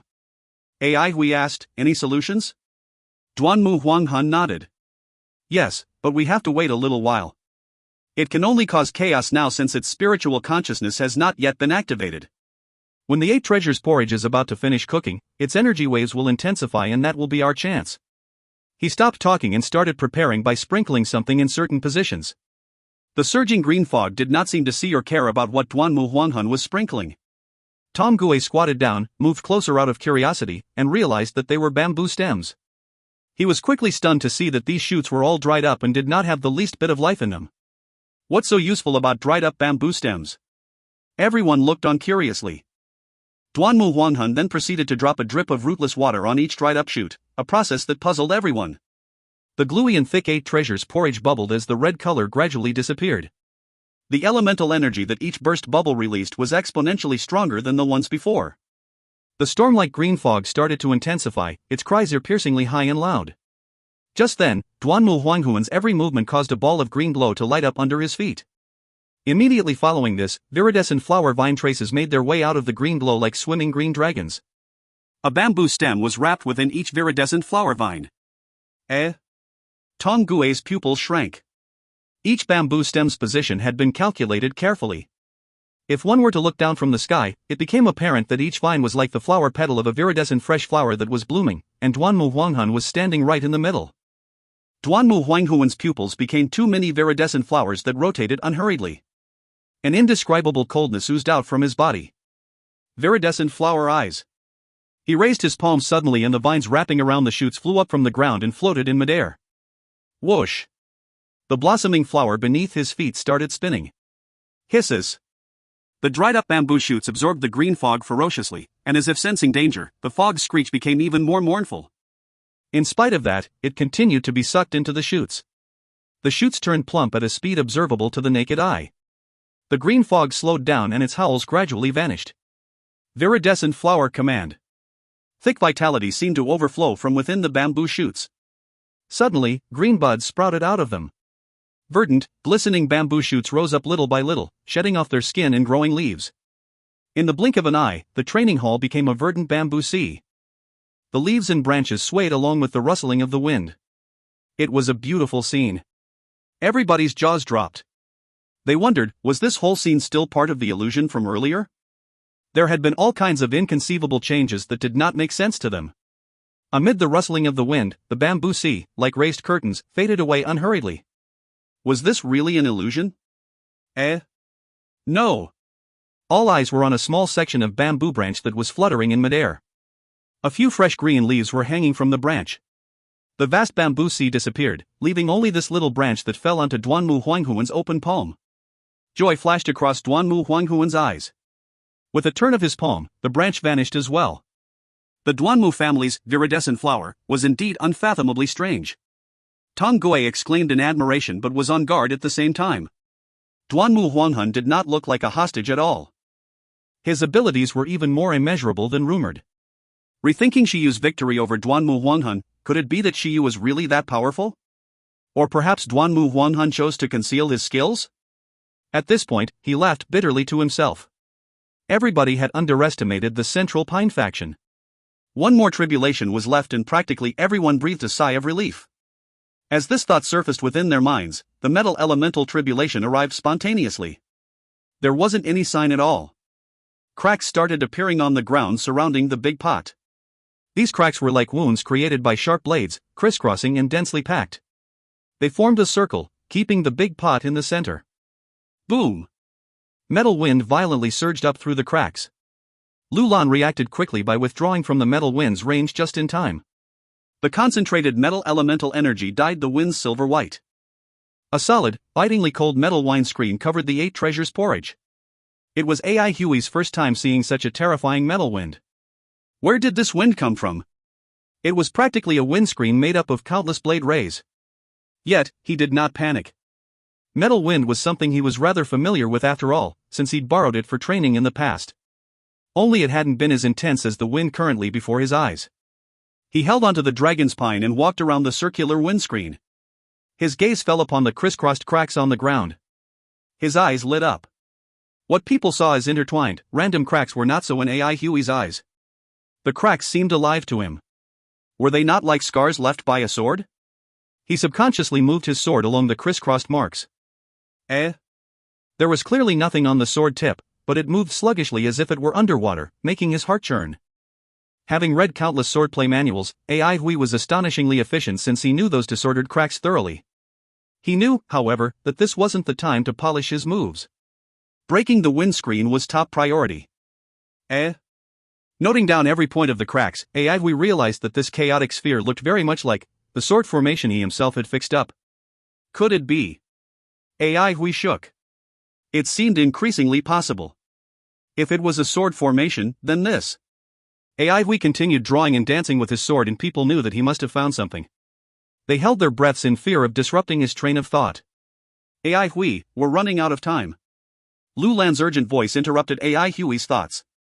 No time. AI Hui clenched his teeth. Silhouette like smoke, sword extending out like electricity, he charged toward the windscreen with a sword ray as bright as 10 stars. Clash.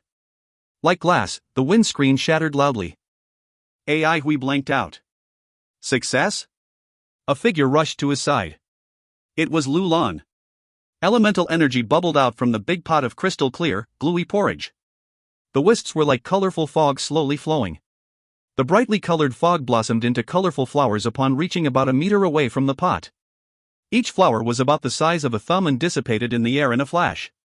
Some appeared as others faded, creating a beautiful image. As each flower shattered, a wisp of indescribable fragrance was emitted. As compared to the delicate smell from before, this one was much weaker. But this faint fragrance entered right into people's hearts and spleens, as if cleansing their bodies and purifying their spirits. Everybody couldn't help but swallow their saliva. Their noses twitched and their necks stretched. Tian Huzuan's eyes were practically shining like a torch in the dark night. Get ready, everybody. Time to distribute the porridge. Lu Lan called out joyously, attracting a round of cheers. Bangwan, ice bowl. Coming. Duanmu Huanghuan's spirits rose. Viridescent flower, icy fissures. Innumerable ice blocks burst open, and before they reached the ground, the many knife-like vines cut them speedily, causing bits and pieces of ice to splatter everywhere, forming ice bowls one after another. When the ice bowl carvings were formed, the vines suddenly turned into soft springs that flung the bowls toward Lu Lan. The ladle in Lu Lan's hand moved fast like lightning, yet light like a dragonfly brushing over water, pouring the perfect amount of porridge into each bowl. Ice bowls filled with porridge flew toward and stopped in front of the crowd. Without a word, they cupped the ice bowl carefully and started eating the porridge in small bites. Upon entering their mouths, the 8 treasures porridge instantly transformed into a warm stream that permeated their bodies. The 5 residences and 8 palaces within started to operate. The elemental energy in their bodies raged incessantly like boiling water. Those with even just a little experience knew that it was time to execute the circulatory cycle revolution. They hurriedly downed the whole bowl. Slurp, slurp. With no time to savor the taste, they quickly sat cross-legged on the floor. They did not expect the energy of the 5 elemental 8 treasures porridge to be this mighty. AI Hui was also caught off guard. As he swallowed the porridge, his whole body started to burn and turn red like a cooked prawn. He did not sit down, but took out his dragon spine instead and started to execute his unique circulatory cycle revolution. Although the sword embryo was long gone, he preserved this peculiar way of executing the circulatory cycle revolution. The brightness of the sky-heart flaming lotus lamp within AI Huey's Sky Palace increased sharply. If you find any errors, ads pop up, ads redirect, broken links, non-standard content, etc., please let us know. Report chapter so we can fix it as soon as possible. Chapter 328, Discussion. Chapter 328, Discussion. Translator, Irene Editor, TYZ/KLKL. The porridge feast in Peace City became a trending topic as news traveled around with a marvelous speed. The different phenomenons that occurred during the cooking process really broadened everybody's horizons. Elementalists specializing in elemental food were all focusing on research. In order to witness the legendary tribulations, many made special trips to purchase a message bean pod, causing a rise in sales of message beans in every store. Silver Mist Sea, Pagoda of Hidden Edge. Was it really that magical? Yuchiba's curious voice sounded from the light cocoon. Tong Gue stood in front of the cocoon and answered respectfully, yes, it was very mystical. Old Tian's old injury healed completely, and while my elemental energy did not increase, I could feel my mental state becoming much more stable and concise. Yuchiba commented in praise, there's actually such a capable person among AI Huey's subordinates. Tong Gue reported, yes, he is a sand puppet named Lulan. I don't know which expert created him came from, but he's smart and extremely talented. In Central Pine City, he kept by AI Huey's side and was very familiar with the rest of the gang as well. Go investigate. Yuchiba said in a low voice, I've not heard of a sand puppet who was such an expert at cooking elemental food. Making elemental food that triggered tribulations, isn't he an elemental food master then? Being able to create such a powerful sand puppet, there's no way that Earth Elementalist is an obscure figure. Yes. Tong Gue agreed. Hesitating, he asked, Old Ba, this AI Hui, how and what are we going to do with him next? Yuchiba laughed. The rain must fall, the ladies must marry. Let him be. Ah. Tong Gue was stunned. So much effort had been spent on creating this situation, was he going to just let it go like this? Sure, Shuemon seeks shelter from AI Hui and the position for the next great elder is vacant now. All aristocratic families are fighting hard for this position, so who has the time and energy to care about him? Yuchiba's tone was filled with ridicule. As long as we don't take AI Hui in as our own, all will be peaceful. Just wait, they might even try to get us involved. Tong Gue said urgently, but the backbone of each division in Central Pine has been taken away by AI Hui. Isn't this a messy situation? And there's Master's Glory. Is AI Hui getting a place? If not, I'm afraid many from Central Pine will not join as well. Old Ba, your humble servant has been staying in Swordsman Training Hall for a few days now, and I feel that these people are very united and have already developed the all for one, one for all attitude. What's the rush? Yuchiba laughed again. The cooked meat is in the pot, so where else can it go? And so what if AI Hui and his people move together? Where else can they go? As long as they remain in the Avalon of 5 elements, we will have our options. Since they're so adamant on seeking revenge on Blood of God, they can't rely on Jadeite Forest. Tong Gue's eyes lit up. Youngsters are often impulsive. Aren't we also seeking revenge on Blood of God? But the time just isn't right yet. AI Hui is just a male eagle that has to be tamed, or else how is he going to listen to us? How is leading a whole bunch of people an easy task? Money, resources, inheritance, does he have them? People are practical creatures. When comradeship is obliterated, there will be nothing left after some time. Tong Gue nodded his head repeatedly. Old Ba is wise. AI Hui can only break in and inhabit the wilderness if he wishes to provide shelter and support for so many people. Youngsters have to be polished, or how else would they understand the vastness of the world? How are the aristocratic families going to find time to care about him?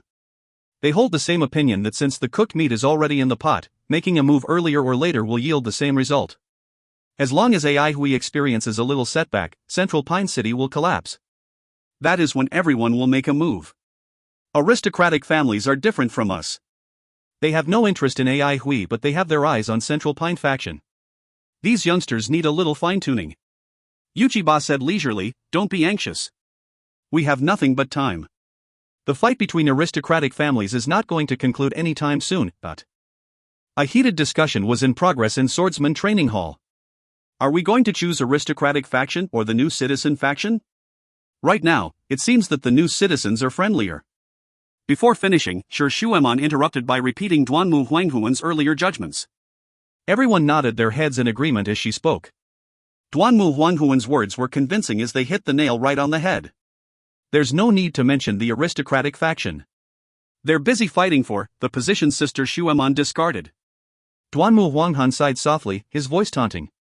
God-subduing peak is so mighty that the internal strife can carry on without a problem. The new citizen faction deems the situation to be lackluster.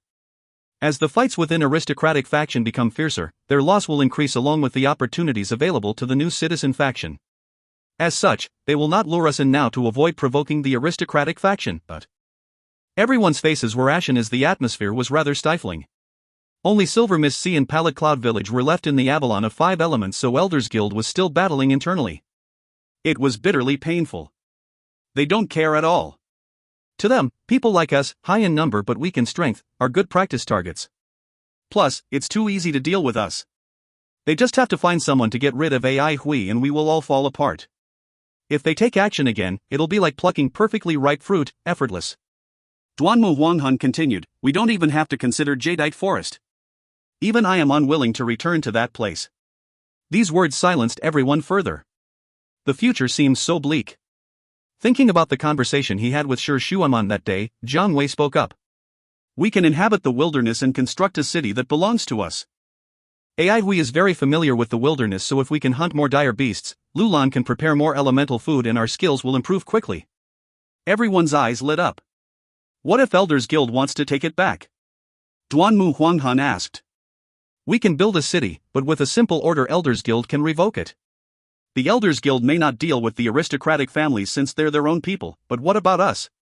When the internal battle is over, our good days are too. AI Hui spoke suddenly. We can sell that city to an aristocratic family and move to old territory. Everyone was in shock. Old territory? Don't forget the purpose of our reunion. We are here to seek revenge. AI Hui said in a low voice, the Avalon is urgently undergoing reconstruction now, so there won't be a war with Blood of God for the time being. We can only head to old territory if we want a battle with Blood of God. Old territory is where the key strategy to attacking Blood of God lies. Fatty looked cheerful. Going to old territory was a good thing since his family was still there. What about resources? Duanmu Huanghan questioned. Why did the Avalon abandon old territory? It's because there aren't much resources. How are we going to compensate for that? Where are we going to get our regular training and battling supplies? Plus, it is surrounded by enemies from 3 corners. Anyone can attack us in that battleground. What are we going to do if Avalon of 5 elements and Jadeite Forest stab us in the back? AI Hui kept quiet. Duanmu Huanghan made a lot of sense and he was unable to refute this reasoning. But he wasn't angry. Such a big matter wasn't going to be easy naturally. Let's make use of these few days to train as much as we can and digest the medication. Fists work better than anything else. We'll take our time to think of solutions. I'm sure we will come up with something.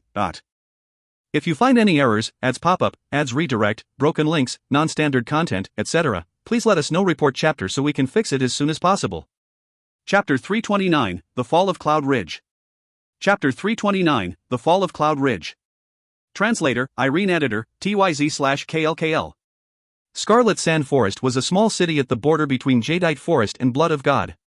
Beyond the city, there was Fire Prairie, a territory of God Nation now. Shiyu was leisurely sipping her tea. Beside her, Jadeite Forest's decision-maker, Gongwenyu, had a relaxed look on his face as well. The recent vicious attack by the God-subduing peak on Blood of God's diplomatic mission had caused the diplomatic mission to suffer heavy casualties. Jadeite Forest was severely embarrassed by this incident. The higher-ups of Jadeite Forest were extremely infuriated. Not only did they want the Elders Guild to give an explanation for the incident, they also requested that someone be dispatched to escort the Blood of God's diplomatic mission. As such, Gongwenyu was being dispatched to escort the diplomatic mission. At this moment, a report was being sent to him. After he read the report, a vexed look appeared on his face. After a long while, he sighed and passed the report to Shiyu and said coldly, "Your henchmen have succeeded." After Shiyu read the report, she sighed as well. What a pity, the brave warriors of God Nation. However, it's still worth celebrating. We shall use tea in place of alcohol and toast to this victory. Gongwenyu stayed calm and did not move. Shiyu was not angry. She finished the cup of tea herself and said leisurely, "This time around, our partnership is flawless. Mr. Gongwen has indeed worked very hard. Without Mr. Gongwen, this victory would not be possible. Enough! Gongwen Yu interrupted Shiyu and flew into a rage. Shiyu merely smiled. Does Mr. Gongwen feel that you have let down the Avalon of 5 elements? After all, you were born of Avalon of 5 elements, it's hard for you not to think of the good old days. However, the Avalon of 5 elements is outdated and the Elders Guild is obsolete. They are fundamentally old and decadent. Take a closer look, do you see how lazy they are? The God Nation's warriors did not even meet any resistance. Oh. They have much more important things on their minds now. That future empty crown is much more important than establishing a lesser Avalon of 5 elements. Gongwen Yu stared at Shiyu, resembling a furious lion that was going to pounce on its prey at any moment. Shiyu smiled sweetly and continued, Jadeite Forest is no longer part of the Avalon of 5 elements. Mr. Gongwen, where does your loyalty lie? Like a punctured balloon, Gongwen Yu immediately calmed down and replied, forget it, I'm going to have a bad reputation this time around. Why does Mr. Gongwen say that? I can see that Mr. Gongwen has worked your heart out for Jadeite Forest. You're a meritorious servant of Jadeite Forest. Gongwen Yu regained his composure and replied, pardon me for being unreasonable. It will be better for us if the Elders Guild continues to be like this. As long as God Nation and Jadeite Forest continue to collaborate with sincerity, it will just be a matter of time before the Avalon of 5 elements collapses. The God Nation is willing to build an everlasting friendship with the Jadeite Forest. Shiyu said grimly. An alliance with God Nation does not really benefit Jadeite Forest. The Avalon of 5 elements doesn't need to be too powerful nor too weak. As long as everyone is harmonious, then our business can thrive. Gongwen Yu shook his head. Shiyu raised her eyebrows and replied, the Elders Guild might not think like this. If they knew the operation this time around is being supported by Jadeite Forest, I'm afraid. Gongwen Yu burst into a laughter. However, his portly face was filled with disdain. Are you trying to threaten me? So what if they know? Are they going to attack Jadeite Forest? Right now, they are the ones who are begging us, not the other way around. I wouldn't dare, Shiyu smiled. No matter what, God Nation and Jadeite Forest have a pleasant collaboration this time around. In the future, our relationship might even be closer. This time around, she had completed her mission flawlessly. Sending a diplomatic mission to Jadeite Forest was a sham. Their real motive was to capture the attention of the Avalon of 5 elements. Pretending to advance along one path while secretly going along another was a simple stratagem that always worked. Another thing that made her even more happy was that Ai Hui was safe and sound. Peace City, Swordsman Training Hall. Duanmu Huanghan furrowed his eyebrows and thought pensively. Even though his questions had hit the nail on the head, he did not feel any sense of achievement. Identifying the problems was easy, but solving the problems was difficult. Which path should they take? Duanmu Huanghan understood how important this question was to them more than anyone else. Both he and Shi Shueman were from aristocratic families, however, their situations were completely different. He had seen more dark and treacherous plots and experienced more failures than Shi Shueman. The others were seizing the moment to train, digesting the beneficial effects of the 8 treasures porridge. Everyone knew that an opportunity like this was hard to come by. If not for Ai Hui, they would not have enjoyed such exceptional 8 treasures porridge. Amongst them, only Bang Wan and Iron Lady were capable of eating such a delicacy without the help of Ai Hui. Take a look at Venerable Volcano. He had paid such a huge price for just one bowl of porridge. Before he left, he even bade farewell to Ai Hui personally and promised that he would definitely help him if he was to encounter any troubles. Eugene stayed motionlessly in her training state. The aura emitting from her body became increasingly concentrated. In conclusion, Lulan's 5 elemental 8 treasures porridge had 2 obvious beneficial effects. The first obvious effect was that it helped in healing old injuries. Veterans like Tian Huzuan and Eugene, who both had been through hundreds of battles, had accumulated countless internal injuries inside their bodies. These old injuries were usually situated in the depths of their bodies, or places that elemental energy was hard to reach, making it very difficult for them to heal them. Not only would these internal injuries affect their fighting capabilities negatively, they would also obstruct their training progress. The second obvious effect was that it improved elemental energy's connectivity within one's body. Apart from Shi Shueman and Duanmu Huanghan, the rest had rather ordinary elemental energy connectivity. If not for the abundance of blood crystals obtained during the Battle of Central Pine City and Lulan's elemental soups, everyone's fighting capabilities would not have reached their current level. Improving one's connectivity with elemental energy would help him or her greatly in terms of future developments. This effect would be on full display during one's everyday training. In terms of mind and Sky Palace, Ai Hui and Shi Shueman were the only ones who benefited from the porridge. There were little improvements in this aspect for the rest. Suddenly, a soldier ran hurriedly into the training hall and came before Lord Eugene. He hesitated, thinking whether he should speak or not. Eugene opened his eyes and asked indifferently, "What's the matter?" "Sir Eugene, Cloud Ridge City is in trouble," the soldier answered hastily. "Cloud Ridge City?" Eugene was slightly surprised, but she maintained his composure and asked again, "What happened?" "Blood elementalists have been discovered in Cloud Ridge City." Eugene widened her eyes abruptly. She quickly stood up as an ominous premonition arose in her heart. Blood elementalists had been discovered in Cloud Ridge City? Ai Hui, Sure Shueman, and the rest stopped what they were doing. They could see the worry in each other's eyes. Cloud Ridge City. Eugene stood beside the Cloud Ridge City's mayor and listened to his account of the incident. When our men discovered them, they did not run away. They probably knew they couldn't put up a fight and all of them self-destructed and died. Subsequently, I'm afraid that there might still be blood elementalists lurking around the city, and so I ordered a thorough search of the city. To our surprise, we did find some in the city. However, they are rather strong-willed and self-destructed the moment we found them. None of them were alive. We have yet to discover the reason why they are here. Eugene's face turned ugly and interrupted the mayor. Where are the locations that they self-destructed? There are several places. Lead the way. Suddenly, at this moment, they heard someone yelling, "Look at the sky!" Eugene raised her head abruptly and her facial expression changed drastically. A demonic color of blood was spreading throughout the everlasting sea of clouds above Cloud Ridge City. The color of blood was spreading extremely fast. In the blink of an eye, half of the sea of clouds was blood red in color. Blood poison. 2 words came out of Eugene's clenched teeth.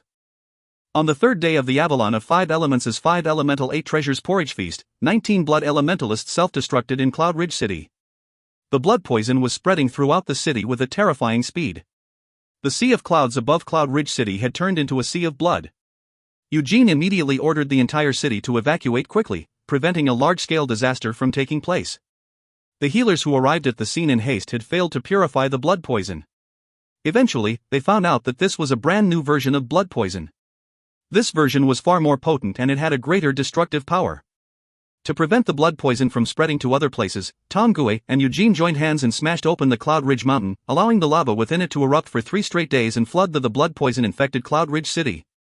The Cloud Ridge City had disappeared completely.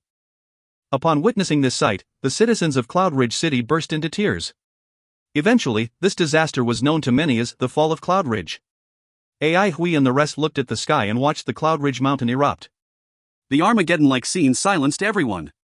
Just like this, the Cloud Ridge City disappeared from the map. During the Elders Guild's emergency meeting, the atmosphere was extremely somber. According to our investigation, this attack was planned. The blood elementalists came through stolen trading caravans and avoided our detection. Right now, there are 2 questions. Did the blood of God come up with a new method of disguise? And did Jadeite Forest play a part in this incident? Definitely. We have investigated the places where the blood elementalists self-destructed. All of these places are vital areas. Clearly, the attacks have been meticulously planned. Without help from Jadeite Forest, the blood of God would not have known so many details. Furthermore, those stolen trading caravans are tightly linked to Jadeite Forest. I suggest we do a thorough investigation on the trading caravans. If the blood of God can infiltrate the Avalon of 5 Elements that easily, then we have ourselves to blame. Resources might be important, but I don't want us to be fearful every day just because of resources. I support that idea. I second that. So how are we supposed to negotiate with Jadeite Forest now? Start a war? The other elders remained silent. They obviously knew that Jadeite Forest had something to do with this incident, however, they did not dare to open their mouths and say they wanted to wage war on Jadeite Forest. What would happen if they waged war on Jadeite Forest? If Jadeite Forest became a turncoat and joined the side of Blood of God, the Avalon of 5 Elements would have 0 chance of winning this war. If they didn't wage war on them, should they just let the incident go like this? We can't start a war with them. The Great Elder began to talk. His eyes were filled with the vicissitudes of life. We don't have the evidence to prove that they played a part in this incident. Even if we did, we can't start a war. We will ignore Jadeite Forest first, and we must retaliate against the Blood of God. Send the God-subduing Peak to the front line. We must secure a victory to redeem our reputation. The other elders nodded their heads in unison. The Great Elder continued with a deep voice, "Our real issue is, since Cloud Ridge City has been destroyed, our plan for a lesser Avalon of 5 elements has failed. What should we do now?" The metal-attributed Peace City and the water-attributed Cloud Ridge City were the cornerstones for the plan of establishing the lesser Avalon of 5 elements. By building another 3 cities, a lesser 5-elemental cycle could be established. The conditions for building a lesser Avalon of 5 elements were extremely strict. One missing city would result in the failure of this plan. Every city's elemental attribute and location was supposed to be fixed. The loss of the water-attributed Cloud Ridge City implied that the 5-elemental cycle could never be achieved. This also meant that the plan of setting up a lesser Avalon of 5 elements had completely failed. Cities like Peace City and Cloud Ridge City were chosen based on their ideal strategic locations. Other than these 2 cities, the remaining 3 cities' locations were perfect as well. Such places were hard to come by. All the elders became silent once more. That's right, the main issue they faced now was the failure of the plan to establish a lesser Avalon of 5 elements. If you find any errors, ads pop up, ads redirect, broken links, non-standard content, etc., please let us know. Report chapter so we can fix it as soon as possible. Chapter 330, The 4 Seasons of the God Nation. Chapter 330, The 4 Seasons of the God Nation. Translator, YH Editor, X/TYZ. The road leading into the God Nation was lined with blood trees on both sides. They stood tall and imposing, like monsters waiting to attack. Taking in the familiar sweet scent made Shiyu feel great. The first batch of blood trees that were used to spread the blood poison had been turned into fertilizer after they had produced seeds. The blood trees she now saw were germinated from those seeds.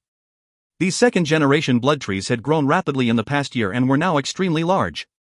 This insane rate of growth completely defied the laws of nature. It was flowering season and blood tree blossoms could be seen everywhere. Scarlet was the landscape's dominant color, which made it look completely different from the Avalon of 5 elements. The flowers were not in shades of red though.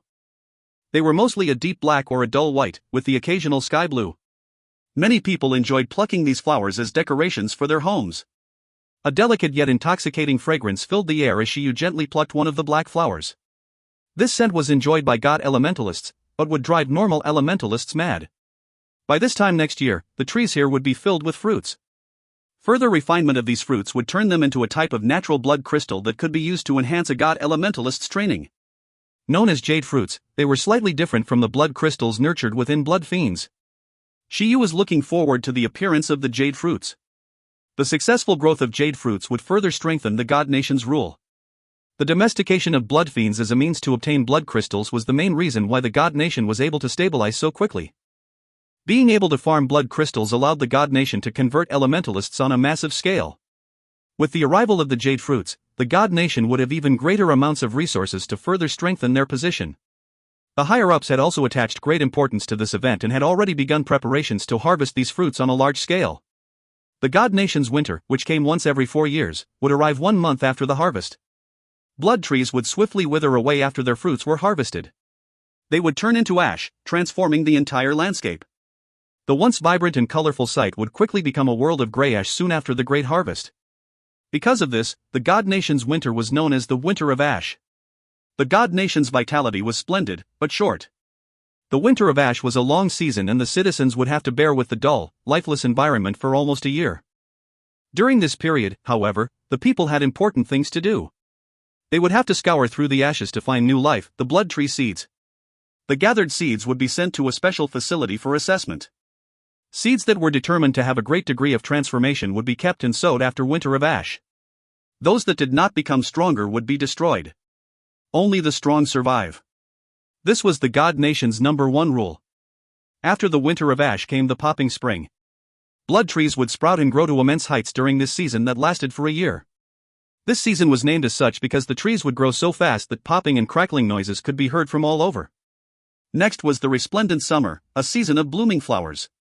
The flowers were so radiant that they shone brightly even at night. It was presently the resplendent summer. The autumn of jade fruits came after. Each cycle lasted for 4 years, and up until now, the God Nation had yet to experience one full cycle. One of the high-level advisors in the palace had told her that the first generation of blood trees were out of sync with the cycle. This new generation should begin to settle into the correct rhythm. The God Nation was indeed a young nation. All of a sudden, the ground trembled. A group of armored wolf riders appeared with a bang. Their mounts were the famous ardent flower night wolves. Night wolves were native to the fire prairie and had a sleek coat of jet black fur. The Beast Venom Temple had created a new breed of night wolves that had red flowery patterns strewn across their black bodies. Ardent flower night wolves were larger and much faster than steeds. They had incredible endurance as well and were reportedly able to continuously charge forward for 10 days and 10 nights. The Beast Venom Temple was unsatisfied with the ardent flower night wolves, as their true aim was to breed large flying beasts. They felt that nothing on land could ever come close to competing with something that could fly. The Beast Venom Temple had adopted the name of these wolves from the Avalon of 5 Elements Ardent Flower Division. Ardent flower night wolves became wildly popular in the God Nation immediately after they were released. These beasts were cheap, easy to maintain, and extremely hardworking. The ardent flower night wolves used by high-ranking officials were of the best grade and had immense fighting prowess in addition to the aforementioned advantages. They were extremely well suited for battle with a rider, never backing down once the fight had started. Congratulations, the young master is extremely delighted by your performance. He has specially ordered us to ride down and give you a proper welcome.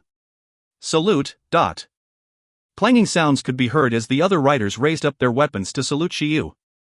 Shiyu bowed slightly in return and replied, "It's all thanks to His Highness's meticulous arrangements." "Has he been well?" The rider said cheerfully, "His mood has improved of late, and he has been going out into the sun quite a bit more than before." "That's good to hear." "The young master's health is of utmost importance," said Shiyu, her voice carrying a tinge of joy. There was only one person who carried the title of young master throughout the entire God Nation. He was the sick tiger of the blood nation, Beishu Weisheng. The young master had been afflicted with a strange sickness since he was a young and had almost died from it several times. Beishu Weisheng later met the Holy Emperor. Being a man who cherished talent, the Holy Emperor painstakingly saved him. After the God Nation was founded, the Holy Emperor built a palace for the young master. He filled it with all sorts of artifacts that were capable of maintaining the young master's life force. Although his condition gradually stabilized, the young master could never leave his palace. The young master called his new home the Cold Palace and often joked that it was even colder here than in the ones built to incarcerate imperial concubines that had flouted the rules. When his mood was good, the young master enjoyed sunbathing by the palace's main entrance. Those who knew him well quickly picked this up and used it as an indicator for his mood. Everyone loved and respected the young master for his huge contributions to the God Nation. The Holy Emperor was too engrossed in his training to handle the nation's affairs. As a result, most of the planning, strategies, and laws were the work of the young master. Instigating Yibai to defect was also his idea, and it was one that he managed to carry out with great success. After Yibai converted, the young master gave him control of the army and ordered for a palace to be built for him. Yibai did not let the young master down. He reformed the entire army and began to devise military tactics that were suited to the God Elementalists' fighting style. Under his reforms, the God Nation's military was able to stabilize the situations at the front lines. The young master was also behind many other highly important actions, such as the exorcism of the induction ground and the widespread domestication of blood fiends. Every now and then, Shiyu would think of how great it would be if the young master was completely healthy again. Shiyu arrived at the Cold Palace 3 days later. A lazy youth was lying down behind the main hall's doorway, basking in the sliver of sunlight that came through the open doors at an angle. Beside him was a teapot with a long handle and half a cup of tea. Shiyu walked up to the doorway and noticed a neatly placed floor mat with a table on top of it. On the table sat a complete tea set. The two of them sat on opposite sides of the doorway. A grin appeared on Beishu Weisheng's pale face as he chipped, "I'm sorry, but you'll have to do it yourself." Shiyu smiled sweetly and started to boil some water to brew the tea. "Come, tell me about the interesting things you saw on this journey." "Being stuck in this lousy place is boring me to death," said the young man, his eyes filled with wonder. Shiyu felt a tinge of heartache as she looked at the young man in front of her. In that moment, the young master appeared to just be an ordinary boy. A smile crept up on her lips, and she gently spoke, "Nothing much happened, really. The jadeite forest is also experiencing a flowering season, a season where plume flowers are in full bloom. Plume flowers look like pink feathers and give off a melodious ringing sound when scattered by the wind. I suppose girls are more interested in stuff like that.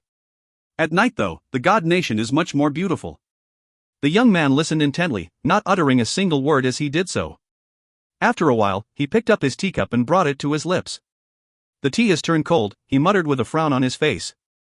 He opened the teapot and saw that it was empty. "Bring me some hot tea." Half of the long-handled teapot crossed the doorway toward Shiyu.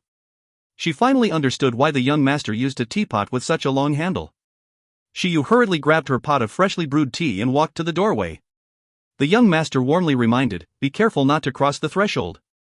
You won't be able to handle the things inside. Shiyu carefully poured the freshly brewed tea into the long-handled teapot. The young master swiftly downed a cup of tea and said, "Please continue.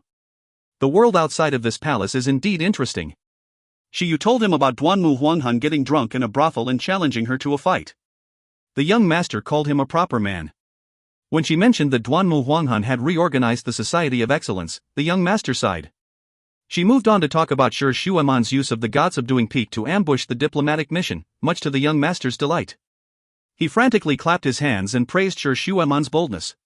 The young master laughed heartily when he heard about the conflict between the new citizens and the aristocratic families, calling them a bunch of clowns who had long lost their edge.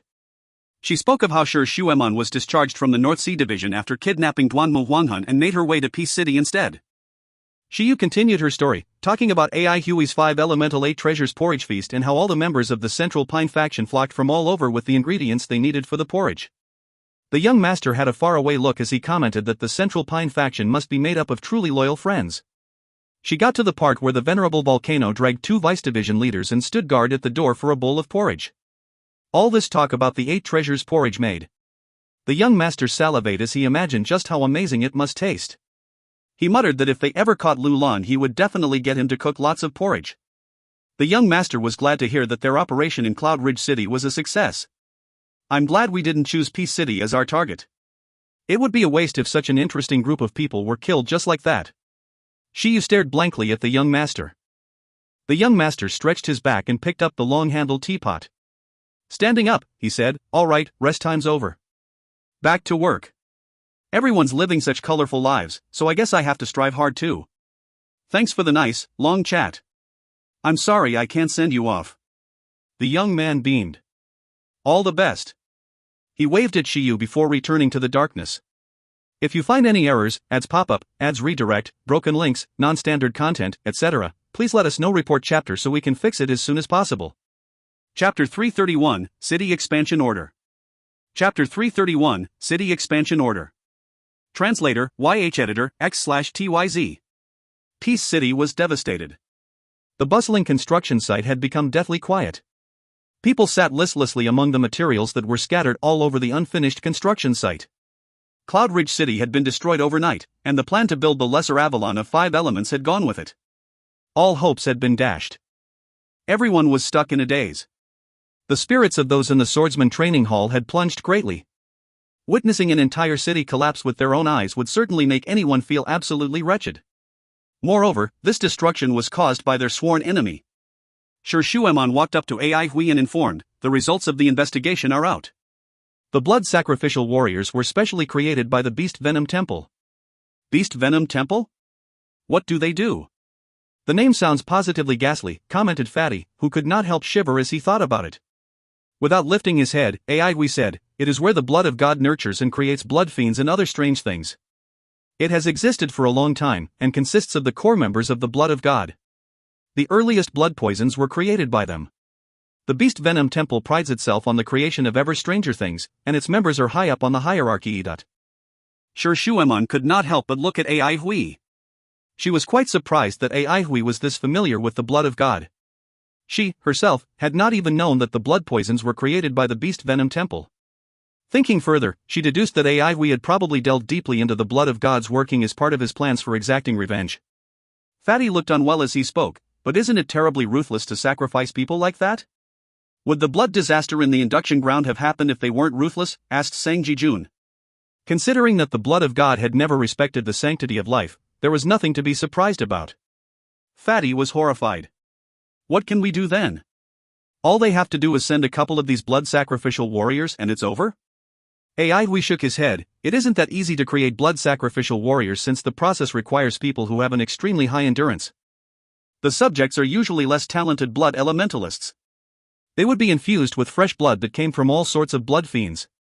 This seemingly inhumane process is one of the Beast Venom Temple's favorite methods. Ancient methods of creating the strongest poisons involved pitting venomous insects against one another in a small box. The one that survived the massacre would naturally be the most vicious. Everyone's faces lost some color. Listening to Ai Hui's brief explanation gave them the creeps. Ai Hui continued, "The chosen blood elementalists' bodies work the same way as the box, while the different types of blood are like the venomous insects.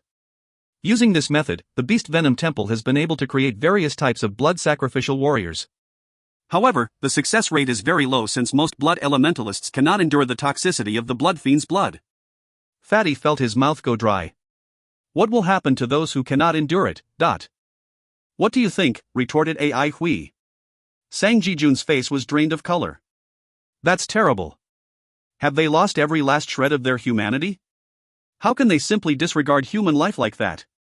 No wonder the name Beast Venom Temple gave me goosebumps, uttered Fatty, his voice quivering a little. It is pretty ghastly, but not exactly what you guys are thinking, said Ai Hui while he shook his head. The creation of blood sacrificial warriors is merely a tiny part of the work they do, and the scope of their research is extremely extensive. They are the reason why the blood of God was able to establish themselves so rapidly.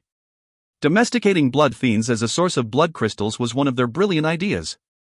The Beast Venom Temple is highly regarded among the blood of God. Sure, Shuemon could not help but ask, why? They do not directly intervene in the God Nation's affairs, but constantly provide new types of blood fiends such as the Ardent Flower Night Wolf. The God Priests of the Beast Venom Temple also make their rounds throughout the God Nation to guide its people on how to harvest jade fruits, a type of blood crystal that is grown on trees. Grown on trees? Everyone's eyes were wide open with shock. The blood of God's workings were extremely mysterious and bizarre to most people. Since this harvest only occurs once every 4 years, nobody can say for sure how big an impact it'll make. As long as it goes well, the blood of God's power will further consolidate. Meanwhile, look at our Elders Guild, heh. Ai Hui scoffed with disdain. He did not disguise his scorn for the Elders Guild. Everybody felt a slight panic upon being reminded of the Elders Guild. The blood of God was actually surging forward while the members of the Elders Guild were busy infighting. It's actually not a bad thing. Duanmu Huanghan coughed, waiting for everyone's attention before continuing. I'm talking about the Lesser Avalon of 5 Elements failure. The Lesser Avalon of 5 Elements plan isn't something new and is actually just a rehash of an old plan that was stored away for many years. This plan was drawn up shortly after the founding of the Avalon of 5 Elements as a fallback if their fight against the wilderness failed. After the Avalon of 5 Elements became more and more stable, the plan was shelved in the induction ground and quickly became forgotten. Considering that the entire induction ground was destroyed by the blood disaster, the Elders Guild must have spent a lot of effort to dig up this plan from elsewhere. Little did they expect the blood of God to act so swiftly and ruthlessly. Duanmu Huanghan continued, the requirements for building the Lesser Avalon of 5 Elements are very stringent. The biggest challenge for the Elders Guild now is to find a suitable location as soon as possible. I'm guessing that they'll encourage more people to go into the wilderness to search for such a place. This is the only choice they have at the moment. Failing at this will cause the fire, wood, and earth elementalists to rebel. Just as he finished his last syllable, Jiang Wei hurriedly walked in and announced, the Elders Guild has just issued the latest Big Tree Decree. Everyone turned their attention toward him. Every elder had the power to send out a decree, but the Big Tree Decree was an order that could only be passed if all the elders agreed to it at a Big Tree meeting. In the Avalon of 5 Elements, it was a mandate of the highest degree. The Elders Guild has issued a city expansion order. Any family, group, or individual who registers with the Elders Guild will be permitted to build a city in the wilderness. Since cities in the wilderness do not have the typical elemental energy system in Avalon of 5 Elements, the Elders Guild has decided to sell the blueprints for building all 5 types of elemental energy pool. As long as they can build their own elemental energy pool, each city will be able to operate independently. The cities constructed will belong to the settlers themselves. In addition, the mayor of the first city to build and operate elemental energy pools of all 5 elements will become the next great elder of Elders Guild. Jiang Wei finished the announcement in one breath. Everyone instantly turned to look at Duanmu Huanghan. His mouth was wide open in surprise. Wow, who would have thought that you'd have such foresight? Sure, Shuemon exclaimed excitedly.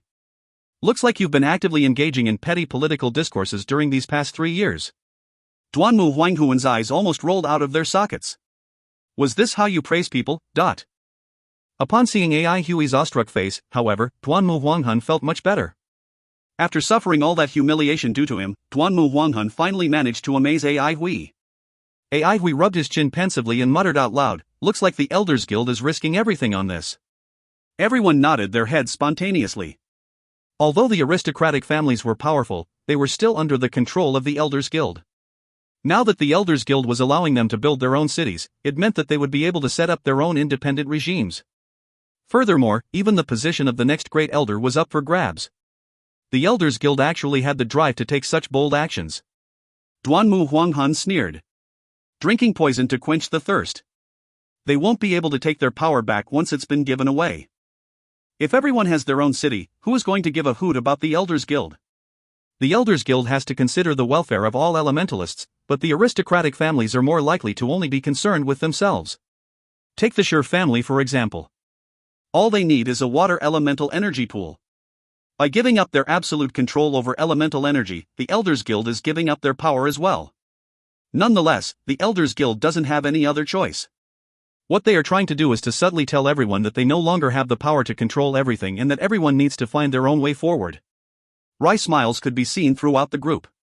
Duanmu Huanghuan's words were harsh, but they were the truth. The elemental energy in the Silver Mist Sea and Pallet Cloud Village have dwindled significantly.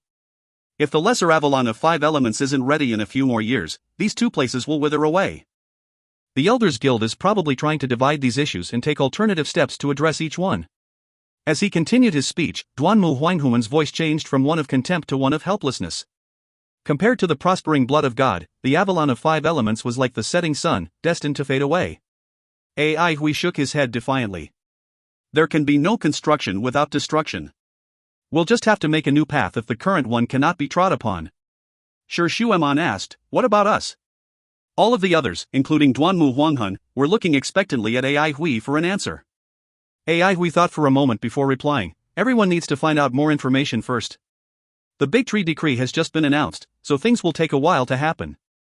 Developing a city in the wilderness isn't a simple task, so we'll need to make preparations. All of them nodded their heads in response to Ai Hui's reply and immediately got to work. They tapped into their different networks to get as much information as they could. Ai Hui fell into deep thought. Come to think of it, things were really as Huanghun said. The Elders Guild had run out of options. The destruction of the Lesser Avalon of 5 elements left the Elders Guild in a bad state. The Avalon of 5 elements was hanging by a thread.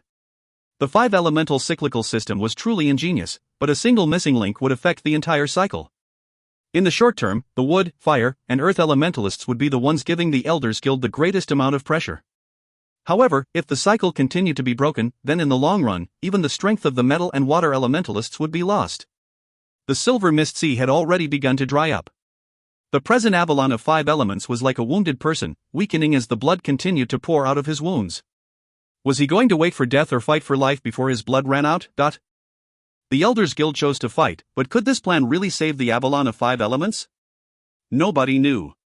Something this big was not going to be so easily addressed by an individual.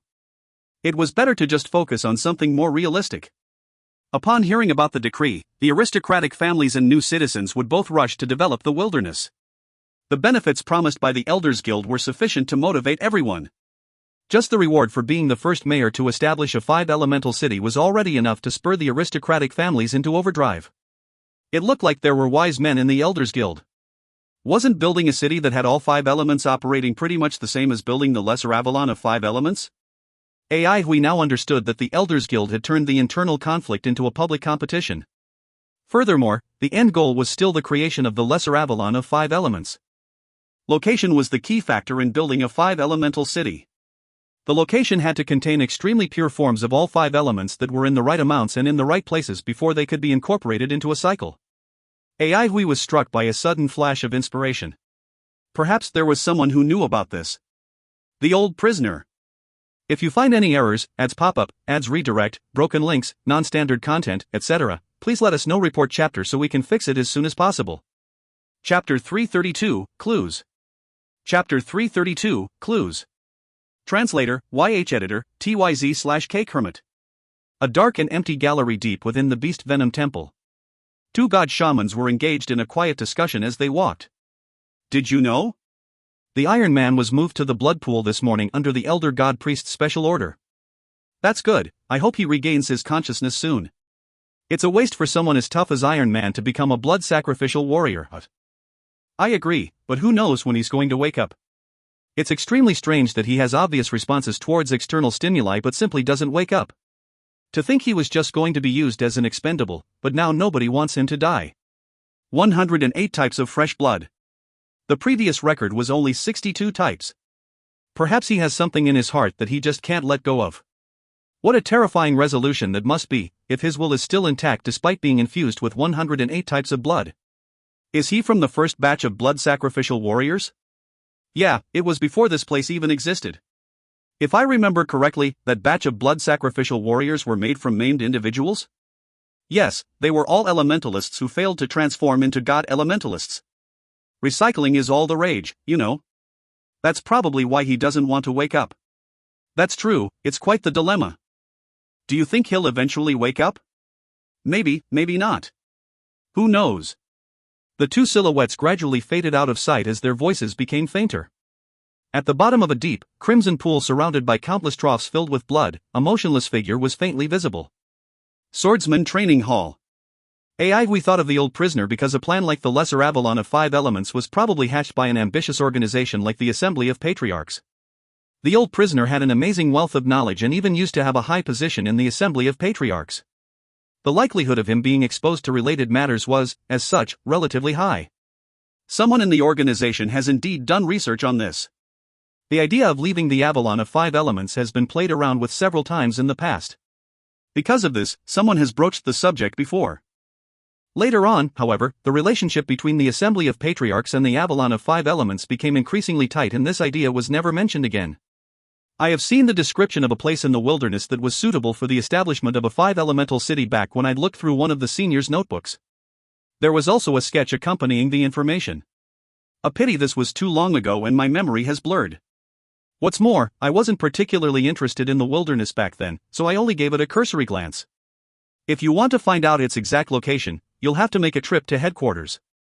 This particular notebook should be kept on the 7th floor of the headquarters Hall of Ancient Records. Its author has the surname Shao. I've completely forgotten any other details. I hope this is sufficient to help you. Headquarters? Hui hesitated for a moment. He knew that as Chu Xiaoyang, he was qualified to join headquarters. Hua Kuei had mentioned it to him several times, but he never once agreed. The relationship between the old prisoner and the Assembly of Patriarchs was a strange one. He was sometimes very proud of them and sometimes very angry with them. Every now and then, he would sigh deeply when he spoke of the organization. Hui privately guessed that the old prisoner most likely betrayed them or somehow got expelled. He wondered what relationships inside the assembly were like, but the old prisoner always refused to talk about it. The old prisoner was nice, but very cautious. He was on alert most of the time and never spouted nonsense. The advice he gave was largely pertinent and worldly, and his guidance had been indispensable to Hui's progress during these 3 years. Like Master Shao, he was an elementalist not geared towards fighting. Nothing had been heard from Master Shao yet. It was as if he had suddenly vanished from this world. Lulan missed Master Shao a lot, and worried about him constantly. Master Shao had, after all, been a big part of Lulan's life ever since he could remember. The message tree lit up again. Judging from the current situation, building a 5-elemental city shouldn't be your goal. For those who are weak, having too sumptuous a meal is no different from taking poison. Although the Elders Guild has made such a commitment regarding the selection of the next great elder, only those whose foundations are strong enough will be capable of holding onto the post firmly. You won't be able to build a 5-elemental city or hold the position of great elder if you don't become much stronger first. Hui laughed. The old man was too conservative, but he had good intentions in mind. Hui quickly wrote on the leaf. Rest assured that I do not covet the position of great elder, and have never once thought of lording over a 5-elemental city. However, having control over a 5-elemental city is incredibly enticing for the aristocratic families. I believe it would be a good investment if I can sell one off at the opportune moment. A pauper dying of poverty pays his respects to the great prisoner. That's right, Hui never thought of fighting for the position of great elder. This simply wasn't something he hankered after. However, he wasn't sure whether this plan would work out. As more and more people returned to Swordsman Training Hall, the information collected started to pile up. The prices of various materials were soaring on the markets. All the enterprises were desperately acquiring materials. The elemental energy pool blueprints were already available for purchase from the Elders Guild, but at a price of 1,000 heaven merit points. Hunting groups' commissions were easily up tenfold, but those that were highly reputable commanded even larger sums of money. Despite these exorbitant prices, almost all of the hunting groups had been signed by various aristocratic families. The first wave of elementalists had already made their way into the wilderness. All of a sudden, the Avalon of 5 Elements' broken spirit seemed to have been restored. The elemental energy pool costs 1,000 heaven merit points. What a ludicrous price. The Elders Guild is ruthless. Shall we start moving?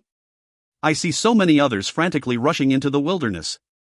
Nah, I don't think so. Not many people can afford to buy the blueprints anyway. Nobody's even bothering about the elemental energy pool. Anyone willing to go into the wilderness can make a ton of money. The commission for average elementalists has gone up 5 times already. Who is going to remain here? But it's risky.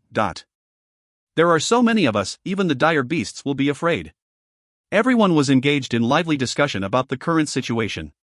Ai Hui called Shi Shuaman, Duanmu Huanghan, and a few others to one side. Lowering his voice, he said, I need your opinion on something. Do you think we'd be able to sell a 5 elemental city at a good price? 5 elemental city? Sell? They were all staring at Ai Hui blankly. Shi Shuaman was the first to respond. Do you know something? Have you found the right location? Ai Hui thought for a moment before saying, there's a chance, but it's not certain. Everyone was in high spirits. A 5 elemental city would command the highest reward the Elders Guild had offered. Fatty immediately asked, if you had a 5 elemental city, why would you want to sell it?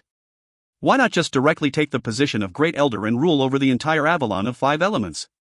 Moron. Everyone spoke out in universal contempt. Duanmu Huanghan said, selling is a good idea since influential families would be willing to pay almost any price to buy one. What I'm afraid of is that they may attempt to take it by force. I have looked through the Elders Guild's instructions and nothing on it disallows snatching. Other people were also worried. After 3 hard years of tempering, they were no longer the ignorant teenagers they had once been. They knew very well that if the benefits were large enough, people would become willing to take bigger risks. Whether it was the influential families or the new citizens, they would all be the same. Ai Hui said, then I'll give the city to Iron Lady and let her be the Great Elder. Everybody's eyes lit up. With the Shi family's status and Shi Beihai's immense influence, anyone wishing to snatch the Shi family's assets would be out of their minds. Fatty winked at Ai Hui. Hey, check out this guy's generosity. The lightning blade is really something else, giving a city to a lady as gift. The others turned their faces aside. Shi Shuaman cracked her knuckles and clenched her fists. Do you really miss my beatings that much, Fatty? Fatty turned pale at the thought of the Iron Lady's fists meeting his face. With a flattering smile, he quickly praised, Sister Shuaman, how can you be given any ordinary gifts? You should be given an entire city at least. Ouch, ouch. Staring at Shi Shuaman's iron fists, Fatty fled like a terrified rat. Everyone else laughed heartily. After the humorous exchange, Duanmu Huanghan took a good look at Ai Hui and said, actually, Iron Sister Shuaman would make a pretty good Great Elder. With our reputations and the Shi family name as our backing, we will have enough leverage. I disagree, Shi Shuaman snapped.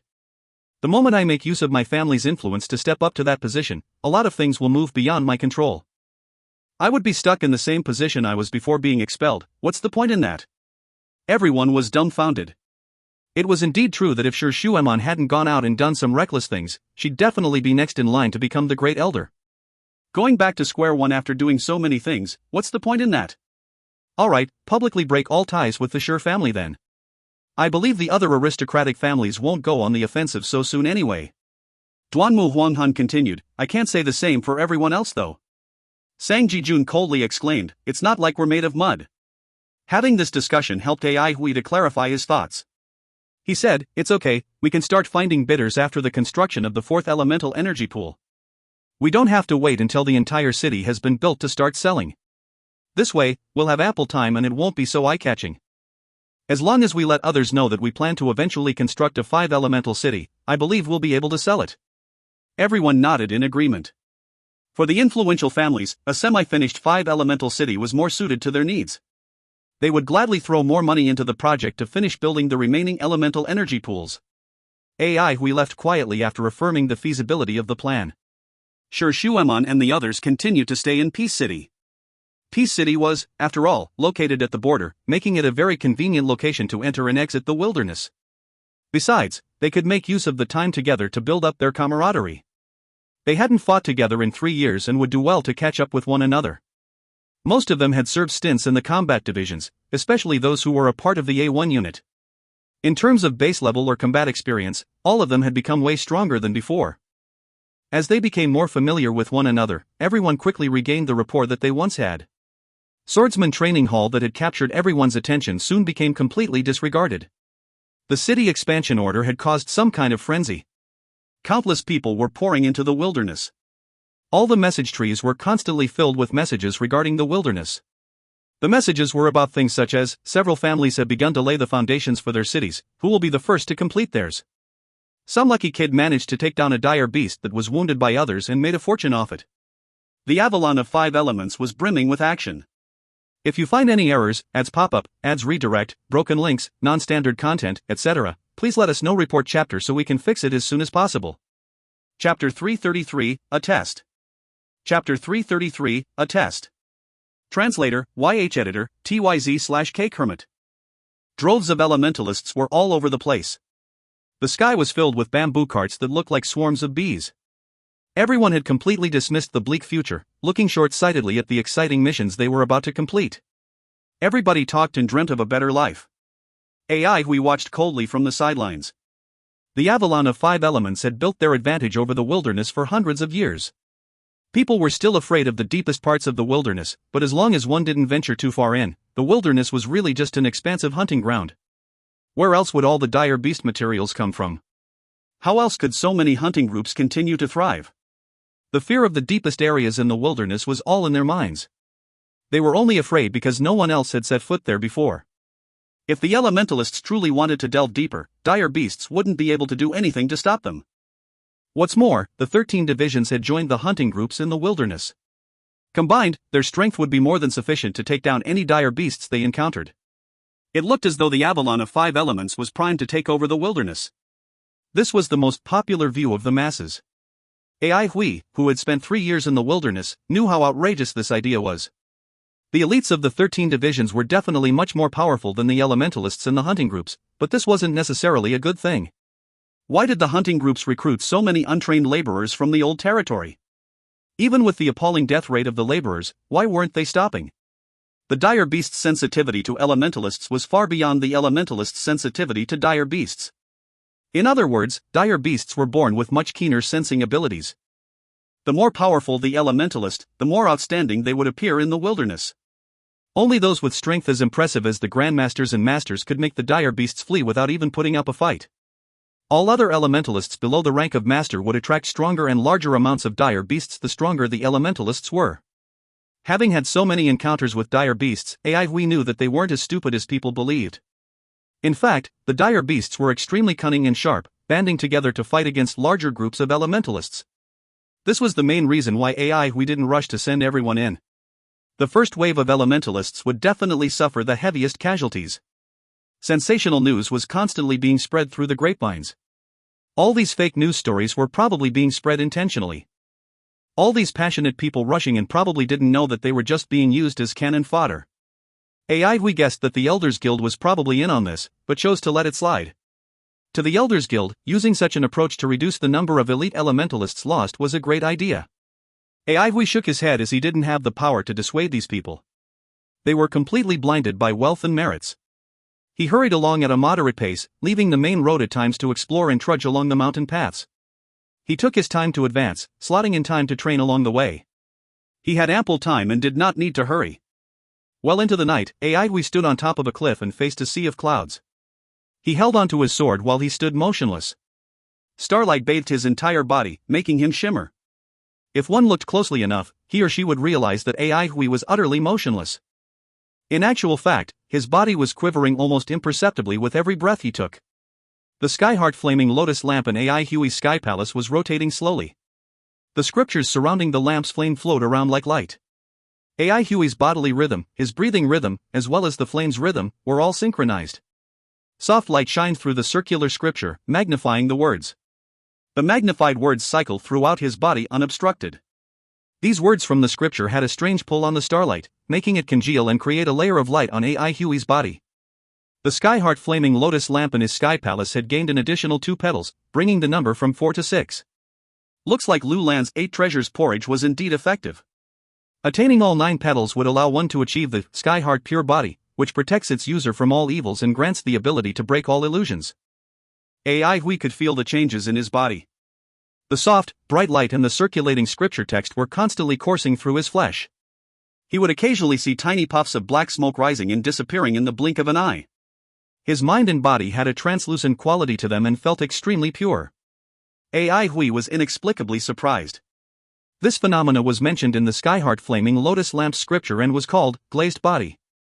While glazed body couldn't match up to the Skyheart pure body, it already granted him some interesting benefits. He intuitively began a circulatory cycle revolution and felt the elemental energy sword pills within his body become even more refined. They had lost all traces of their sharp edge and now flowed smoothly throughout the revolution. A faint attractive force was now present between the elemental energy sword pills, turning them into somewhat of a necklace made of magnetic pearls. In addition, AI Huey's body seemed to contain a whirlpool within it that generated a suction force on the elemental energy in the environment. This was indicative of his now increased rates of improvement and recovery. As the black mist dispersed, AI Huey's flesh and blood felt much purer. Although it didn't increase his strength, his muscles and tendons were evidently more resilient than before. His physical strength also appeared to recover at a much greater rate than before. His copper skin had transformed as well. It was now the color of jade and had a shiny new luster. AI Hui felt extremely refreshed. It felt as though he was back in the sword embryo state.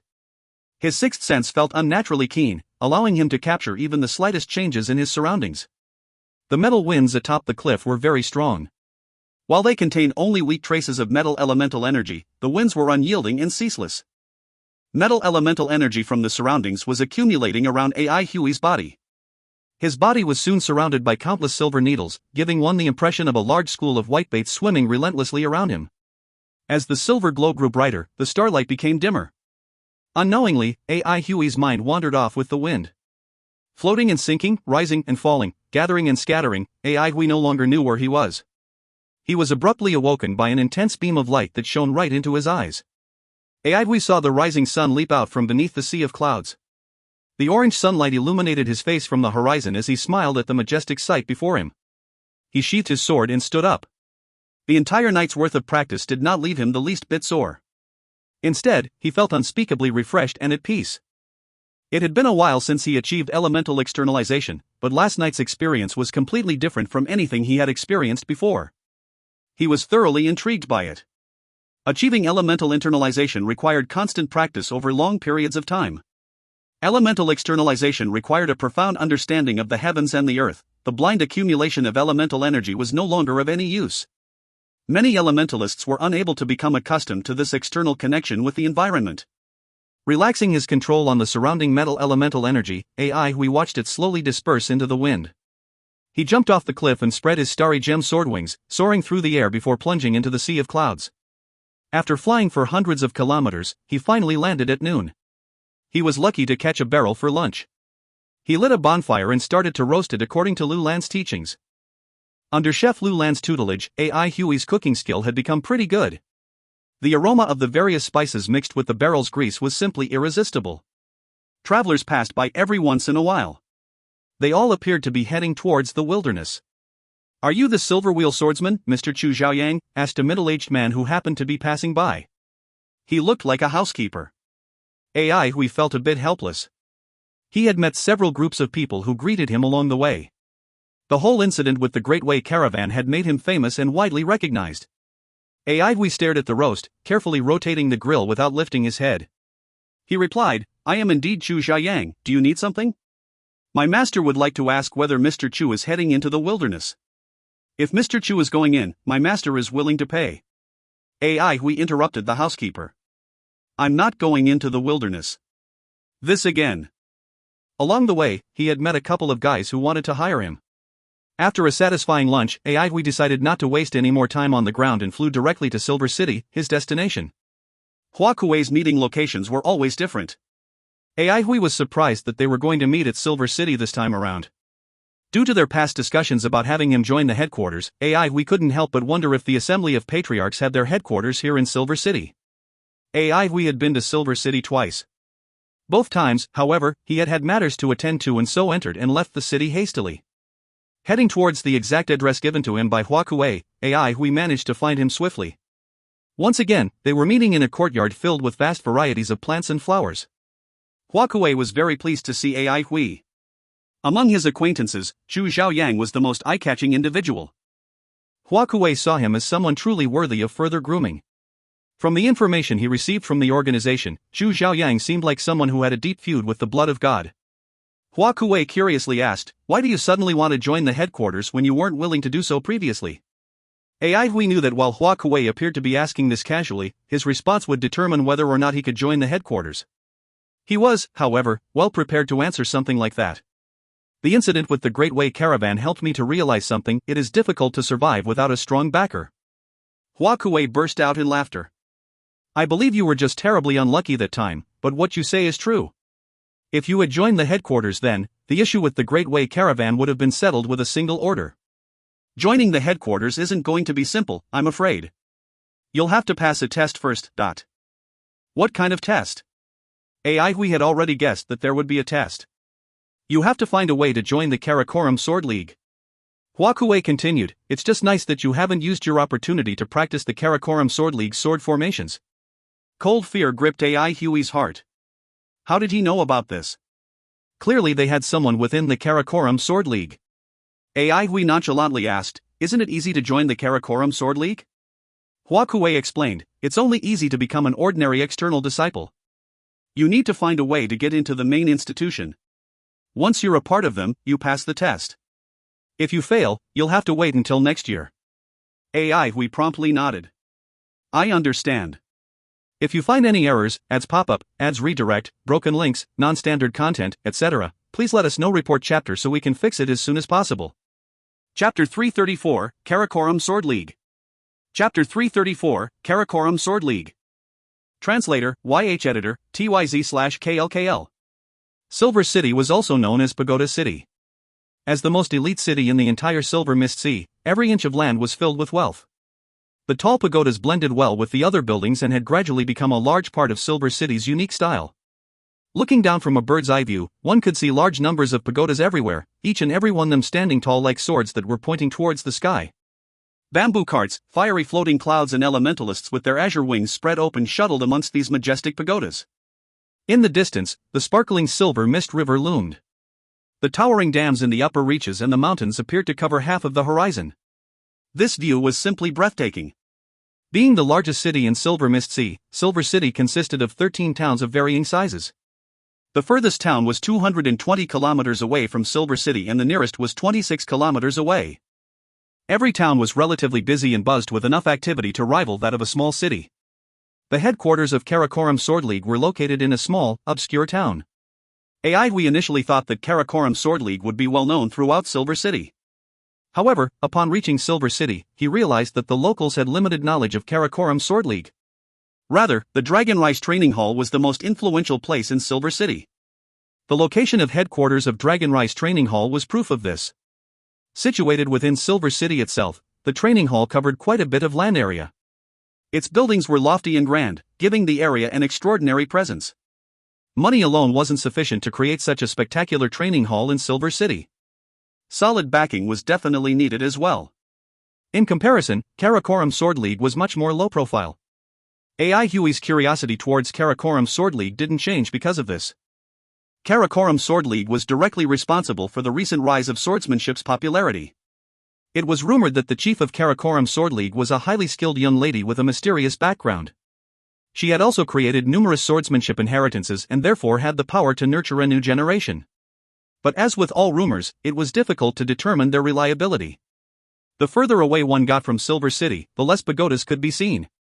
In their place stood low courtyards and shorter buildings. The headquarters of Karakoram Sword League were relatively old and must have been around for many years. Collapsed and shabby structures were everywhere, but the owners did not seem to be interested in repairing them. Countless broken swords were strewn about the place, many of which were stabbed firmly into the surrounding walls and green ceramic tiles. Some were coated with layers of rust, while others shone brightly. Racks made from bamboo poles lined both sides of the stone road that led up to the main gate. The racks were filled with grass swords placed out to dry. A gust of wind blew past, causing the grass swords to ring out in harmony. The crisp, ringing sound was rather pleasing to Ai Hui's ear. After walking 2 steps, Ai Hui saw the craftsmen who were handling the grass swords dip them into vats of black starch before swiftly taking them out. These shining black grass swords were then hung onto the bamboo pole. Rows of bamboo racks were stretched across a few hundred feet in a spectacular display. Although Karakoram Sword League's location was a little remote, it was not deserted at all. Groups of young ladies with long swords hanging from their waists would brush past Ai Hui from time to time. They would talk about their gains and losses and discuss the day's competitions. Ai Hui was already enjoying the atmosphere. It reminded him of Central Pine Academy. There was no trace of the hustle and bustle found in the rest of the Avalon of Five Elements. The word Karakoram was written on the top portion of the main gates. Ai Hui found the handwriting rather familiar but couldn't figure out where he had seen it before. Stepping through the gates, he found his field of vision widened. Every single training ground was filled with people practicing their swordplay. There was a teacher allocated to each one, lending their expertise and guidance to the students practicing within. Upon seeing Ai Hui scanning the area, one of the youths in charge of attending to guests walked up to him. "Honored guest, is there anything I can help you with?" The youth looked no older than 16. A sword hung limply at his waist, and he looked pretty nimble. Ai Hui took a small sword about 3 inches long and said, "I'm here to experience the sword formations." The youth took a quick glance at the small sword and repeatedly nodded. "Those who hold the small sword token are Karakoram's distinguished guests. Please, come this way. We have 6 types of sword formations. Which type would our honored guest wish to experience?" "6 types?" asked Ai Hui, slightly taken aback. He never imagined that there would be several types of sword formations. Upon hearing the surprise in Ai Hui's words, the youth suddenly displayed a strong sense of pride. "The swordsmanship of our leader is unrivaled. All 6 types of sword formations were invented by her and will probably have even more in the future." "Truly impressive," replied Ai Hui sincerely. Come to think about it, he couldn't even create a complete sword formation, yet here they had already invented 6 types. He couldn't help but feel impressed. No wonder they dared to use Karakoram's name. Their leader must be pretty powerful. The youth had a favorable impression of Ai Hui. He continued, "The sword formations are good for the training of swordsmanship. However, it is extremely pricey and ordinary people probably cannot afford it. Since you have the small sword token, you'll be able to experience 3 types of sword formations." Ai Hui asked curiously, "Don't you usually use the sword formations?" "How can I possibly afford it?" the youth uttered as he shook his head. Activating a sword formation requires blood crystals and essence elemental beans. Hang on, not just any essence elemental beans, they must be of the highest grade. High-grade essence elemental beans contained much more elemental energy than ordinary ones. Furthermore, the elemental energy within was also much purer, which was why they were priced so highly. A high-grade essence elemental bean was worth 20 ordinary ones, although the market for them was extremely volatile. High-grade essence elemental beans were expensive and had a low production rate. As such, people in general didn't use them. The beneficial effects of high-grade essence elemental beans were significantly better than that of the ordinary essence elemental beans, but the discrepancy wasn't exactly 20 times, as the difference in value might imply. More often, they were used to refine weapons or manufacture elemental food to enhance the product's quality. Doesn't that make it super expensive? Ai Hui asked as he raised the small sword token in his hand. "How much is this worth?" The youth shook his head again and replied, "I don't know the specific price, but it's definitely worth quite a hefty sum. The thing is, you may not be able to buy it even if you have lots of essence elemental beans." Ai Hui followed the youth and walked along the training grounds. He inquisitively asked, "How's the standard of the teachers here? Are their rates high?" "The teachers are without a doubt the best you can find," answered the youth haughtily. "Other places like Dragonrise Training Hall might be stronger in other aspects, but in terms of swordsmanship, they aren't even worth mentioning. The price is reasonable, only 5 essence elemental beans per year, something that most people can afford. Of course, this is only for the daily lessons given by the teachers. If you'd like to learn swordsmanship inheritances, you'd naturally have to pay more." "Reasonable indeed," nodded Ai Hui. "Looks like there are quite a lot of students." A fee of 5 essence elemental beans per annum wasn't expensive, especially since Karakoram was located around Silver City. The youth held his head so high that his chin almost pointed towards the sky. Of course.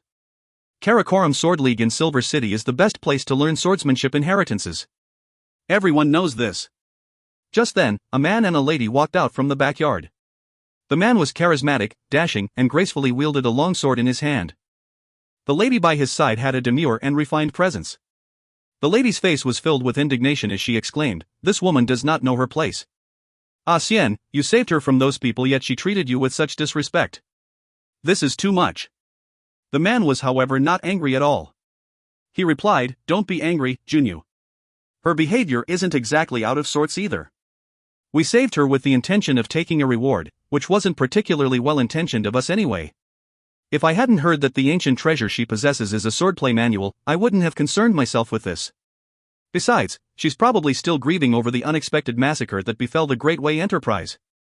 That's true. The attackers were absolutely vicious, sighed the lady. Although, such things have been happening since ancient times. Talented people will always draw others' jealousy, sometimes resulting in their family's misfortune. I guess she's quite pitiful too.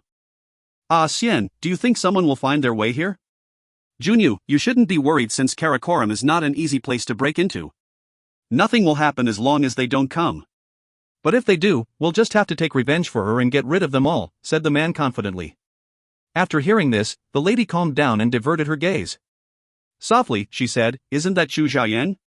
The man stopped in his tracks while his eyes followed the lady's gaze.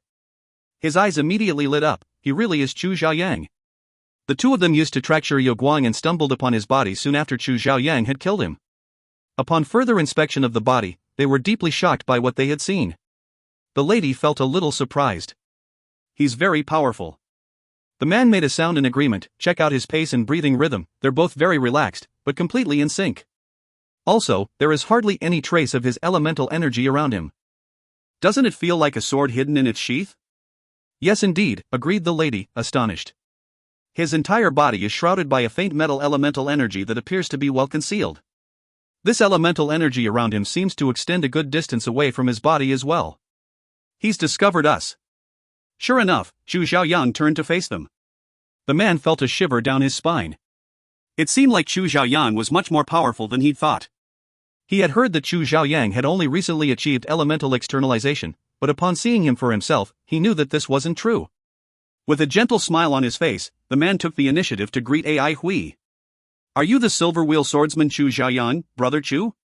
I'm Qin Xian, and this is my fiancé Lian Junyu. I wasn't expecting to see Brother Chu here in Karakoram, it's such an honor. A good day to both of you, replied Ai Hui with a smile. The other party's friendly manner made Ai Hui less wary. A friend gave me this small sword token, which allows me to face Karakoram Sword League's sword formations as a learning experience. Qin Xian laughed, Brother Chu, you're too humble. The Silver Wheel Swordsman is well known by everyone. Ai Hui self-deprecatingly said, being known by everyone isn't exactly something worth boasting about. Qin Xian and Lian Junyu both smiled. The youth who had been bringing Ai Hui around was momentarily stunned. He had most certainly heard of the Silver Wheel Swordsman Chu Xiaoyang who had risen to fame amidst the incident with the Great Way Enterprise and his various other exploits. Qin Xian addressed the youth, go attend to your other tasks, I will take care of Mr. Chu. The youth made an indiscernible sound and immediately ran off. He was so excited that he couldn't wait to tell his friends about what had just happened. Although they couldn't enter the sword formation training area, they were still able to watch from the outside. Being able to see such a famous swordsman in action was an extremely rare opportunity, maybe even once in a lifetime. In the blink of an eye, news about Chu Xiaoyang's visit to Karakoram Sword League's sword formation spread like wildfire. Be it the teachers or the pupils, everyone immediately stopped what they were doing and rushed towards the sword formation training area. If you find any errors, ads pop up, ads redirect, broken links, non-standard content, etc., please let us know. Report chapter so we can fix it as soon as possible. Chapter 335, Sword Formations. Chapter 335, Sword Formations. Translator, Irene Editor, TYZ/KLKL. All 6 sword formations were created by Chief. Some were developed when she was younger while playing games, and others were new discoveries made in recent years. The newest one is less than 3 months old. It is Chief's sudden conception that was built only after a long discussion with everybody. Karakoram is different from most training halls. We rarely get involved in concrete battles. You can see us as a training hall that researches on and promotes sword mastery. Qin Xian stood in front, introducing and guiding the way. He spoke slowly but not imposingly. His voice was refreshing and his elegant demeanor was admirable. Lian Junyu, who followed behind him, looked at him affectionately. Ai Hui was absorbed in Qin Xian's explanation.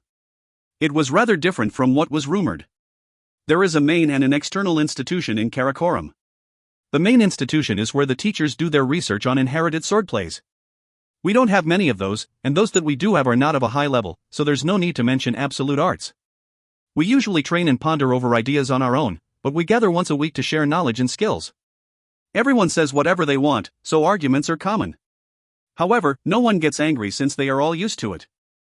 If anyone has a new idea, he will also gather everybody immediately to discuss it. Karakoram's sword-related discussions are unique to us and hard to find elsewhere. Ai Hui raised his eyebrows. What do you do if there's any absolute art that you do not wish to divulge? Qin Xian smiled. We will not force it, of course, since absolute arts are used to save one's life. Honestly speaking, our swordsmanship inheritance are still of a lower grade, except for chiefs, which is slightly higher. As compared to the absolute arts from aristocratic families, we are lagging far behind.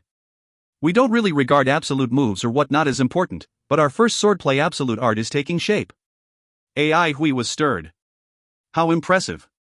Very impressive. Till now, swordsmanship inheritance offered nothing great, and it was needless to talk about absolute arts. If an absolute art can emerge from an swordsmanship inheritance, it will definitely cause a commotion. Even though swordsmanship had declined, they still had some influence over people. These were the brilliant results accumulated over millions of years and left by the cultivation era. If Karakoram birthed the first ever absolute swordplay, it would indeed live up to its name. I'm ashamed to say this, but this was accomplished by Chief's own efforts. We couldn't help much at all. Qin Xian felt rather embarrassed. He continued, the external institution is where swordplays are passed down. Whether a person has a foundation or not, we are willing to impart knowledge to them. If we meet a talented and impoverished person, fees are waived. Most practitioners are taken care of by teachers in the external institution. Teachers in the main institution will go over and give a weekly, 4-hour lecture about swordsmanship. They will share information as they please, as a means of contributing to the promotion of swordsmanship. Ai Hui was in genuine admiration. Karakoram Sword League is indeed a noble one.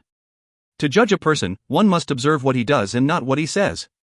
No matter what rumors were said about Karakoram, the fact that Karakoram Sword League could come this far was indeed worthy of respect.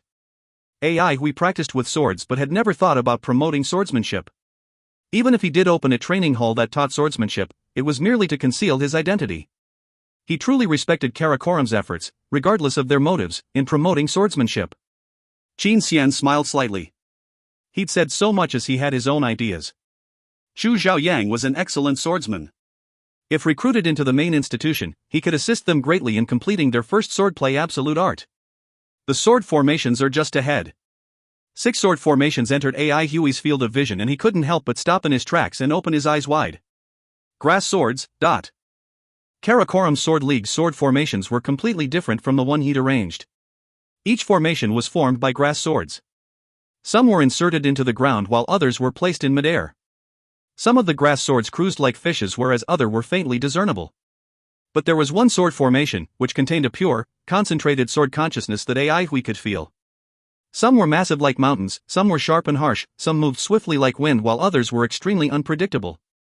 Qin Xian said softly, deriving the sword formations consume too much materials. Since we can't afford materials that are too expensive, we might as well use grass swords. The cost is lower and we make them ourselves so that reduces the overall cost even further. Ai Hui finally realized that the grass swords he'd seen being dried outside the entrance were meant for the sword formations. Using grass swords to derive a sword formation was indeed a decent idea, so Ai Hui was impressed.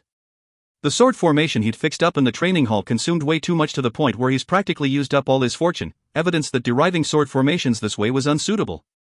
Using grass swords could really minimize the production costs. Of course, there were disadvantages of using grass swords, since they wouldn't be able to withstand too much elemental energy. In that sense, the power of the sword formation was reduced greatly as well. This was also probably the reason why Karakoram Sword League used these sword formations for training and practicing. How do I start? Ai Hui turned around and asked Qin Xian. Stand in the middle of the sword formation. You'll need to use another grass sword. Qin Xian explained while handing Ai Hui a different sword. Which sword formation would you like to start with? Receiving the sword, Ai Hui felt a sense of familiarity. He'd been using a grass sword for so many years, so it was easy for him. Let's start from the first one. Qin Xian nodded. Okay, you can just step inside any time and when you're stationed, the sword formation will be mobilized. Hearing that, Ai Hui started walking towards the first sword formation. Many youngsters, upon receiving the news, had gathered around the sword formation.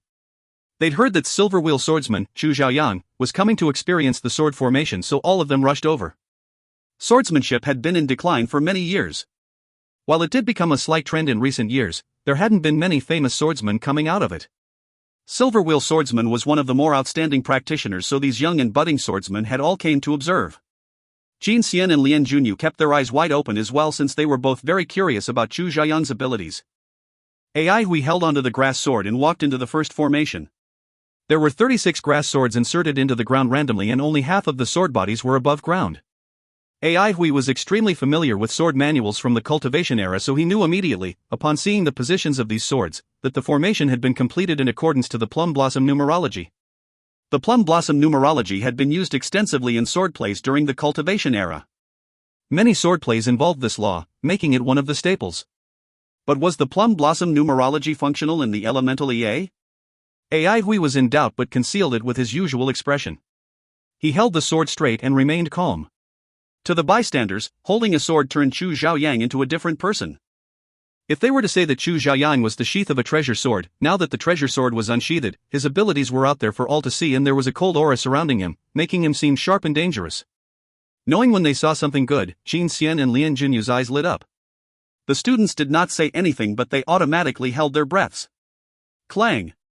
A sword chime sounded as one of the grass swords inserted into the ground trembled before flying out. A sword shadow flashed across the sky. Without panicking, AI Hui took a slight step forward and thrust the grass sword in his hands forward cleanly. Ding! AI Hui's grass sword hit the sword shadow accurately. Just then, another sword chime rang from behind him. Without turning around, AI Hui pulled his sword behind his back, and as if there were eyes on his back, he managed to aim and strike the sword shadow precisely. Clang, clang, clang. The sword chimes fell incessantly on the ears as the densely packed sword shadows enveloped AI Hui like a swarm in midair. AI Hui appeared unhurried. His sword moves were neither fast nor gaudy and complicated. Each move was simple, practical, and accurate. Lian Junyu couldn't help but exclaim in surprise, such solid swordsmanship. Qin Xian kept quiet, but his eyes said it all. It was obvious when an expert made a move. AI Hui's sword moves weren't at all garish, but the more this was the case, the more apparent it became that AI Hui had a profound understanding of swordsmanship. Standing in the middle, AI Hui was trying to grasp the sword formation. AI Hui had no idea that the plum blossom numerology could be used this way. After some handling, the ground beneath his feet was in reality a sword scabbard. 36 grass swords were inserted into the same sheath. On normal days, these 36 swords were placed into the ground for nourishment. If he guessed correctly, there must be a hidden spring underground which supplied water elemental energy and wood elemental energy. The plum blossom numerology could be operated together with water elemental energy, producing something marvelous. This was something AI Hui'd never explored before, so he made sure to take note of it. He could impart this to Hua Xiaoyun and get her to mull over it herself. Cloud Ridge City, where Hua Xiaoyun's house was located, had already been transformed into scorched earth. Her family was killed in that catastrophe, so AI Hui naturally would not just sit back and watch. The well-nourished grass swords blended into one another, as if they shared a core. If AI Hui had seen such a sword formation in Central Pine City, he definitely would have been flustered. Over the past 3 years, his elemental energy had been growing slowly because of the blood plum blossom. However, his swordsmanship improved so fast it could be said that he'd become a whole different person. AI Hui understood that if the sword formation operated this way, the 36 grass swords would increase in speed and become increasingly difficult for the center person to handle. In other words, if a swordsman were to get caught up in the sword formation, he would find himself in a troublesome situation if he did not find the key to breaking the sword formation within 5 minutes. This excited AI Hui. He wanted to see how far he could persevere. Clink, clink, clink. The sword shadows became increasingly blurred as the sword chimes in midair started to become loud and clear. Within the sword formation, the grass sword in AI Hui's hands started to blur as well. It struck continuously and forcefully, causing sparks to fly in all directions. Nevertheless, AI Hui's body remained steady and motionless like a rock. 7 minutes. Qin Xian checked the time repeatedly. He was well familiar with the sword formation. This sword formation wasn't difficult to break. It only tested swordsman's understanding of the plum blossom numerology. If one understood it, it was relatively easy to break the formation. This formation gave the subject 3 minutes, and once time was up, the sword's power would rise to an unresistible level. The longer it dragged on, the mightier the grass swords became. But it had already been 7 minutes and the sword shadows were moving at a speed so fast it was difficult for the naked eye to catch. The sharp, echoing sword whistles were soul-shattering. Clink, clink, clink. The sounds of grass swords crossing paths became louder and higher in pitch. Boom. A heavy explosion sounded suddenly. The ground shook and dust filled the air. It was as if the whole sword formation had been torn apart by an invisible hand.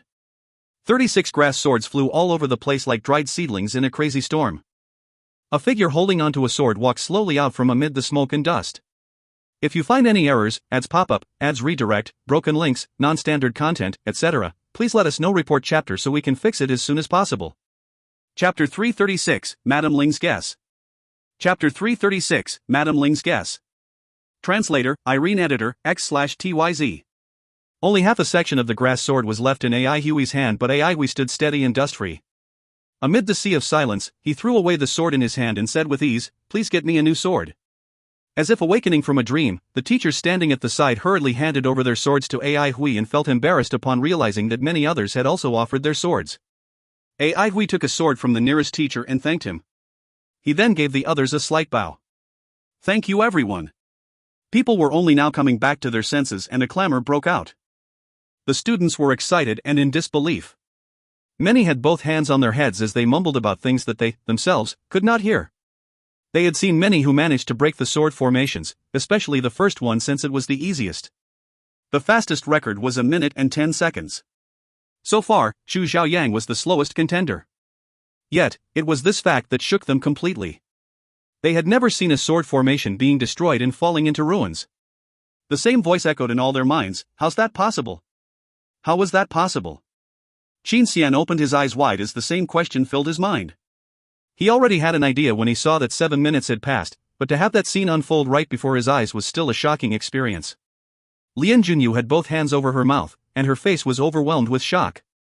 The grass swords had scattered all over the place due to the surging force from the formation. It was as if a violent beast had just trampled across this area. AI Hui felt rather embarrassed. "I am so sorry to have destroyed the sword formation. I'm willing to compensate." He had no choice and had been pondering how to carry out his mission of sneaking into the main institution. His conclusion was that he needed to impress and shock them. It appeared that he had accomplished his goal. However, to come over to someone else's territory, make use of their sword formation, and still act so arrogantly, was this not considered bullying? Okay, maybe a little, but to complete his mission, he really could not care that much. Plus, why did he feel slightly pleased? That final blow had really given him an adrenaline rush. Hey, calm down. Unlike Fatty, he was not an immoral fellow. Qin Xian reacted by laughing joyously. "Don't say that, Brother Chu. We are more than happy that it's broken since it means that we, the swordsmen, are powerful. Do not feel apologetic. You've really opened up our eyes. This experience is far more valuable than the sword formation and also proves something." He deliberately paused before continuing in a deadpan manner. It was the right choice to use grass swords when deriving a sword formation. Those around roared with laughter, and even AI Hui could not resist revealing a slight smile. It had to be said that Qin Xian was an extremely charming fellow. He was likable and approachable. The next formation then? To the next. Qin Xian added as a reminder, "Please do not go easy, Brother Chu. It's fine if you destroy it. It will teach the younger ones a little something, that there's always a higher mountain to climb. Plus, grass swords aren't expensive and they're easily replaceable." The last sentence caused the crowd to erupt into laughter once more. AI Hui laughed out loud. Carrying the grass sword, he walked upright and unafraid toward the second sword formation. With unhurried steps, AI Hui felt carefree and relaxed. Looking from the back, however, there was a mighty aura that surrounded him. Those who witnessed this sight could not help but feel admiration. The Ling residence, Golden Eagle study room. The servants all knew that the family head would only call for his wife if he had met with a challenging situation. According to the rules set by the older generation, the women in Ling residence were not allowed to enter the study. However, when it came to this particular madam, there was no restriction at all. The servants felt it was reasonable. Even the housekeeper who had served the residence for over 50 years and across 2 generations felt it was reasonable. No one had any objections. Madame Ling had proven too many times that she was knowledgeable, experienced, and a good judge. When the old family head was still healthy, even he was full of praise when it came to this daughter-in-law of his. When Madame Ling was young, she was not considered the most notable young aristocrat. Back in the day, the most famous figure, also referred to as flower of aristocratic families, was Yi Lin. Yi Lin was born into the most respectable family in all of the Avalon of 5 elements and later married the only son of the Elders Guild's great elder. However, Madame Ling was different. She relied on her own wisdom and personality to win the hearts of everybody. She had the perfect family, and her children grew up well. Her virtuous character was well known to the aristocratic families. Her husband treated her with utmost respect, and everyone in the household adored her deeply. There were people in the Ling residence who talked behind the family head's back and were let off with a few warnings. However, those who talked bad about the madam were undoubtedly going to get a beating. Have you found out what it is exactly? Madam Ling sipped her tea and asked unhurriedly, how can it be an ordinary object if Dai Gang set his eyes upon it? Opinions differ. Family head Ling Sheng anxiously continued, some mentioned that it is a secret swordplay called Transcendence, from the Void Sword clan. Some said it's a blood-refining spell, while others said it's an important treasure belonging to Karakoram, or even a demonic artifact. There are also people who believe that it is an immortality pill. We planned to enter from the Great Way Enterprise, but they reacted very aggressively and those people did not hold back so. Madam Ling placed her teacup down and sighed. Why must we take action? Didn't we agree that no action should be taken unless absolutely necessary? Don't keep using those people. They're too murderous. Ling Sheng replied in embarrassment, I've already given them a scolding, but you know what kind of people they are too. It's difficult for them to control themselves when they see blood. He elaborated, there's still some benefits. I heard that the Great Way Enterprise has obtained this ancient treasure for quite a long time now. The Enterprise has a good relationship with the Duanmu family and they had even presented a gift to the family before. You do remember what happened next, right? Back in the day, Dai Gang accepted Duanmu Huanghan as his disciple all of a sudden, and the Duanmu family specially selected a bunch of gifts for Dai Gang.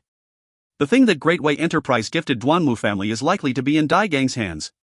From what you've said, that's actually possible. Otherwise, why would the Great Way Enterprise get noticed by Dai Gang? Madam Ling said thoughtfully as she mumbled to herself. The Great Way Enterprise planned to send the ancient treasure to the Jadeite forest, but the news was leaked, attracting many who lusted over the treasure. Why didn't Dai Gang send reinforcements at that time? Could it be that he hadn't figured out what was going on? Yeah, probably. This means that the Great Way Enterprise might not know what the treasure is for. Dai Gang did not hesitate to request the help of an enterprise of Avalon of 5 elements to search for this treasure. Evidently, it is extremely important to him. Tell me, with his current status, is there anything he would sacrifice everything to obtain? Having thought for a long time, Ling Sheng shook his head. Can't think of anything. Dai Gang is now a grandmaster. He's the god of the Jadeite forest, so what could he possibly not have? A light bulb went off in Madame Ling's head. She shouted excitedly, Great Grandmaster. What if the treasure he's looking for could make him a great grandmaster? Ling Sheng sat dumbstruck.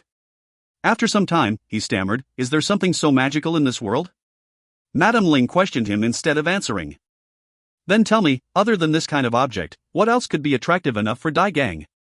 Ling Sheng stared absent-mindedly for a long time, muttering to himself, how can there be such a treasure? Deep down, he had already internalized his wife's judgment, but it was simply too shocking for him. He soon came up with another question. If it's so important to Dai Gang, why doesn't he personally make a move? The moment these words left his mouth, he knew he had just asked a foolish question. Indeed, his question put Madame Ling in a bad mood. And Muda isn't dead yet. Ling Sheng felt embarrassed once again. There could never be 2 tigers on one mountain. This was especially the case for grandmasters. Between grandmasters, they were natural enemies and both parties could feel each other's presence from thousands of miles away. Dai Gang's infiltration into the Avalon could be concealed from everyone except in Muda. Grandmasters were the real treasures of a powerful nation. Once they were deployed, that would be the decisive battle. Unless Dai Gang was insane, he would absolutely never enter the Avalon of 5 elements. And Muda doesn't have many years left ahead of him, Ling Sheng commented. This was also the reason why he would contact Dai Gang in secret. It was to leave an escape route for the Ling residents. The death of Muda would break the equilibrium between both sides and no one inside of the Avalon would be able to stop Dai Gang. And Muda was too old. No one knew how much longer he would live. Everyone understood that the moment of Muda's death would be the moment when everything changed. Anyway, the Ling residence was not the only family leaving a way out for themselves. If this item is so important to Dai Gang, and he's determined to win it over, then the Ling residence wouldn't be the only family he's utilizing. We must grab this opportunity to gain merit so as to rise above the rest. Madame Ling's voice was ice cold. Is she in Karakoram? Whenever Madame Ling used this murderous tone with him, Ling Sheng would feel an indescribable excitement and would want more than anything to pounce on and ravage her. He licked his lips. Yes. She's in the Karakoram Sword League and is said to be a big beauty. Presumably, Karakoram Sword League heard about the Transcendence secret swordplay and wondered what it was for, but it's a pity they have yet to find its whereabouts and can only keep her confined at home. Madame Ling asked, "What is Karakoram Sword League all about?" She had heard of this name, but was not concerned. Other than the aristocratic families located there, Silver City was a place where generations of families were replaced quickly. Water like Silver City, iron made aristocratic families. What history? What history could a bunch of idiotic sword lovers have? Swordsmanship has long been thrown into the trash, yet there are always people who are trying to commemorate it. Those who associate themselves with swordsmanship are all fools. Madame Ling responded with a straight face, just like Yi Lin. Ling Shang was astounded. Widow Yi Lin must have bullied you quite a bit in the past for you to hold such a deep grudge. Capture that beauty. Madame Ling could not be bothered with him. Her face remained ice-cold as she spoke. The treasure must be where she is. Karakoram Sword League may be unable to locate it, but we're not as useless. Ling Shan was no longer able to hold himself back. With a cry he pounced on her like a wild beast in heat. If you find any errors, ads pop-up, ads redirect, broken links, non-standard content, etc., please let us know. Report chapter so we can fix it as soon as possible. Chapter 337, Uninvited Guests. Chapter 337, Uninvited Guests. Translator, Irene Editor, X/TYZ. Ai Hui was deeply shaken by Karakoram Sword League's sword formations. He had broken through the second formation as well. To be exact, it had been destroyed. Nevertheless, Ai Hui was not the least bit complacent. The second sword formation was completely different in style from the first. The more complicated the sword formation, the mightier it was. Although they were just grass swords, that feeling of having a blade on his back still caused him to break out a cold sweat. He appeared calm, but inwardly, he felt far from it. The reasoning behind the second formation was entirely different from the first, as it used fire wind swords. When it came to the third formation, Ai Hui was already feeling the pressure. He recalled what Qin Xian mentioned earlier, about how some sword formations were created while the chief was playing games when she was young. When she was young. Games. Alright then. He got rid of any sense of satisfaction. Yes, this meant that he really was not an immoral character, unlike Fatty. Ai Hui's competitive spirit had been triggered. Being the weakling in other aspects was something that Ai Hui was used to, but not when it came to swordsmanship. He had spent a significant amount of time and effort on training and on searching for functional objects amid the vast, boundless garbage heaps. He would find it difficult to accept if he could not even defeat a game that someone created at a young age. Entering the third sword formation, Ai Hui was already certain that the chief of Karakoram Sword League had a more holistic understanding and knowledge of the swordsmanship. The third sword formation was actually a military-type swordsmanship. Military-type swordsmanship appeared in the early days of the cultivation era, but were quickly replaced by more complex swordplays from swordplay sections. Only with the resurgence of large military units had military-type swordsmanship risen once again. Military-type swordsmanship was unique in that it involved straightforward moves. Each blow was sharp, murderous, and without any excessive shifts. With a flip of the sword in his hands, Ai Hui obstructed a sword that came for him from above. The strong impact made his wrist tremble. Before he could take a breather, another sharp presence locked onto him. He spun around abruptly, thrusting the grass sword out at a slight angle. With a slight tremble, a faint glow appeared on the grass sword. Clang! The sound of metal colliding was painful to the ears. The grass sword rose up and shot backward. Ai Hui did not cower at all. With a twitch of his sword, he charged toward that recoiling grass sword. His strikes were plain, and after 12 consecutive hits, he struck the tip of that grass sword. The blade of the recoiling grass sword split like a solid bamboo being forced open. Crack, dot. The grass sword broke completely, transforming into chaff that drifted away. Ai Hui lowered his body and dodged a grass sword that came at him from behind before chasing after it. With a flick of his wrist, a silver glow appeared. A silver sword wheel became entangled with the grass sword in front of it. Shattering explosions sounded as the grass sword within the silver wheel snapped off inch by inch. Ai Hui's desire to win was so strong that he had no idea that those outside the sword formation were already flabbergasted by what they had witnessed. Stupefied, Qin Xian suddenly turned around to ask his fiancée, "Is he really going to destroy every sword formation?" Lien Junyu did not even close her eyes for an instant. It seems like he does have that intention. Suddenly, they both reacted together by turning their heads and making eye contact. The Karakoram Sword League's sword formations had been open to public for quite some time now. They had given away many small swords and sold even more. This could be considered as one of the Karakoram Sword League's important sources of income. For the longest time, those who were able to break through 3 formations were allowed to enter the main institution and become registered teachers. Break, not destroy. The best record so far was 4 formations.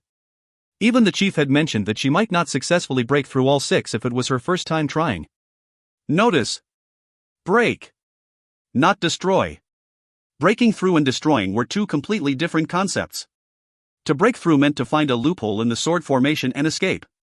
To destroy, not only must the challenger find the loophole, he also had to attack the formation in order to shatter it.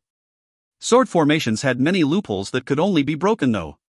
To destroy, no one had even done that. Even before the other students and teachers could process this, they were already shaken by AI Huey's swordsmanship.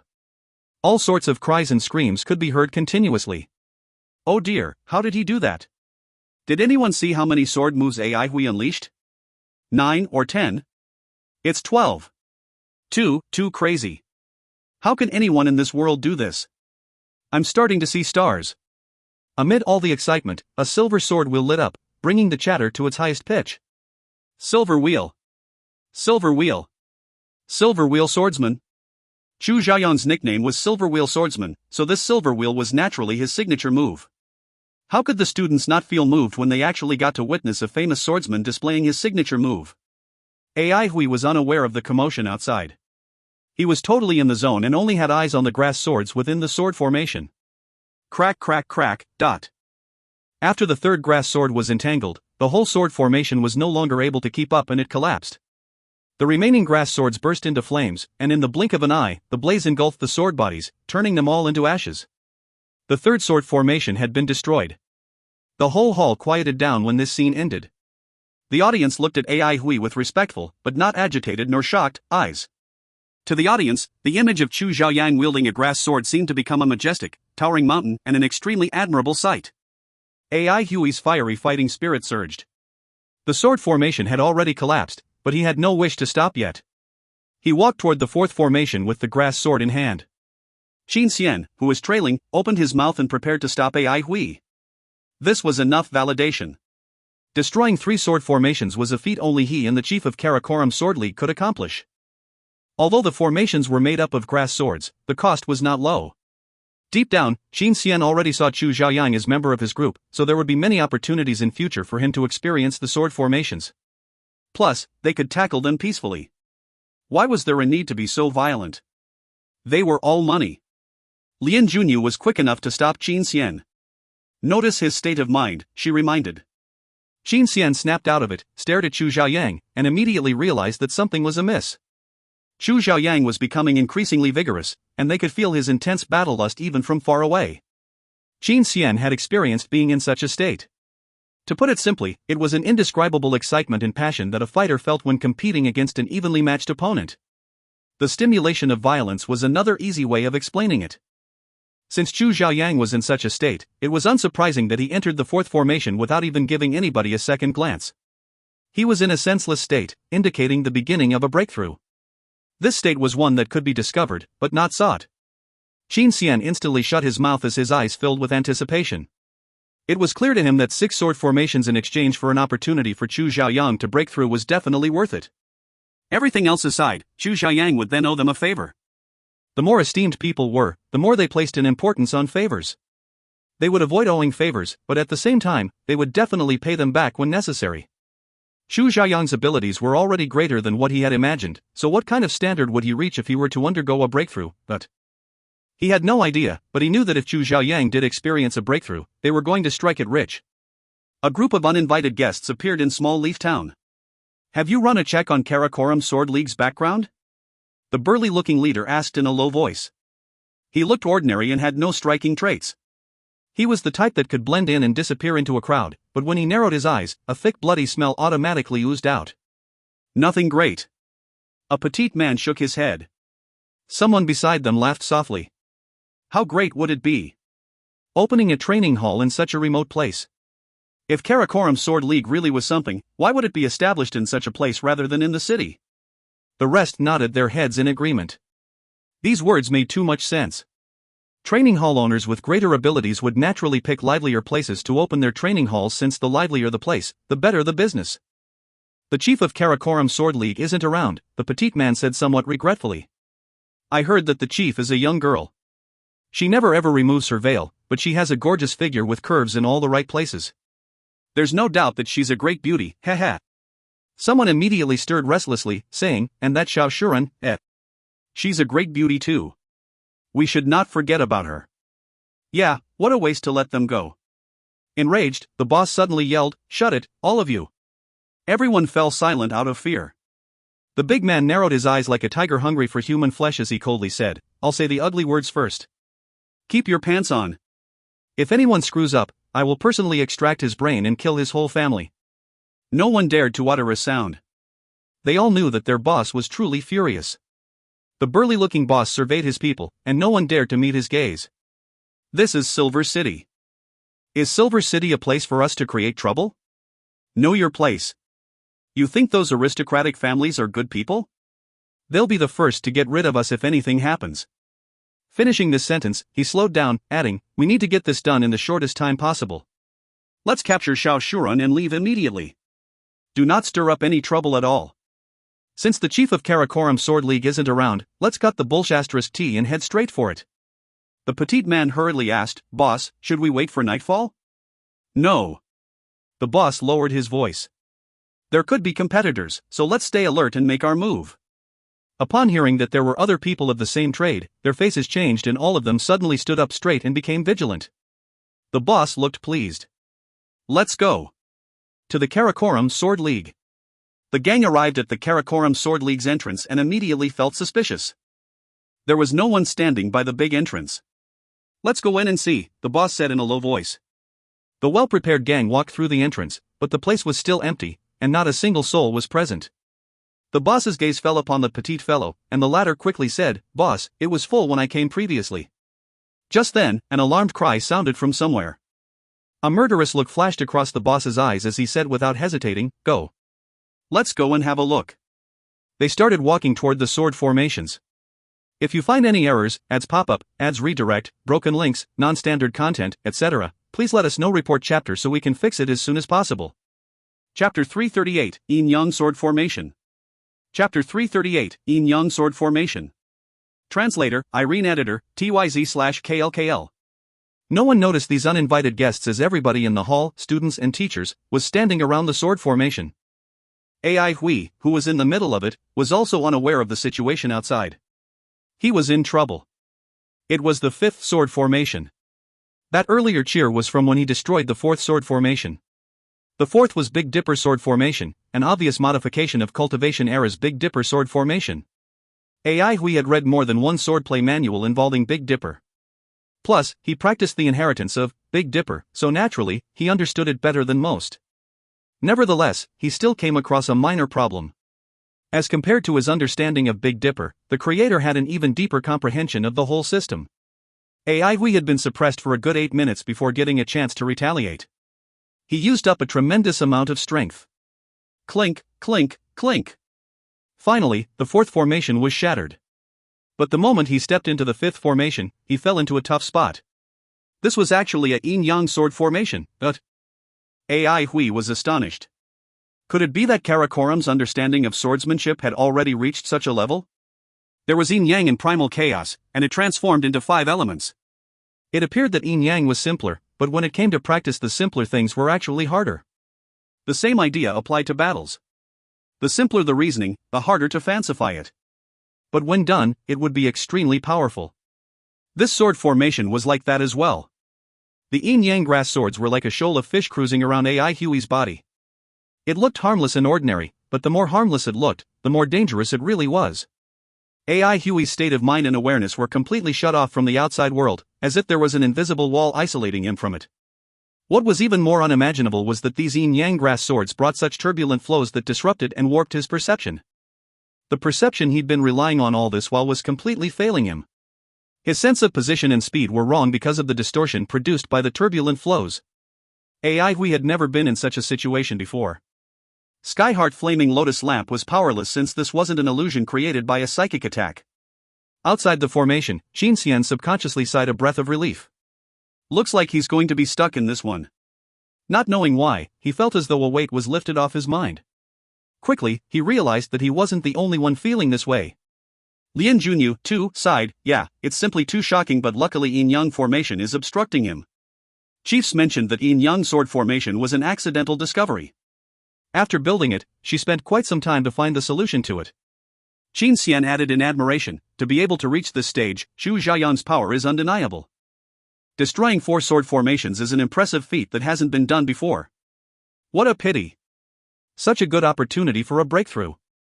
Lien Junyu continued regretfully, if he was in a slightly weaker sword formation, he just might be able to do it. Breakthroughs usually occurred under pressure, but if the pressure was too great, not only was it difficult to break through, it might cause injuries. Sufficient accumulation, an opportune moment, the appropriate level of pressure, only when all conditions were suitable would one be able to complete a breakthrough. Breakthroughs were challenging because of this. There's no choice, this is life. Qin Xian agreed in disappointment. If Zhu Xiaoyang did break through and become more capable, it would be even more advantageous for Karakoram. But failure had its own benefits too. It showed Zhu Xiaoyang the power of Karakoram's swordsmanship, which would make it easier to keep him as a teacher in the main institution. Qin Xian was already thinking about how he could persuade Zhu Xiaoyang to stay. Just then, he sensed something, jerked his head up, and looked toward the yin-yang sword formation. A big man looked at the impenetrable crowd before giving a petite man a look. The petite man hurriedly shook his head, expressing his confusion. Deep down, the petite man was crying about his bad luck. All had been normal when he'd snuck over to investigate. Boss hated it most when people deceived him. If Boss developed suspicions about him and killed him in a moment of fury, he wouldn't even get the chance to plead for justice. The petite man felt Boss's displeasure, but even before he could speak up, Boss reached his arms out to push through the crowd. Those who were shoved aside were furious and were about to display their annoyance, but seeing that the group wasn't one to be provoked, they swallowed the curse words that almost left their mouths. Boss continued pushing his way in and his subordinates followed closely behind. Suddenly, someone from the crowd started scolding, but Boss turned a deaf ear to it. Others dared not to get as angry as they pleased. Reaching the inner crowd and getting a clear look at the situation, Boss finally sighed a breath of relief. If he'd made his way in only to see Xiao Shuren's corpse, he definitely would have lost it. Since what he saw had nothing to do with his mission, he decided not to waste any more time. The news that there might be people with the same motives shocked him greatly. Who else did Xiao Shuren provoke? He was even more alert at this point and did not wish to be sidetracked any further. Catching Xiao Shuren was top priority. As he was about to leave, Boss felt something and turned his head around instinctively, looking toward the sword formation. A splendid silver ray blossomed within it. This silver ray was so piercing to the eyes that even the vigilant Boss was caught off guard and blinded by it. Could it be a trap? His heart was jumping, and as he was about to move, a terrifying aura soared from within the formation. The big man's heart tightened, and the little rationality that was left in him kept him on his feet. Crack! A sound like a shattering glacier sounded from underneath his feet that made hearts palpitate. It seemed to explode by his ear, causing his hair to stand on end. His whole body turned rigid. He was motionless and felt that any movement on his part would provoke his murderousness and turn himself into dregs. If he could see right then, he would have realized that not only he, but everyone else was experiencing the same thing. The timid ones fell onto the ground as their knees went soft and gave way. Inside, Ai Hui's eyes were so bright they could combust, and the grass sword was wrapped up in the dazzling silver light. He was like a gust of wind, moving swiftly and forcefully within the formation and amid the glaring silver rays. The sword rays were like long strands that were pulled out from melted silver liquid. The strange thing was that these silver, strand-like sword rays seemed to have imprinted themselves in the sky, and there was no sign of them vanishing. The grass sword in his hand was like a bottomless pit.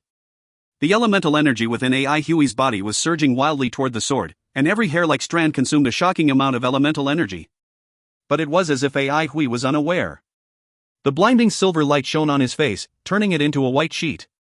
It also accentuated his stone-like features, making them seem even more cold and solid. Only his pupils shone brightly, in spite of the already dazzling, blinding silver light. They were so clear, distinct, and memorable. His sword moved delicately yet imposingly. It was as if Ai Hui was holding a brush rather than a sword. The sword rays drawn in midair were densely packed and intertwined. Even if they were put in front of people, no one would understand them. Even Ai Hui did not. But he remembered every detail very clearly. How could he forget about the metal wind sword screen that rose from the ground in the final metal elemental tribulation from the 5 elemental 8 treasures porridge feast? Each crisscrossed metal wind sword trace was engraved into his heart. He felt the dense sword consciousness amid the seemingly chaotic sword rays. The metal wind sword screen proved its strength. It was part luck that he managed to break the screen. He thought back to that scene many times and felt lingering fear. He tried figuring out these disordered sword rays but hadn't been able to find any clues. Except this time, he thought about the sword rays from the metal wind sword screen. The change of yin and yang was simple and mysterious at the same time. He felt that the only thing he could fight against was the metal wind sword screen. Since there were no clues, he was going to duplicate it completely. This sudden thought jolted AI Hui into action since he couldn't come up with any other method. Without hesitation, he began drawing the metal wind sword screen's messy sword rays. These messy rays seemed to have a bizarre power. When the first ray was drawn in the sky, the turbulent flows of yin and yang that were everywhere instantly weakened significantly. This gave AI Hui a huge confidence boost. Following which, however, AI Hui bumped into an unexpected situation. The messy-looking sword strokes consumed way too much elemental energy. He felt that the sword in his hands was like a starving leech, desperately sucking away his elemental energy. AI Hui knew that he mustn't stop. Once he did, the incomplete sword rays would collapse. Moreover, he had a feeling that once the sword rays collapsed, the causal effect would be extremely terrifying and wasn't something he could endure at that moment. The Skyheart flaming lotus lamp operated at full force and every elemental energy sword pill within his body was mobilized. As the turbulent flows were held down, AI Hui reconnected with the external elemental energy. Threads and wisps of metal elemental energy shot out from the wind into AI Hui's body, and into his sword following his circulatory cycle revolution. The grass sword was like an ever-starving monster, greedily swallowing up every trace of elemental energy. In the wind, the abundant metal elemental energy was being sucked away violently. The leaves on the ground rolled up and the wind became stronger. The well-replenished grass sword shone even brighter. Not only was AI Hui being enveloped within this splendid silver light, his body was surrounded by a silverish-white halo of metal elemental energy. Everyone regained awareness when the wind became so strong that their clothes started to make sounds. The glaring silver light rapidly faded and everybody channeled their elemental energy into their vision and finally saw the ongoing situation clearly. The metal elemental energy amid the crazy wind spiraled down like a tornado and circled around AI Hui's body. His sword moved naturally and each stroke was clean and carried a tinge of indescribable flavor and mystery. AI Hui's expression did not change but his vigor rose continuously. Not good, the big man thought. Where did such a powerful fellow come from? At this point, he was already set on withdrawing from the scene. The person involved had unmeasurable powers and those messy sword rays made him feel fear and trepidation. An experienced person like him had an acute sense of danger. Just then, AI Hui stopped suddenly with a final stroke. It was complete. Time seemed to stop at this point. If you find any errors, ads pop up, ads redirect, broken links, non-standard content, etc., please let us know. Report chapter so we can fix it as soon as possible. Chapter 339, Elemental Energy Suffocation. Chapter 339, Elemental Energy Suffocation. Translator, Irene Editor, TYZ/KLKL. The last stroke was like the final brushstroke of a picture scroll. Within the yin-yang sword formation, the messy sword rays formed a complete ring. The roving yin-yang grass sword slowed down and time seemed to stop at this moment. The ring, made up of disarrayed sword rays, was like a nest built of tree branches picked by a bird. It emitted a delicate light ray that shone on the stationary yin-yang grass swords, making them appear like a flock of motionless birds. The fine and drawn-out whistle burst forth from deep underground, as if a monster had been awakened. The next moment, the yin-yang sword formation seemed to have sensed danger and started spinning wildly. The yin-yang grass swords brought wave after wave of turbulent flows. The black and white, crisscrossed flows were like black and white fishes, advancing dauntlessly toward the disordered sword ring. At the same time, the surging metal wind sprayed out from within the messy sword rays. The metal wind collided head-on with the black and white, crisscrossed yin-yang turbulent flows. AI Hui was almost completely exhausted from the metal wind sword ring, which was emptying out all his elemental energy. It was getting so difficult for him to even move his fingers that he could only watch on helplessly. He saw an unforgettable sight. The chaotic rumbling of the turbulent flows came endlessly, wave after wave. The simplest black and white. No, the simplest yin and yang grew and multiplied without end in this simple crisscross pattern. The metal wind that was swept into these black and white, crisscrossed flows disappeared rapidly. The flows that swallowed the wind constantly tangled with one another and fused into each other, eventually extinguishing completely. AI Hui, who had his eyes wide open, witnessed the whole process, from the birth of the turbulent flows, to how they got tangled with each other, and how they finally welded together and were destroyed. All was so simple, yet so profound that AI Hui was deeply attracted to what he'd seen unfolding before his eyes. He made sure to keep his eyes open in fear of missing any detail. He stared on with undivided attention. The metal wind from underground surged violently and unendingly. The yin-yang turbulent flows thrived under the continuous agitation of the metal wind. But we quickly realized that along with the incessant interweaving motions, the yin and yang of the grass swords started to converge unceasingly. It seemed as if we had started to understand something. Hui was so engrossed in the mysticality of it all he did not feel that anything was amiss. The onlookers outside the sword formation, however, saw a different scenario. The silver wind pillar, that carried an ear-piercing whistle, soared into the sky, drowning Hui completely. The yin-yang sword formation released a rumble that shook the sky as it spun so wildly and quickly that it was difficult for the naked eye to process. The sword formation was like a cup attached to the ground, sucking and locking the metal wind in. The metal wind hit against the sword formation ferociously. The whistling of the wind and the rumbling of the sword formation blended together, but one could clearly feel the two thoroughly different elemental energy waves surging within. It was like two huge monsters tearing at each other. Sparks flew and electricity flowed like a silver snake. The colorful splendor was like an overturned paint bottle. They were like fireworks, some appearing while others faded away, magnificent and dazzling.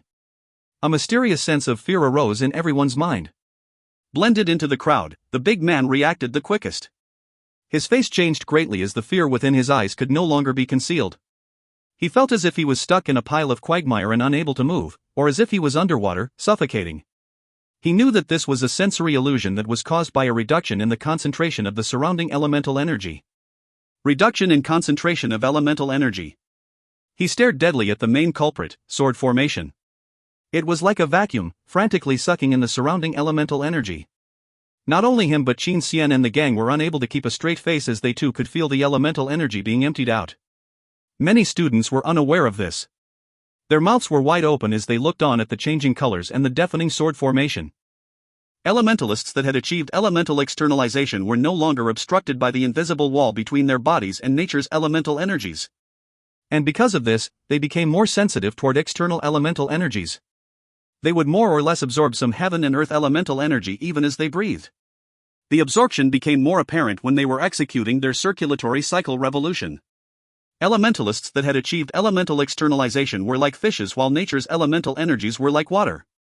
Once the surrounding elemental energies thinned, elemental externalized elementalists would feel discomfort, but not to the point where they really suffocated.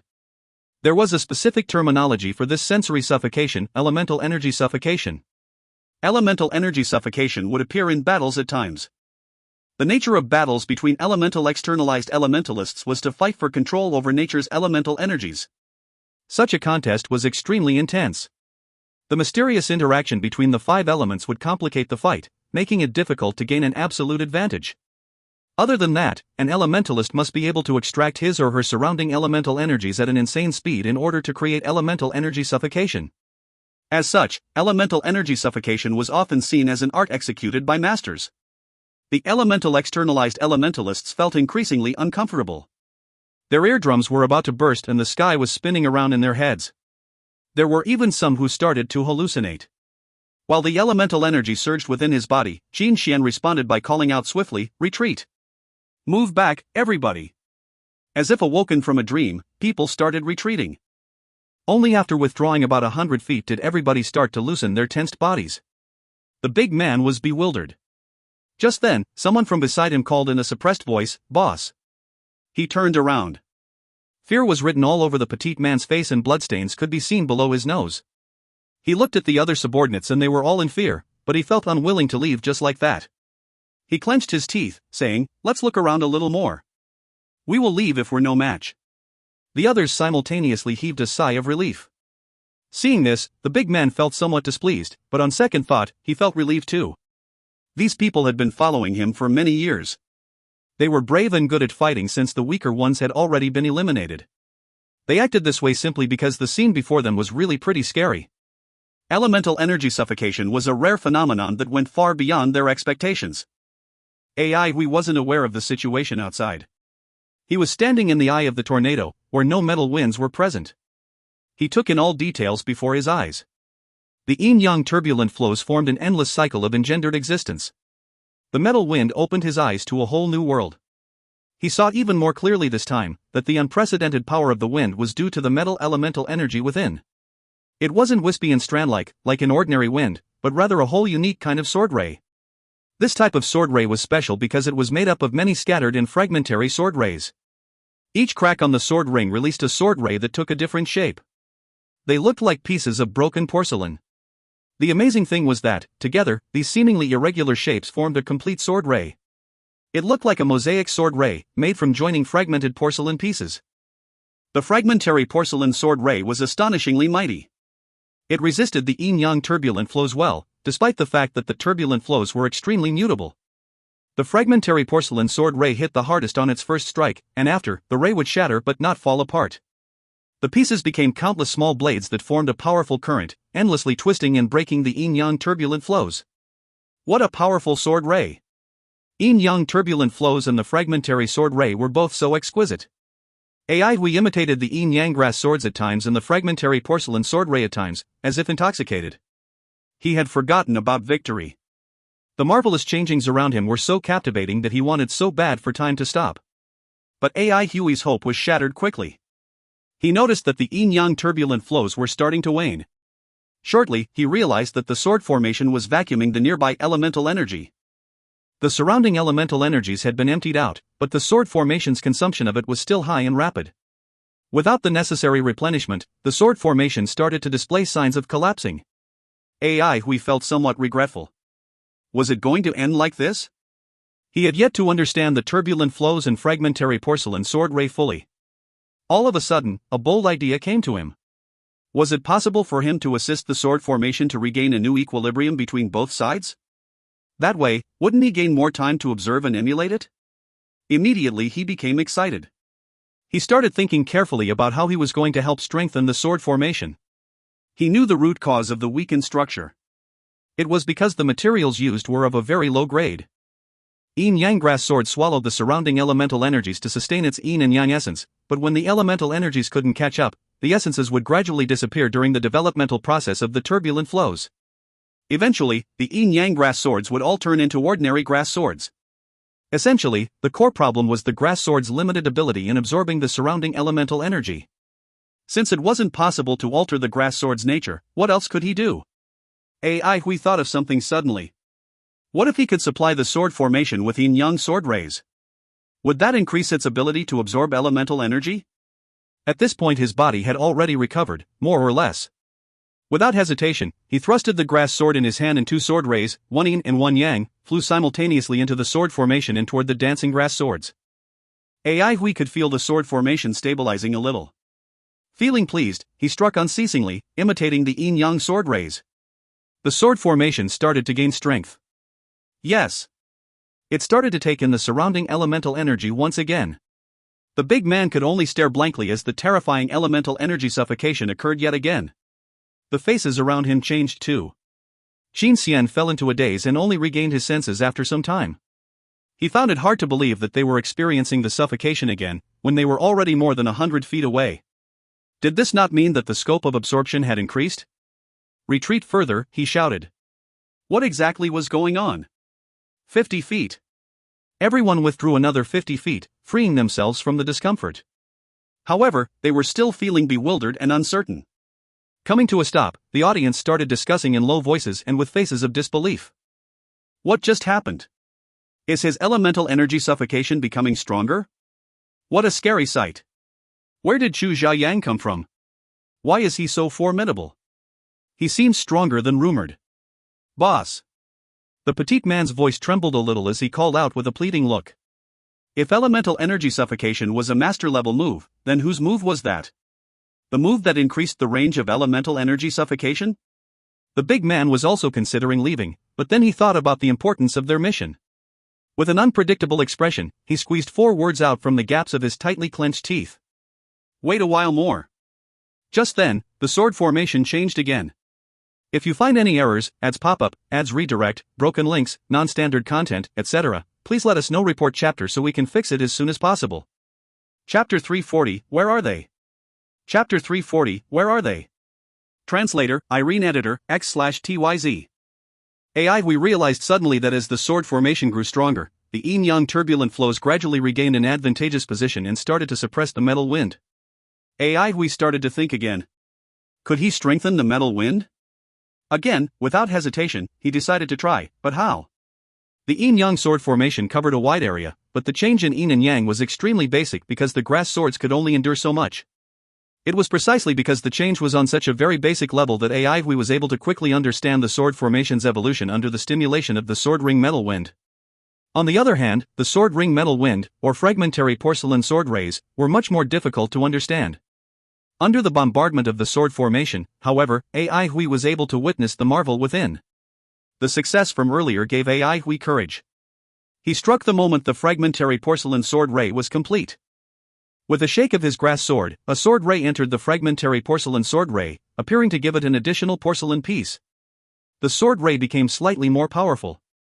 AI Hui thought this was pretty interesting. He tried supplying the porcelain pieces from different positions, which all resulted in differing degrees of strength increment. AI Hui memorized each move and its result. It was as if he had just opened the door to a whole new world.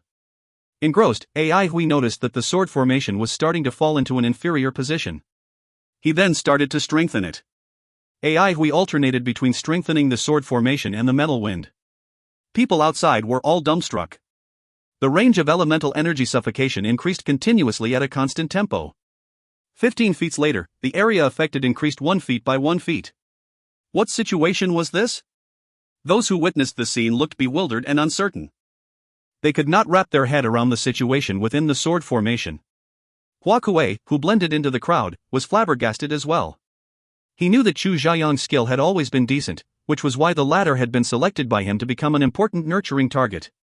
Yet, as far as Hua Kuei knew, Chu Xiaoyang was merely a decent warrior and definitely not the strongest. Chu Xiaoyang's current display of talent and power made Hua Kuei's jaws drop. Chu Xiaoyang had soared ever since he attained elemental externalization. He improved astonishingly fast, leaving everyone stupefied. It was not the first time Hua Kuei had seen something like this. Thinking back carefully, Chu Xiaoyang's splendid performance was not strange. Generally speaking, similar situations often happened to elementalists who had accumulated experience, but were stuck at a certain juncture. Because of their profound and long accumulation of wisdom, they usually progressed rapidly the moment they broke through. Chu Xiaoyang's experience as a swordsman was extremely profound. While it was surprising that he took a long time to reach elemental externalization, it did not affect Hua Kuei's evaluation of him. Hua Kuei could not help but feel somewhat excited. He suddenly noticed that it was a marvelous decision to invite Chu Xiaoyang into the Sword League. Having attained elemental externalization stage, Chu Xiaoyang's swordsmanship progressed rapidly. How could Karakoram not be interested in someone like him? Things progressed just as he had predicted. No, even better. He had thought that Chu Xiaoyang's ability to break 1 or 2 sword formations was already commendable. Who knew that he could actually destroy several sword formations? Legend had it that the Karakoram's chief was a genius swordsman, but it seemed to Hua Kuei that Chu Xiaoyang was on par. All was well, except for those uninvited guests. He squinted and scanned the crowd, a murderous glint flashing across his eyes. From one look, he was shrewd enough to tell who the dangerous ones were. The ordinary-looking big man, along with his gang, were the infamous Yellows and Bandits. This group of bandits was ruthless. The Great White Enterprises massacre was executed by these fellows. In another corner, a fellow who looked like a simple merchant was Jiao Dafeng, another ruthless character. The 3 brothers from the Jiao family were inseparable, so the other 2 had to be hiding nearby. The harmless-looking lady standing by the wall reminded him of a dangerous name. After filtering all the suspicious and dangerous targets, his face instantly turned grave. He'd heard some rumors, but had not expected the situation to turn out like this. He knew that these people were here for Shao Shuren. Could it be that the ancient treasure Shao Shuren had obtained was actually an important artifact? He decided to investigate when the time came. For now, his priority was to protect Karakoram. Weighing his abilities against the people here, it would not be a problem for him to defeat any one of them. Unfortunately, with so many opponents, he was unable to manage them all at once, which created a thorny situation. He could not help but tremble at the thought of the punishment that awaited him if he failed the mission. The organization never had the least bit of patience and mercy toward failures. He really had been caught off guard. Hua Kai's gaze fell upon the sword formation once again and was slightly startled. Perhaps this fellow could give him a nice surprise. His rich experience told him that Chu Xiaoyang was possibly undergoing a period of enlightenment. For someone who had so much accumulated knowledge and experience like Chu Xiaoyang, a sudden enlightenment would increase his abilities exponentially. There were diligent people who achieved success through constant perseverance, and there were also overnight prodigies who succeeded without effort. Hua Kuei quickly weighed the matter in his mind. AI Hui, with his increased strength, was in the open. Karakoram's Qin Xian and Lian Junyu had decent abilities. He was in a hidden spot, so even if he could not protect everyone around him, this did not mean that it was a lost cause. Hua Kuei raised his head suddenly, looking toward the sword formation. Countless bright light rays swam vaguely within the formation. The silver metal wind was bright and dazzling. The ever-changing sword formation released a horrifying amount of pressure and caused everyone to feel breathless, as if they had been pressed down by a huge rock. The sky was covered by dark clouds that had unknowingly gathered from all directions. A glimpse of lightning could be seen. This was... Hua Kuei opened his eyes wide in shock. Boom! A glaring wind pillar soared skyward from within the sword formation, straight into the sinister black clouds. The elemental energy surge had completely surpassed what the grass swords could endure. The dancing swords started exploding successively like firecrackers. They exploded into countless colorfully fragmented rays that hovered around like fog. What was strange was the fact that the sword formation had not actually collapsed. The mobile and fragmented rainbow of rays faded bit by bit. With the colors gradually dimming, the rays transformed into a multitude of black and white whirlpools. The whirlpools were attracted by a bizarre force and started shooting into the wind pillar. The silver wind pillar started to transform into many black and white eddies that attracted and circled around one another, getting all tangled up. Clink! A crisp, shattering sound rang across the field. The whistling wind pillar was like a fragile piece of porcelain that shattered inch by inch. The broken wind pillar pieces that were now black and white floated up like feathers, as though raising a theater curtain. A silhouette slowly entered the audience's field of view. Those present experienced the same illusion. It was as if they had been slashed by an extremely sharp sword, but because of its keen edge, they could not feel any pain. All they felt was a slight chill in the places they were cut. Qin Xian's face changed, as if a storm raged in his heart. Sword consciousness. This was sword consciousness. Legend had it that when an ancient swordsman's aura reached a certain level of concentration, it became like a substance that could cause the skin of others to feel pain, making them felt as if they were being slashed by a sword. This was sword consciousness. Every muscle in Qin Xian's body was so excited that they were trembling.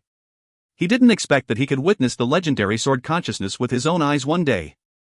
The sharp, bitingly cold, and substantial aura enveloped the whole area. Yet, the fellow emitting this terrifying sword consciousness did not look at them at all. He stood on tips of his toes with his straightened body arched slightly backward. As he faced the sky, his right hand dangled naturally by his side while wielding the sword. There were no superfluous sword rays, but this scene was still filled with an inexplicable tension. It felt as if there was an invisible hand that gripped everyone's throat and choked them. It also felt like a kind of magic that attracted everyone's gaze like a magnet. Suddenly, underneath his raised head, he scanned across the field with apathetic eyes. Those who made eye contact with him trembled inside and felt a sting in their eyes. Chu Xiaoyang's gaze was literally sharp.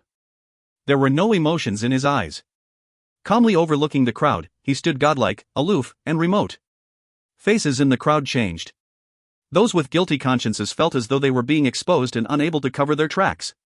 The Yellow Zan bandits fell into a daze, his back drenched in sweat. All his toughness evaporated. In a trembling voice he cried out, "Withdraw! Withdraw immediately!" The only thing he could think of was to stay as far away from this monster as possible. Escape his line of sight. No one reacted to his order. He suppressed his fear with great difficulty. He turned around, only to see his subordinates' pale faces and their shuddering bodies as well as hear the chattering of their teeth. The big man gave the petite man 2 tight slaps before the latter finally regained his senses. "Withdraw! Everyone withdraw!" Completely exhausted, they squeezed their way out of the crowd. Jiao Dafeng's face was as white as a sheet. He staggered out and the other 2 brothers also ran away battered and exhausted. The harmless-looking lady was no longer at the corner by the wall. Ai Hui was in a bizarre state of mind. He raised the silver broadsword in his hand. His movement was very slow, as if the sword he wielded was extremely heavy. With each inch raised, there was a fragmented ray that shot into the silver sword, slightly brightening it. Raised halfway, the silver sword exploded with a loud rumble as it was no longer able to endure the power. Ai Hui shook a little. The frightful aura that enveloped the field suddenly vanished without a trace. Ai Hui felt the strength in his body emptying. His legs gave way as he fell onto the ground. As if smashed by a hammer, his head started buzzing loudly. He had no control over his body and was unable to even move his fingers. The feather-like fragmented rays that floated all over the sky disappeared together with the sinister black clouds. The skies were clear, while the sun was shining bright. It was as if the apocalyptic occurrence had just been an illusion. When Hua Kuei finally recovered from his shock, all he felt was regret. He knew that Chu Xiaoyang had failed to break through. As he glanced through the crowd of people, his eyes almost fell out. Where is he? Where are they? All the dangerous targets he had previously picked out were gone. Hua Kuei regained his bearings 5 seconds later. He turned his head and looked at Chu Xiaoyang, his gaze becoming complicated. If you find any errors, ads pop up, ads redirect, broken links, non-standard content, etc., please let us know. Report chapter so we can fix it as soon as possible. Chapter 341, Patriarch Grass, Silverfold Plum.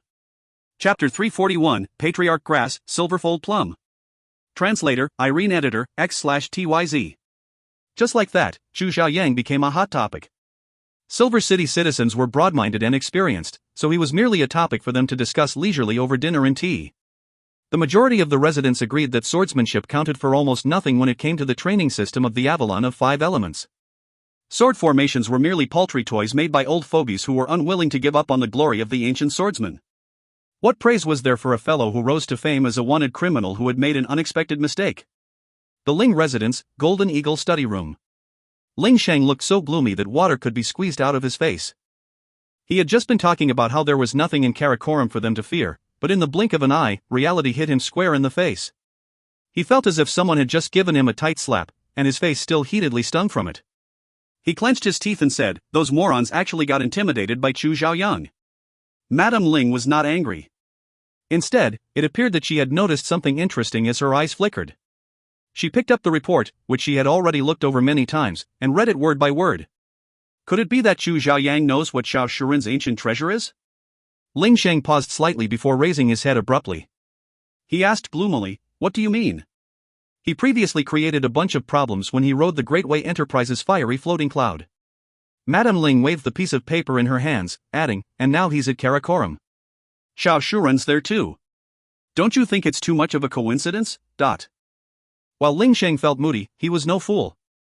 On the contrary, in terms of temperament and wisdom, he surpassed most people, especially since he wielded power over the residents.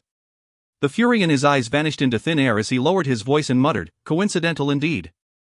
If he knows about the ancient treasure that Xiao Shuren possesses, he is definitely an object that we can exploit." They had been curious all along. What exactly was this treasure that Dai Gang was so interested in? If it could offer grandmasters the chance to become great grandmasters, could it also elevate a master into a grandmaster? There were no grandmasters in the Ling residence, but there were quite a few masters.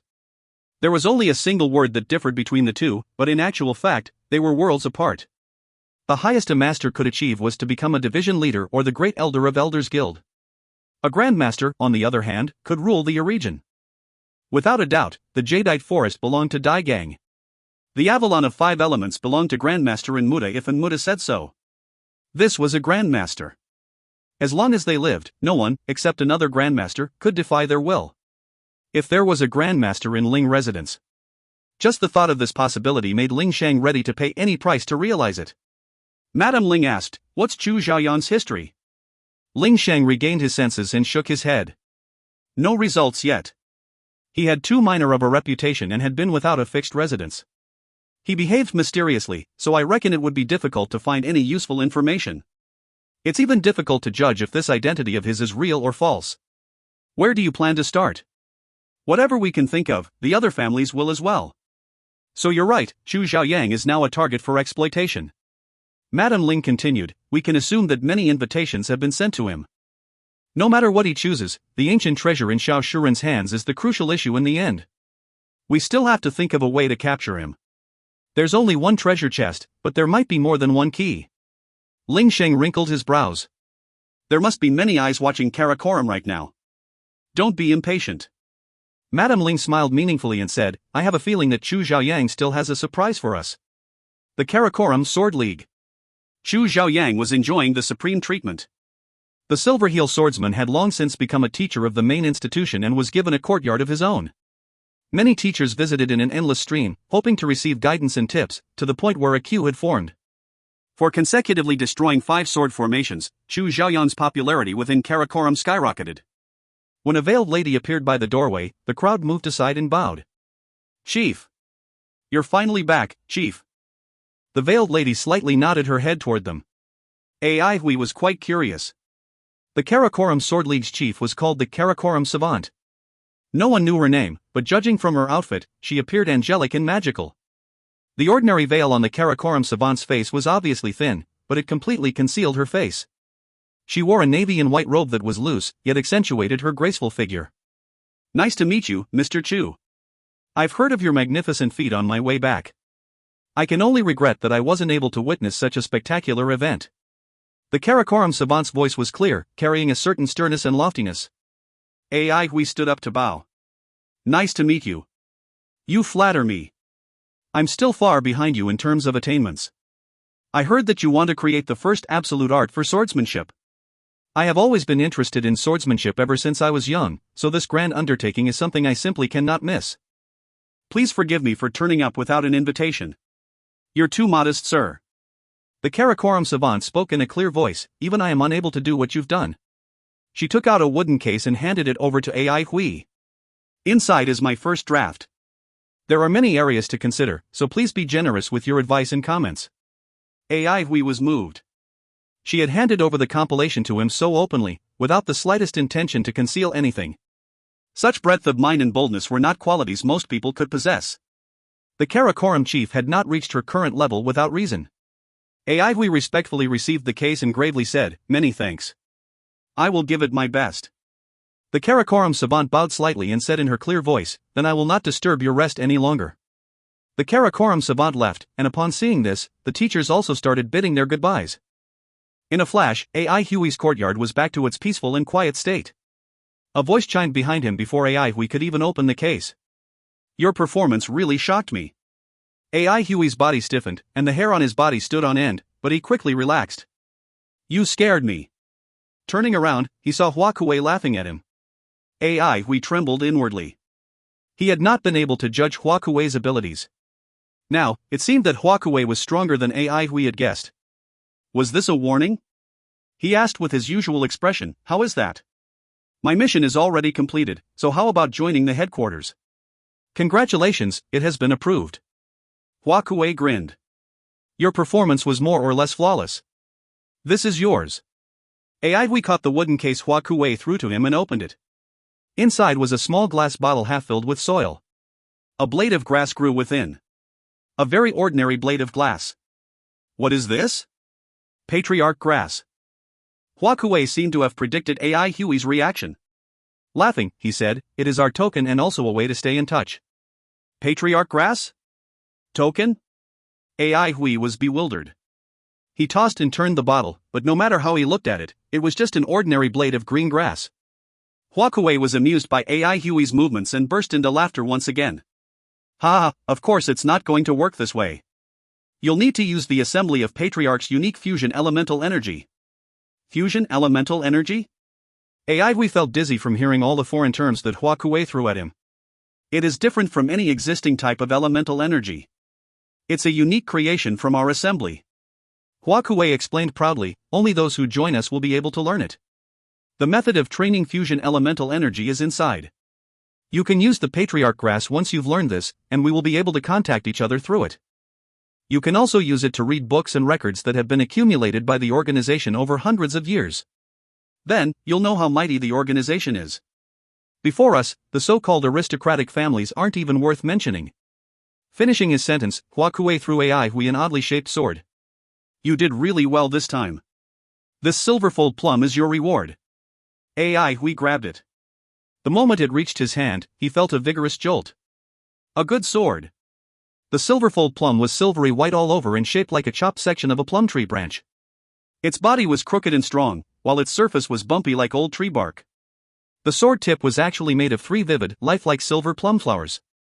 Their stamens trembled, and on the whole, the sword looked splendid and magnificent. Seeing AI Hui fondling it with admiration, Hua Kuei was pleased as well. This silverfold plum was forged by a master within the organization. It was made directly from artifact remnants fished out from deep within the Silver Mist Sea. Upon completion, it was immediately kept in a heaven-grade weapons storehouse and has never appeared outside, so you don't have to worry about its origin. This is a heaven-grade weapon? AI Hui was beyond surprised. That's right. Hua Kuei nodded. You will have a lot of time to experience its marvels. The organization will treat you well as long as you're diligent. Your next mission is to stay in Karakoram, gain the chief's trust, and keep her safe. Hua Kuei said with a stern face, I heard that Dai Gang is interested in something that Xiao Shuren has, so evil characters from all over have started to come out one by one. You have to be vigilant as Karakoram is likely to be attacked within these 2 days, but don't worry, because organization is prepared.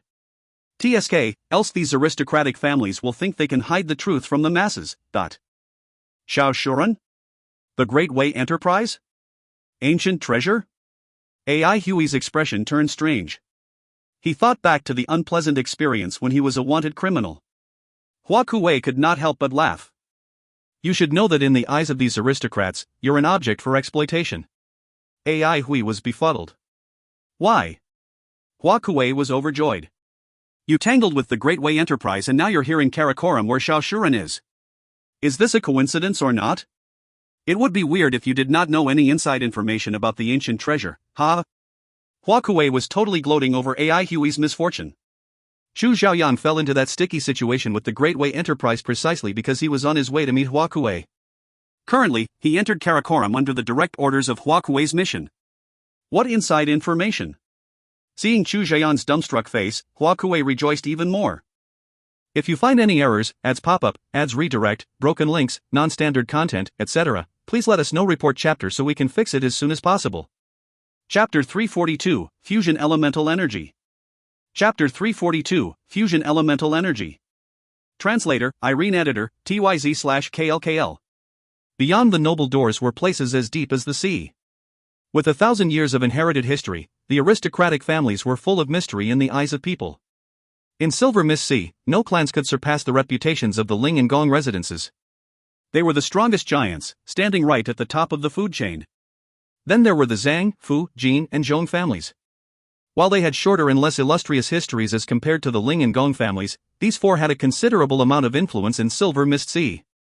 The Zhong residence had been declining over the past 10 years and was left with only an vice division leader from the infantry division to keep up appearances.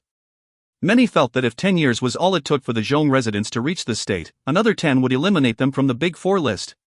But life was unpredictable. The sudden movement of Blood of God inflicted heavy damages on the Sky Edge and infantry divisions. The infantry division, specifically, first lost its division leader in battle, and later on lost its vice division leader due to severe injuries. Zhong Hojun then became the only remaining higher-up in the infantry division. He'd suffered pretty heavy injuries himself, but had been lucky to survive and recover fully. During the reconstruction of the infantry division, Zhong Hojun instantly became a hot candidate for the new vice leader position. Be it in qualifications or abilities, no one else was on par with him. The Zhong residence's prospects immediately turned up and people were sighing over the family's good fortune. But this was just anticipation. No matter how popular a candidate was, it was a separate matter from being a legitimate division leader. Plus, due to the Elders Guild's city expansion order, it seemed to the people that the Elders Guild's priority would be to open up the wilderness and not to rebuild the 13 divisions. Did the Avalon of 5 Elements have the ability to rebuild the 13 divisions? No one really knew. The Zhong residence had tight security. In a deep corner of the courtyard was a dark room. What's the current situation? An ordinary-looking lady asked in a low voice. Ai Hui and Duanmu Huanghan would be thoroughly shocked if they were here, because this voice was extremely familiar to them. It was the voice of Shiyu. Shiyu had just arrived in Silver City. No one knew that long before the blood catastrophe happened, the Zhong residence had already been infiltrated and seized by Blood of God. The reason why infantry division suffered such huge losses was precisely because Zhong Hojun coordinated with both internal and external forces. And with his injuries at that time, he had managed to fool people and remove suspicions. And when one party became independent, the Zhong residents received an order from Blood of God to draw close to Jadeite Forest. The news of Dai Gang and the ancient treasure immediately caught the attention of higher-ups in Blood of God. Because of Shiyu's outstanding performance in Jadeite Forest, she was once again given a mission. She wore a special mask that concealed her identity. Without elemental energy waves, no one would notice her. Zhong Hojun was about 40 years old. He had a squarish face, stately bearing, and a natural mighty appearance. He said in a low voice, "We're not too sure what the ancient treasure exactly is. We're not the only clan getting involved. Quite a few fellows appeared at Karakoram previously. If not for Chu Xiaoyan's moment of enlightenment, they might have gotten hold of it already." Chu Xiaoyang? Shiyu had been reading relevant reports and found this name rather familiar. The Chu Xiaoyang who appeared at Great Way's caravan? Yes. Zhong Hoju nodded. He has a mysterious background and is a sword expert. I wonder if his sudden appearance in Karakoram is coincidental or planned. We will find that out very soon. Shiyu was interested in another matter. Who is Chu Xiaoyang battling against? Zhong Hojun shook his head. There's no battle. Chu Xiaoyang has destroyed 5 of Karakoram's sword formations consecutively. The abilities he's displayed frightened every passerby away. Our people were there at that time and they witnessed the whole thing, This piqued Shiyu's interest even more. Oh, he mustn't be ordinary, to be able to scare people off with his skills. Any images? No, they were all stunned and no one thought about recording anything. Shiyu nodded her head. Must have been a spectacular sight. What's the situation now? According to Inside News, quite a few people will take action in the next 2 days. Zhong Hojun asked, do we need to make a move? Shiyu smiled slightly. Do not be impatient. Let's go watch how things play out first. The lady before him was clearly average looking, but somehow her laugh charmed him greatly. He did not know who she was, but he knew that people from Blood of God were always mysterious and cold. Karakoram Sword League. In a courtyard that stood on its own. Regaining his senses after the pleasant Silverfold Plum surprise, we thought back to what Huakue said about the reading of ancient books through the patriarch grass. He felt a sudden premonition. This was completely different from what that old man had said. This set of notes should be kept in the 7th floor of the Hall of Ancient Records. The author's surname is Shao. Where was the Hall of Ancient Records? Where was the 7th floor? Both parties said completely different things, but thinking about how the old man had been imprisoned for so many years, it wouldn't be surprising if the general headquarters had changed location in the past several decades. We only hoped that he would be blessed enough to find Senior Zhao's notes. But before that, he needed to analyze fusion elemental energy first, since it was required to active the patriarch grass. Because of the old man, probably, we'd always felt that the assembly of patriarchs wasn't very strong. It had a loose structure and nothing to offer, except that they were more familiar with Blood of God. But now, Silverfold Plum made him realize that the assembly was wealthier and more imposing than he'd imagined. And the fusion elemental energy that he'd never heard of shocked him even more. Fusion elemental energy wasn't any type of elemental energy but a blend of the 5 elemental energy types. This subverted everything we knew. How was this possible? Who could simultaneously train 5 kinds of elemental energies? Even training 2 was unheard of.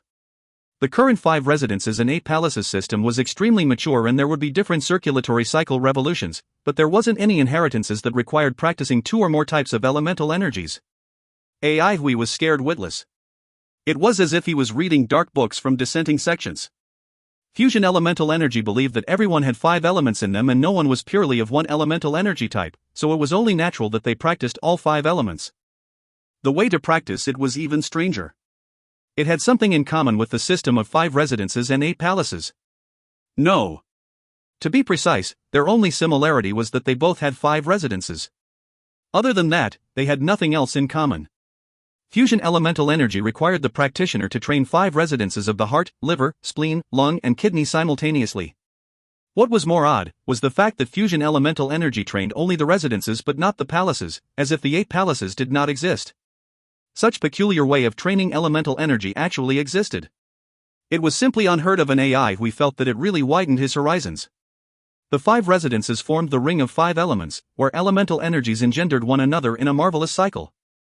A continuous deepening of fusion elemental energy would form ring patterns, like that of a big tree's age rings.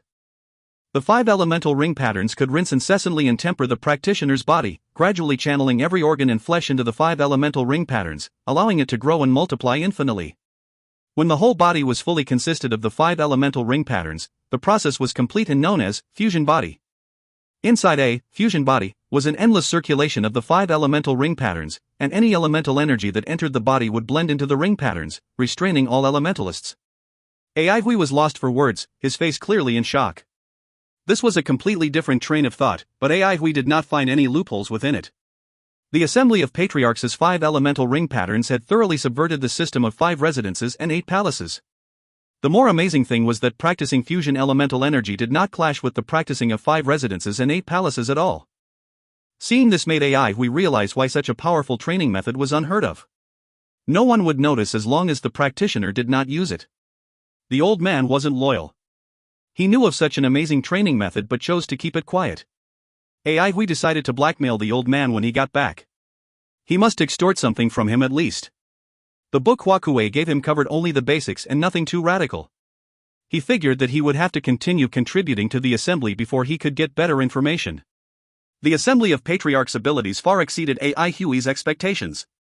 Aristocratic families were powerful because they had control over absolute arts.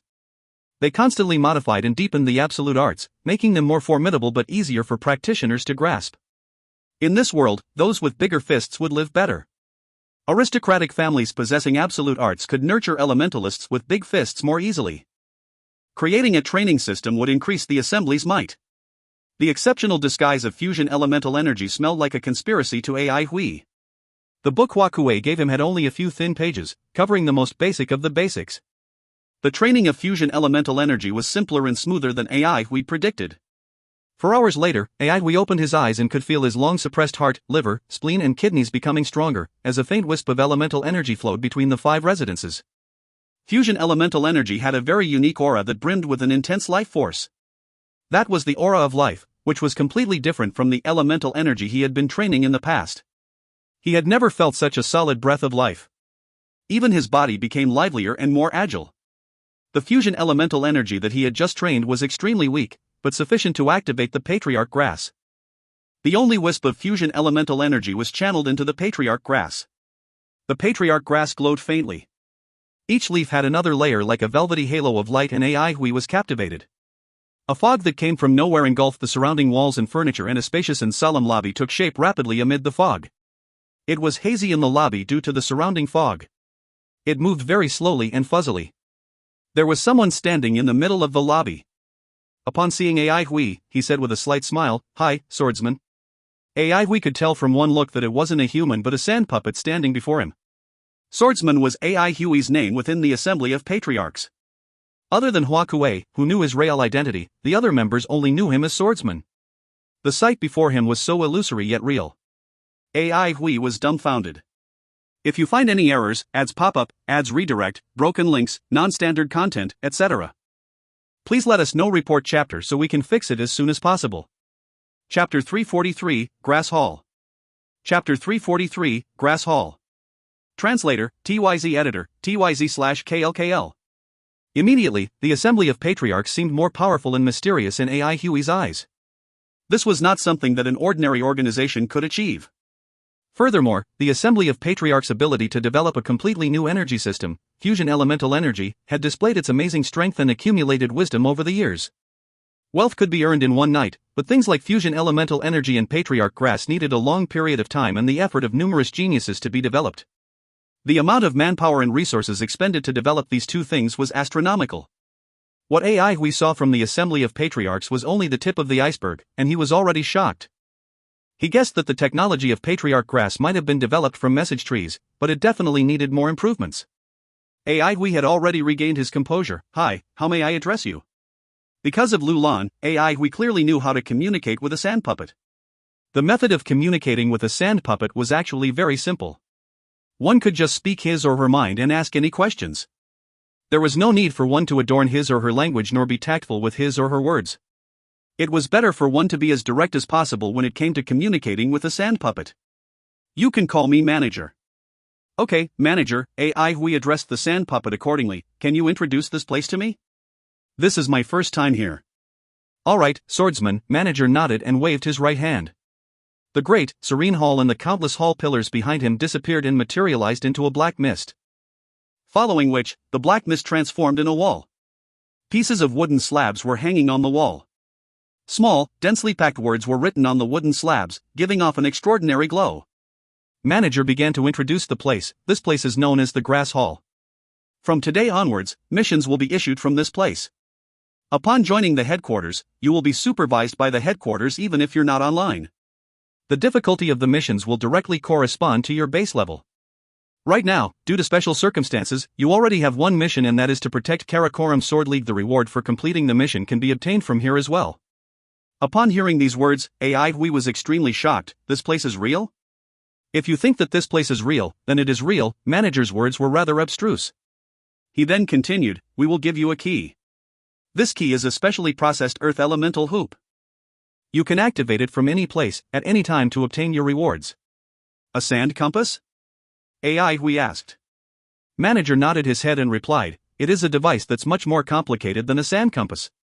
To be exact, it is also known as sea urchin sand compass. It is a brand new type of enchanted sand compass. Every sea urchin spine corresponds to an earth elemental space. Currently, the Assembly of Patriarchs and Elders Guild are the only ones that possess this device. The Elders Guild has it too? AI Hui widened his eyes. He felt a lot of his perspectives regarding the Assembly of Patriarchs had been completely overturned after joining the headquarters. He used to think that Elders Guild was decaying and decadent. He did not expect them to possess such a powerful device. Yes, manager did not explain much about the Elders Guild and continued, in the future, you can sell your spoils of war and purchase weapons and inheritances in Grass Hall as well. Manager waved his hand and the wall behind transformed into black mist. Dazzling artifacts appeared and hovered within the black mist, looking extremely magnificent. AI High almost drooled upon this magnificent sight. There are absolute arts too. Manager waved his hand again and countless light orbs hovered behind him. Each light orb had a faint shadow flickering within it. Manager continued, in Grass Hall an absolute art will be 25% cheaper than a similar one sold by the Elders Guild, and it's one level higher in terms of quality in Grass Hall. We accept heaven merit points as payment as well. Our prices are much more fair than the market prices too. AI Hui was flabbergasted. To his surprise, this place sold Elders Guild's absolute arts at a cheaper price and accepted heaven merit points as payment. He was speechless. Of course, you can also buy training techniques for fusion elemental energy here. In addition, you are allowed to purchase our heaven-grade weapons too. We also have the Hall of Ancient Records, where the seniors' knowledge, reading notes, and travel notes are contained. Most of the ancient records are free to read, only a small amount of them charge a fee. Upon hearing the words Hall of Ancient Records, AI Hui quickly asked, can I take a look? Of course, manager waved his hand and the black mist behind him transformed into a tall, unadorned bamboo tower. For bold and forceful words were written on it, Hall of Ancient Records. AI Hui heaved a sigh of relief upon seeing that the tower had multiple levels. His gaze fell upon the 7th level. Can I enter? AI Hui pointed to the Hall of Ancient Records. No problem, manager nodded his head. However, I have to remind you that your current amount of fusion elemental energy only allows you to stay in Grass Hall for up to 1 hour. If you want to stay longer, please continue to work hard to develop your fusion elemental energy. Thank you for your reminder. AI Hui bade manager farewell and entered the Hall of Ancient Records. As AI Hui reached the entrance of the bamboo tower, he suddenly stopped in his tracks. His gaze fell upon the words Hall of Ancient Records, which were inscribed on a wooden signboard. The handwriting of these words seemed somewhat familiar. Wait, didn't he feel the handwriting of some other word was also familiar previously? He quickly remembered that it was the word Karakoram written on the wooden signboard hung above the entrance of Karakoram Sword League. He carefully compared the handwriting between the 4 words Hall of Ancient Records and the word Karakoram. Indeed, their handwritings looked remarkably similar. The simple and forceful brushstrokes contained an unrestrained sword glint, conveying a sharp and intense killing intent. Hall of Ancient Records and Karakoram should have been written by the same person. However, why would he feel a sense of familiarity from these words? He must have seen this handwriting somewhere in the past. AI Hui was very confident about his intuition. After racking his brain, he finally knew why he found the handwriting of these words familiar. Vanguard Training Hall. There was a signboard hung at the entrance of Central Pine City's Vanguard Training Hall as well. When he first moved to the training hall, the signboard was covered in dust and cobwebs. He had to clean it before hanging it on the wall of the lobby. The handwriting of the words Vanguard Training Hall, Hall of Ancient Records and Karakoram looked remarkably similar to him, and as such, he felt that he had seen the handwriting somewhere in the past. Could the inscriptions on these 3 signboards be written by the same person? If that was the case, things were getting more interesting. The owner of Vanguard Training Hall was called Hong Bingfang and he had disappeared for many years. Given the fact that the ancient message tree at the training hall was able to connect with the old man, there was a high possibility that Hong Bingfang might be from the Assembly of Patriarchs. If the inscription on the wooden signboard of Karakoram was written by Hong Bingfang, it only showed 2 things. First, Hong Bingfang was still alive. Second, Hong Bingfang was still in the Assembly of Patriarchs, or his relationship with the Assembly had yet to break. There was a very deep relationship between Karakoram and the Assembly of Patriarchs. This was also why Hua Kuei wanted AI Hui to protect Karakoram. AI Hui had decided to ask the old fellow about Hong Bingfang after he returned to the swordsman training hall. Several bizarre thoughts emerged in AI Hui's mind. After leaving Central Pine City many years ago, Hong Bingfang had vanished without a trace and never returned. He left such an important message tree in the training hall and he did not even come back to retrieve it. This somewhat puzzled AI Hui. AI Hui also thought of Master Xiao. In his mind, Master Xiao had always been a very mysterious individual. The more he knew about Master Xiao, the more powerful he felt Master Xiao was. Every sand puppet AI Hui had encountered, including Grass Hall's manager, was not as powerful as Lulan. Then, there was also the Sand Corps, Midnight, of which Lulan could not fully utilize its powers. Was it a coincidence that Master Xiao lived beside Vanguard Training Hall? What was the relationship between Master Xiao and Hong Bingfang? AI Hui could not help but shake his head. It seemed that the more he knew, the more doubts he had. I'm very sorry, your fusion elemental energy has run out, you will have to leave the Grass Hall. Goodbye, swordsman. Manager's voice rang across AI Hui's ears and he returned to his senses. Before AI Hui could react, his vision blurred and his surroundings disappeared. The glow of the Patriarch Grass vanished and he was back in his room. It appeared that fusion elemental energy was the key to establishing a foothold in the Assembly of Patriarchs. The information he obtained today was somewhat too much. The unfathomable depths of the Assembly of Patriarchs and the conjecture regarding Hong Bingfang had overwhelmed AI Hui greatly. After around 10 minutes, he finally calmed down. For someone who had powerful self-control like AI Hui, this kind of situation seldom happened to him. He threw all these distracting thoughts to the back of his mind. Actually, both Karakoram and the Assembly of Patriarchs had nothing much to do with him. The Assembly of Patriarchs was only a channel for him to gather information. With the addition of Grass Hall now, this process became much more efficient. Right now, the most important thing for him to do was to find that notebook as soon as possible. He guessed that the old fellow would be more interested in the topic of Hong Bingfang. After AI Hui regained his composure, he flipped open the prototype inheritance that Karakoram Savant had passed him. Very soon, he became engrossed in it. Karakoram Savant had great achievements in the field of swordsmanship. Unlike AI Hui, who learned swordsmanship by putting together various pieces of knowledge from everywhere, Karakoram Savant seemed to have learned swordsmanship systematically. AI Hui could see some of his own techniques in the inheritance. For example, oblique slash and heavenly thrust. There was also a move that was somewhat similar to his crescent moon, but much weaker in power. The inheritance also contained a lot of Karakoram Savant's insights into swordsmanship. For example, it specifically talked about the transformation of yin and yang, enlightening AI Hui on this topic. AI Hui was completely engrossed in it. This was the first time he saw such a systematic and detailed swordplay manual. Even though there were several areas that needed further improvements, the contents of the swordplay manual were enough for it to be considered a prototype. In an era where swordsmanship was irrelevant, this inheritance was extremely valuable. Like a drug addict, AI Hui was completely obsessed with the swordplay manual. There were some ideas mentioned in the manual that AI Hui had already verified, but there were also some that he had never thought of. These novel ideas threw him into a deep thinking process. Whenever he understood something or came across a marvelous insight, he could not help but exclaim in admiration. Those areas that he could not understand distressed him, causing him to furrow his eyebrows and mumble to himself. In order to focus on comprehending the inheritance, he shut his door and declined to meet any visitor. All the teachers in Karakoram Sword League knew Chu Zhaoyang was reading a prototype inheritance. Everyone was filled with the expectation that Chu Zhaoyang could add on more insights and knowledge to this incomplete inheritance. Numerous pairs of eyes were staring at the tightly shut door. Silver Mist Sea, Pagoda of Hidden Edge. A domineering old voice emitted from the light orb. What do you think about this proposal? Tong Gui bowed and answered, it's an opportunity for us. We can secretly send some people over. Then we will send unknown individuals. Yes. But I'm afraid that we can't stop them and will blow up the issue. If they can't be stopped, then they can't be stopped. It's their business and it got nothing to do with all of you. Your mission is to make sure Silver City is safe. What about the Great Elder? Don't worry, the Great Elder is still the Avalon of 5 Elements Great Elder. Subordinate understands. If you find any errors, ads pop-up, ads redirect, broken links, non-standard content, etc., please let us know. Report chapter so we can fix it as soon as possible. Chapter 344, Night Attack on Karakoram. Chapter 344, Night Attack on Karakoram. The darkness of night engulfed the earth. On this dark night, the moonlight was barely visible. Hua Kuei glanced at the tightly shut door of the courtyard. This action was rather eye-catching.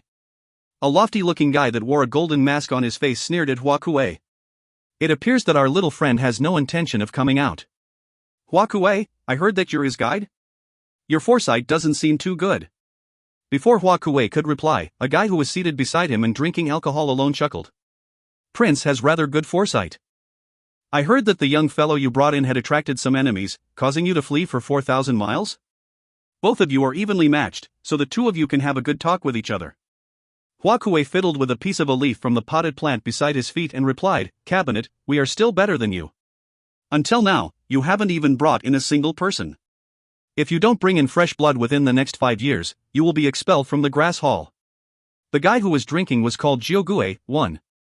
Those who were familiar with him called him Cabinet. Prince felt a sense of schadenfreude and chirped in, I didn't expect the cabinet to still be empty. No wonder you're jealous of us. You can't even have a good conversation with us about this topic. Jiogui downed his drink in one gulp and changed the topic. What do you think the relationship is between Karakoram and the grass hall? A solemn look immediately appeared on Hua Kuei's face. Cabinet, just keep on drinking your alcohol and don't ask any questions that we are not supposed to ask. Hua Kuei, you're being too prudent. There's no harm in talking about it. Even though the grass hall provides a lot of rewards, we are still doing a job. This time around, the situation is rather dire, and the enemies we are expecting will not be ordinary individuals. The leaf that Hua Kuei was fiddling with trembled. Annoyed, he replied, Prince, you and your inauspicious mouth. Jiogui chirped in as well, Sigh, if you have told me earlier that Prince was coming, I definitely would not have come. You're truly deserving of the name Inauspicious Prince.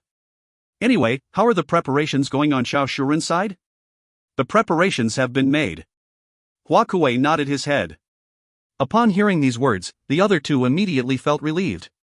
Hua Kuei might look imposing, powerful, and reliable, but in reality, he could be rather careless at times. I can't wait for our little friend to take action. Jiogui shook his head and shot a seemingly drunken look at a distant part of the sky. Hua Kuei and Prince stood up at the same time. A few shadows flew across the sky above Little Night Town, overlooking the brightly lit town beneath them. How is it possible that a mere Chu Zhaoyang can frighten them to such a state? A bunch of bums. The person who had just spoken was standing atop a fiery floating cloud. His face was of too completely contrasting complexion.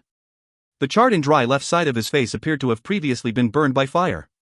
His blazing, flickering eyes looked exceptionally bright in the dark night. Beside him, there was a half-a-meter tall, three-legged cauldron with a crow design engraved on it.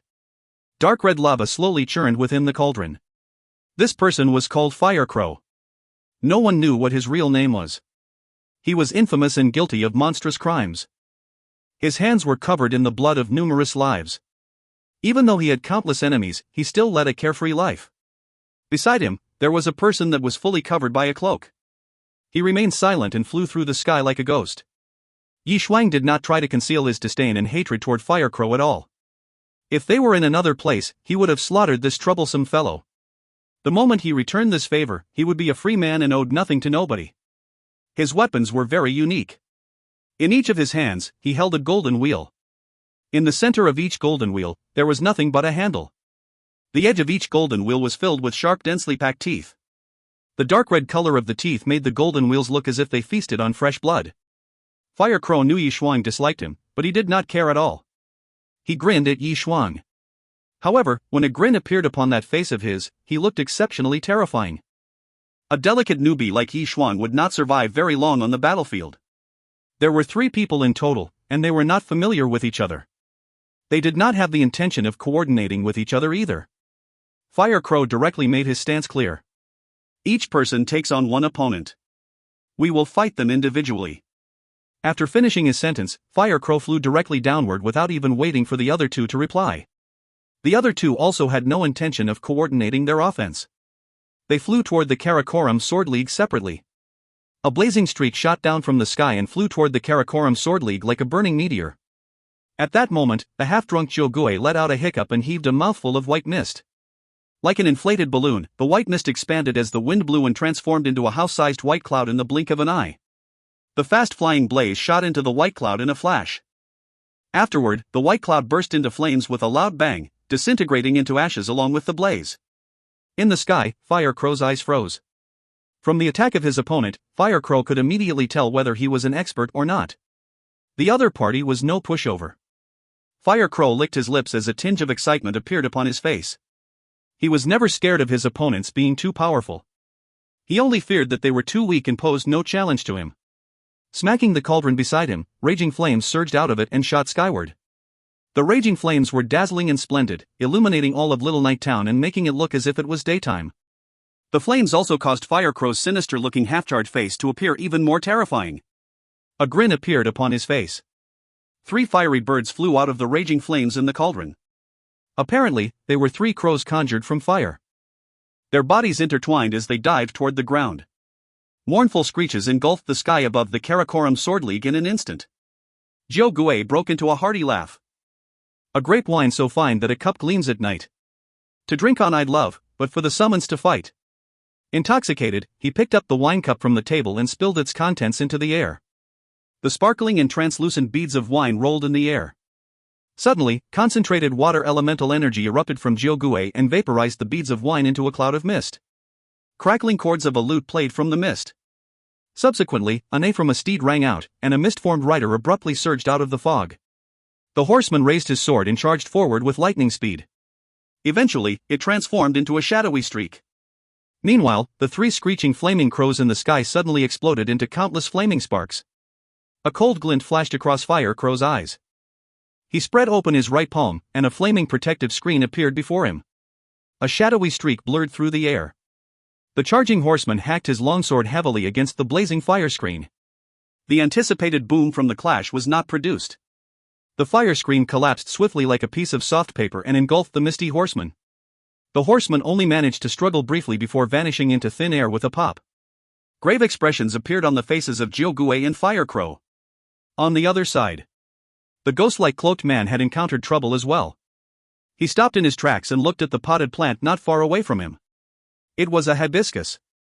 Even in the dark night, its beauty and brilliance could still involuntarily captivate his attention. He shifted his gaze and looked around elsewhere. Potted plants were well spaced out around the courtyard. All of them were placed in noticeable positions. Some were also placed at the corners of the perimeter walls. At a glance, this place looked like a normal courtyard with nothing out of ordinary. This was also why the cloaked man did not care too much about the potted plants.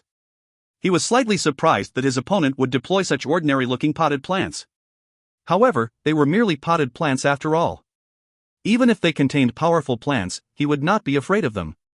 He walked directly to the pot of hibiscus and stomped it to smithereens. He did not encounter any resistance, and the pot of hibiscus had no reaction either. An ordinary potted plant? The cloaked man became vigilant all of a sudden. On a battlefield, the more harmless and ordinary a deployment looked, the more dangerous it was. Suddenly, his pupils contracted. He did not know when, but the crushed hibiscus had taken root on the ground. Right now, the hibiscus was glistening and alluring. There was not the slightest bit of dirt or mud on it. Its previously crushed stems and leaves had completely recovered. Something strange was going on. He felt that his control over the surrounding elemental energy was gradually declining. Had he been isolated from the elemental energy in the environment? Then, he saw a tall and sturdy man standing 30 meters away from him. Like an experienced gardener, the man was pruning the potted plants around him. The cloaked man strode toward the burly man. As long as he could kill this man, these potted plants would be ineffective against him. The potted plants around Hua Kuei were arranged in an irregular arrangement that had a charming effect. If Ai Hui was to witness the sight, he would be dumbstruck. He would not have expected Hua Kuei to hide his killing intent within these pruned potted plants. The battle between Yi Shuang and Prince was much more intense. Both of them were metal elementalists. Yi Shuang's golden wheels were like 2 dazzling golden dragons, surging and whizzing through the air to display their impressive might. The dragon roar that the golden wheels produced contained a secret art. This roar was able to numb the blood in one's body, causing his or her elemental energy lose control. Prince wore a golden mask on his face. His hands wielded a great sword forged from pure gold, which had a length that was about equal to his height.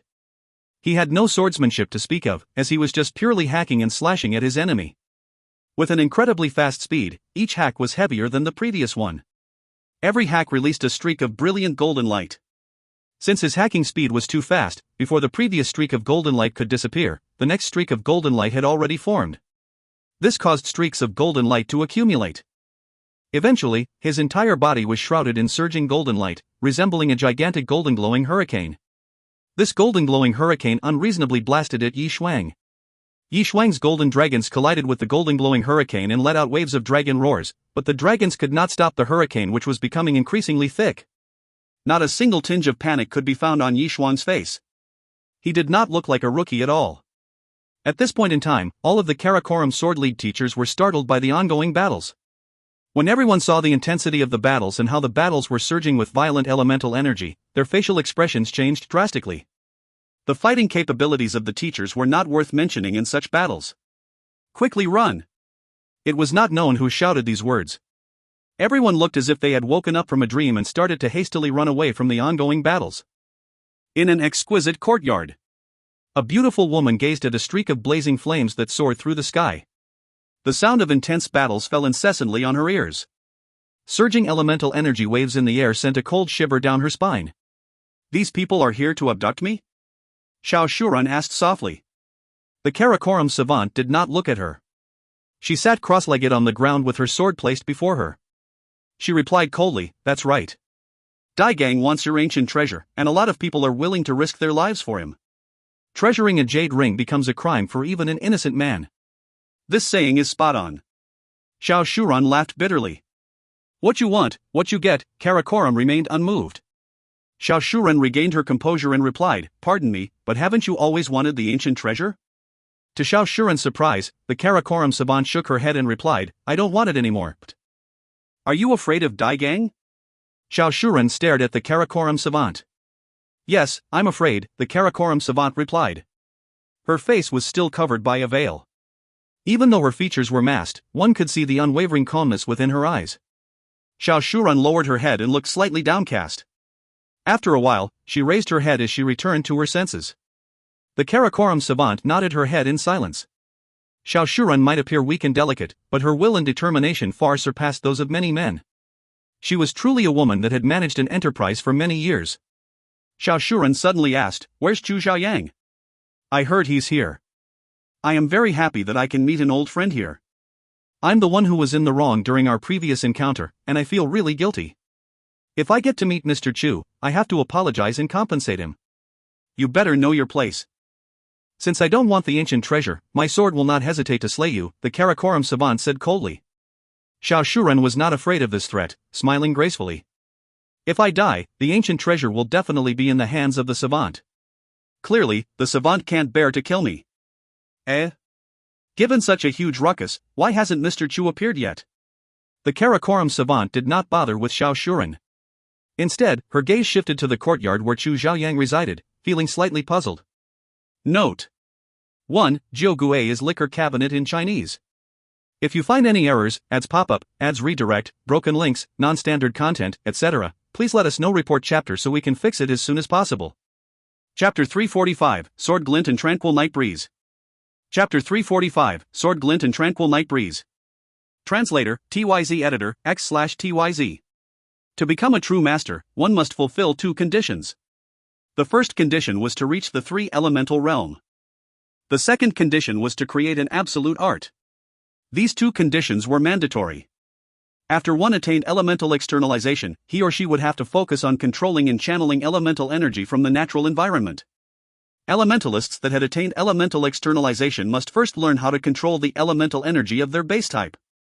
For example, Ai Hui, who was a metal elementalist, could control the metal elemental energy in the wind or the scattered metal elemental energy in the ground. As an elementalist's control over elemental energy improved, not only could he control the elemental energy of his base type, he could also draw and convert other types of elemental energy that engendered his base type. For example, after Ai Hui had increased his base level, he could draw and convert earth elemental energy into metal elemental energy, thereby strengthening himself. Duanmu Huanghuan's perennial lock made use of this logic as well. He drew water elemental energy from the ground to nourish his own wood elemental energy. This was also known as the two-elemental realm. After attaining two-elemental realm, an elementalist could eventually draw one more elemental energy type to strengthen himself. This was the three-elemental realm. For example, if Ai Hui reached the three-elemental realm, he could draw and convert fire elemental energy and earth elemental energy into metal elemental energy. The ability to draw and utilize all five types of elemental energy was the mark of a grandmaster. Dai Gang, a grandmaster, was surrounded by only wood elemental energy. The unique characteristic of three elemental realm was the reason why it became one of the two necessary conditions for becoming a master. When an elementalist reached the three elemental realm, he was no longer restrained by the cycle of the five elements. If Aihui was to attain the three elemental realm, he would be able to control fire, earth, and metal elemental energies. In the past, fire elemental energy happened to be the bane of his metal elemental energy. As such, if he attained the three elemental realm, he would no longer be restrained by fire elemental energy. This also implied that his control over natural elemental energies had reached a new level. Reaching three elemental realm allowed one to be filled with vigorous elemental energy. The inheritances that everyone practiced were focused on where this vigorous elemental energy could be used and applied. Inheritances could display an elementalist's level of understanding toward elemental energy as well. The ability to create an absolute art indicated a deep and unique understanding that an elementalist had toward elemental energy. An absolute art was a way for one to exhibit the path he chose to embark on. It was hard to determine the strength of an individual who was below the level of a master. Some people had a low elemental energy level, but a strong comprehension of elemental energy. On the contrary, there were other people whose strength could easily be determined just by engaging them in battle. Right now, there was an unknown number of eyes looking from the shadows at the ongoing war in Karakoram. Fire Crow was an infamous villain as such, his fighting capabilities were obviously powerful. Having achieved the three elemental realm allowed him to launch his attacks continuously. Nonetheless, even though Jogue was only at 2 elemental realm, he did not show any sign of being in a disadvantageous position against Fire Crow. He had an abnormally deep understanding of elemental energy.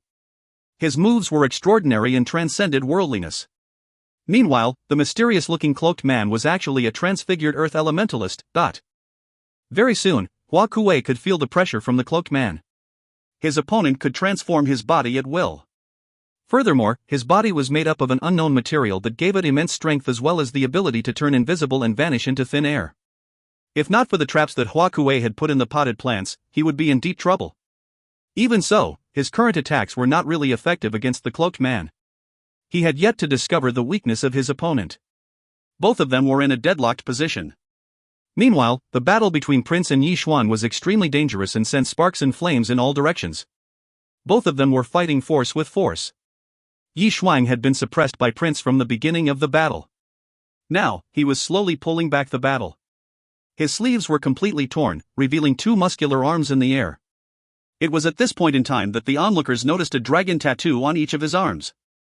Suddenly, the dragon tattoos looked as if they came to life. Their eyes gave off a faint glow that pulsated rhythmically. The might of Yi Xuan's golden wheels became increasingly terrifying. Prince behaved as if he had not even noticed what was going on with Yi Xuan. The golden glowing hurricane around his body became thicker and thicker. The 6 individuals locked in combat were extremely powerful. Those who covertly watched the ongoing battles were shocked. Out of the 6 combatants, they only recognized Fire Crow. They knew nothing about the remaining 5. The cloaked man was a transfigured earth elementalist. Transfigured elementalists were shunned individuals who lived in the dark. As such, there was nothing unusual about the cloaked man being unknown. As for Yi Xuan, one could tell that he was a rookie with a glance. Hence, it was also normal that not many people knew about him. On the other hand, the 3 defenders of Karakoram were terrifyingly powerful. Their moves were weird and constantly changing. Most importantly, they had rich combat experience. After having been through countless battles, how was it possible that they were just some ordinary individuals? However, none of the onlookers knew who these 3 people were. Those who were well informed could only link these 3 with some fragmented information.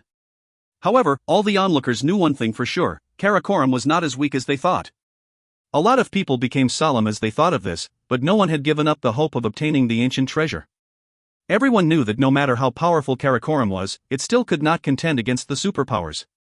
How many families had taken part in this struggle?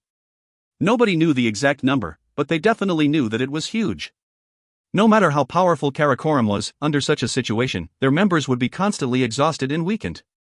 Eventually, they would reveal their vulnerability. As long as they were patient and waited long enough, they would be able to strike out and reap the fruit of another's hard work after Karakoram's experts were eliminated. Everyone felt that they were the strongest hunter, that they would obtain the ultimate victory. A shadow silently approached Xiao Shuren's courtyard.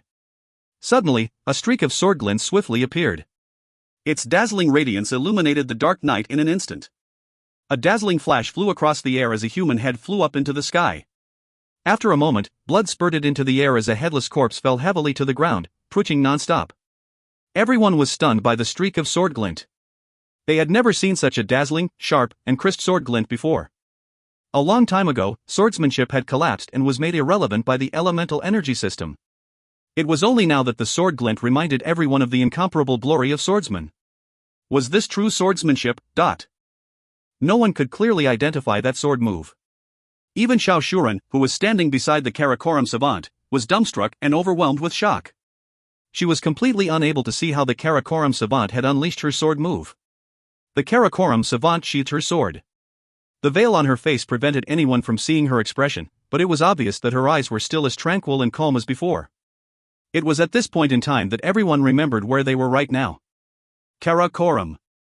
This name was a new face for the swordsmanship that used to command reverence and respect in the distant past.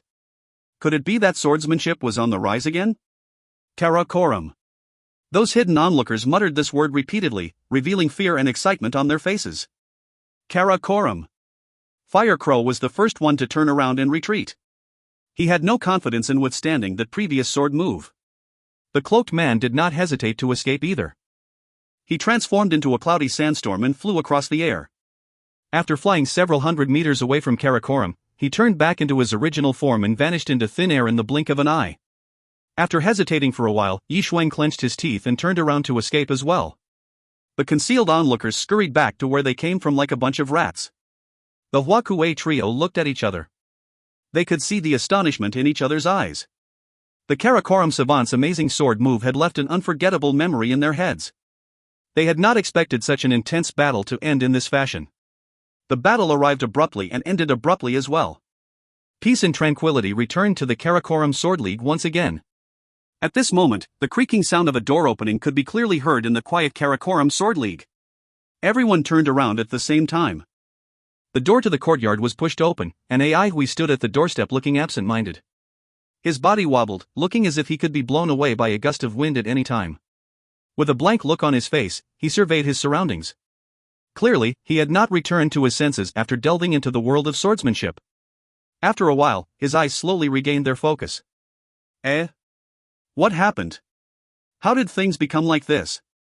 Why did you demolish the floor and walls for nothing? Aihui looked surprised by the Karakoram Sword League that had changed beyond recognition. Everything was messed up with debris everywhere. A few lone figures stood nearby. Huakuei, why are you here? Oh. Are you waiting for me? Has the mission started? Are these two your assistants? Aihui suddenly realized what was going on. Huakuei remained silent as his face turned extremely grave. Zhou Gui coughed softly, walked to Huakuei, and patted his shoulder. Huakuei, your little fellow is rather interesting. He will have a bright future. Huakuei, it's okay. Your rating is very high. The relationship between a mentor and a rookie was extremely tight. Usually, a rookie's performance would have a direct impact on his or her mentor's rating. If a rookie performed really badly, his or her guide's rating would be reduced. After being teased by Prince and Zhou Gui, Huakuei's face turned even uglier. However, he was a shrewd individual after all. He regained his composure after a while and asked calmly, "Did you fall asleep just now?" How could I fall asleep?" Aihui quickly shook his head. "I was too engrossed in reading A Swordsmanship Inheritance." "Is the mission going to start soon?" Huakuei could not be bothered with him and replied expressionlessly, "Not yet. It seems that I came out too early." Aihui let out a yawn. Since his body was on the verge of collapsing, he simply just sat his *** down on the ground. "What progress have you made?" Huakuei asked casually. "Great progress. It's truly amazing. I didn't expect that swordsmanship could be used in such ways." Aihui yawned incessantly. He had made huge progress and obtained a lot of revelations. Countless marvelous ideas were spinning in his head. Like a piece of knotted rope, he had a lot of questions that he could not untangle. He vaguely remembered that he had a very daring and powerful idea, an idea that would shock everyone. His brain processed slower and slower as sleepiness continuously seeped into him. How could he be so tired after reading A Swordsmanship Inheritance for a while? Before the fatigued Aihui could understand why, he fell into a deep sleep. Apparently, he had not realized how many days and nights he had spent reading The Swordsmanship Inheritance. The continuous excitement and deep thinking had greatly exhausted his physical energy. In reality, his body was extremely weary. Facing the sky, he sprawled on the floor and slept. After a moment, his snores pervaded the tranquil night breeze, resembling the loud and rhythmic croaks of a frog in pond. If you find any errors, ads pop up, ads redirect, broken links, non-standard content, etc., please let us know. Report chapter so we can fix it as soon as possible. Chapter 346, A Shameless Person. Chapter 346, A Shameless Person. Translator, TYZ Editor, TYZ/K Kermit. It was 2 days later when we finally learned about the epic battle that night. It was not that we was slow on the uptake, but rather, it was because he had slept for 2 days and 2 nights straight. On the first night, his snores were like the croaks of a frog in a pond in the summer, refreshing and pleasant. 2 straight days and nights of his snores, however, were considered irritating, so much so that one wanted to sprinkle poison all over the pond to kill the frog. The human race has always been heartless. The frog, however, had not forgotten its mission. Huey's schedule was fully packed. His most important task was to find Senior Zhao's notes in the Grass Hall's Hall of Ancient Records. The only way to increase the duration of time he could spend in the Grass Hall was to develop his fusion elemental energy diligently. In between developing his fusion elemental energy and searching for Senior Zhao's notes in the Grass Hall, he would practice his swordsmanship. His life was busy and fulfilling. He simply had no time to care about other things, and he was not interested in them either. Meanwhile, Karakoram had become extremely lively. Currently, Karakoram Sword League was thrust into the limelight. Its reputation surpassed even that of Dragonrise Training Hall. The battle in Karakoram that night had caused a sensation in all of Silver City. Karakoram Saban's sword move was being described by everyone as divine and supernatural. The 3 mysterious experts had also displayed the unfathomable depths of the Karakoram Sword League. The climax of the incident happened when the identity of the headless body was exposed. He was the leader of the Yellow Zan Bandits, Shizun. The Yellow Zan Bandits had been going on a rampage for many years, committing all kinds of heinous crimes. Even though they had taken countless lives, they were still outside the reach of the law. They were very powerful. Their leader, Shizun, was a genius in his youth. He had been viewed by many as a genius that could become a master in the future. Unfortunately, he eventually suffered a devastating injury and his strength decreased greatly, causing him to lose the opportunity to become a master. Because of the setback, his nature changed drastically and he sank further into depravity day by day. Even though he could not become a master, due to his immense talents, his strength still far surpassed that of ordinary elementalists. Within a few years, he became an infamous bandit leader. In the past, the Yellow Zan Bandits had been a bunch of petty thieves. Under Chizun's leadership, they gradually became a group of notorious bandits that struck fear into people's hearts. Great Way Enterprises' strength was rather good, but they were still exterminated by the Yellow Zan Bandits. This showed how vicious and powerful the Yellow Zan Bandits were. Nevertheless, the notorious Chizun was ultimately beheaded with a single sword move. How could a sensation not stir up in Silver City? Just defeating or killing Chizun might not prove much, but beheading him with a single sword move could only mean one thing. A master. Only a master could achieve such a feat. An ordinary master would not have sent everyone into a frenzy. What the mysterious Karakoram savant practiced was swordsmanship. A master swordsman. The first master swordsman in the history of the Avalon of 5 Elements. The decline of swordsmanship began when the Avalon of 5 Elements was established. As the elemental era began, swordsmanship became useless and irrelevant. There were only some youths that continued to adore it for its grace and past glory. Elementalists viewed those self-proclaimed master swordsmen as just a bunch of clowns. Its decline went so far that there was a hypothesis stating that those who liked swordsmanship were a bunch of ignorant people that liked to daydream. No one could verify the worth of swordsmanship. Occasionally, when 1 or 2 stunning sword moves were placed together with exquisite and fully developed inheritances, the former would look insignificant and frail. The mainstream idea was that swordsmanship had died out. The fact that there had never been a legitimate master swordsman verified this idea. A master needed to seek his or her own path, however, no master had ever sought the path of swordsmanship. This showed everyone that swordsmanship could no longer exist in the world. Now, however, a master swordsman had appeared. Everyone's common understanding towards swordsmanship completely changed in an instant. It was not that swordsmanship did not contain a path, but rather, no one had found it yet. Silver City went into a frenzy. The Silver Mist Sea went into a frenzy. The Avalon of 5 Elements went into a frenzy. Even the Elders Guild immediately sent someone to command Karakoram. The Elders Guild was willing to provide Karakoram's Sword League with various resources, help them increase their influence, and offered its collection of swordplay manuals among other things. Those bad elements that had hidden in Karakoram's Sword League's surroundings suddenly vanished into thin air. The Karakoram Sword League immediately became the holy land of those elementalists who loved swordsmanship, which in turn resulted in Little Night Town becoming extremely lively. Swordsmanship had everyone's new favorite field to train in. In the extravagant and lavish Silver City, numerous rich and powerful families employed a swordplay teacher. They behaved as if not having a swordplay teacher was something to be ashamed of. Incidentally, even Karakoram Sword League's swordplay teachers had become hot in demand.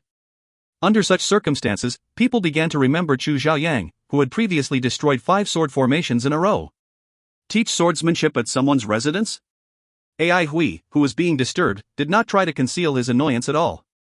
The old prisoner had told him that the notes were on the 7th floor of the Hall of Ancient Records. Ai Hui had thought that he could easily find it with such precise information, but when he arrived at the 7th floor of the Hall of Ancient Records, he soon realized how naive he'd been.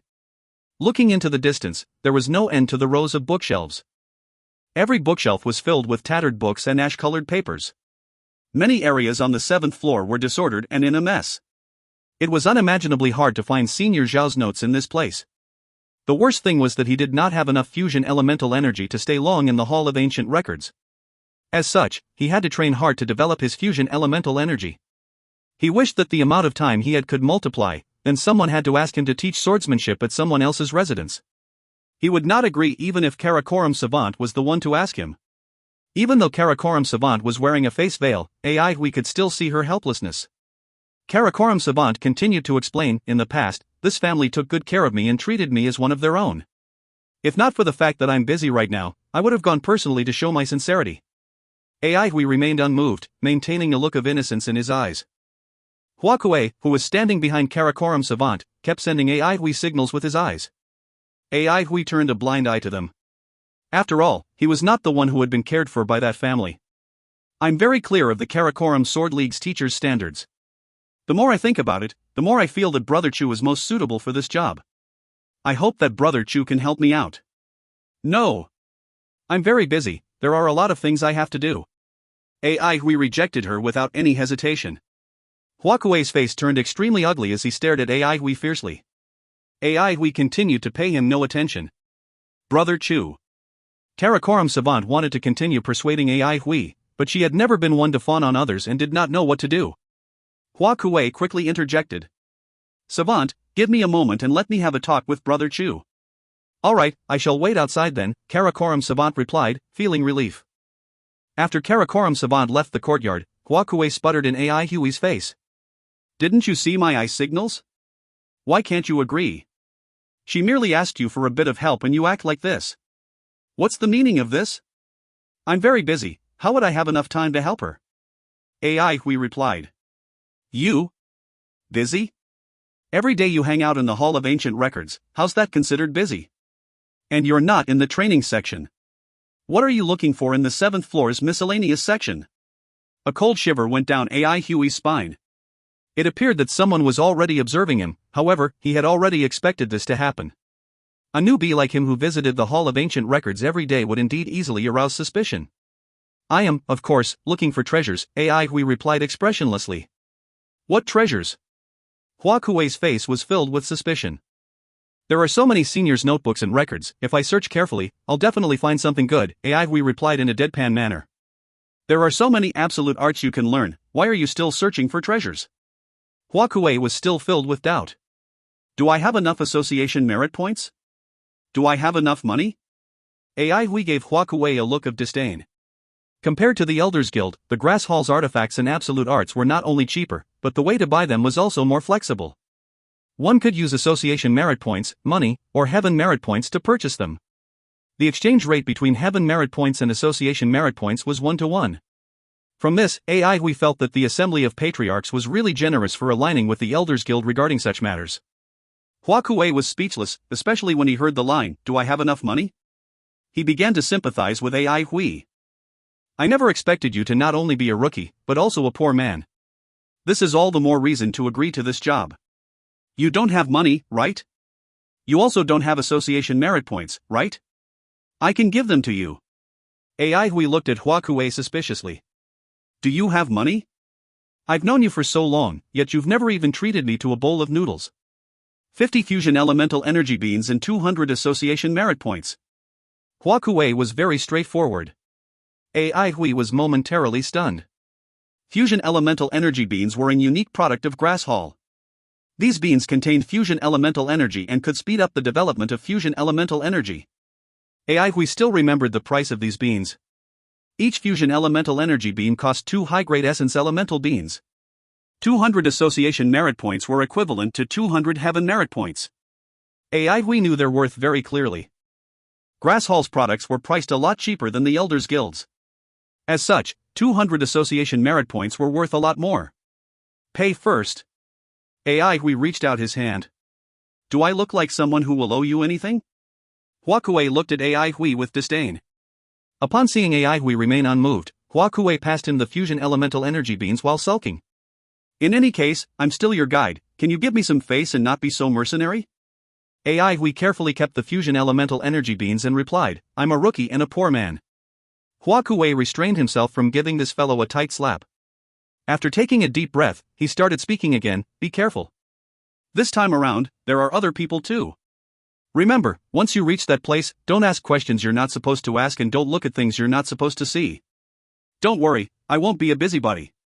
I still need to search for treasures in the Hall of Ancient Records. AI Hui nodded. Didn't I just give you association merit points? Hua Kuei furrowed his eyebrows. I'm a rookie and a poor man. AI Hui gave him an innocent look. Hua Kuei could no longer stand this fellow and turned around to leave. After a while, Karakoram Savant entered the courtyard looking extremely happy. Thank you so much, Brother Chu. Don't worry, Brother Chu, that senior of mine is a very nice person.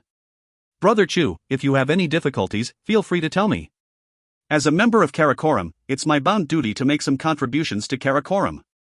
Since I will be there to teach swordsmanship, I can't embarrass the name of Karakoram, but my sword is not really up to standard for this job. Hua Kuei widened his eyes. Did you eat the silverfold plum or something? Without any hesitation, Karakoram Savant passed her sword to AI Hui. This is a newly forged sword. I shall gift it to Brother Chu. AI Hui quickly accepted the sword and replied, Chief, you're too generous. You can just give me a grass sword, really? Hua Kuei was dumbstruck.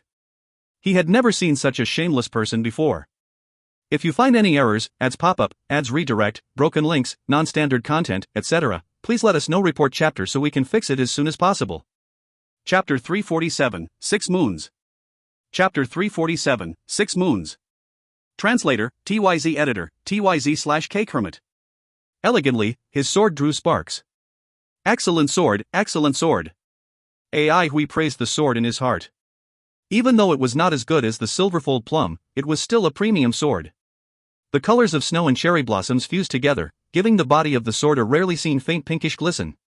The sword was so light and graceful that it felt weightless, extremely suitable for a girl to use. The sheath of the sword was exquisite and gorgeous, clearly the work of a famous swordsmith. On the sheath, there were 2 words written in seal script, Snow Cherry. AI Hui estimated that this sword could be sold for 300 heaven merit points without much difficulty. There were very few swordsmen, but even fewer good swords. Karakoram Savant was truly the chief of Karakoram, anything she gave was of high quality. Should I sell it while I give swordsmanship lessons? AI Hui pondered to himself. A good sword like this belonged to whoever was destined for it. If one did not have at least 400 heaven merit points, how could he or she be destined for it? AI Hui stretched his shoulders. In order to sell the snow cherry for a good price, he decided to put on a good performance and promote Karakoram's swordsmanship. He did not want to let down Karakoram Savant. After stretching his shoulders, AI Hui sat down and asked Hua Kuei, it sounds like it will be far away. Which residence are we going to? You will know when the time comes. Hua Kuei had an irritated look on his face. Actually, all of you don't need to send me. Can't you just give me the address? I can go there myself. AI Hui wasn't annoyed by Hua Kuei's tone. The fiery floating cloud beneath his feet wasn't any ordinary product. It looked very normal and ordinary from the outside, but as for the inside, one could tell that its master paid great attention to design and quality when making it. Who says we are sending you off? Hua Kuei rolled his eyes. He was beginning to regret his decision to become this scumbag's guide. Xiao Shuren is being kept in the trunk? AI Hui asked. You are quite sharp. Hua Kuei was slightly surprised. Even though Hua Kuei had not said anything, Zhu Xiaoyang still knew that it was Xiao Shuren. He felt rather impressed. This fiery floating cloud is more luxurious than the auspicious I destroyed last time. Furthermore, you are here as well. Why would Karakoram spend so many resources? Xiao Shuren can be the only reason. Hua Kuei nodded his head. Just as he was about to praise Zhu Xiaoyang for being smart, Zhu Xiaoyang changed the topic. So now we have to talk about the escort fee. You see, I have gone to great lengths to accompany you in escorting Xiao Shuren. What a big risk I'm taking. I'm a rookie and a poor man. Get lost. Hua Kuei could not stand Ai Hui and flew into a rage. Hey, don't think you can scold me just because you're my guide. Ai Hui widened his eyes. Hua Kuei decided to close his eyes and ignore this scumbag. Very soon, the fiery floating cloud landed in an unadorned and serene courtyard. This place was not located in the center of Silver City. Instead, it was located in a remote corner of Silver City. A simple and unadorned manor like this was rarely seen in the extravagant and lavish Silver City. Even though Ai Hui did not know which family this residence belonged to, he could sense the aura of a rich and powerful aristocratic family coming from within.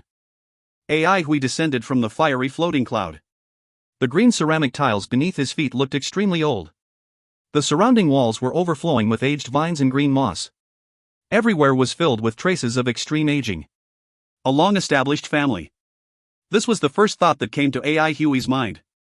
A butler that had been waiting for their arrival bowed slightly and greeted Ai Hui respectfully. Are you Mr. Chu? You must have had an arduous journey. Your living quarters have already been prepared. Do you want to take a rest first? Madam is currently out on business, she will be back by tonight. Madam hopes to have dinner together with Mr. Chu, will you be able to make it? No problem. Ai Hui nodded. Bring me to my living quarters first. Okay. The butler nodded at a servant on one side. That servant quickly came forward and the butler instructed him, bring Mr. Chu to Bamboo Garden.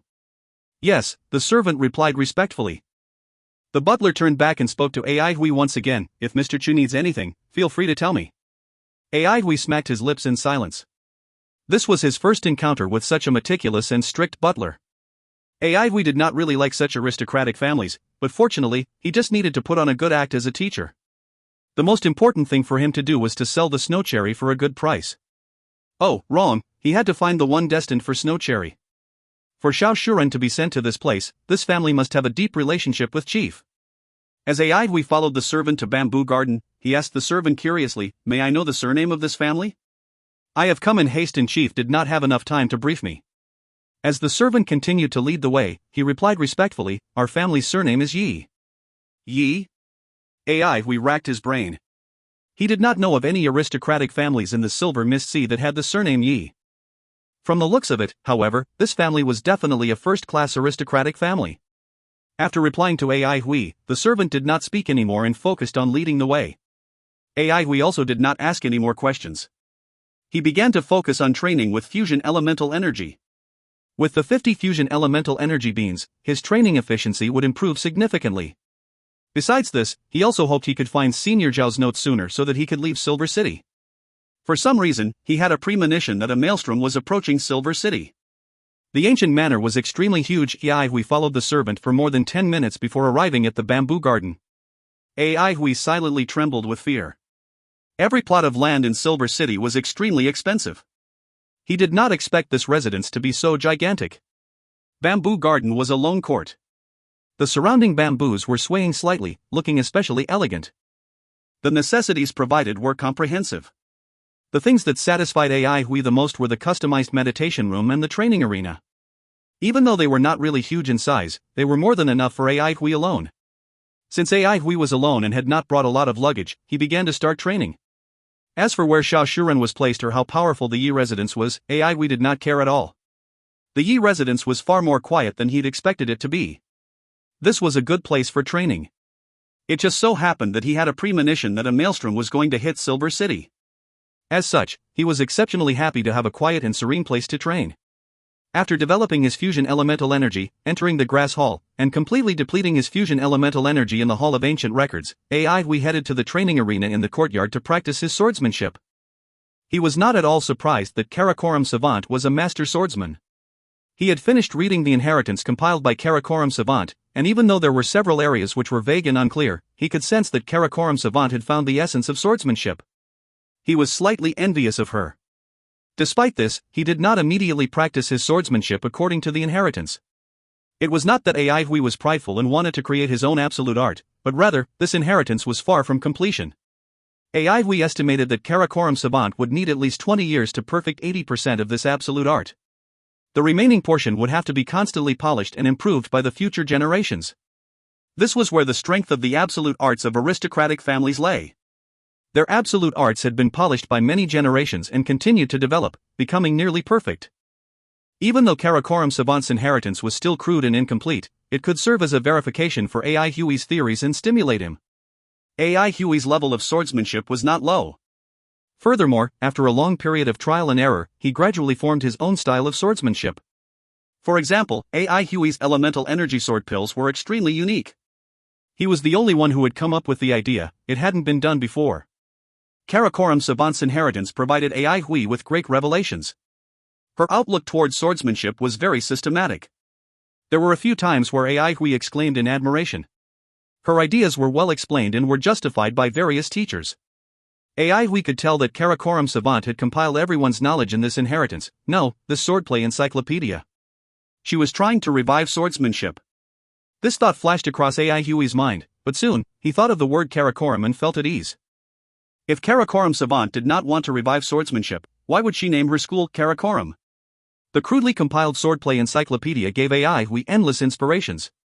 He felt he'd had a revelation. Indistinctly, he could sense a new sword move forming in his mind. He had sensed this faintly discernible feeling on more than one occasion when he'd been flipping through the swordplay encyclopedia. This made him excited. He was familiar with this kind of feeling. Holding Snow Cherry in his hand, he jumped into the training arena. Without much deliberation, he brandished his sword according to that feeling. Time passed bit by bit and he became completely lost in his own world.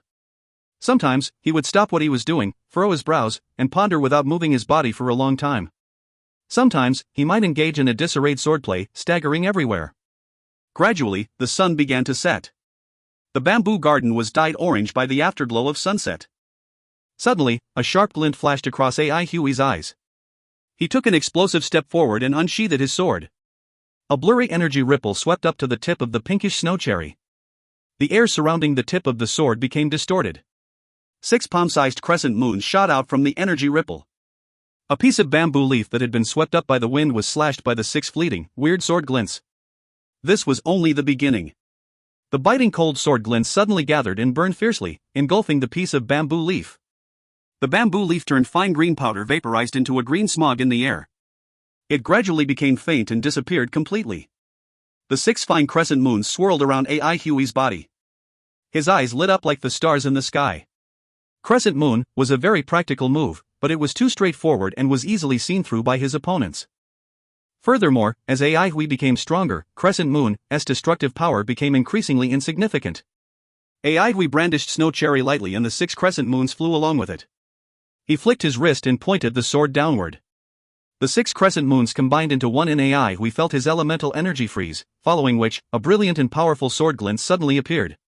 A paper-thin sword gash appeared on the ceramic ground beneath Ai Hui's feet. If one did not look closely, he or she would not see it. However, no one knew that this gash was actually more than 30 meters deep. Holding the sword in his hand, Ai Hui flicked his wrist upward. A powerful sword glint shot out from the gash on the ground and separated into 6 crescent moons once more, then danced around Ai Hui. Not bad, not bad. Ai Hui was very satisfied. Regardless of strength or flexibility, this move was much better than Crescent Moon. Furthermore, Ai Hui discovered that he had used a very small amount of elemental energy to execute this move. This move shall be called 6 Moons. Ai Hui was already thinking about how to utilize 6 Moons. For example, he could use it as a diversion tactic. Or maybe he could combine the 6 crescent moons into one and split them up before making contact with his opponent's weapon. Suddenly, Ai Hui felt some movement from the ground beneath his feet. Whoosh, whoosh, whoosh. Surging water gushed out from the gash in the floor, completely soaking Ai Hui. Ai Hui immediately responded to it. His sword move must have hit an underground spring. It was his first day here and he'd already spoiled something. Things were not going well. Ai Hui was flustered. The water flow was very strong and it was very difficult for him to clog up the gash. If only Lulan was here, he could have solved this problem within a second. Suddenly, Ai Hui heard footsteps approaching. Not caring about anything else, he clenched his teeth and stomped his foot. Boom! A 2-meter-wide crevice appeared. It was finally clogged up. Having arrived at the doorstep a moment ago, the servant was startled by the loud boom. After a while, he began to speak. "Mr. Chu, it's time for dinner. Madam and the guests are already waiting for you." When the servant saw Ai Hui's drenched appearance, he was flabbergasted. "It's dinner time? Let's go, it just so happens that I'm hungry now." Ai Hui gave him an innocent smile. With a blank look on his face, the servant followed Ai Hui as he walked out of the courtyard. Karakoram is Kunlun, in Chinese. Kunlun sect is a martial arts sect that is found in many wuxia stories. This sect is famous for their swordsmanship.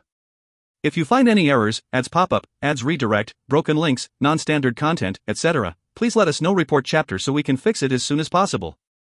Chapter 348, To Hell With It. Chapter 348, To Hell With It. Translator, TYZ Editor, TYZ/KLKL. Ai Hui, who was busy fixing the damaged floor, forgot to use elemental energy to dry his clothes. As such, when he appeared at the dining hall in drenched clothes, the lively dining atmosphere quieted down in an instant. There was a dignified and beautiful woman sitting at the seat of honor. A surprised look flashed across her alluring eyes, but she soon regained her composure. Ai Hui's gaze landed upon an old woman who was standing by in attendance behind the beautiful woman. A cold shiver went down Ai Hui's spine. The old woman might appear inconspicuous, but Ai Hui could sense that her strength was of an unfathomable depth. After a momentary silence, the guests then broke into an uproar. "Such a boorish fellow, how dare he come for dinner in this manner? That's right, he really has no manners. How can a guy who doesn't even have basic manners teach us swordsmanship? It seems like Anchi has made the wrong judgment this time around." Murmurs rang inside Ai Hui's ears. He noticed the guests were mainly kids that were around 10 or more years old. He had to teach these brats swordsmanship? Ai Hui soon noticed some familiar faces among the guests. The gorgeous Xiao Shuren was extremely eye-catching amongst the crowd. When she saw Chu Xiaoyang, her eyes involuntarily lit up. Ai Hui was puzzled. Didn't Chief send her here to put her under house arrest? Why would they treat her like a guest now? Ai Hui also knew the girl sitting beside Xiao Shuren. She was Qin Xian's fiancée, Lian Junyu. When Lian Junyu saw Ai Hui, she smiled and winked at him. She did not make a fuss over Ai Hui's appearance. After all, she had personally witnessed how Ai Hui destroyed 5 sword formations in a row, and she was very confident in Ai Hui's capabilities. It was normal for talented people to have some eccentricities. When Ai Hui saw Lian Junyu wink at him, he did not know what she meant. However, it did seem like a sign of goodwill to him. Hence, he winked back at her.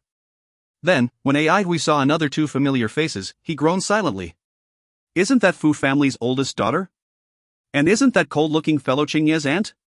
Is she called Huaijuan or something? Ai Hui felt numb. If it was anyone else, he would not have cared much. However, Fu family's oldest daughter and Huaijuan stayed in Peace City and they had met his true self before. If they recognized him, he would be in deep trouble.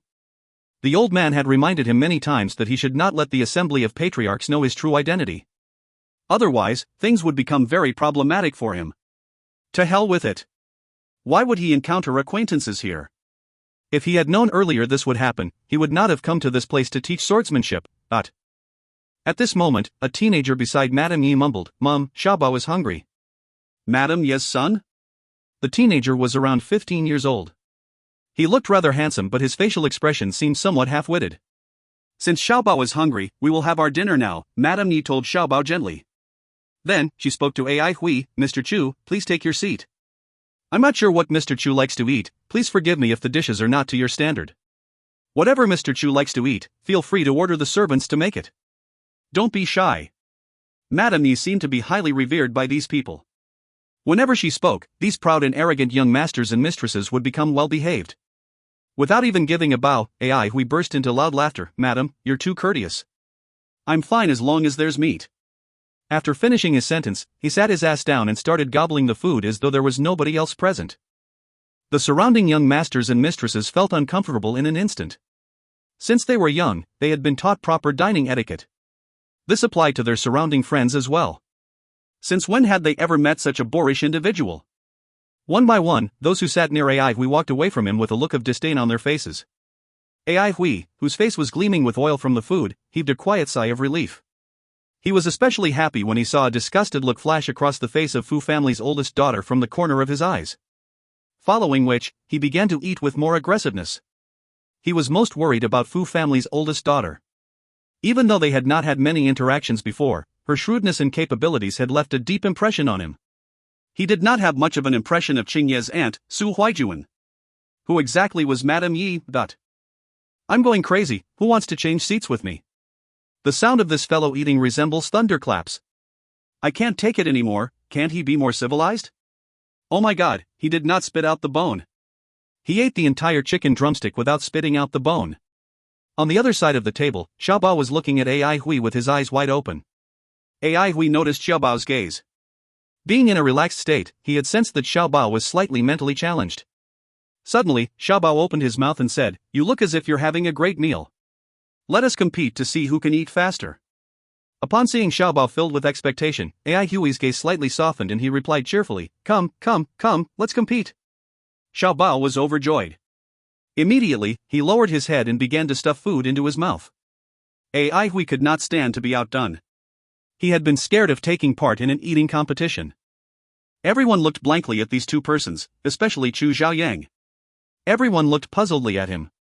Xiaobao suffered from an illness when he was born. This caused a problem in his mental development as he grew up. Currently, his intelligence level was only equivalent to a 3-year-old kid's. Chu Xiaoyan's intelligence level doesn't seem that high as well. Amidst the loud rumbles of both of them gobbling up food, Madame Ye's gentle voice could be heard constantly, "Xiaobao, eat slower, don't eat too fast." The rest of the guests were like wax statues, staring blankly at the two of them gobbling up food. Phew! Both of them stopped eating at the same time. They could not eat anymore. The two of them looked at each other several times. Heroes appreciated one another. Everyone heaved a deep sigh of relief. For civilized and refined people like them, who ate their meals without making any noises, this scene was no doubt hugely torturous to them. Initially, they still could ridicule Chu Xiaoyang. However, after Xiaobao joined in, all of them shut their mouths and stared on blankly. No one was interested in eating dinner anymore. AI Hui collapsed against his chair. He was so full that he could not move. "Can I have some tea? I'm a bit thirsty." Lien Junyu could not help but turn her face away. This was far too embarrassing. Even she could not tolerate such behavior from Chu Xiaoyang. The rest of the guests were annoyed. They had never seen such a crude individual. On the contrary, Madame Yi was smiling. She then ordered one of her servants, "Go and bring some tea here." "Yes, madam," the servant quickly went to pour some tea. Xiao Shuran looked interestingly at Chu Xiaoyang. She clearly remembered Chu Xiaoyan wasn't so boorish the last time he was boarding auspicious. Why did he seem to have completely changed today? When Chu Xiaoyang saw her, he was slightly surprised. Clearly, this was the real Chu Xiaoyang. She was a shrewd individual. Even though she was doubtful, she did not show it on her face at all. Furthermore, she clearly knew of the situation she was in now. Staying here seemed to be better than staying in Karakoram Sword League. Madame Yi was very friendly to her, but in reality, she was still a prisoner. Xiao Shuren remained calm and collected. Her gaze casually swept across the crowd, but she failed to observe anything important. The dinner's leftovers were cleared and the tea was served. Other than AI Hui and Xiaobao gulping down the tea, the rest of the guests were motionless. They were looking at Chu Xiaoyan with contempt. Since when was the dining table a place to drink tea? Today was definitely not a happy day for them. Madame Yi casually picked up the teacup in front of her. After taking a sip, she put it back down and her gaze swept across everyone. Then, she began to speak with a gentle voice. "Recently, swordsmanship has been very popular. Since all of you are very interested in swordsmanship, I have invited Karakoram Savant to my residence to teach everyone. Maybe some of you might have a flair for swordsmanship." Madame Yi changed her tone slightly and continued, "However, Karakoram Savant is busy and she doesn't have the time to teach all of you. Therefore, she recommended Mr. Chu Xiaoyan to come in her place." With a smug look on his face, AI Hui raised his right hand and waved to everyone. Clap, clap, clap. Xiaobao was clapping enthusiastically. AI Hui gave Xiaobao a thumbs up.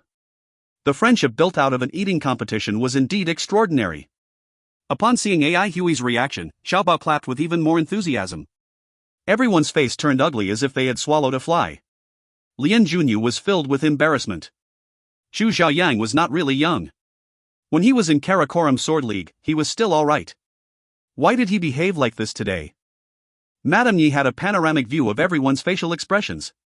With a stern voice, she continued, I know why all of you are here today.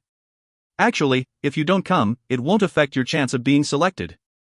After all, everyone here is an outstanding genius of the younger generation in the Avalon of 5 elements. All of you will definitely be selected. I am just a woman, and have no power to interfere with such an important matter. Everyone was bolt upright and remained silent. Whoever believed these words was stupid. Madame Yi smiled and continued, therefore, I hope everyone can treat this as a break and relax. Swordsmanship is on the rise these days and none of you have made contact with it before. Therefore, I invited Mr. Chu to teach all of you swordsmanship. Maybe some of you might have a flair for swordsmanship. It would be a pity if you neglect it. Of course, all of your respective family absolute arts are very powerful. However, you still can further improve yourself by exposing yourself to new things and accepting criticism from others.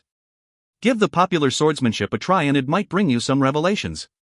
Madam, you're right. To Ai Hui's surprise, after Fu family's oldest daughter showed her support for Madame Yi, the rest of the guests followed suit. Ai Hui was slightly puzzled. Selection? What kind of selection would make these pampered young masters and mistresses come all the way here? Even the shrewd Fu family's oldest daughter was not excluded. Furthermore, why did Madame Yi want these people to learn swordsmanship? The more Ai Hui thought about it, the more puzzled he felt. Alright, why does he need to think so much? He should quickly think of a way to get out of here. Otherwise, if his identity was revealed, he would be in deep trouble. Ai Hui had already decided that he would intentionally put up an inferior performance later. These fellows had been tolerating him for so long. They must be feeling very angry deep down. As such, when he screwed up later, they would definitely heckle him. When that moment came, he could act dejected and leave this place earlier. He did not really care about being embarrassed. Who would be the first one to humiliate him later? Ai Hui's gaze swept to and fro across the crowd, trying to find his target. This guy seems shrewd, he might not want to defeat me. Oh? How about this one? His eyes look sly and squinty, he is a good choice. Actions speak louder than words. Why not everyone try for themselves? I will give all of you a chance to challenge Mr. Chu and see his capabilities for yourself. Upon hearing Madame Yi's words, everyone turned restless. A lot of people stared at Ai Hui with vicious looks on their faces. Ai Hui's eyes lit up. The chance is here. It was time to test his acting skills. Of course, this challenge can't proceed without a reward. I have a pair of gloves here. This pair of gloves is one of the representative works by the late embroidery master, Han Yuqin. It's called Star Reaper. You must have heard of its name before. Anyway, I shall not be so long-winded, we will just treat this pair of gloves as the reward. An uproar broke out among the crowd. Everyone's eyes lit up, feeling extremely eager to give it a try. Ai Hui's mind jolted and his entire body froze. Mistress. If you find any errors, ads pop up, ads redirect, broken links, non-standard content, etc., please let us know. Report chapter so we can fix it as soon as possible. Chapter 349, I will give the sky to you. Chapter 349, I will give the sky to you. Translator, TYZ Editor, TYZ/KLKL. It's just a trial and I don't want all of you to destroy this old manner of mine. Therefore, everyone will have to wear a suppression bracelet. There's no need for you to execute those ultimate moves that exhaust a lot of elemental energy. Who is up first? Madame Yi's tone was relaxed as her gaze swept across everyone. Expressionless, Ai Hui stood in the arena while holding the snow cherry, looking like a statue that gave off an austere aura. Xiao Shuren's eyes lit up. She had a deep impression of Chu Xiaoyang. Emotionless, decisive, calm and collected, always planning his next killing move. Auspicious was destroyed by him. If not for him, she definitely would not have led such an arduous life like this. The current Chu Xiaoyang was exactly the same as the one from her memory. The change in Chu Xiaoyang's demeanor began from the moment Madame Yi announced the reward. Xiao Shuren thought pensively. It seemed that only practical benefits could move Chu Xiaoyang. Honestly speaking, she also did not expect Madame Yi to be so generous. She actually used a rare artifact like Star Reaper as a reward for such an ordinary competition. Was this the might of a legitimate aristocratic family? Xiao Shuren felt a cold shiver go down her spine. A tall and sturdy teenager stepped out. I will be the first one. A delightful look appeared on Madame Ye's face as she encouraged that teenager. Guihu, good job. Everyone began to cheer for that teenager. Ahu, come on. Defeat him. Let him have a taste of your strength. The teenager grinned as a glint of battle fervor flashed across his eyes. Among this group of young masters and mistresses, Guihu's family background wasn't really impressive. However, he was brave, aggressive, determined, and resolute. He clearly understood how important this opportunity was and he had to make an all-out effort. As Guihu spread his arms, all his muscles bulged out of his clothes. His fingers were like iron pincers, giving off a bright metallic luster. Vigorous elemental energy flowed through his blood vessels. Blub blub blub. His blood vessels sounded like a monster swallowing its saliva. A violent and powerful aura was emitted from his body. All the teenagers had their faces turned solemn as they silently trembled in fear. Guihu's body tempering had actually reached such a high level. His body had attained silver marrow completion and was beginning to step into golden blood completion. Copper skin, iron muscles, steel bones, silver marrow, golden blood. When one attained golden blood completion, it implied that his or her level of body tempering had been maxed out. A look of approval appeared on Madame Ye's face as well. The painstaking work that was needed to achieve such a high level of body tempering would make one flinch. Such determination was hard to come by. Big Chu, come on. Xiaobao suddenly yelled. An awkward silence swept across the arena. No one expected Xiaobao to cheer for Chu Xiaoyang. From the arena, Hui waved to Xiaobao. He casually brandished the snow cherry in his right hand, looking as if he was stretching his joints. Hui remained expressionless. No one could tell what he was thinking. This fellow is indeed motivated by only wealth, the old woman whispered to Madame Yi with a smile on her face. If Madame never took out the Star Reaper as a reward, this fellow would be thinking of ways to leave this place. Being avaricious is not a weakness. As long as one is wise and just, it's okay even if he or she is avaricious. Madame Yi laughed involuntarily. Madame is right, the old woman nodded her head. Now we don't need to be worried that he won't reveal his true skills. It's a pity Karakoram Savant is not free, otherwise it would be much better to let her teach these kids instead. Chu Xiaoyang is no different from her, Madame Yi continued, let him put up a good show for everyone. Yes, the old woman replied. At this moment, Guihu bent his knee slightly and jumped straight for the arena. He flew 20 meters through the air and landed steadily in the arena. Just this move alone sent the crowd into an uproar. Everyone could clearly see that Guihu's leap did not use any elemental energy at all. The leap depended solely on his physical strength. This showed how powerful his physical body was. Viciousness was written all over Guihu's face as his copper bell-like eyes stared at Hui. Just as he revealed a sinister smile and was about to speak, Hui suddenly asked, "Are you ready?" Guihu's rhythm was disrupted and he froze. At this moment, Hui struck out. A streak of crimson sword-like gleamed suddenly before Guihu. Apparently, Guihu had underestimated Hui's degree of slyness. He could only cross his forearms and protect his face. Unexpectedly, the sword gleam suddenly curved and pierced towards Guihu's chest. Guihu's reaction was extremely fast. With one hand protecting his throat, he spread open the palm of his other hand and aimed for the sword gleam with lightning speed. His palm was brimming with elemental energy, making it impenetrable. He caught it. Guihu was overjoyed. The strength of his palm was terrifyingly powerful. There was once he broke an enemy's weapon with his bare hands. The moment he caught his enemy's weapon, he would gain control over the tempo of the battle. However, right now, he felt as if he had caught a mud fish that was slipping out of his hand. A sharp and intense gush of chilliness suddenly blasted his body. Guihu's heart tightened as if it was being frozen by the blast of chilliness. The sword gleam was heading straight for his heart. Guihu was shocked and enraged. He opened up his palm and tried to smack the body of the sword. It was as if Hui had expected Guihu's attack. The crimson sword suddenly sprung up. Bang! A crisp explosion resounded through the air. Together with his sword, Hui plunged into the ground. His snow cherry was stuck in the ground, looking extremely pathetic.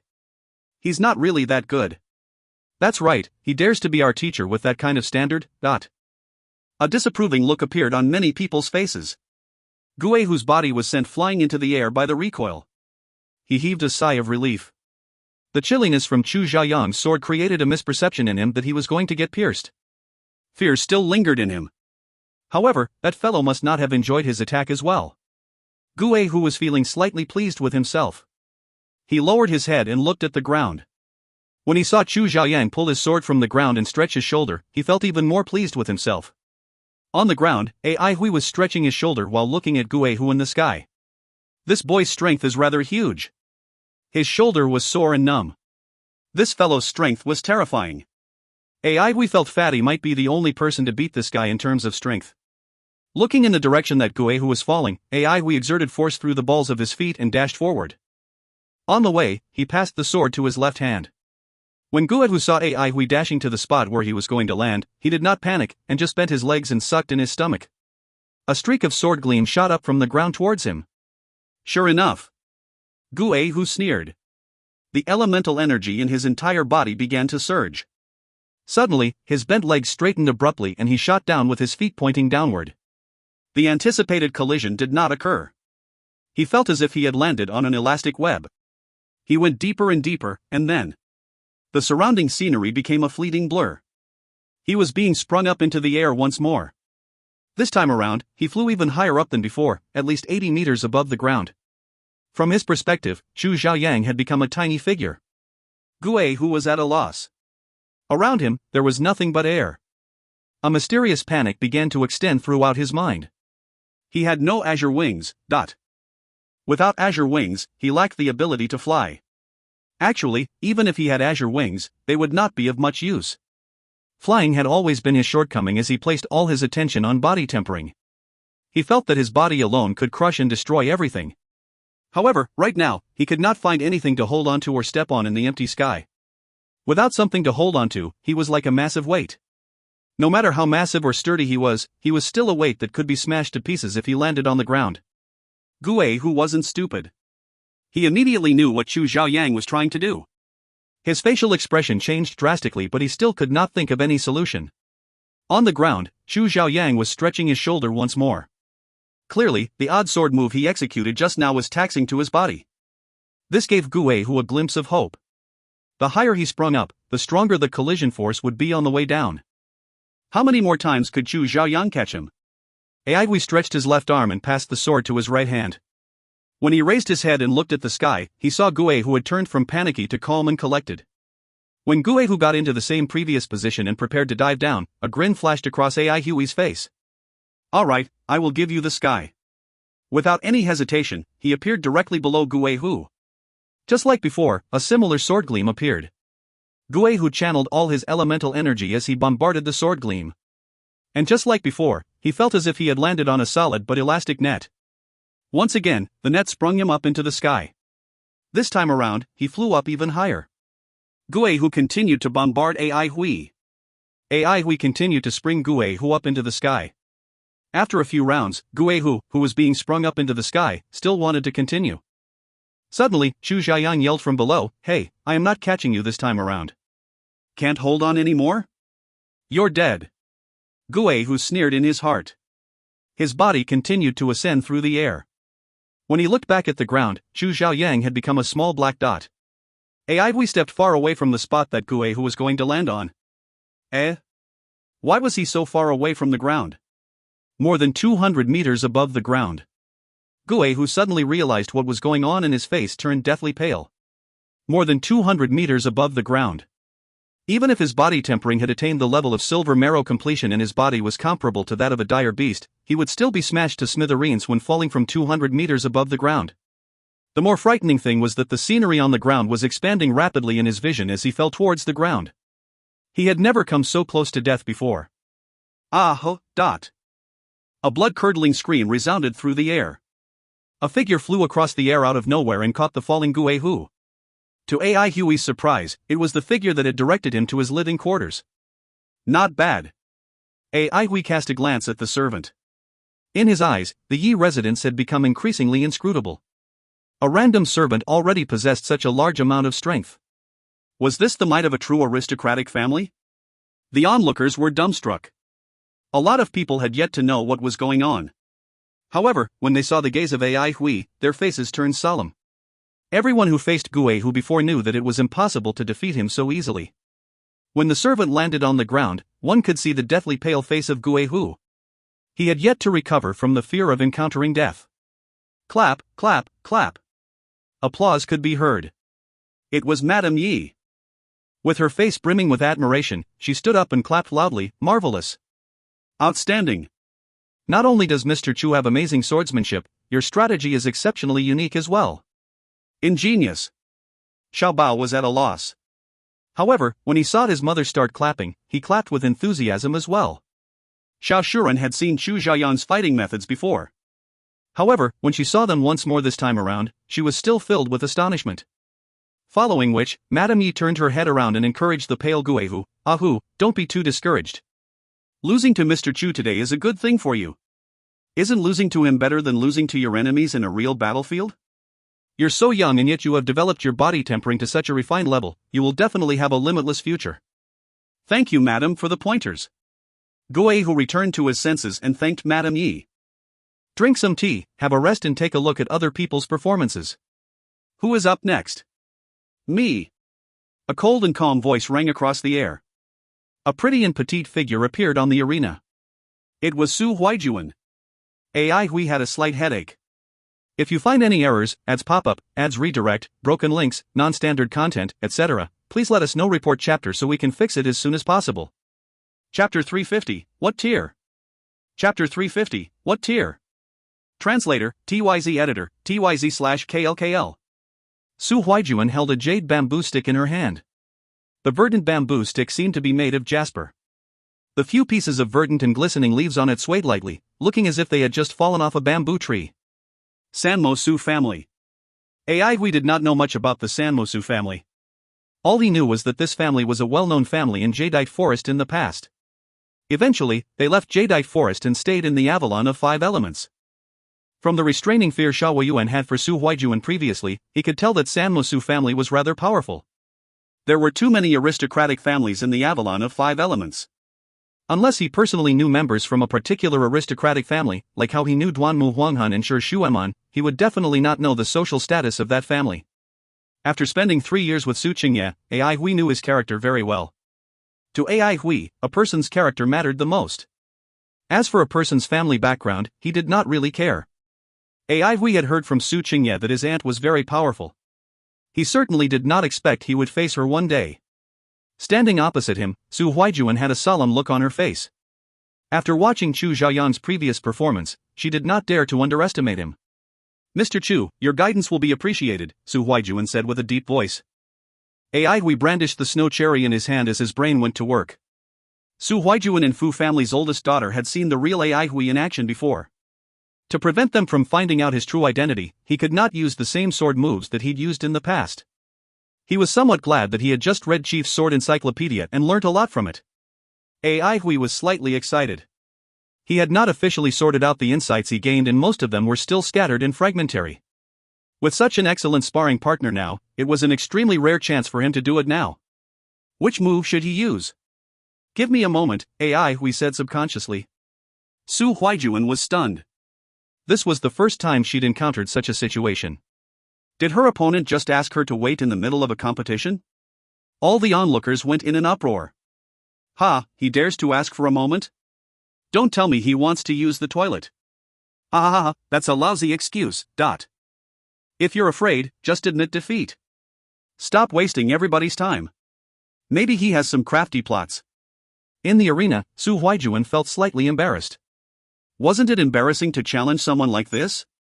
Since young, she had been through a lot of competitions and she had never been so embarrassed like this before. AI Hui, who had been in deep thought, suddenly had his eyes light up. He had thought of a good move to use. Then, he raised his head and told Su Huaijuan, I'm ready. Ready. Su Huaijuan nodded her head with a blank look on her face. Mr. Chu, your guidance will be appreciated. Here I come, AI Hui boasted shamelessly. However, he did not move forward and stood at his original spot. Following which, he flicked the snow cherry in his hand. The air around the pinkish tip of snow cherry suddenly became distorted. The sword tip looked as if it was emitting energy ripples. Suddenly, 6 palm-sized crescent moons shot out from the energy ripples. 6 moons, AI Hui's newly developed move. Su Huaijuan's eyes shrunk as all her distracting thoughts disappeared. The commotion from the onlookers had completely disappeared as well. Everyone widened their eyes and looked at the 6 dancing sword gleams. Even though the sword gleams were only palm-sized, their razor-sharp aura was able to engulf the entire arena. They were fast and nimble, resembling 6 flying bats. They flew so fast through the air that one could only see their after images. What kind of swordsmanship was this? Before the onlookers could resolve their doubts, Su Huaijuan had already sensed the danger that was approaching and she began to move. A glint flashed across Su Huaijuan's eyes and she pointed her jade bamboo stick towards Ai Hui. A burst of green light erupted from the jade bamboo stick and exploded in the air. The burst of green light transformed into a green-colored glowing net that suddenly appeared on top of Ai Hui. The faint green glow from the net was in perpetual motion, dancing and flowing. The area it covered was extremely huge. All the onlookers bolted upright. They did not expect Su Huaijuan to start off with an ultimate move. Inescapable Net was one of Sanmo Su family's ultimate moves. The threads that made up the green net were as thin and fine as hairs, making the net look as if it would break any moment. In reality, they were impenetrable by swords or spears. No matter how hard one tried to escape from it, he would still be a trapped fly. Chu Xiaoyang raised his head and looked at the glowing net that was floating down slowly. He looked as if he was dumbfounded at the sight of the glowing net, remaining motionless. The slow-moving speed of the green glowing net was just an illusion. Those who had sharp eyes had already noticed that a few strands of green glow from the net were already embedded in the ground. Chu Xiaoyang was finished. This thought flashed across everyone's minds. Once inescapable net embedded its roots in the ground, no one could break from it. The glowing net started to expand and become thicker. In the blink of an eye, the glowing net looked as if it was made up of thick and solid vines. Surprisingly, pieces of verdant bamboo leaves began to grow on the glowing net. Chu Xiaoyang stared blankly at the sky above his head. Disdain and disappointment appeared on the faces of the onlookers one by one. This competition had already ended. Chu Xiaoyang had admitted defeat. Every bamboo leaf was like a single razor blade. When the bamboo leaves started to fall, a great danger descended upon Chu Xiaoyang. If this was a real fight, the trapped Chu Xiaoyang would be sliced to smithereens. The countless bamboo leaves gave rise to countless killing intents. A disappointed look appeared on Su Huaijuan's face as well. Previously, after she saw how Chu Xiaoyang defeated Guihu, she still thought that he was rather powerful. That was why she decided to challenge him. However, she did not expect him to stay motionless and fail to put up any resistance. A competition like this was far too boring. Suddenly, Chu Xiaoyang's murmurs rang across her ears. She was stunned. Which tier should I start from? Forget it, I will start from the first tier. Save time and brainpower. Tier? What tier? Su Huaijuan's mind was filled with doubt. She widened her eyes and looked at the trapped Chu Xiaoyang. Could it be that he had some countermoves? Such a pity, it's too late for any countermoves. She felt pity for Chu Xiaoyang in silence. Once the inescapable net embedded its roots in the ground, anyone who was trapped inside the net had practically zero chance of breaking out of it. Chu Xiaoyang continued to mumble to himself. He did not look at Su Huaijuan and brandished his sword by himself. 36 plum blossoms are easier to count, but I don't have 36 now. I only have 6 now, maybe I can make a simplified version. The 6 sword gleams swirling around Chu Xiaoyang suddenly began to spin faster. Swoosh swoosh swoosh. Deafening sonic booms resounded through the air. The 6 sword gleams intertwined together in the air. Whoosh! The bamboo leaves that were falling towards Chu Xiaoyang were grinded to smithereens by the 6 sword gleams. Su Huaijuan's eyes lit up. She could sense an unpredictable killing intent coming from the intertwining sword gleams. Interesting. The onlookers broke into discussion as well. What kind of swordsmanship is that? I'm not sure. It's too late. That's true. Indeed, the 6 sword gleams swirling around Chu Xiaoyang were gradually suppressed by the falling bamboo leaves.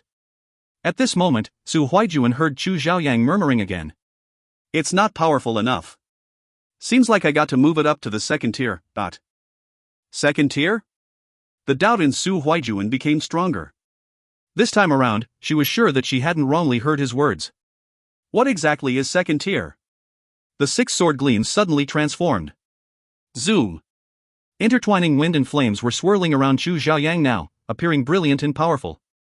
Every sword gleam was accompanied by intertwining wind and flames. They were moving extremely fast and giving off scorching heat. Numerous bamboo leaves burst into flames with a loud rumble. The inescapable net was being stimulated. This time around, not only bamboo leaves grew out of it, but there were bamboo branches growing out of it as well. Deafening sonic booms rang across the air. The bamboo branches were like arrows, piercing through the protective screen of wind and flames in an instant. Eh? It still can be transformed? The third tier. Su Huijuan felt that she was going to go crazy soon. Third tier, what exactly is third tier? None of the onlookers were talking now. Even though they could hear Chu Xiaoyan's murmurs, they could see the successive changes of his sword moves. They noticed the current situation was far from what they had expected it to be. Chu Xiaoyang seemed like he had the power of resistance. But it might just be his final struggle. The onlookers quickly came to this conclusion. After all, this was the inescapable net. Even if Gue Hu was the one that was trapped in it, he would not be able to break out of it. When Chu Xiaoyang completely depleted his elemental energy, he would become a slave to the inescapable net, like a physically exhausted wild animal. However, Ai Hui was actually immersing himself in the pleasure of simulating sword formations. The sword formations that he had destroyed previously were extremely exquisite. The feelings of simulating sword formations and destroying sword formations were completely different. A sword formation could be destroyed just by identifying its loopholes and weaknesses. However, to simulate a sword formation, one needed to have a deep understanding towards swordsmanship and sword formation. Okay, there's something wrong with this area. Alright, I have to increase its power. I get it now, there's something else in this area. Ai Hui, who was lost in his own world, continued to mumble to himself. The number of crescent moons he had now could not be compared to the number of grass swords used in the sword formation. As such, it was not an easy task to simulate the sword formation. If not for those few detailed descriptions and explanations on sword formations in Karakoram Savant's Swordplay Encyclopedia, Ai Hui would not have had such a deep understanding of sword formations. Because of the quantity issue, there were a lot of limitations in using just 6 crescent moons to simulate a sword formation. However, the 6 crescent moons were sword gleams and they were naturally more powerful than grass swords. New insights made Ai Hui's eyes lit up. The powerful and ever-changing, inescapable net forced Ai Hui to speed up his thinking process. He was racking his brain on how to increase the power of his sword formation. A dead silence swept across the onlookers. Everyone was staring in shock at the arena. They no longer had the thought that Chu Xiaoyang would face an imminent defeat. During the previous sword formation, Chu Xiaoyang had displayed how swordsmanship could be used in a battlefield. Everyone felt as if they were in a battlefield. They could see corpses and blood everywhere. Thousands of men and horses were fighting and colliding against each other. A feeling of devastation engulfed them. Even though they were young masters and mistresses from prestigious families, most of them had seen blood before. However, they had never seen such devastating and desperate swordsmanship before. Chu Xiaoyang, who was trapped in the inescapable net, was like a valiant general that was fighting with his life, bold and powerful. Chu Xiaoyang suddenly stopped what he was doing. It's still not working. That means I have to move it up to the 4th tier. Su Huijuan had already become numb at this point of time. 4th tier, what was he doing? The 4th tier was the Big Dipper sword formation. This was also the sword formation that Ai Hui had the most understanding of. However, he only had 6 crescent moons. Big Dipper needed a total of 7 entities to work. Suddenly, Ai Hui hit upon an inspiration. He could count himself as one entity and there would be 7 entities in total. The Big Dipper sword formation was being channeled noiselessly. Ai Hui stood in the center of the formation with his eyes flickering. The Big Dipper sword formation gave him a completely different feeling. For the previous 3 sword formations, he could clearly sense their tardiness and see their loopholes. He could infuse some of the marvelous ideas from these 3 formations into his own swordplay, but he could not completely simulate them. However, Ai Hui could feel that Big Dipper sword formation was not a sword formation, but rather a sword move. That's right. The 6 sword gleams flew rapidly through the air. Ai Hui, who was standing in the middle of the formation, emitted a glow from his eyes. No matter how the sword gleams danced and flew, the aura of Big Dipper continued to exist. Very soon, Ai Hui could see the marvel of this move. It was as if the Big Dipper, in the depths of space, had shot out a streak of starlight. A faint lingering aura of death spiraled around the streak of starlight, cold and awe-inspiring. The trembling Su Huijuan was overwhelmed with horror. She immediately made a hasty retreat.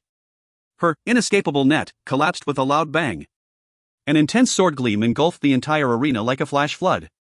Everything that stood 30 meters within Ai Hui was completely obliterated to a fine powder. Not a single voice could be heard.